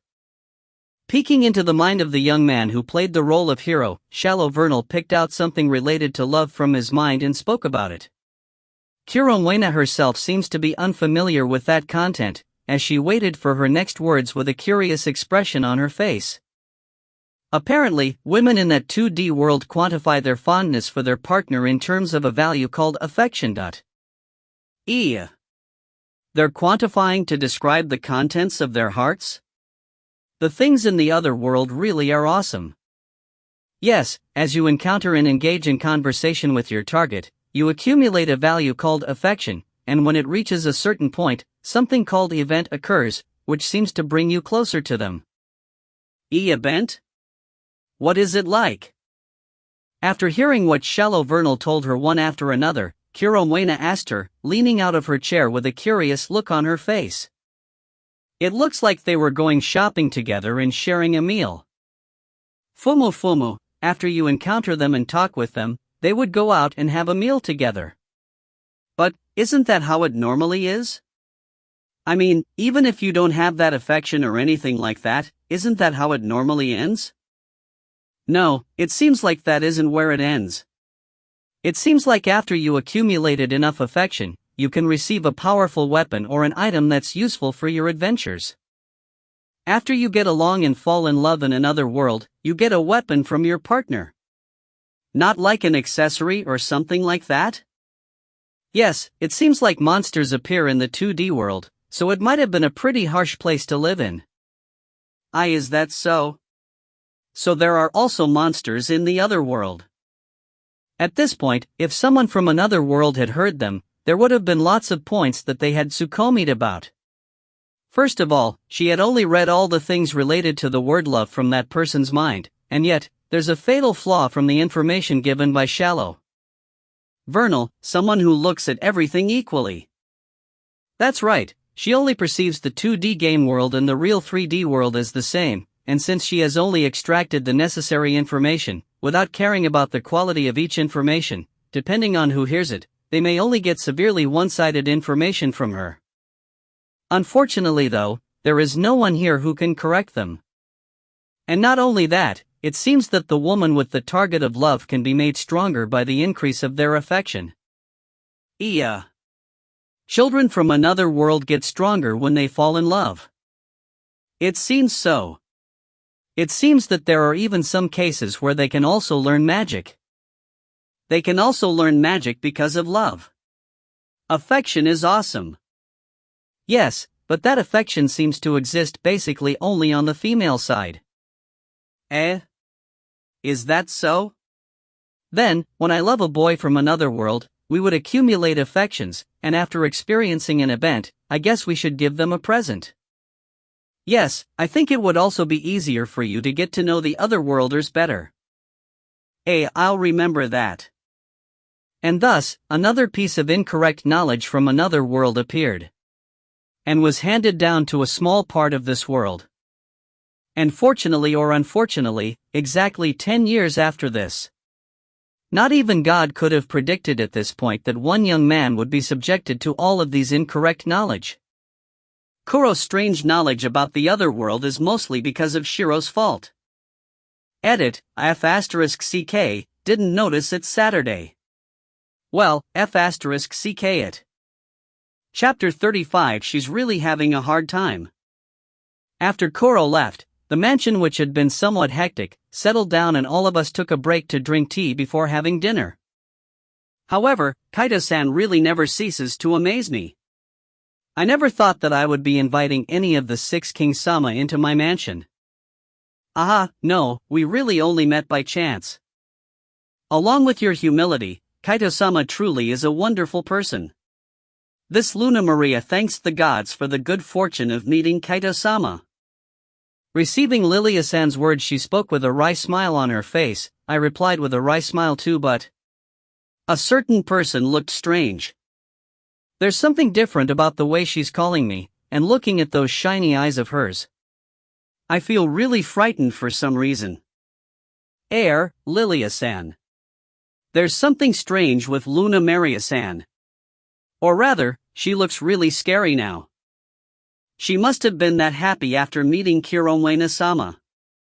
I'm sure she will return back to normal after a while, but it seems that a strange switch had been completely turned on from Luna Maria-san. She's been like this ever since Kuro left, and she's been lifting me up like crazy while taking to me, and how should I say this, it's like she completely lost control of herself. I decided to ignore Luna Maria-san until she returned back to normal and returned my attention to my conversation with Lilia-san and the others. However, Kuroma-sama was quite a fun person to talk with, wasn't she? Are all members of the 6 kings that friendly? No, Kiromwena-sama. The Underworld Sama is said to be the kindest of the 6 kings, along with the World King Sama. In fact, it was the first time I had talked with her, but she was really kind just as the rumors say. In response to Kurunaki-san's words, Lilia-san goes on to explain. Even though the 6 kings are lumped together, their personalities seem to vary from the others. Well, I have a feeling that the demon realm wouldn't be very viable if all of the kings had the same personality as Kuro. Speaking of the other members of the 6 kings, I've never spoken to them directly, so I've only heard about them through rumors. It is said that the World King and the Underworld King are both gentle people and will forgive you if you were slightly impolite to them. On the other hand, it is said no one has lived after displeasing the War King and the Death King. As for the Dragon King and the Phantasmal King, I don't know, for I haven't heard many rumors about them. To summarize what she said, the Underworld King. Kuro and the World King are the gentle ones, the War King and the Death King are the bad-tempered ones, and when it comes to the Dragon King and the Phantasmal King, she doesn't know. However, the War King and the Death King, not only their names, but even their personalities are also very dangerous. They must have a good mood or you may lose your life. That sounds quite scary. As if she sensed my anxiety, Lilia-san wryly smiled and spoke. Well, it's originally impossible for one to speak directly with any of the 6 kings. Yes, this just an exceptionally unprecedented situation even among the unprecedented situations. However, if it's Mayama-senpai, don't you think he would be able to meet the other 6 kings as well? Kaido-san, are you trying to kill me with anxiety? No, as expected, there's no way that could happen. Hearing the words Yuzuki-san blurted out, Lilia-san turned pale as she muttered while looking at me, so I replied to her while greatly shaking my head. As expected, there's no way I would get to know the other members of the 6 kings. It would be different if Koro had introduced me to them or something like that, but at least, I now know that Koro is the underworld king, so I can just confirm it to her beforehand. And also, no matter how Koro acts, she shouldn't be able to just introduce me to other members of the 6 kings, so there shouldn't be any problems. That's true, isn't it? You're not hiding any friendship you had with any other outrageous people anymore, right? You don't actually know the other members of the 6 kings, right? The next time you bring one of them home, I'm going to cry, you know. No, seriously, the only demons I know of are the people that were introduced to me as Kuro's family, so it will be alright. Is that so? In that case, that's a relief. It's really like Lilia-san has already grown tired of it, asking me looking like the word desperate really fits her, but when it comes to the other demons that I've met, other than the demons that I've already told about them should be Ein-san and Sek-san whose identities they weren't able to hear before. Speaking of the two of them, Ein-san could be said to be a really amazing person. If she had pledged her loyalty to Koro like that, I don't think she will be one of the 6 kings, so she should be fine. Hearing my words, Lilia-san pats her chest and lets out a sigh of relief. In any case, even though I still have that talk with the goddess of time, some of the things weighing on my shoulders have disappeared to some extent. I think I should be able to get a good night's sleep today. What are you saying, my lady? Lilia-san, who was leaning back in her chair as if to say that she's really tired from the bottom of her ears, was interrupted by Lunamaria-san, who has returned to her normal state before I knew it. My lady, I don't think that this may be the case, but are you thinking that you would be able to get some rest for today? After muttering those ominous words, Lunamaria-san ignored Lilia-san, who had an anxious expression on her face and left the room. And a little while later, she returned with both hands full of some things that looked like letters. And those letters, which can be best described as a mountain of papers, were casually placed in front of Lilia-san's eyes. These are the letters that arrived from the royal palace, nobles, merchants, and the temple. WHHHYYYYY.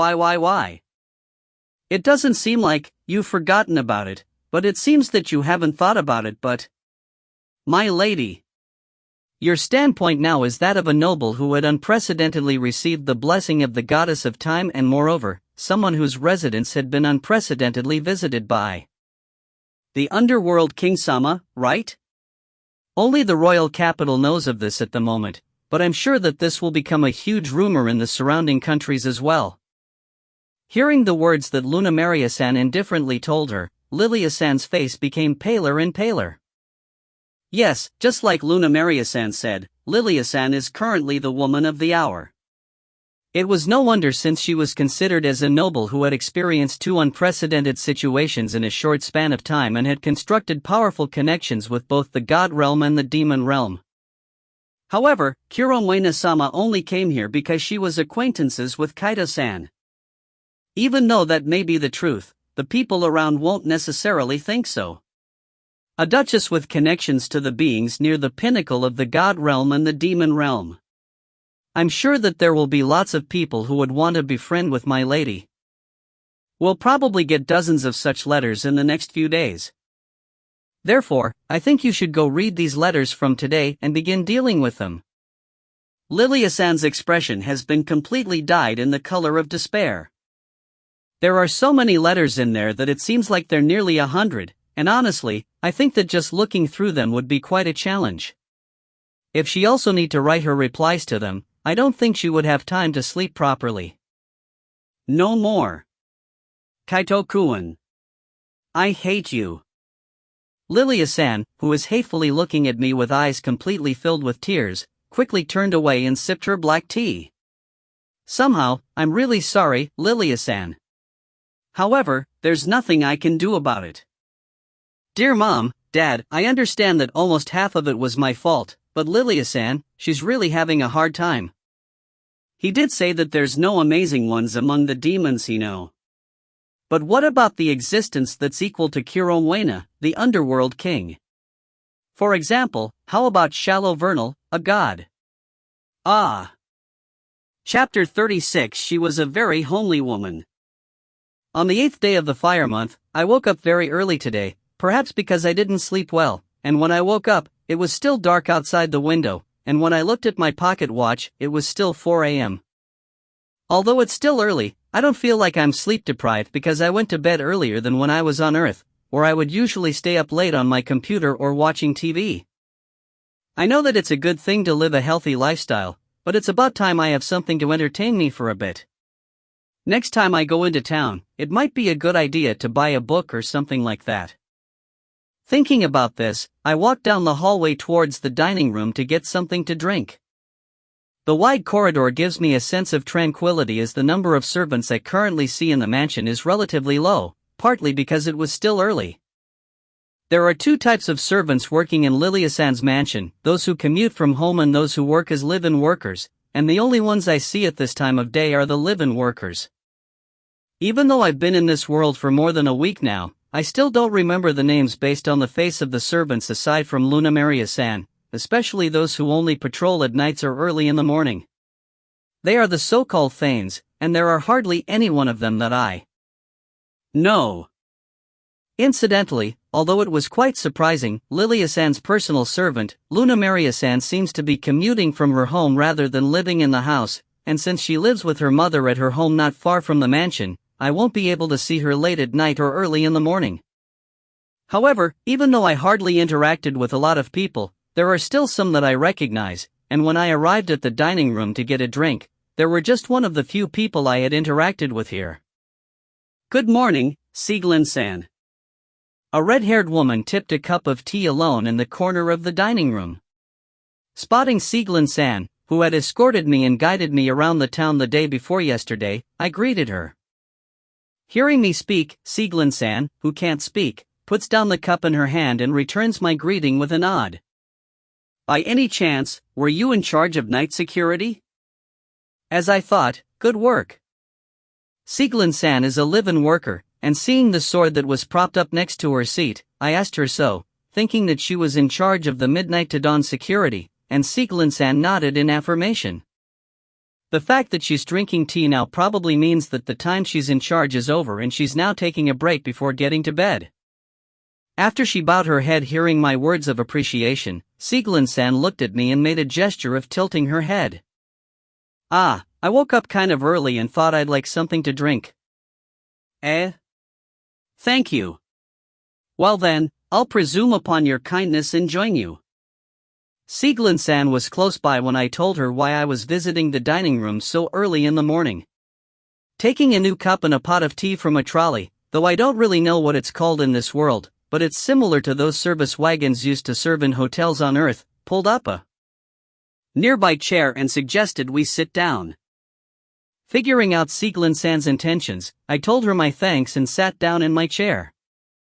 Sieglin-san then places a cup in front of me and expertly brewed a cup of tea. Thank you very much. It's very good. Saying my thanks to Sieglin-san and drinking the tea she made for me, and the taste of the tea, which isn't too hot and is brewed at a temperature that is easy to drink, warms my body as I wake up from sleepiness. It tastes different from the tea that Luna Maria-san usually brews for me, as I could taste a slightly sweet flavor. Though it isn't like the sweetness of sugar, probably a fruit. It has a gentle sweetness that doesn't spoil the flavor of the tea. Somehow, it has a slight, gentle sweetness to it. Is that from dried fruit? When I told her how it tastes, Sieglin-san smiles and shows me a small bottle with some kind of dried fruit in it. Perhaps, this tea has that fruit in it and that's where the subtle sweetness came from. Sieglin-san smiles again as I stare at the bottle with interest. She then takes out a small piece of paper from the pocket of her clothing and writes a few words in it. It contains dried ripple fruit. So that's why it's sweet. If I remember correctly, the ripple fruit is a fruit that has a similar taste to the apple back on Earth. That is to say that this tea is like an apple tea. But the exquisite taste of this tea and the temperature that is adjusted to make it easy to drink are due to Sieglin-san's excellent skills. I've learned something again. Sieglin-san is very good at brewing tea, huh? When I told her my honest impressions, Sieglin-san's cheeks blushed a bit and she shook her head as if she was being bashful, but even I, a novice, can understand that this flavor isn't something that can be produced with just a short amount of practice. Looking at her slender, tall and well-defined face, I had imagined her to be something like a martial artist based from the story that she used to be a skilled knight, so I was surprised, though it may be rude for me to say that Sieglin-san may be a family-oriented woman. Ah, speaking of which, I got some tea leaves a while ago and they were so good, but do you know what kind of leaves these are from? I suddenly remembered the tea that Shiro-san had given me before, and I felt that Sieglin-san seemed to know a lot about tea, so I took the opportunity of asking her about it. I asked because this tea tastes really good and if these was being sold somewhere, I'd love to buy some more but... Seeing the bottle that I had taken out from my magic box, Sieglin-san's eyes widened, looking like she's surprised for some reason. Then, she reached out her hand to get a closer look, so I handed her the bottle of tea leaves, and she began looking at it from various angles. After looking at it for a while, she still had that surprised look on her face as she picked up her pen. I think this was called the glorious tea. Though it's the first time I've seen the real thing myself. Is this a rare tea? This is a tea that only exists in the God realm. It was a phantom tea that was even called as God's miracle. Could it be something very expensive? I doubt that it would be something that would appear in the market in the first place, but even if you were able to buy some, I'm sure that it won't cost less than tens of thousands of R for a single cup. Is that so? Shiro-san, why the heck did you give something this outrageous like you're just casually giving me souvenirs? What did she mean that it would cost tens of thousands of R for a single cup? A cup of tea that costs for millions of yen is already at a level of tea that I shouldn't have known of. Even Sieglin-san looks like she had seen something unbelievable. It's actually the tea that the goddess gave me. Though I didn't expect that it would be that expensive. When I explained that the tea leaves were given to me by the goddess, Sieglin-san's expression showed surprise again. As I thought, it really is very unusual to receive something from a goddess. I don't know if Sieglin-san was interested in the glorious tea or not, but after I finished explaining, she looked at the tea leaves with great interest before handing the bottle back to me. Sieglin-san. If you would like, do you want to drink some of this tea? I could sense that she really liked drinking tea and was very interested in it, so I suggested it, but Sieglin-san panicked when I said so, shaking her head vigorously. She's still holding back probably because this tea is apparently very expensive. But I wanted to thank her for the good tea and for the delicious jam cookies she told me about, so I'm going to change my way of suggestion for a bit. How about this then? This tea is so delicious that I want to drink it. But to be honest, I have very little experience in brewing tea and I'm not sure I can brew it well. So, can I ask you to brew it for me, Sieglin-san, and in return, Sieglin-san can drink the tea with me? Hearing my suggestion, Sieglin-san looks troubled for a while before staring at the bottle I held out to her. Finally, it seems like her curiosity got the better of her. She bowed her head once with an apologetic expression on her face, took the bottle from me and started to brew tea. As expected, she's very good at brewing tea and seemed to be very adept at preparing it, and after a little while, a pleasant aroma wafted through the air. After a while, the tea arrived and Sieglin-san seemed to have prepared some sweets for us, as delicious-looking cookies were set out in front of us along with the tea. Then, after receiving the bottle from Sieglin-san, which had about a third of its contents reduced, we drank our tea. As I thought, this tea is extraordinarily delicious. It's understandable why it was called with an exaggerated name like God's miracle. Sieglin-san, what do you think? What do you think after you drink it yourself? I asked her what she thought of the tea, but even if she didn't say anything, the smile on her face was enough to convey the happiness from the bottom of her heart. I mean, seeing the cool-looking Sieglin-san with a happy smile that rarely appears on her face was enough to make me feel like it was worth it for me to suggest drinking the tea. While thinking about this, I brought a cookie to my mouth. This cookie is also very delicious. It's not something that screams being a high class, and it rather has a homely taste. A simple taste that is gentle on the palate, and one that I personally like very much. These cookies are also very tasty and I feel some kind of warmth from them. When I told her what I thought of the cookies, Sieglin-san looked a little embarrassed again, as she wrote on a small piece of paper with her pen. I made them as a hobby, but I'm glad they seem to suit your palate.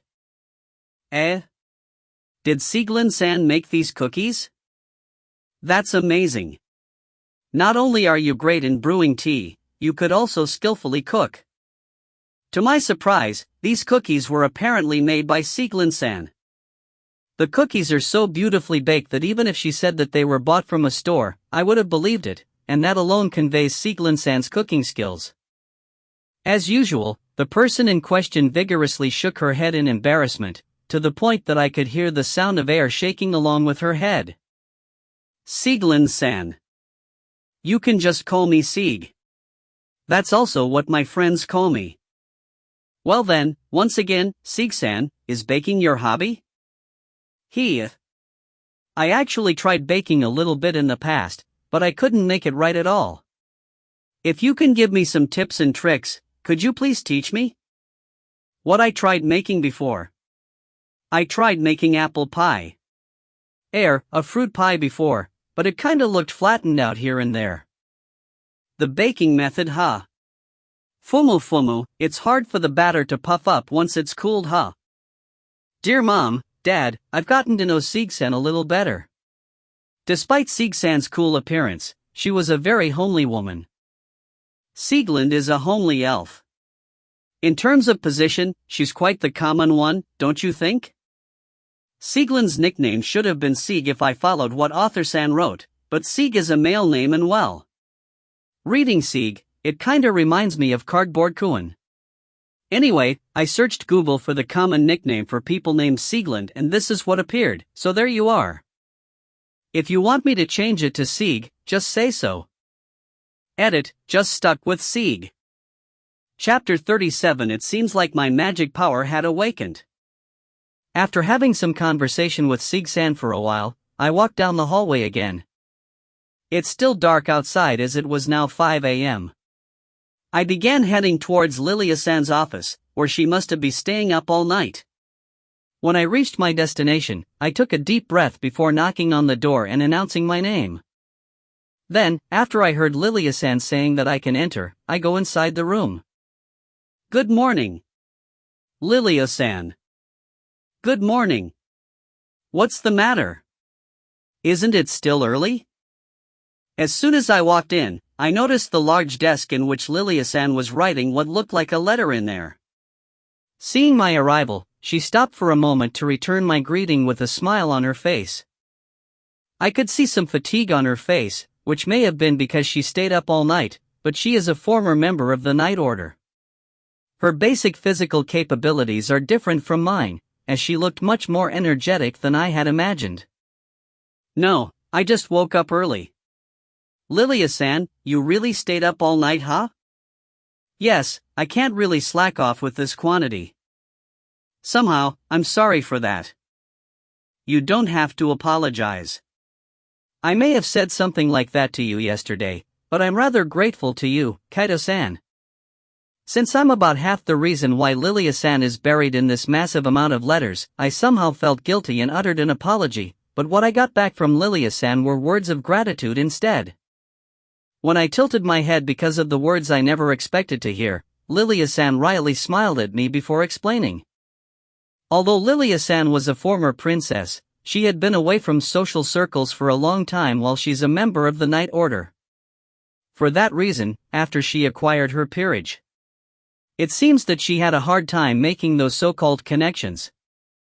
Fortunately or unfortunately, she suddenly became the woman of the hour, and it may be difficult for her, but at the same time, it was also a lifeboat carrying Lilia-san from her troubles.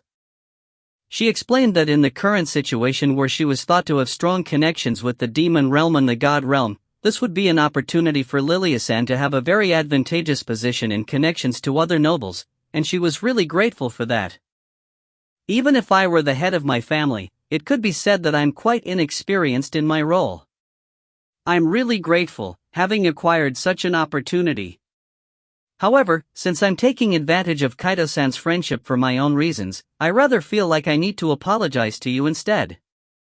I didn't really do anything special, so. I knew you would say that. But, at least, please let me say my gratitude. Thank you very much, Kaito-san. No, you're welcome? Fufufu, well, I'm saying the truth when I said this is bad for my heart, so I'd rather you not do this again next time. Lilia-san's gentle smile as she thanked me, together with her beautiful appearance, was filled with a very inquisitive charm.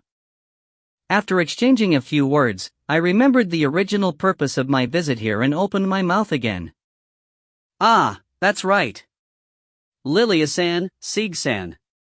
Sieglin-san has brewed me a cup from the tea that the goddess gave me before, and I know you're tired from writing letters all night, so do you want some? Would it be alright?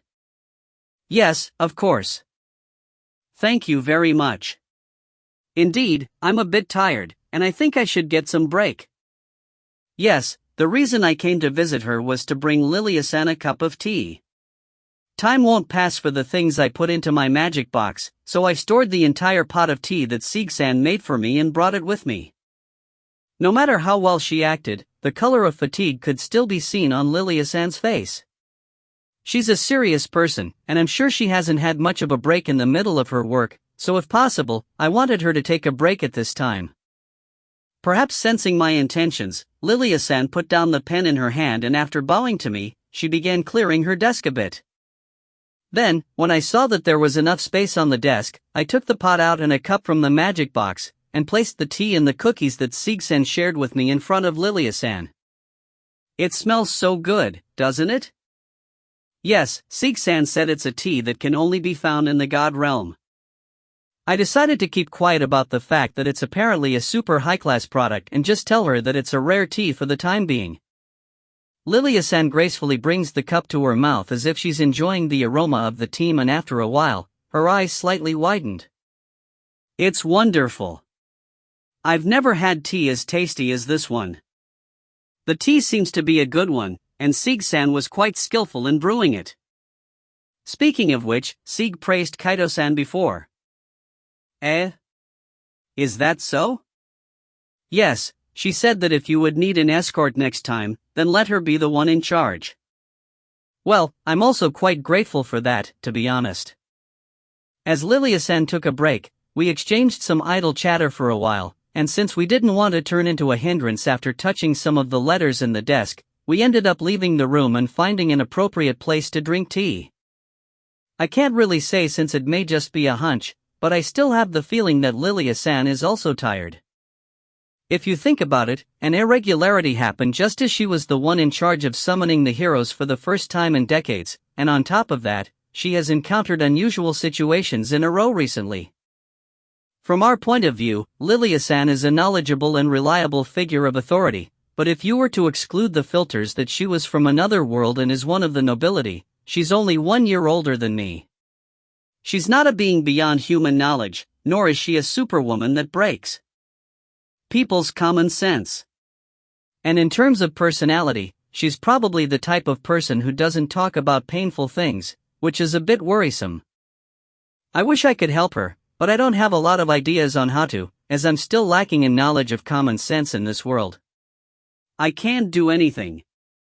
As I was thinking about this, I suddenly looked out the window leading to the outside corridor, and like a gut feeling, an idea came into my head. It's going to rain from noon. I don't know why I thought that. Looking at the sky as the sun begins to rise, it looks like a normal, sunny day, but for some reason, a feeling of near certainty comes into my head. But in the end, I don't know what that feeling is, so I shook it off my mind and went back to my room. It's true that Lilia-chan seems to be a serious person, and she may be the type that stores up her fatigue. Yeah, so, do you have any idea how to let her vent out? When noon is about to arrive, I asked Kuro, who is lying on the sofa in my room while moving her legs about, regarding Lilia-san. A day has passed since she visited the mansion. Kuro started to show up at noon as well, but to be honest, I've gotten used to her showing up out of the blue, so I didn't bother throwing in at Tsukomi. Let's see, wouldn't going out for a change of pace be a good idea? Going to a festival or something like that may work. A festival? Is there a place doing a festival nearby around this time of the year? As I eat my baby castella, I think about the words Kuro suggested to me. Indeed, a change of pace is a good idea. I'm sure Lilia-san in particular has been keeping an eye on us lately, so she hasn't had a chance to go out and have fun. However, would there be a place that's conveniently holding a festival nearby? Thinking about it, I asked her back, and after Kuro looked like she's astonished, she clapped her hands as if she understood something. Ah, I see, I haven't told you about it. In the year of the Festival of Heroes, besides the main festival held in City of Friendship, Hikari, there are many other festivals held throughout the year here and there. If you include the festivals held in the Demon Realm, God Realm, and those festivals that are held in small villages, it had turned like there would be a festival every day somewhere. I see. In that case, maybe I should suggest it to her. If it's a festival held in the Demon Realm and while I'm free, I'll go show you around. That's reassuring to hear. Then, I'll be counting on you at that time. This may not have been something I decided myself, but thanks to her good suggestion, it should be easier to discuss it with her. Moreover, this may even be considered as a cultural sightseeing for us, so I feel like Lilia-san is more like take us up on this suggestion. Once again, I think about how this was a pretty effective idea. First of all though, we need to find out what kind of festivals would be held at this time of year, so I'll have to ask Luna Maria-san about that. It looks like it's raining, huh? As I was thinking about what I should do hereafter, Kuro muttered while looking out of the window. The sky, which was clear not long ago, was cloudy, and I saw a small drop of water rain hitting the window. Just as what came into my mind earlier in the morning, was it really raining? This might have been too much of a coincidence. When I saw the rain start to fall as I had intuitively thought it would in the early morning, the question that I had pushed away in my mind came back, and at the same time, something came into my mind again. The rain stops at night. It happened again. I don't know why thoughts came into my mind again, but I still felt the feeling of near certainty along with that thought. What the heck is this? Era? Kaito-kun. It seems like you can finally release your magic power, huh? I'm sure. It isn't just a faint feeling, you look like you are well clad in magic power. It looks like you're finally ready to use magic. Dear Mom, Dad, I've felt some strange intuitions since early in the morning. It appears that inside of me, it seems like my magic power had awakened. Chapter 38. It might be a cheat ability in some way. Even though Kuro pointed out that she could see something in my body, I can't see any change in my appearance myself because magic power essentially isn't visible. However, aside from physical aspects, I can certainly feel something change. It's much less diluted than when I pseudoclad in Kuro's magic power, and I didn't notice it until now, but I could sense that my body is clad in something. Indeed, now that you said it, I feel like I'm somehow clad in magic power. It might be a little uncomfortable because your body isn't used to it yet, and I don't think you'll be able to move it well yet. But after about 2 days, you should be able to sense how to move your magic. After that, you can finally use magic. Whoa! It certainly is, Kuro said. I could sense that I'm clad in magic power, but I can't make it move. No, to be precise, I could feel like I could do it, but I could sense that I wouldn't be able to make it move well. According to Kuro, this is because my body isn't accustomed yet to being clad in magic power. In other words, it is like how a baby has just learned how to stand on its own feet, and after some time pass, I will gradually be able to manipulate my magic power. When I was moved by the fact that I was finally at the starting line of using magic, Kuro smiled and said the words that had been bothering me. Humans from other worlds can use a special kind of magic, holding some kind of ability unique from the others. Indeed, that can be said to be the staples of the media regarding people summoned to another world. UNN. For example, Hikari-chan, the first hero, was able to materialize her magic power, turning it into swords or shields, or more accurately, turning it into some kind of minerals. There are some demons, myself included, who can do similar things, but compared to turning magic into fire or water, turning it into iron or something like that consumes an awful lot of magic power. It normally would have been impossible for her to use it with a human's amount of magic power, but Hikari-chan was able to do it with just a small amount of magic power consumption. Fumu. Moreover, Hikari-chan didn't need any magic technique like a magic circle for her to use that magic. Materializing magic power should have been high-ranked magic. It's not supposed to be possible to omit the use of magic techniques unless you're a high-ranking demon, but Hikari-chan seems to have been able to do it ever since she first learned magic. Doesn't that only mean that the first hero was special? The first hero was able to use this magic better than the high-ranking demon, which would normally require the power of a high-ranking demon to be able to use it. However, I'm still not sure if this is because she's an otherworlder or because she is the first hero. There were a few other children holding the role of heroes back in the past who didn't go back to their original world and stayed in this world, and those children could use magic that's unique to them. The magic they hold is different though. I remembered that there was this child who could use teleportation magic just like how demons who hold peerage do, though it only consumes a lot less magic power from him. There's also that child who can use great magic, though she could only use water magic. Each of them may be different, but all in all, they were able to use magic that originally couldn't be used by humans. Does that mean I also have some kind of unusual magic? It's quite possible. Have you felt any kind of strange feelings after your magic power awakened? Like how you feel like you can do this, or a part of you that doesn't feel the same as before? Speaking of which, what came to my mind when Kuro asked me about it was that strange feeling I felt earlier this morning and just now. That incident where I knew, for some reason, that the weather would change with a near certainty. When I explained this to Kuro, she put her hand on her chin as she looked like she's thinking about something. You knew that the weather would change?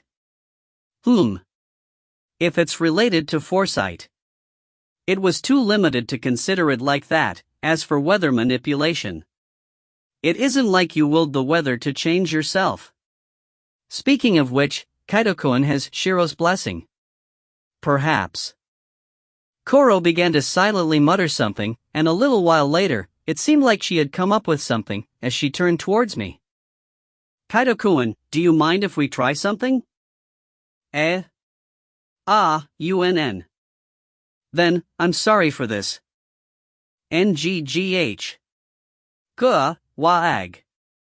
I nodded at Kuro when she told me she has a hunch regarding my magic and wants to try something out. Kuro then held out her hand towards me, and immediately afterward, a tremendous amount of pressure weighed on my body.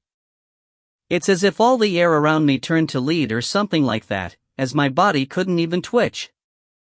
I don't know what Kuro thought, but for me to not be able to move my body at all is more intense than I expected. Kaito-kun, can you move your body in that situation? Don't say something unreasonable. How can I move my body when it's like I'm trapped in a boulder like this? No? I don't feel the heaviness I felt before, and I feel like I can manage to move if I work hard. Following Kuro's words, I tried to move my body. At first, my body won't move at all, but after a while, the pressure on my body weakened, just like how my body, which was trapped in hardened concrete, was finally able to struggle as if what was clinging onto my body is hardened mud, and I was able to move my body a little bit. Koro continues to quietly watch me. Immediately afterward, a chill went through my entire body. I don't know how to describe it, but it's an incredibly unpleasant feeling. It's as if my whole body was held up to a sharp blade. No, even something like could be described as lukewarm compared to the overwhelming fear I feel right now. The moment my eyes met with the golden eyes that are quietly staring at me, deep darkness that seems to swallow me filled in my head. I will be killed. Along with the moment that feeling emerged, events from the past popped up one after another in my head. The memories of when I spent time with my parents, the time when I lost them in an accident, the fated days after that, and the time after I came to this world. Immediately after I realized that I was actually looking at the revolving lantern, that feeling of despair that had been assaulting my entire body disappears, and my body loses its strength and collapses on my knees. With my body not being able to exert an ounce of strength, the gravity began to drag my body down, collapsing on the floor, and was caught in someone's arms, just like before. I'm sorry, Kaito-kun. It was quite scary, right? Koro? The atmosphere around her went back to being warm and reassuring as usual, without the feeling of fear I felt earlier from Koro, who held my crumbling body in her arms and spoke to me with her gentle and reassuring voice. I'm not sure what happened. My head feels like it's spinning and I can't think straight. To check Kaito-kun's power, I put a little bit of my killing intent into my magic power. I'm really sorry. While gently stroking my head, Koro utters an apology. She just put in a little bit of killing intent, she said. That's outrageous enough for my mind to break. How should I say this? I guess that's to be expected from the underworld king, huh? Are you okay? Does it hurt anywhere? I'm feeling a little lightheaded. I guess the pressure from the high density of magic power must have caused you to get magic intoxication, huh? You should get better after you get some rest.